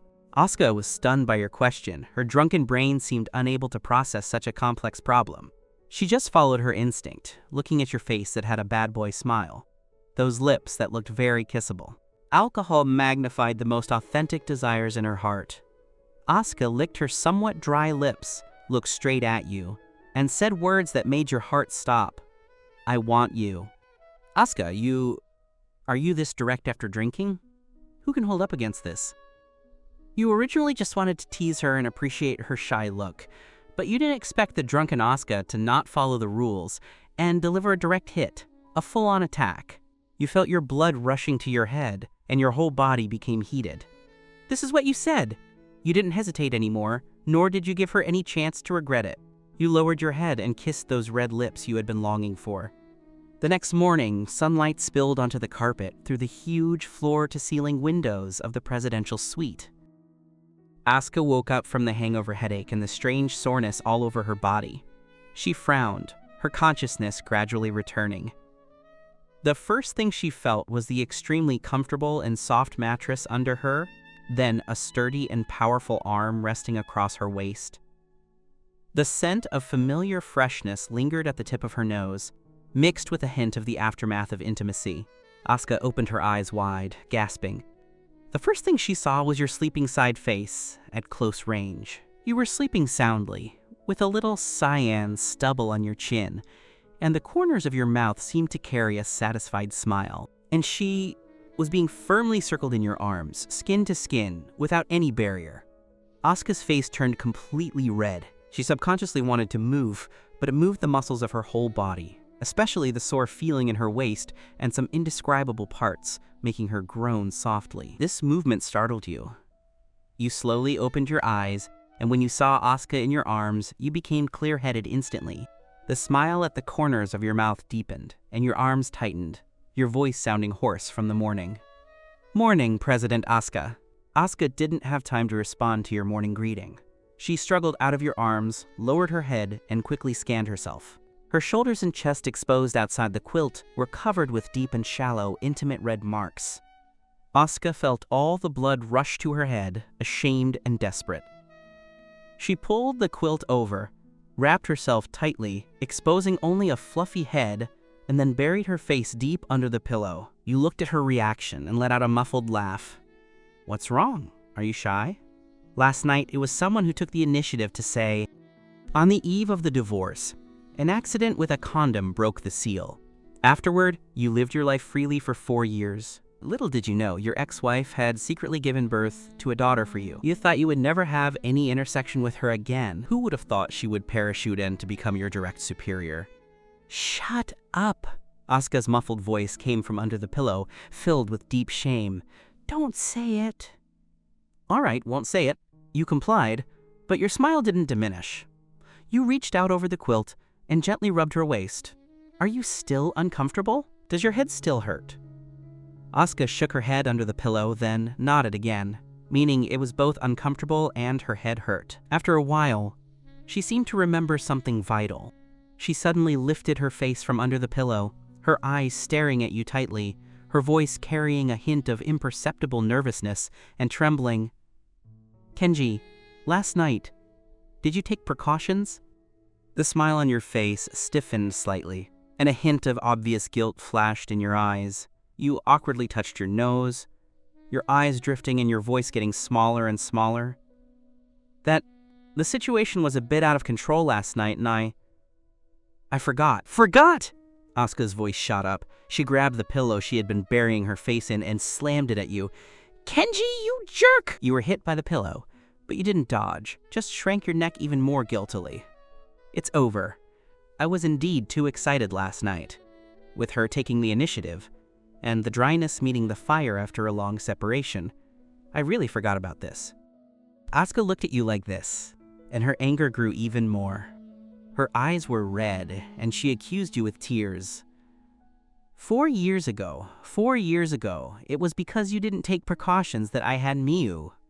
I was pregnant alone, gave birth alone, and raised the child alone, suffering so much bitterness and so many grievances. And you, Kenji, you knew nothing. Last time, when you were drunk at your place, you didn't either. This time, I drank too much again, and you didn't again. Kenji, did you do it on purpose? Do you know how scared I was? What if it happened like 4 years ago? The more she talked, the more aggrieved she felt, and tears really fell down.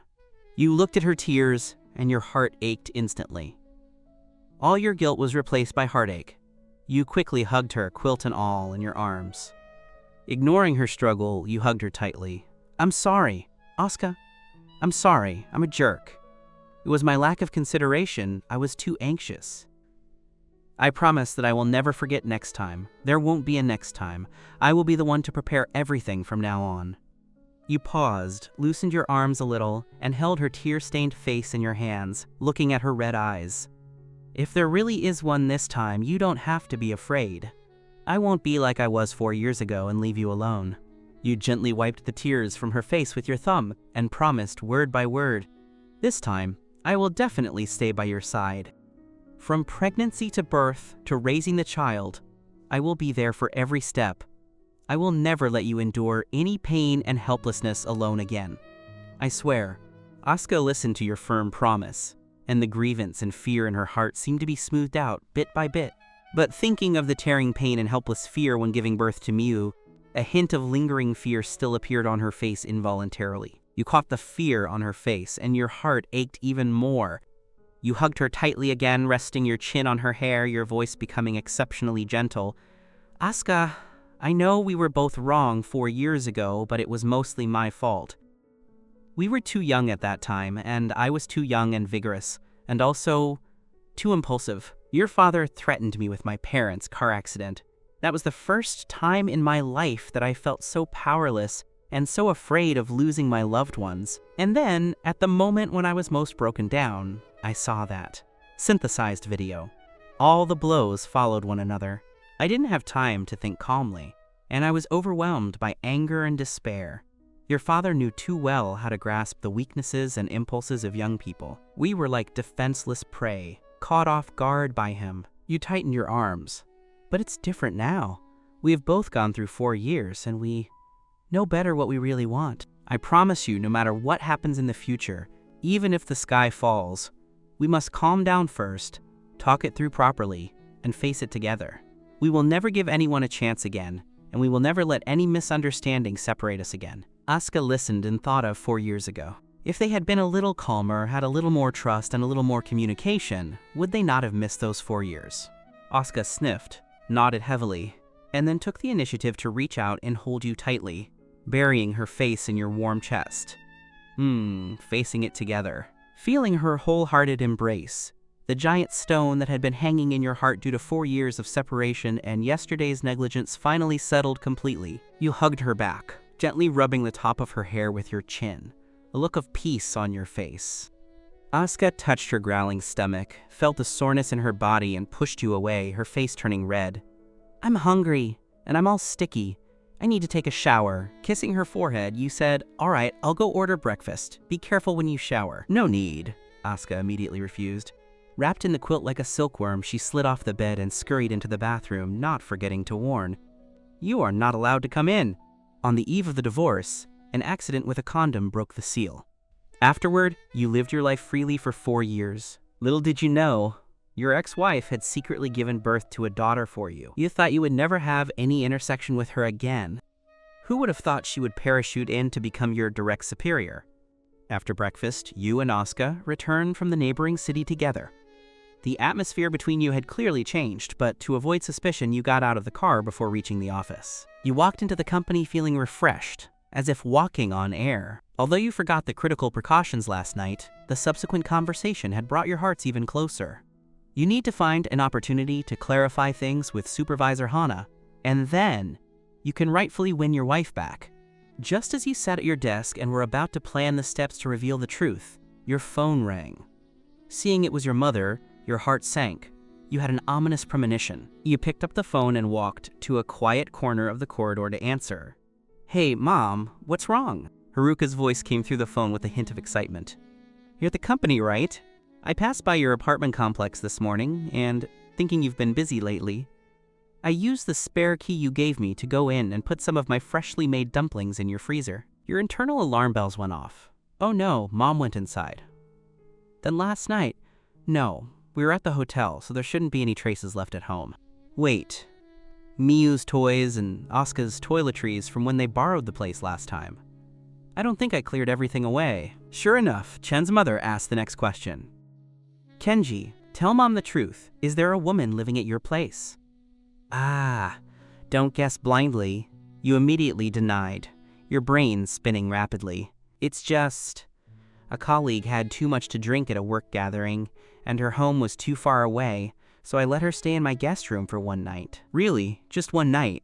She's already gone. A female colleague? Chen's mother was skeptical. What kind of female colleague are you close enough with to let her stay at your place? And why did I see toys in your living room? A plush rabbit? Does your female colleague also have a child? Deadly. You forgot to put away Mia's rabbit. Mom's investigative skills are sharp. That's the colleague's child's. She brought her child along. She's a single mother. It's not easy, so I helped out. Remember when I helped babysit for a few days last time? You began to make things up, breaking out into a cold sweat. You dared not tell her that it was Asuka and your daughter. After the divorce 4 years ago ended so badly, your parents had strong opinions about the Asuka family. They felt it was because of them that your parents had that near-fatal car accident, and consequently, they were extremely displeased with Asuka. Oh, I see. Chen's mother seemed to accept this, but her tone was still a bit suspicious. However, she quickly changed the subject, her voice becoming lighter. By the way, Kenji, how are things with that woman I set you up with? You said she was nice last time, and Mom has kept that in mind. How far have you two developed? When are you bringing her home to let Mom see? You felt terrible. Mom, regarding that girl actually, you stammered, wanting to say it wasn't a good match, or that nothing had officially started. To your surprise, Chen's mother interrupted, her tone tinged with blame and urging. What? Actually, that young lady even called me 2 days ago to ask what you like to eat, saying you two are dating and she wants to know you better. What a sensible girl! Don't let her down. Mom thinks she's great. Good background, gentle personality, and she's your colleague. Someone we know well. Get on with it and treat her properly, you hear? You were shocked. Supervisor Hana actually called your mother and said you were dating? Mom, she really said that? You wanted to explain, but Chen's mother was already impatient. All right, Mom knows. You young people are thin-skinned, Mom won't meddle. Just make sure you take responsibility for her. I'm waiting to drink the daughter-in-law's tea. I'm hanging up. The dumplings are in your freezer. Remember to eat them. She hung up decisively. You stood in the hallway holding your phone, stunned and overwhelmed. Supervisor Hana actually went directly to your mother and said you were dating. This is a huge misunderstanding. It must have been that time in the stairwell when you said, "Let's try dating," that made her misunderstand. But she lied to you, saying you had slept together.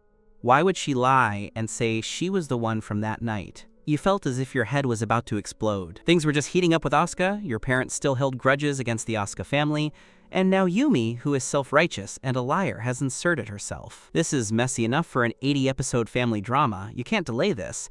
You have to cut the Gordian knot. You sent a copy of the temporarily signed agreement to the legal department and coordinated Asuka's recent schedule with Secretary Sora. After organizing the documents and checking the time, it was almost lunchtime. You decided to invite Supervisor Hana to explain everything clearly and definitively end the relationship. You returned to your desk and sent a message to Yumi. "Supervisor Yumi, are you free at noon? Let's have lunch near the company. There's something I'd like to discuss with you." A reply came quickly. "I know of a nice new Japanese restaurant nearby. Let's go there." On the eve of the divorce, an accident with a condom broke the seal. Afterward, you lived your life freely for 4 years. Little did you know, your ex-wife had secretly given birth to a daughter for you. You thought you would never have any intersection with her again. Who would have thought she would parachute in to become your direct superior? In the president's office, Asuka finished processing a document and rubbed her sore eyes. Although she slept deeply last night, the level of activity was high, and combined with the hangover, she was still feeling exhausted. She checked the time. It was time for lunch. She wondered if Kenji had eaten yet, and if she should ask him to join her.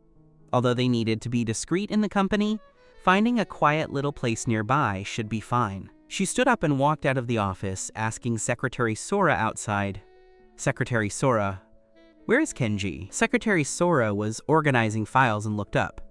"President Asuka, Kenji just arranged to have lunch with Supervisor Hana from the marketing department. They've already gone down." "Arranged lunch with Supervisor Hana?" Asuka's smile froze instantly, and she repeated the words in a drifting tone. "Yes, President Asuka." Secretary Sora nodded, failing to notice Asuka's abnormal expression. Asuka felt a buzz in her brain. Kenji is having lunch with Hana? What are they going to talk about? Is he explaining what happened in the neighboring city yesterday? No, Kenji promised me a future just last night. Huge anxiety suddenly submerged her. She didn't even notice that the document she had just approved had slipped from her hands and dropped onto the floor with a patter. "Are you all right?" Secretary Sora only then noticed that Asuka was pale and dazed, and asked with concern, "Are you feeling unwell? You look very bad." Asuka snapped back to reality and felt that her palms were icy. She forced a smile that was uglier than crying, bent down and picked up the document in a daze. I'm fine. Maybe I'm just a bit tired." Her voice was dry as she handed the document to Secretary Sora. "Let's send this out this afternoon." Secretary Sora watched Asuka's obviously unusual state with some worry. "President Asuka, what about lunch?" "I'm not hungry." Asuka waved her hand, not wanting to say more, and turned to return to her office as if fleeing. Closing the door behind her and leaning against the cold door panel, Asuka felt empty. "Kenji, what do you mean? Were the things you said and the promises you made last night real, or were you just pitying me?" Within 2 minutes, she took a deep breath, stood up abruptly, walked to her desk, grabbed her phone, found your number, and dialed it without hesitation. The phone rang a few times before it was answered, revealing the noisy background from your side and your slightly lowered voice. Asuka's voice was calm. "Where are you?" You paused for a moment on the other end of the line before answering, frankly, "At the new Japanese restaurant, Sakura Taste, near the company. I'm meeting with Supervisor Yumi. There's something I need to make clear in person." This realization made Asuka feel a bit more settled. She continued to ask, "What are you going to say?" clearing up the previous misunderstanding entirely. Your voice was clear. "What do you want for lunch? Once I'm done here, I'll bring it back for you. Don't go hungry. It's not good for your health." Listening to your words, the chill and panic from the last 2 minutes melted away rapidly. She could even imagine you in the restaurant's private room, dealing with Yumi while whispering on the phone to her. "I want crab roe lion's head, stir-fried shrimp from Yulechuan, and a portion of chicken soup." Asuka ordered without hesitation, her voice carrying a coquettishness belonging to a woman in love that even she didn't notice. You agreed readily, I'll go buy it as soon as I'm done. Drink some warm water first. Don't wait for me foolishly. Asuka acknowledged and hung up. Standing there, she froze for a few seconds before her lips curled upward uncontrollably, and she finally laughed out loud. Her smile was bright, sweeping away the haze from moments ago. Asuka, you almost sabotaged yourself again. Kenji is still sensible. In a great mood, she walked back to her desk with a light step, even humming an unrecognizable tune. In the restaurant's private room, you hung up the phone and looked up to meet Yumi's uneasy gaze. She clearly heard the content of your call. Yumi forced a smile and asked, Kenji, who was that on the phone? You put down the phone and looked at her. Since you decided to have a showdown, there was nothing to hide. My girlfriend. Girlfriend? Yumi's smile froze completely, and her voice went out of tune. What do you mean? Didn't you agree to try dating me? Watching her instantly pale face and the tears welling up in her eyes, you sighed. I knew this would happen. Supervisor Yumi, I invited you here today because I wanted to make this matter clear. First, I want to ask you something, and I hope you can answer me honestly. You paused and looked Yumi straight in the eyes. The night I got drunk, you said we slept together. Is that true? On the eve of the divorce, an accident with a condom broke the seal. Afterward, you lived your life freely for 4 years. Little did you know, your ex-wife had secretly given birth to a daughter for you. You thought you would never have any intersection with her again. Who would have thought she would parachute in to become your direct superior? Yumi's body trembled violently. Her eyes began to dodge in panic. Her fingers nervously twisted together. Oh. Of course it's true. Kenji, are you trying to shirk responsibility? You shook your head. I don't want to shirk responsibility. I just want the truth. Although I was very drunk that night, I still remember some fragments. Actually, you didn't remember, so you planned to bluff Yumi. Seeing your determined eyes and tone, Yumi, who was already feeling guilty, broke down. Her face turned pale, her lips trembled, and she finally lowered her head as large tears fell onto the tableware in front of her. I'm sorry. I lied. I did go find you that night, but I stayed downstairs. I didn't go up. Her voice grew smaller and smaller, filled with shame. I just like you too much, thinking that if I said that, you would take responsibility and accept me. Seeing Yumi crying so pitifully, you felt a bit uncomfortable. Stop crying. You awkwardly pulled out a tissue and handed it over, softening your tone. I'm also responsible for this. I was too drunk to handle things properly. You waited until Yumi's sobbing quieted down before continuing. Since it was a misunderstanding, let's act as if it never happened. As for trying to date, I only said that because I thought we really had a relationship. Now that it's a misunderstanding, that doesn't count either. You looked at Yumi, who raised her tear-stained face and said sincerely, You are a good girl, beautiful and capable. There must be many people who like you, but I already have someone I like, and we are already together. So let's end it here, okay? Hearing your words, especially the part about having someone I like, Yumi's heart hurt as if pricked by a needle. She asked unwillingly, with a final glimmer of hope and probe, The person you like, is it President Asuka? You were surprised that she guessed it, hesitated for a moment, and finally nodded. But I hope you can keep this a secret and not talk about it in the company for now. Getting a certain answer, the light in Yumi's eyes went out completely. So it was Asuka. No wonder Kenji would choose her. Whether it's beauty, family background, or capability, I seemed to fall short. She smiled miserably and didn't pester you further, just nodded, her voice hoarse.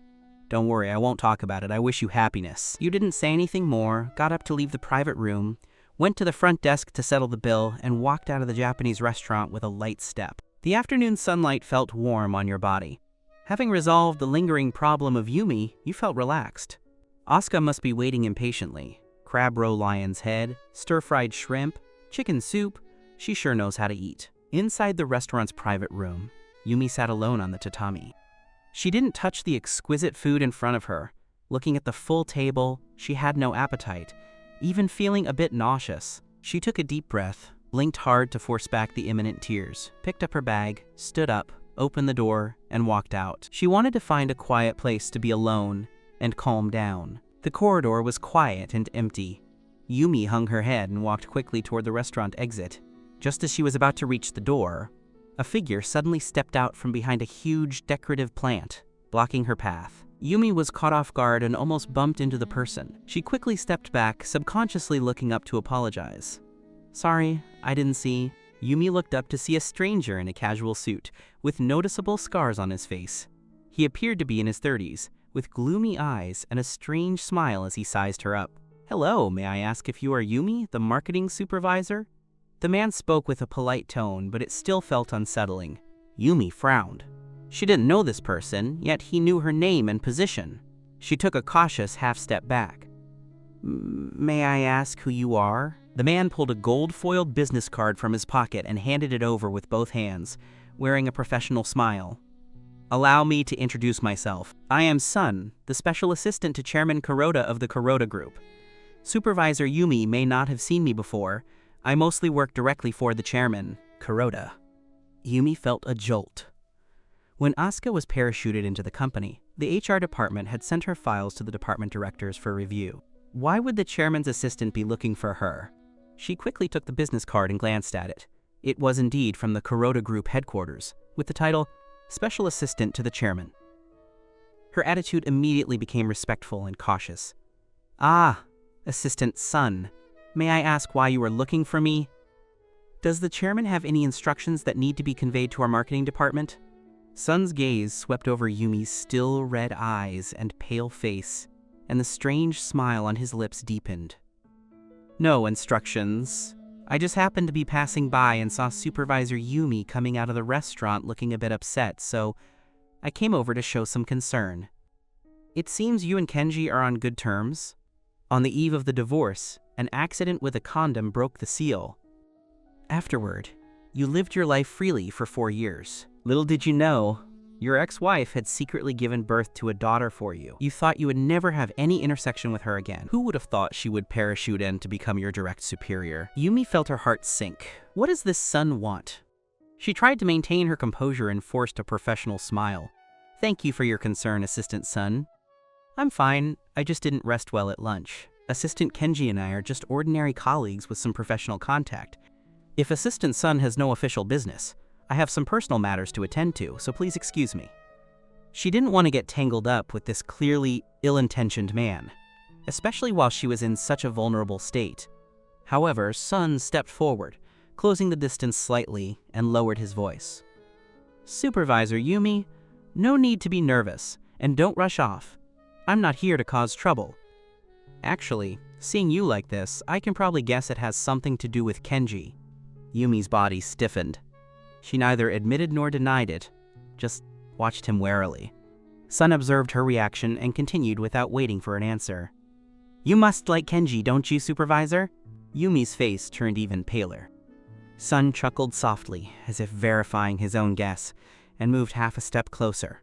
His tone was slow but filled with seduction. "The heart of that kid, Kenji, is probably entirely on President Asuka." Yumi bit her lower lip, unable to deny it. "What a pity." Sun shook his head, feigning regret.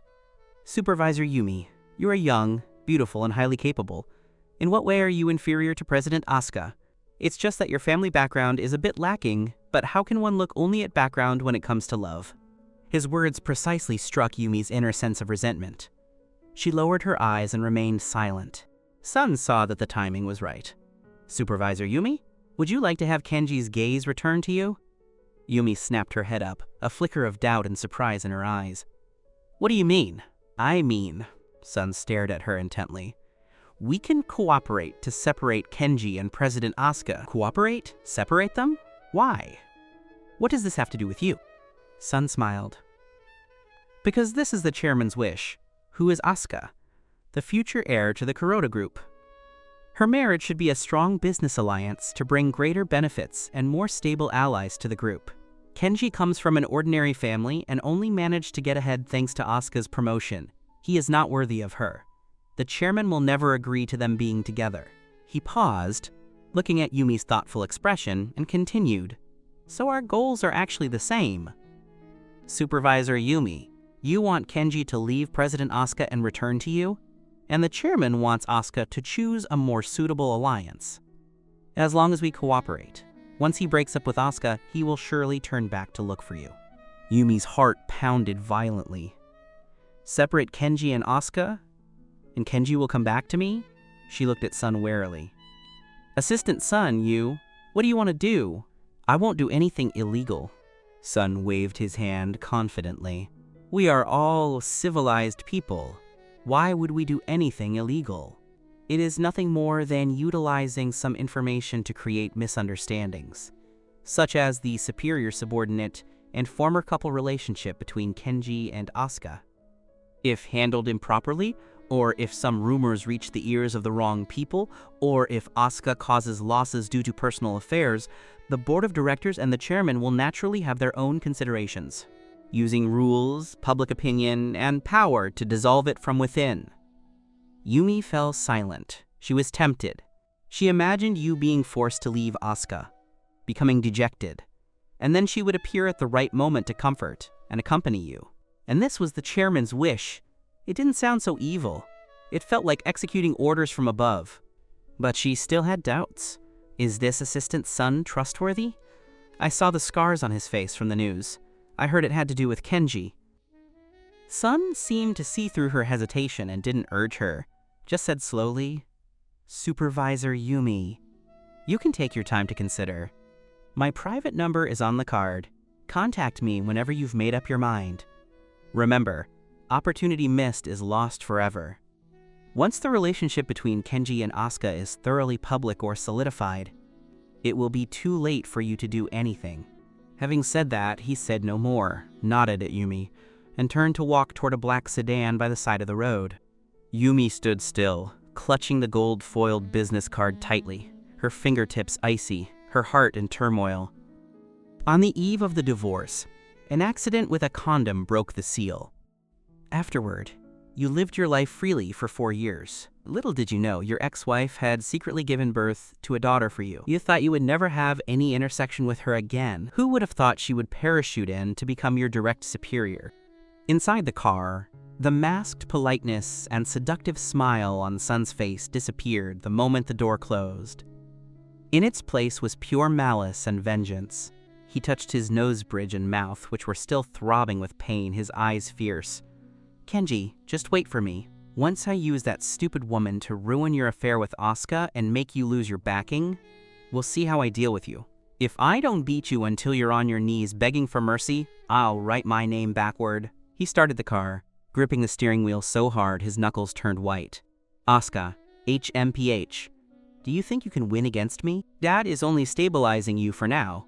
Once he gets what he wants or finds a better marriage prospect, this daughter won't be of much use to him.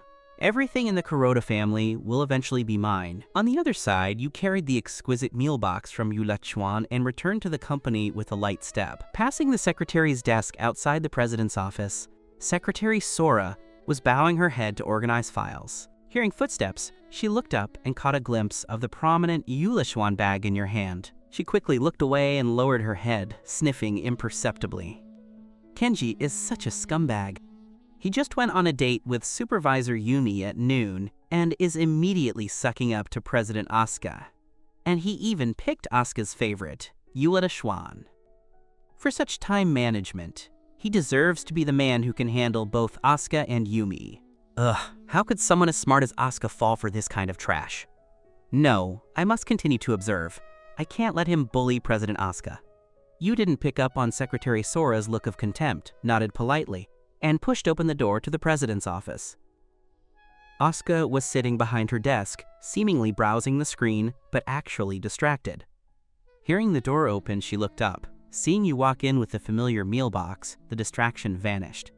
You're back, she said, setting down her pen with a natural tone. You must be starving. Crab roe lion's head, stir-fried shrimp, chicken soup, all things you love. Eat while it's hot. You smiled and walked over, naturally placing the box on the tea table in the lounge area. Then you walked up to Asuka and naturally ruffled her hair, messing up her otherwise meticulous style. Why didn't you eat something else first? Your stomach will feel bad. Asuka swatted your arm away and glared at you, but there was no anger in her eyes. How did the meeting go? As you opened the lid, you replied casually, cleared it up. It was just a misunderstanding. Once that's resolved, she won't have any ideas about me anymore. Hearing you say this, the last bit of reserve in Asuka's heart melted. She walked over to the tea table and sat down, and the two of you enjoyed a warm lunch right in the office.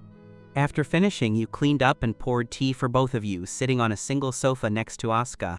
Watching her sip her tea, you started to ponder. Asuka, about where we live. Do you think we should stay at your villa or move to my apartment? I'll listen to you. Asuka set down her cup and looked at you. Both are fine. The villa has a lot of space and a garden, and Miyu likes it there. Your place is closer to her kindergarten and easier for commuting. It's up to you. She gave the choice to you. You had your own plans. Mom's surprise inspection this morning, combined with her lingering hostility toward Asuka, made you feel it was best not to have the two of them meet and trigger family conflicts. Plus, you had other selfish reasons. You rubbed your chin with a pragmatic expression, leaned toward Asuka, and lowered your voice. Well, Asuka, look, my place is a small unit. While it's close to the kindergarten, the windows are a bit old, the security needs checking, the kitchen is small, and the soundproofing is average. Most importantly, you paused intentionally, sweeping a suggestive look over Asuka's face with a clear implication. The villa has a lot of space. More rooms, better soundproofing. We don't have to worry about waking the neighbors at night, and we don't have to worry about Miyu suddenly walking in. Right? More room for activities. Kenji, do you have no shame? Asuka was both shy and angry, grabbing a cushion from the sofa and throwing it at you. This jerk, he only thinks about these things all day. You laughed, caught the cushion, and took the opportunity to pull her in and kiss her on her flushed cheek. Why do I need shame when I have you? Besides, I'm telling the truth. Living in a villa is great. Big, comfortable, and allows me to experience the feeling of being kept by a wealthy woman. Please keep me. I'm talented and low maintenance. The more you joked, the more ridiculous it became. Asuka couldn't help but laugh through her frustration. All right, stop teasing. Asuka pushed you away and tidied her messy hair. Then let's stay at the villa for now. On the eve of the divorce, an accident with a condom broke the seal. Afterward, you lived your life freely for 4 years. Little did you know, your ex-wife had secretly given birth to a daughter for you. You thought you would never have any intersection with her again. Who would have thought she would parachute in to become your direct superior? Remembering something else, you became serious. By the way, Asuka, I plan to renovate my apartment. Why the sudden desire to renovate? Asuka asked, surprised. You held her hand, your eyes becoming sincere and filled with longing. We bought that apartment when we first got married. We didn't have much money then, so the decoration was very simple. It was a compromise. Back then, I thought that when we had money in the future, I would definitely give you an ideal home. Later, we separated. Now that our misunderstandings are cleared up and we have a daughter, I want to properly renovate that place according to your favorite style, and also consider Miyu's developmental needs. By the time it's renovated and the fumes clear out, it'll be about time. Also, there are several good elementary schools nearby with great educational resources. When Miyu starts primary school, there will be a wide range of choices. As you painted this future, Asuka was moved to tears. She hadn't expected you to consider such long-term things. She nodded vigorously, her eyes feeling hot. I'll listen to you. I remember there's a good international school nearby with a great reputation and bilingual education. We can let Miyu try it out. This is what living is about. A wife, a child, and shared expectations for the future. Nobody is going to ruin my good life now. You raised your hand and tucked Asuka's loose hair behind her ear. Asuka leaned into your arms. She felt you were really different now. After planning the future, both of you felt full of energy. Asuka suggested, since we've decided to stay at the villa for now, why don't we go pack up some of your important, frequently used items today? We can have the driver pick up Miyu and take her to the villa first. As for the large furniture and the rest, we can find a moving company tomorrow to handle it. After work, you went to your apartment together. You divided the labor. You were responsible for the documents and electronics in the study and living room, while Asuka focused on the bedroom and wardrobe. On the bottom floor of the bookcase, Asuka found a dusty cardboard box. When she opened it, she found your marriage certificate from back then neatly placed inside, several thick wedding photo albums, a pair of slightly faded couple mugs, a cheap fountain pen she had given you, and a few immature love letters she wrote you during college. Asuka squatted on the floor, holding these things, her fingertips gently brushing over the photos of your youthful, smiling faces. A mix of indescribable sorrow and warmth surged in her heart. She looked up at you as you were boxing up your game console. "You kept these? I thought you would have thrown them all away when we divorced." Hearing this, you walked over and were also stunned to see the contents of the box. A complex, bitter smile appeared on your face. You squatted down next to Asuka, picked up the couple mugs and rubbed the crooked, hand-painted patterns on them, saying in a low voice, "I couldn't bear to."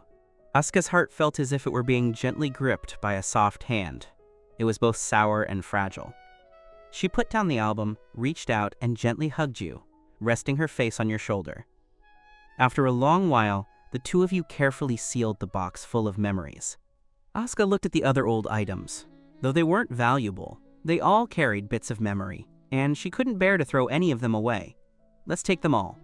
The villa has plenty of spare rooms, so we can keep one or two just for these things. When we're old, we can still take them out and tell Miu about her parents. Embarrassing history back in the day." You were amused and agreed. The two of you worked for nearly 2 hours, packing up important documents, items of sentimental value, frequently worn clothes, and electronics into 7 or 8 boxes and a few suitcases. Seeing that it was getting late and your stomachs were growling, you suggested, "Let's go eat something first. There's a ramen shop at the entrance of the complex that tastes great. I go there often. After we eat, we'll head back to the villa. We can have a moving company handle the rest tomorrow." Haruka nodded. She was indeed hungry. The two of them locked the door and carried a few small bags downstairs. You walked towards the ramen shop out of habit, turning your head to say to Haruka as you walked, "Wait for me outside for a moment. I'll see if there are any seats inside and place our order." "What flavor do you want?" "Clear broth is fine, with some extra vegetables," Haruka replied, stopping her footsteps and standing under a street lamp not far from the shop entrance. Just then, her phone rang. It was an urgent call from the company. She signaled for you to go in first and walked over to a quieter spot to take it. You nodded and entered the ramen shop. There weren't many people inside. The owner, who was very familiar with you, greeted you with a smile. "Little Kenji, you're here!" The usual. 2 bowls of clear broth ramen, one with extra vegetables, one with double the meat. You said, then added, "One of them is for my wife." Your tone laced with irrepressible self-mockery. The owner smiled and agreed, busy setting to work. You were just preparing to go out and call Haruka in to wait when you suddenly heard a familiar, raised-pitch argument outside, seemingly mingled with Haruka's attempts to explain. Your heart tightened, and you immediately strode out of the shop. Under the street lamp, 2 people had appeared in front of Haruka. "Why is Mom here?" On the eve of the divorce, an accident with a condom broke the seal. Afterward, you lived your life freely for 4 years. Little did you know, your ex-wife had secretly given birth to a daughter for you. You thought you would never have any intersection with her again. Who would have thought she would parachute in to become your direct superior? Kenji's mother looked furious. Her finger was almost poking Haruka's nose, her voice shrill and ear-piercing, drawing the attention of passing pedestrians. "Haruka! It really is you. How do you still have the face to show up here? Didn't you divorce my son? Why are you back bothering him? I knew seeing those women's things this morning wasn't right. It was you jinx, who came back." Kenji's father looked just as troubled, holding his wife's arm to try to persuade her, but she was in such a rage that he couldn't hold her back. Haruka's face turned pale as she tried to explain, "You've misunderstood, Kenji and I." "Misunderstood? What misunderstanding?" Kenji's mother gave her no chance, scolding her roundly. "Don't call me Mom! You have no right!" "Let me tell you, Haruka, it took my son years to finally start recovering. Don't you dare come to harm him again. None of you in the Hoshino family are any good. If it weren't for your father back then, how would we 2 old folks have gotten into that car accident? My legs hurt so much on rainy days I can't even get out of bed. It's all your family's fault." The more she spoke, the more agitated she became, tears of anger streaming down her face. She turned to you, who had just rushed out of the shop, her voice trembling with threats. "Kenji, listen to me carefully. If you dare to keep tangled up with this vixen today, or bring her to our home again, your father and we will die right in front of you. We'll just go find a place to jump off. Living is suffering anyway, might as well end it. Kenji's father sighed heavily, looking at you with eyes full of disappointment and pain. What your mother says might be angry talk, but we really can't afford to provoke the Hoshino family, nor can we bear any more hurt. Just listen to your mother, will you? The scene spiraled out of control. The air felt frozen, and pedestrians pointed and whispered. The ramen shop owner poked his head out to look, then quickly retreated. Looking at your mother in a mental breakdown, your father in pained silence, and Haruka, pale and swaying, you felt blood rush to your head before turning icy cold. The scene you feared most had erupted in the most intense way possible. You lunged forward, shielding Haruka from your mother. "Mom! Dad, it's not what you think. 4 years ago when we divorced, Haruka was forced. Her father locked her up and forged that cheating video to trick me. She never..." "Shut your mouth." Your mother couldn't hear a word. Seeing her son protecting Haruka only added fuel to the fire. Overcome with rage, her breathing turned rapid, her face flushed, and she clutched her chest with one hand, swaying. You're still speaking up for her? Are you trying to kill me? Wife! You and your father cried out simultaneously. Your mother's eyes rolled back, and before she could take a breath, she slumped backward. Fortunately, your father was right beside her and caught her quickly to prevent a fall. Wife! Wife! Are you okay? Kenji's father also panicked, calling out repeatedly. You were terrified out of your mind. All thoughts of explanations and truths vanished, leaving only a primal fear for your mother's safety. You lunged over to help your father hold her up. Seeing her eyes closed and lips purple, it was clear that extreme emotional distress had triggered a medical emergency. Mom! Hold on! Dad, help her up the stairs quickly. I have emergency medicine there. Your voice cracked. You were flustered, working with your father to half-carry your unconscious mother toward the building entrance. In the chaos, you glanced at Haruka. Concerned for your health, she had moved forward to help, but was shoved aside by Kenji's father. Haruka nearly fell. You looked over with concern. At this moment, Haruka's face was deathly pale. Her hands were suspended in the air, not knowing where to put them, her eyes staring at everything blankly like a porcelain doll that had its soul sucked away. Your heart felt like it had been pierced by a blade, but you were powerless to do anything else. Haruka, go back first. I'm sorry, wait for my call. Mom might lose control even more if she sees you. You could only manage to mumble this toward her with all your strength. Then, without looking back, you and your father carried your mother into the building. Haruka stood still, watching your retreating figures, listening to the panicked footsteps and your father's anxious cries echoing from the stairwell. Her whole body felt ice cold.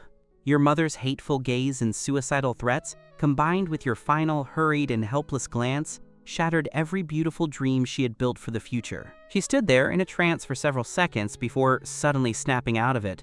She turned and ran, rushing toward the car, parked on the side of the road as if escaping. She said to the driver, who was equally stunned by what had just happened, her voice trembling, "Drive, back to the villa." On the eve of the divorce, an accident with a condom broke the seal. Afterward, you lived your life freely for 4 years. Little did you know, your ex-wife had secretly given birth to a daughter for you. You thought you would never have any intersection with her again. Who would have thought she would parachute in to become your direct superior? Upstairs in your home, you and your father laid your mother flat on the sofa. Fumbling through the medical kit, you found the blood pressure medication and heart pills, fed them to her according to the instructions, and wiped her forehead and neck with a wet towel. After a long while, your mother's breathing gradually stabilized, and her face regained some color, though she remained pale and weak. She slowly opened her eyes and saw her son and husband guarding her. Tears welled up again, but this time not with anger, but with endless sadness and disappointment. Mom, how do you feel? A little better? Should we go to the hospital? You held your mother's hand, your voice filled with lingering fear. Kenji's mother shook her head, saying nothing, just staring at the ceiling with tears streaming down. Kenji's father sighed and patted your shoulder. Your mother has this chronic condition. She can't be agitated. You said that woman was there too. What exactly is going on between you two? You looked at the worried and pained eyes of your parents and felt your heart being torn apart. You knew you had to provide an account today, at least to calm your mother down. I'll tell you the truth. The divorce 4 years ago really was a huge misunderstanding. She was locked up by her father at the time and had no idea about the car accident or the threats against me. That so-called cheating video was also forged by her father. Haruka was a victim too. A victim? Kenji's father snapped his head around, staring at you, his voice cold. Does the evil her father did have nothing to do with her? She is a daughter of the Hoshino family. Without her, would her father have come to force you and ruined our family? Kenji, have you been brainwashed by her? You believe everything she says? It's not like that. Haruka, she... Don't call me Mom. Your mother grew agitated, struggling to sit up. I'm asking you now, that Yumi from before, wasn't she quite good? The girl is sensible, and even called us to show concern, saying you were dating. Did you dump Yumi for this, Haruka? Kenji, oh Kenji, how can you be so muddled? You don't want someone good but insist on picking up that trash that ruined our family? You were stung pale by your mother's words, wanting to refute, wanting to tell her how wonderful Haruka was, how much she loved you, and that she had even given birth to your daughter. But seeing your mother struggling to breathe again from the agitation, all your words were choked off. Please don't be agitated. Let's talk slowly. You could only feebly soothe her. How can I not be agitated? Your mother grabbed your hand, crying, Kenji, Mom is begging you. Listen to me just this once. Break it off cleanly with that Haruka. She lives in a different world than us. She will only bring disaster to you and our family. If you keep entangled with her, Mom really can't go on. I'll jump off this balcony right now and save myself from watching you be ruined by her again. As she spoke, she found some unknown strength, pushed you away, and stumbled toward the balcony. You and your father were terrified. You lunged forward and held your mother tightly. Mom, don't do this! I beg you, don't scare me! Your father rushed over to help hold her back, weeping. Wife, don't do anything foolish for the sake of an outsider. Kenji's mother struggled in your arms, crying out. Then promise me you'll break it off with her. Kenji, swear you'll never see her again, or I'll die right here for you to see. Looking at your mother in hysteria, putting her life on the line, you felt your heart torn in two. On one side was the mother who raised you and suffered endless pain. On the other was the lover you just reunited with and who bore your child. You knew that your mother's state of mind was currently beyond rational communication. Any explanation would only add fuel to the fire and could potentially lead to tragedy. You couldn't gamble with your mother's life. You had to stabilize her first and ensure she was safe, then find a way to explain later and make them accept Haruka. You hugged your mother tightly, closed your eyes, and squeezed the words out through your teeth. Mom, I promise you, please calm down. I won't see her again. Your mother stopped struggling for a second, but still uneasy, she pursued with tears. Really? You aren't lying to Mom? Call her right now. Put it on speaker in front of your father and me, and tell her clearly to give up and never come look for you again. Your body stiffened. Telling Haruka those heartless words in front of your parents was harder than dying. You're lying to me. Your mother grew agitated again, preparing to break free. I'll call, you shouted quickly. Your heart felt dead. With trembling hands, you pulled out your phone. Under your parents' intense gaze, you found Haruka's number. Your finger hovered over the dial button, feeling like it weighed 1,000 pounds. Flashes of Haruka's pale, vulnerable face downstairs, and the intimacy and promises you shared in the hotel crossed your mind. And now, you had to personally shatter it all. You prayed silently that Haruka wouldn't answer, and then you gritted your teeth and pressed dial, following your mother's demand to turn on the speakerphone. Ring, ring. You hoped she wouldn't answer, but you were also afraid that if she didn't, your mother would be even more suspicious. On the eve of the divorce, an accident with a condom broke the seal. Afterward, you lived your life freely for 4 years. Little did you know, your ex-wife had secretly given birth to a daughter for you. You thought you would never have any intersection with her again. Who would have thought she would parachute in to become your direct superior? In the villa, Haruka sat in a daze on the living room sofa, clutching a pillow. Her eyes were unfocused. The driver had left, and the vast villa was terrifyingly empty and quiet. Miyu had been taken to bathe by the nanny to prepare for sleep. She didn't know what had happened outside. Her mind played the scene downstairs on a loop. Kenji's mother's poisonous gaze and curses, Kenji's father's silent disappointment, and your final hurried, helpless glance. Go back first. You had chosen your parents. Suddenly, her phone rang and your name flashed on the screen. Haruka's heart jumped and she grabbed the phone, her fingers trembling slightly from nervousness. Kenji must be coming to comfort her, to explain, or at least tell her his mother is okay. She took a deep breath, trying to make her voice sound calm, and pressed answer. "Kenji? How is Auntie? Is she okay?" she asked eagerly, her voice filled with undisguised concern. There was a 2-second silence on the other end. Then came your voice, hoarse and almost unrecognizable. Your tone was cold, stiff, and even carried a hint of impatience. "Haruka," you said, calling her by her full name. Haruka's heart sank. A sense of doom engulfed her like an ice-cold tide. Then, your cold voice came through, word by word. "I've already made it clear to my parents. There is no chance of us getting back together. Give up this idea. From now on, don't contact me again." With that, there was a busy tone. The call was hung up.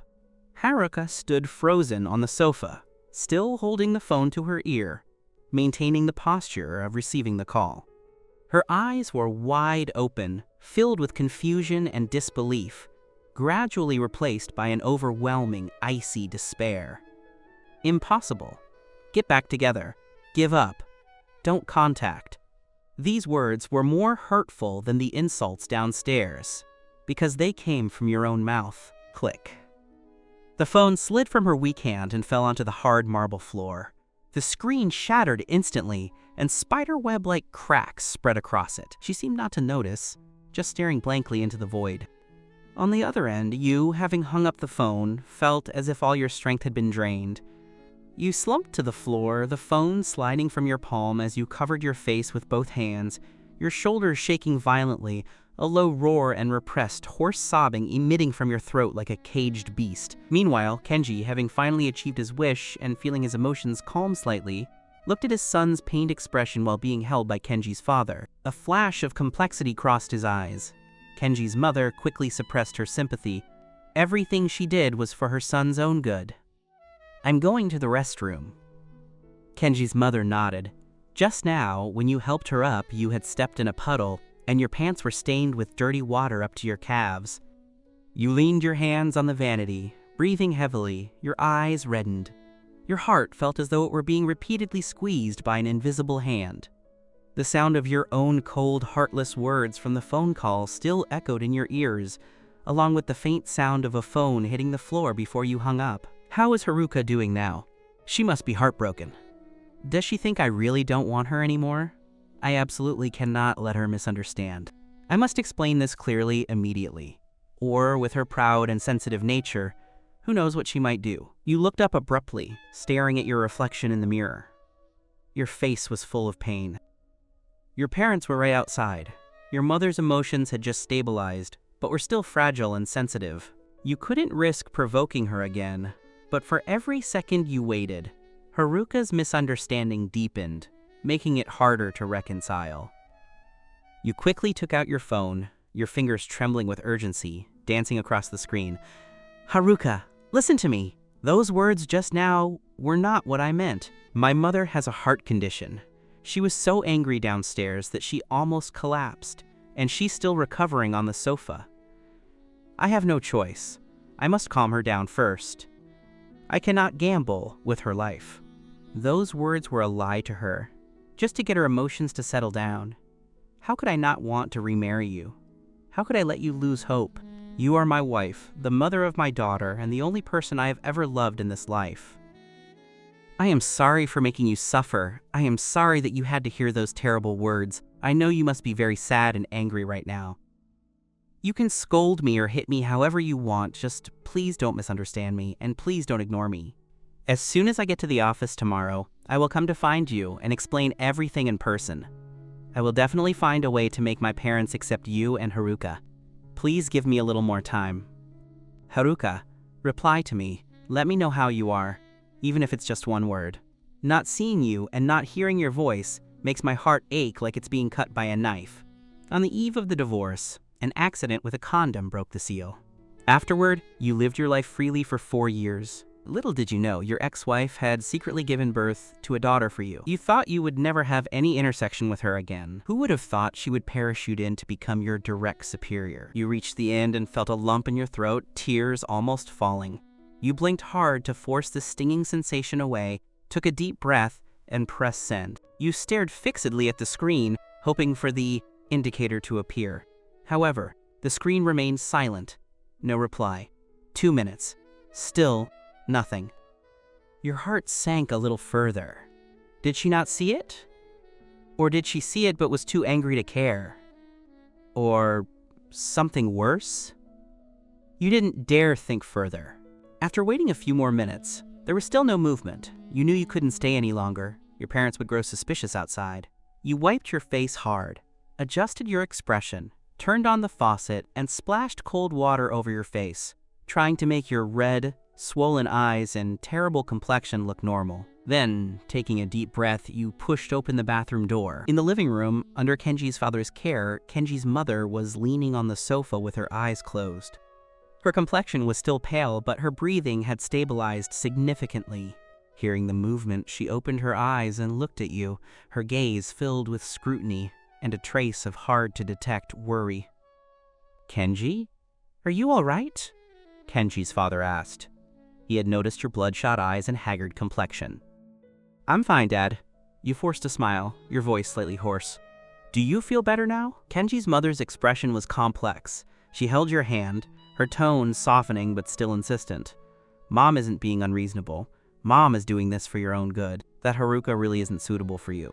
Listen to Mom and get to know a good girl like Yumi." But at this moment you could only answer vaguely, "I know. You should rest first and not think about these things. I'll stay in the guest room with you and Dad tonight." After settling your parents and watching them lie down in the master bedroom to rest, you dragged your exhausted body and broken heart back to the cold, empty living room. Lying on the sofa with your eyes wide open, staring at the ceiling in the dark, clutching your phone tightly. Haruka collapsed on the cold floor, silent tears flowing for a long time until she felt numb and frozen, her heart equally paralyzed. The shattered screen of the phone on the floor went dark, just like her lifeless heart. She tried to get up but felt no strength in her body. Her mind was blank, save for one sound, the cold, ruthless words you had spoken on the phone just now. She struggled to crawl up and stumbled toward the wine cabinet. Just as her fingers touched a bottle, the shattered phone on the floor suddenly lit up faintly, emitting a muffled notification sound. Haruka paused, her gaze drifting over instinctively. Although the screen was broken, the backlight was on and she could vaguely see a new message notification. The dying embers of anger in Haruka's heart were reignited. She walked over and picked up the phone. The screen was covered in cracks, making the text almost impossible to decipher. She could only see blurred color blocks and vague outlines. She tried hard to recognize them, but she could only see a few characters through the gaps. Haruka looked at these blurry words, and the anticipation she had felt moments ago was completely extinguished by this broken, blurred message. Just then, a soft, sweet, and slightly confused voice came from the stairs. Haruka froze, as if struck by a paralyzing spell. She turned her head slowly to see her daughter, Miu, wearing bare pajamas and hugging a rabbit doll larger than herself, standing barefoot at the stairs, rubbing her eyes and looking at her with confusion and worry. "Why aren't you sleeping yet?" "Miu wants to hear a bedtime story," little Miu said in a milky voice, her gaze landing on the wine bottle in her mother's hand. Her small eyebrows furrowed. "Are you drinking bitter water?"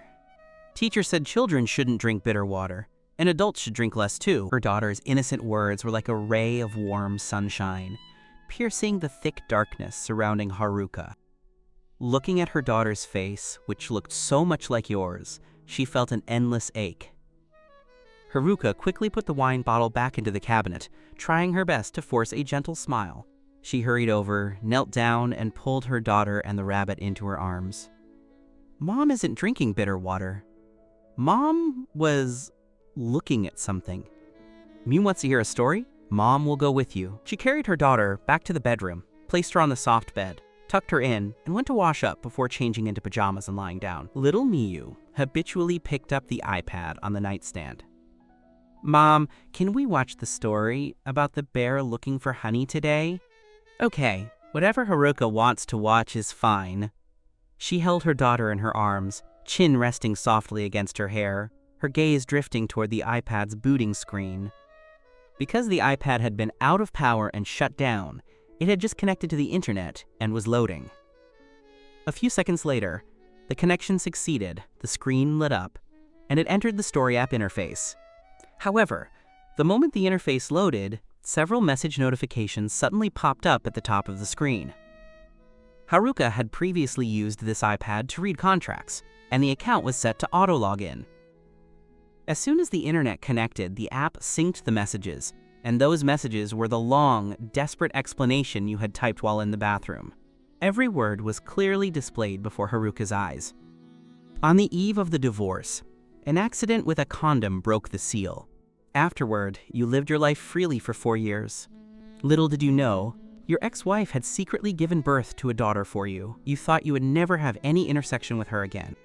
Who would have thought she would parachute in to become your direct superior? Not, I'm sorry, goodbye. Haruka stared blankly at the words on the iPad screen.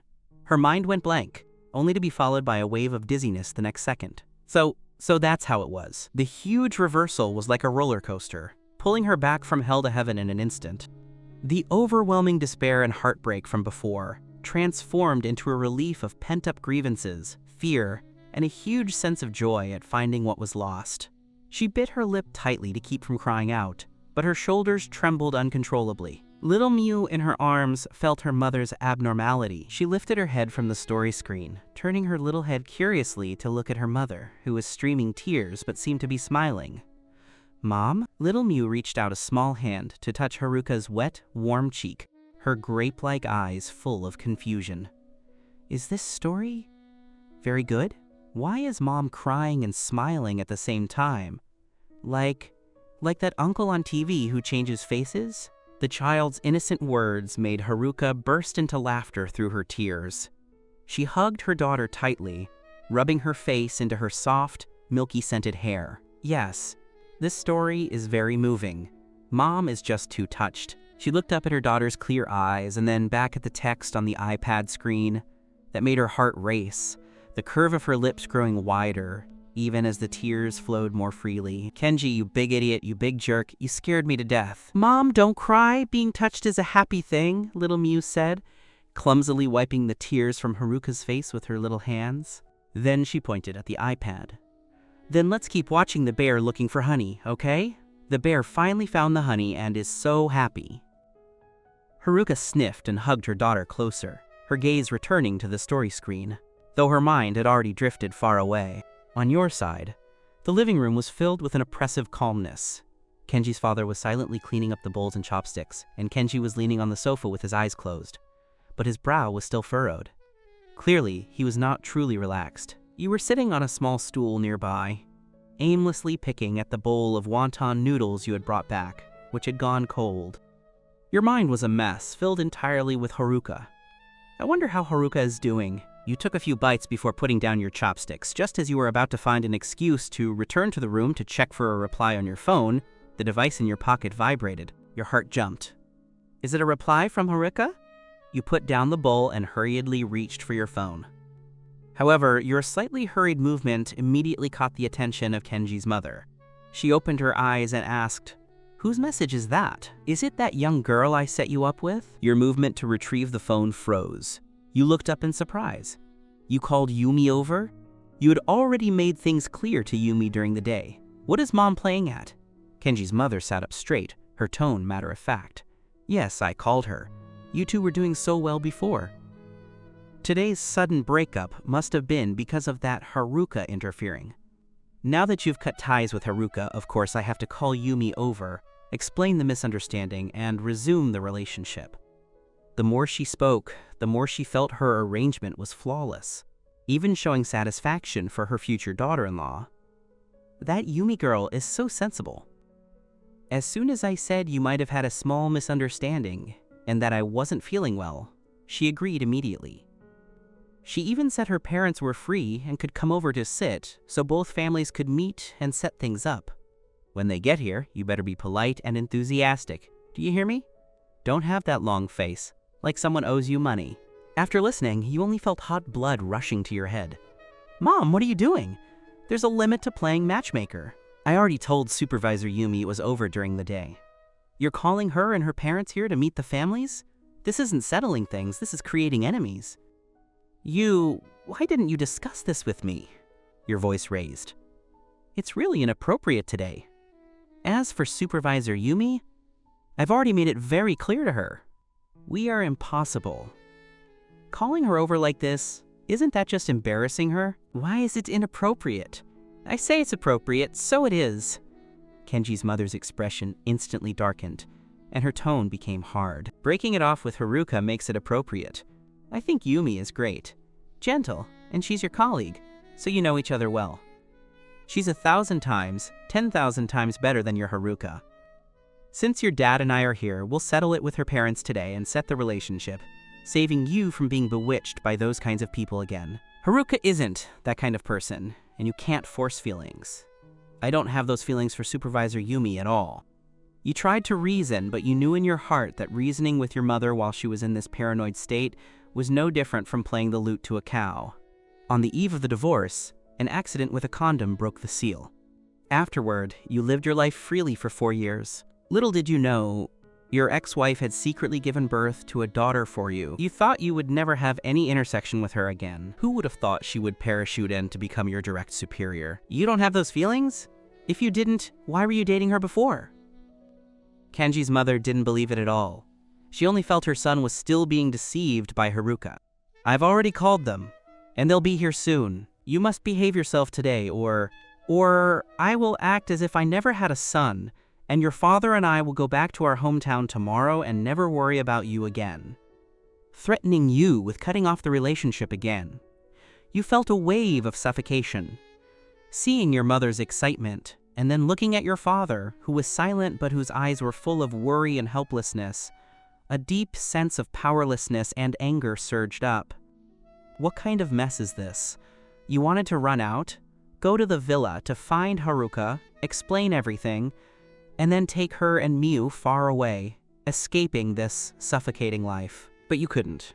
Your mother's health condition prevented you from risking anything rash. Furthermore, Yumi and her parents were arriving. If you left now, the scene would be even uglier, and the hurt to Yumi would be even greater. Just as your mind was a mess, not knowing how to handle this absurd situation, the crisp sound of the doorbell rang. You walked to the door, turned the doorknob stiffly, and opened it a crack. Outside the door was only Yumi, holding an elegant fruit basket, standing quietly with a gentle, appropriate smile. Her gaze was calm, showing no signs of emotion. Your tensed nerves relaxed slightly. Thank goodness it's only her. But this was still too awkward. You had said those things during the day, and now you were called here to meet the parents at night. She must think you're a fickle jerk. Kenji, good evening. Yumi spoke first, her voice soft, her tone natural as if she were just a colleague dropping by. Auntie called and said she wanted to see me, so I came over to see how she was. Am I interrupting? She cleverly gave both of you a way out. You quickly stepped aside. No interruption. Please, come in. You forced a smile, while inside you were screaming, yes, it's a huge interruption. But can I say that? Yumi walked in with the fruit basket, saw Kenji's father and Kenji's mother in the living room, and immediately bowed politely. Hello, Uncle. Hello, Auntie. I heard Auntie wasn't feeling well. Are you better now? I brought some fruit. Her attitude was respectful, and her speech was appropriate, which, combined with her gentle and pleasant appearance, instantly struck a chord with Kenji's mother, who was looking for a daughter-in-law. Her eyes lit up, and the gloom on her face vanished. She quickly stood up to greet her. Ah, it's Yumi. Come in, come in. Why are you being so polite? Auntie just has some minor old ailment, it's nothing. I feel much better seeing you come. She enthusiastically took Yumi's hand and made her sit beside her, looking her up and down, becoming more satisfied by the second. Look how sensible this girl is. She's pretty and speaks sweetly. You can tell she's the type who knows how to live. This is what a daughter-in-law of the Kenji family should look like. Kenji's father also nodded at Yumi, revealing his first relatively relaxed expression of the evening. Yumi sat down gracefully. Kenji's mother couldn't wait to ask, Yumi dear, where are your parents? I thought we agreed they would come over to sit for a while. Yumi smiled apologetically. I'm so sorry, Auntie. My parents had a sudden emergency and really couldn't get away. They specifically asked me to apologize to you and Uncle, and said they would definitely come to pay a formal visit next time. She paused, her gaze sweeping over you, standing nearby with a stiff expression, almost imperceptibly. Her words were airtight. She had explained her parents' absence while giving face to both sides. Although Kenji's mother was a bit disappointed, thinking that the other party had a genuine emergency and that Yumi herself was so sensible and well-behaved, that disappointment dissipated. She waved her hand repeatedly. It's fine. It's fine. Work comes first. We can meet another time. I'm just happy you could come. Listening from the side, you felt a slight sense of relief. It seemed Yumi hadn't completely gone along with your mother's wishes. At the very least, she hadn't made the situation more awkward. However, her calm attitude and the occasional glances she threw your way still made you feel uneasy. For the next hour, Kenji's mother engaged Yumi in conversation, ranging from work to family and interests to future plans. Every word was filled with the intent to play matchmaker, and she would cue you from time to time. Kenji, look at how thoughtful Yumi is. She even knew to bring fruit. Kenji, you should learn from Yumi in the future. Look at how steady she is. Yumi dear, our Kenji can be stubborn sometimes. Please be patient and keep him in check. I think you two are a perfect match. You're both good kids and work at the same company, so you understand each other. If you ask me, feelings grow through spending time together. You should get to know each other more, and if things go well, you can get engaged next year so we old folks can hold our grandchildren soon. You sat on pins and needles, maintaining an awkward but polite smile. Aside from nodding and mumbling, you couldn't get a word in. Every time your mother mentioned engagement or grandchildren, your scalp tingled. Please stop talking. You are roasting me over an open fire. Supervisor Yumi must be cursing my whole family in her head right now. On the eve of the divorce, an accident with a condom broke the seal. Afterward, you lived your life freely for 4 years. Little did you know, your ex-wife had secretly given birth to a daughter for you. You thought you would never have any intersection with her again. Who would have thought she would parachute in to become your direct superior? You glanced secretly at Yumi, only to see she was maintaining a proper smile. To all of Kenji's mother's blatant hints and matchmaking, she neither explicitly agreed nor directly refused, occasionally lowering her eyes to show just the right amount of shyness. The more she acted this way, the less confident you felt. What is this woman thinking? She was rejected during the day, yet she can remain this calm at night and even cooperatively sit here listening to my mother play matchmaker. This mental fortitude is too strong. Finally, the clock on the wall pointed to 9:30. Although Kenji's mother was still deep in conversation, she noticed the late hour and said to you, Kenji, it's getting late. Take Yumi home. It's not safe for a girl to be out at night. You stood up immediately. Okay, Mom, I'll take Supervisor Yumi down. Yumi also rose elegantly to bid farewell to Kenji's father and Kenji's mother. Uncle, Auntie, I'll be heading back now. You two should get some rest, and Auntie, please take care of your health. Kenji's mother held her hand and gave her a few more instructions. You walked out of the house with Yumi as if escaping. The moment you closed the door, you let out a long sigh of relief. You both walked into the elevator in silence to go downstairs. The atmosphere in the confined space was strange. You could smell the faint perfume on Yumi and felt a kind of bubbling emotion hidden beneath her calm exterior. You reached the bottom floor. The cool night breeze blew. You stopped and turned to face Yumi, shaking her hand. Supervisor, I am really sorry about tonight. I had no idea my mother would call you. What I told you during the day is true. Haruka and I, we really are together. My feelings for you. Kenji, Yumi suddenly spoke, interrupting your desperate attempt to distance yourself. She looked up, staring directly at you. The gentle mask on her face seemed to fade, and her eyes became complex. Don't you have anything else you want to say to me? You were startled by her question, subconsciously repeating, anything else? I just wanted to explain today's situation. My mother has a heart condition, so I couldn't provoke her. That's why I said those things during the day, and I really didn't know she would call you tonight. You don't need to explain that, Yumi interrupted again, a faint, somewhat bitter smile touching her lips.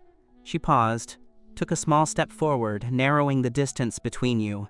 The night wind stirred her hair, and her gaze locked onto yours with unprecedented seriousness. I have something I want to tell you. Your heart sank. This attitude of Yumi's, it's just not right. You looked at her, swallowing hard. It's over. This expression can't be good. Is she going to threaten me with tonight's events? Or go directly to Haruka for a showdown? You braced yourself for the worst. However, Yumi didn't explode immediately. She remained silent for a few seconds, seemingly weighing her words, and her tone became grave. Kenji, this afternoon, after I left the Japanese restaurant, I ran into someone. You hadn't expected her to start with this topic. Who? Miu, Yumi said, observing your reaction. He said he was the special assistant to the chairman of the Haruka group. Miu, why did he go to Yumi? Your voice deepened with vigilance. What did he want with you? Yumi briefly and concisely recounted how Miu had bumped into her that afternoon, handed her his card, introduced himself, and probed whether she was heartbroken because of you, hinting at cooperation, and finally, that line about the chairman also not agreeing to you two being together. Yumi frowned slightly, expressing genuine concern. He gave me a very bad feeling. Although his words sounded dignified, talking about the chairman's intentions and aligned goals, I always felt there was a kind of ruthlessness and calculation in his eyes. It didn't seem like he was just executing orders. It was more like he had personal grudges and was utilizing this situation. She looked at you. You and Haruka need to be careful with this person from now on. I feel he might be harmful to you. Remember to warn Haruka to be on guard. You were stunned. You never expected this is what Yumi wanted to tell you. It wasn't an accusation or a threat, but a kind warning. A wave of intense guilt rose up. Looking at Yumi and thinking of your own dark suspicions, you felt ashamed. Supervisor. Your voice was dry, filled with regret and gratitude. Thank you for telling me this. Regarding what I said to you during the day and my mother tonight, I am truly sorry. I didn't think I would cause you so much trouble and distress. You rambled, trying to explain your lack of agency, wanting to express your apology, only to realize that any language paled in comparison to Yumi's honesty and kindness. Watching you scramble to apologize, Yumi revealed a faint, bitter smile. You don't need to keep apologizing. Feelings can't be forced. I knew you liked Haruka a long time ago. I was just unwilling to let go, clinging to a glimmer of hope, and even resorting to lies, only to humiliate myself. She lowered her head slightly, her voice softening. But even knowing you like someone else, even knowing we might not have a chance, I don't want to use those kinds of tactics to fight for you. She looked up directly at you. Kenji, I like you. I don't want to deny that, and I can't deny it. On the eve of the divorce, an accident with a condom broke the seal. Afterward, you lived your life freely for 4 years. Little did you know, your ex-wife had secretly given birth to a daughter for you. You thought you would never have any intersection with her again. Who would have thought she would parachute in to become your direct superior? Your heart tightened. Just as you were about to say something, Yumi raised a hand to stop you and continued, but I know feelings can't be forced. You have chosen Haruka now, and I respect your choice and wish you well. However, in matters of the heart, no one can say what will happen in the future. Perhaps you two will encounter many obstacles, like your parents, or that assistant Miu, or even yourselves. If one day you really can't go on, or you find you aren't suitable, her voice was soft, if that day ever comes, when you look back, I hope you remember there is someone waiting right here for you. Can you consider me then? You opened your mouth, but found you didn't know what to say. In the end, you could only say dryly and with guilt, Supervisor, you are truly wonderful and deserve someone better. I am not worth waiting for. Yumi smiled, a look of relief in that smile. Whether it's worth it or not is for me to decide. You don't need to feel pressured. Think of it as me giving myself an account, a hope. She checked the time, took a step back to open some distance, and resumed her usual gentle and polite posture. It's getting late. You should go up. Uncle and Auntie are still waiting for you. I'll drive myself back, don't worry. You hurriedly said, let me walk you to the car. No need, the car is parked right in front. Yumi shook her head, her tone soft but firm. Kenji, remember what I said. Beware of Assistant Miu, and if things with Haruka don't work out, remember to consider me. With that, she didn't linger. She gave you a slight smile and turned toward her car. There was no hesitation or dragging, so crisp and decisive, it was heartbreaking. You stood in place, watching her open the door, get in, and start the car before slowly driving away. You stayed there until the red taillights were completely gone. The night wind made you cold, but your heart felt heavily blocked. Yumi, what did I do to deserve this? During the day, you had rejected her with such decisive words, and at night, not only did she not hold a grudge, but she warned you about Miu and said she would wait for you. Your relief from successfully handling the Yumi situation was now replaced by deeper guilt and complex emotions. Behind the window upstairs, Kenji's mother had been keeping an eye on the scene below. Seeing you and Yumi bidding an affectionate farewell, Yumi driving away alone, and you standing there watching her for a long time before returning looking dejected, she was overjoyed. Look, I told you! Such a good girl like Yumi, how could Kenji not like her? It must have been that Haruka interfering. Now that it's over, and there's still a chance with Yumi, I need to push a little harder to get this settled soon, she calculated happily. The next morning, you arrived at the company with dark circles under your eyes and complete exhaustion. You had managed to stabilize your parents temporarily with verbal promises to keep in touch with Yumi, but it was a ticking time bomb. You rubbed your aching temples, preparing to walk into the building. Isn't this our great assistant Kenji? Didn't sleep well last night? Could it be eating too much, soft rice, and got indigestion? A sarcastic voice with a heavy nasal tone sounded abruptly from the side. You paused and turned around slowly. Miu was walking over from a black car, the unhealed scar on his face particularly noticeable in the morning sun, a malicious and mocking smile hanging from the corner of his mouth. Damn it, running into this pest first thing in the morning. It seemed Yumi's warning yesterday was right.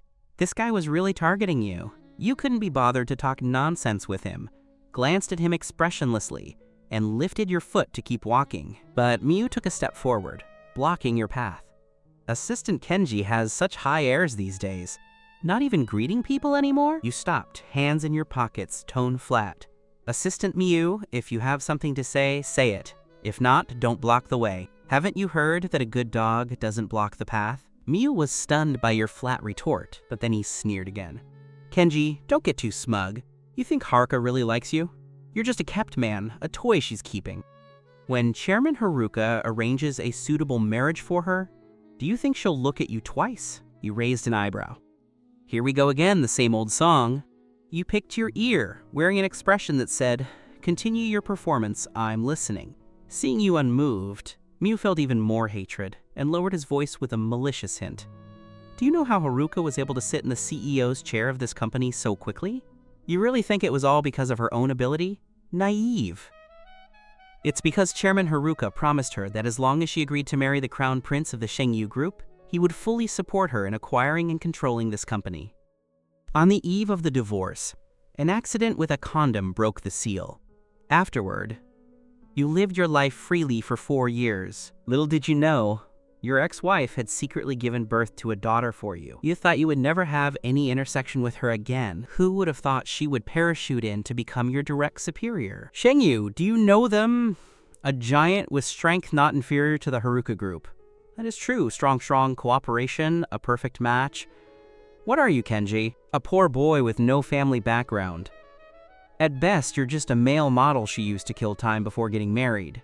Once she's tired of playing with you, or the pressure from that side gets too great, you'll see how fast she dumps you. He paused, observing your expression. Seeing you seemingly unresponsive, he leaned in and whispered in a voice only 2 people could hear. And her daughter. That's the Shengyu Crown Prince's seed, right? Haruka is looking for you to be a ready-made, cheap dad to raise someone else's child. Ha ha ha.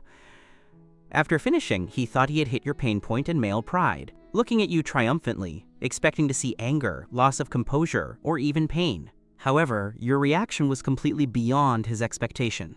Instead of getting angry, you seemed to have heard a funny joke, a mocking smile appearing at the corner of your mouth, and you even nodded, agreeing in a relaxed tone. Is that so? That's great. Miu was full of question marks. He thought he had heard wrong. You began to analyze it earnestly. Who says only women can eat soft rice? I've always liked eating soft things, especially the kind Haruka gives. It smells better than anyone else's. Besides, why do you look down on male models? Youth is a meal, it's not shameful. This line of work has a threshold. I see that someone like Assistant Miu, who looks kidney deficient, couldn't do it. Aren't you jealous of me? You swept your gaze quickly over Miu's lower body, making a hissing sound. And another point, Assistant Miu, you don't understand. This ready-made daughter is smart, cute, and clingy. It saves so much trouble on milk powder, diapers, and staying up late to bring up a child. I'm taking full advantage. It's like a pie falling from the sky, and a meat-filled one at that. You patted Miu's stiff shoulder earnestly. Assistant Miu, you need to open up your horizons. What's wrong with eating soft rice? What's wrong with being a male model? What's wrong with being a cheap dad? As long as the wealthy woman provides money, love, and resources, and the child is smart and close to me, that's being a winner in life, right? This combination of self-debasement and logical wizardry completely threw Miu off balance. He had anticipated you would angrily refute or painfully question, or even wait for you to make a move like last time so he would have an excuse to call security or the police. But he never expected you to go along with his words and wear them like a badge of honor. The triumph and malice on Miu's face instantly froze, replaced by an expression of disbelief, shock, and resentment. He pointed at you, his finger trembling. You are a disgrace to all men. Thanks for the compliment, you accepted with a smile. Anyway, I'm heading up to eat. Wait, no, Haruka is waiting for me. You intentionally enunciated the name Haruka with a suggestive tone. Miu was so angry his face turned blue and his chest heaved violently. The scar on his nose bridge twitched along with his movements. Staring at you intensely, he squeezed a sentence through his teeth. Kenji, don't get too smug.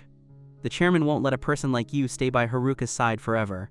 Just wait, you'll be the one crying eventually. After delivering his threat, he couldn't stay a moment longer. Fearing that if he looked at your thick-skinned face any longer, he might suffer internal injuries from rage, he grit his teeth, turned around, and walked quickly toward his car, slamming the door with a deafening bang. Watching Miu's car drive away in a pathetic state, the smile on your face gradually faded. A cold, chilling intent flashed in your eyes. Shengyu Group. That old fox Kenjiro really hasn't given up yet. You shook your head. The most important thing now was to see Haruka and clear up the misunderstanding from last night. Just as you composed yourself and prepared to turn into the building, someone slapped your shoulder hard from behind. Hey, brother! Takeshi's familiar, booming voice rang in your ear, carrying undisguised gossip. I heard everything just now. You've got it going on, man. Tell your buddy, what sugar mommy, what stepfather, what kept male model. If you've got such a good gig, you're not going to cut your bro in on the action? Are we still friends or what? You looked at Takeshi, whose eyes were gleaming with the longing to be kept as well. Takeshi, is your ear a radar or something? You could hear us from that far away. Takeshi wrapped his arm around your neck, winking. That's a must. My brother's happiness is my happiness. Come clean. Which rich woman has such discerning taste to have picked our handsome Kenji? And you even come with a bonus little cotton-padded jacket. Is the soft rice delicious? You were amused by him and lowered your voice, saying mysteriously, It's delicious, of course, but this meal isn't easy to finish. Do you know about the rich woman's fire or the rich woman's ball? Takeshi was taken aback and shook his head blankly. What on earth is that? You chuckled and leaned into his ear, whispering even more quietly, talking nonsense with a straight face. The language of steel wool flowers is that wealth and pain coexist. Can you withstand the test of the steel wool? On the eve of the divorce, an accident with a condom broke the seal. Afterward, you lived your life freely for 4 years. Little did you know, your ex-wife had secretly given birth to a daughter for you. You thought you would never have any intersection with her again. Who would have thought she would parachute in to become your direct superior? Takeshi instantly imagined some indescribable scenes. His face changed, and he subconsciously clenched his legs together, waving his hands while backing away, laughing dryly. That... Brother, I suddenly feel that striving through hard work with my own ability is pretty good. My ability is lacking. Yeah, definitely lacking. You should enjoy that wealth all by yourself. I won't get involved.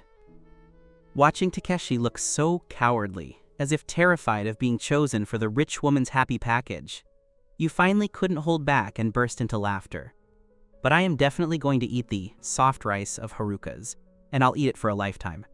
As for those monsters and demons, bring them on. Let's see who gets destroyed first. Just as you arrived at the company, Secretary Hayashi pushed up the black-rimmed glasses on the bridge of her nose. Haruka said that as soon as you arrive, you should go to her office immediately.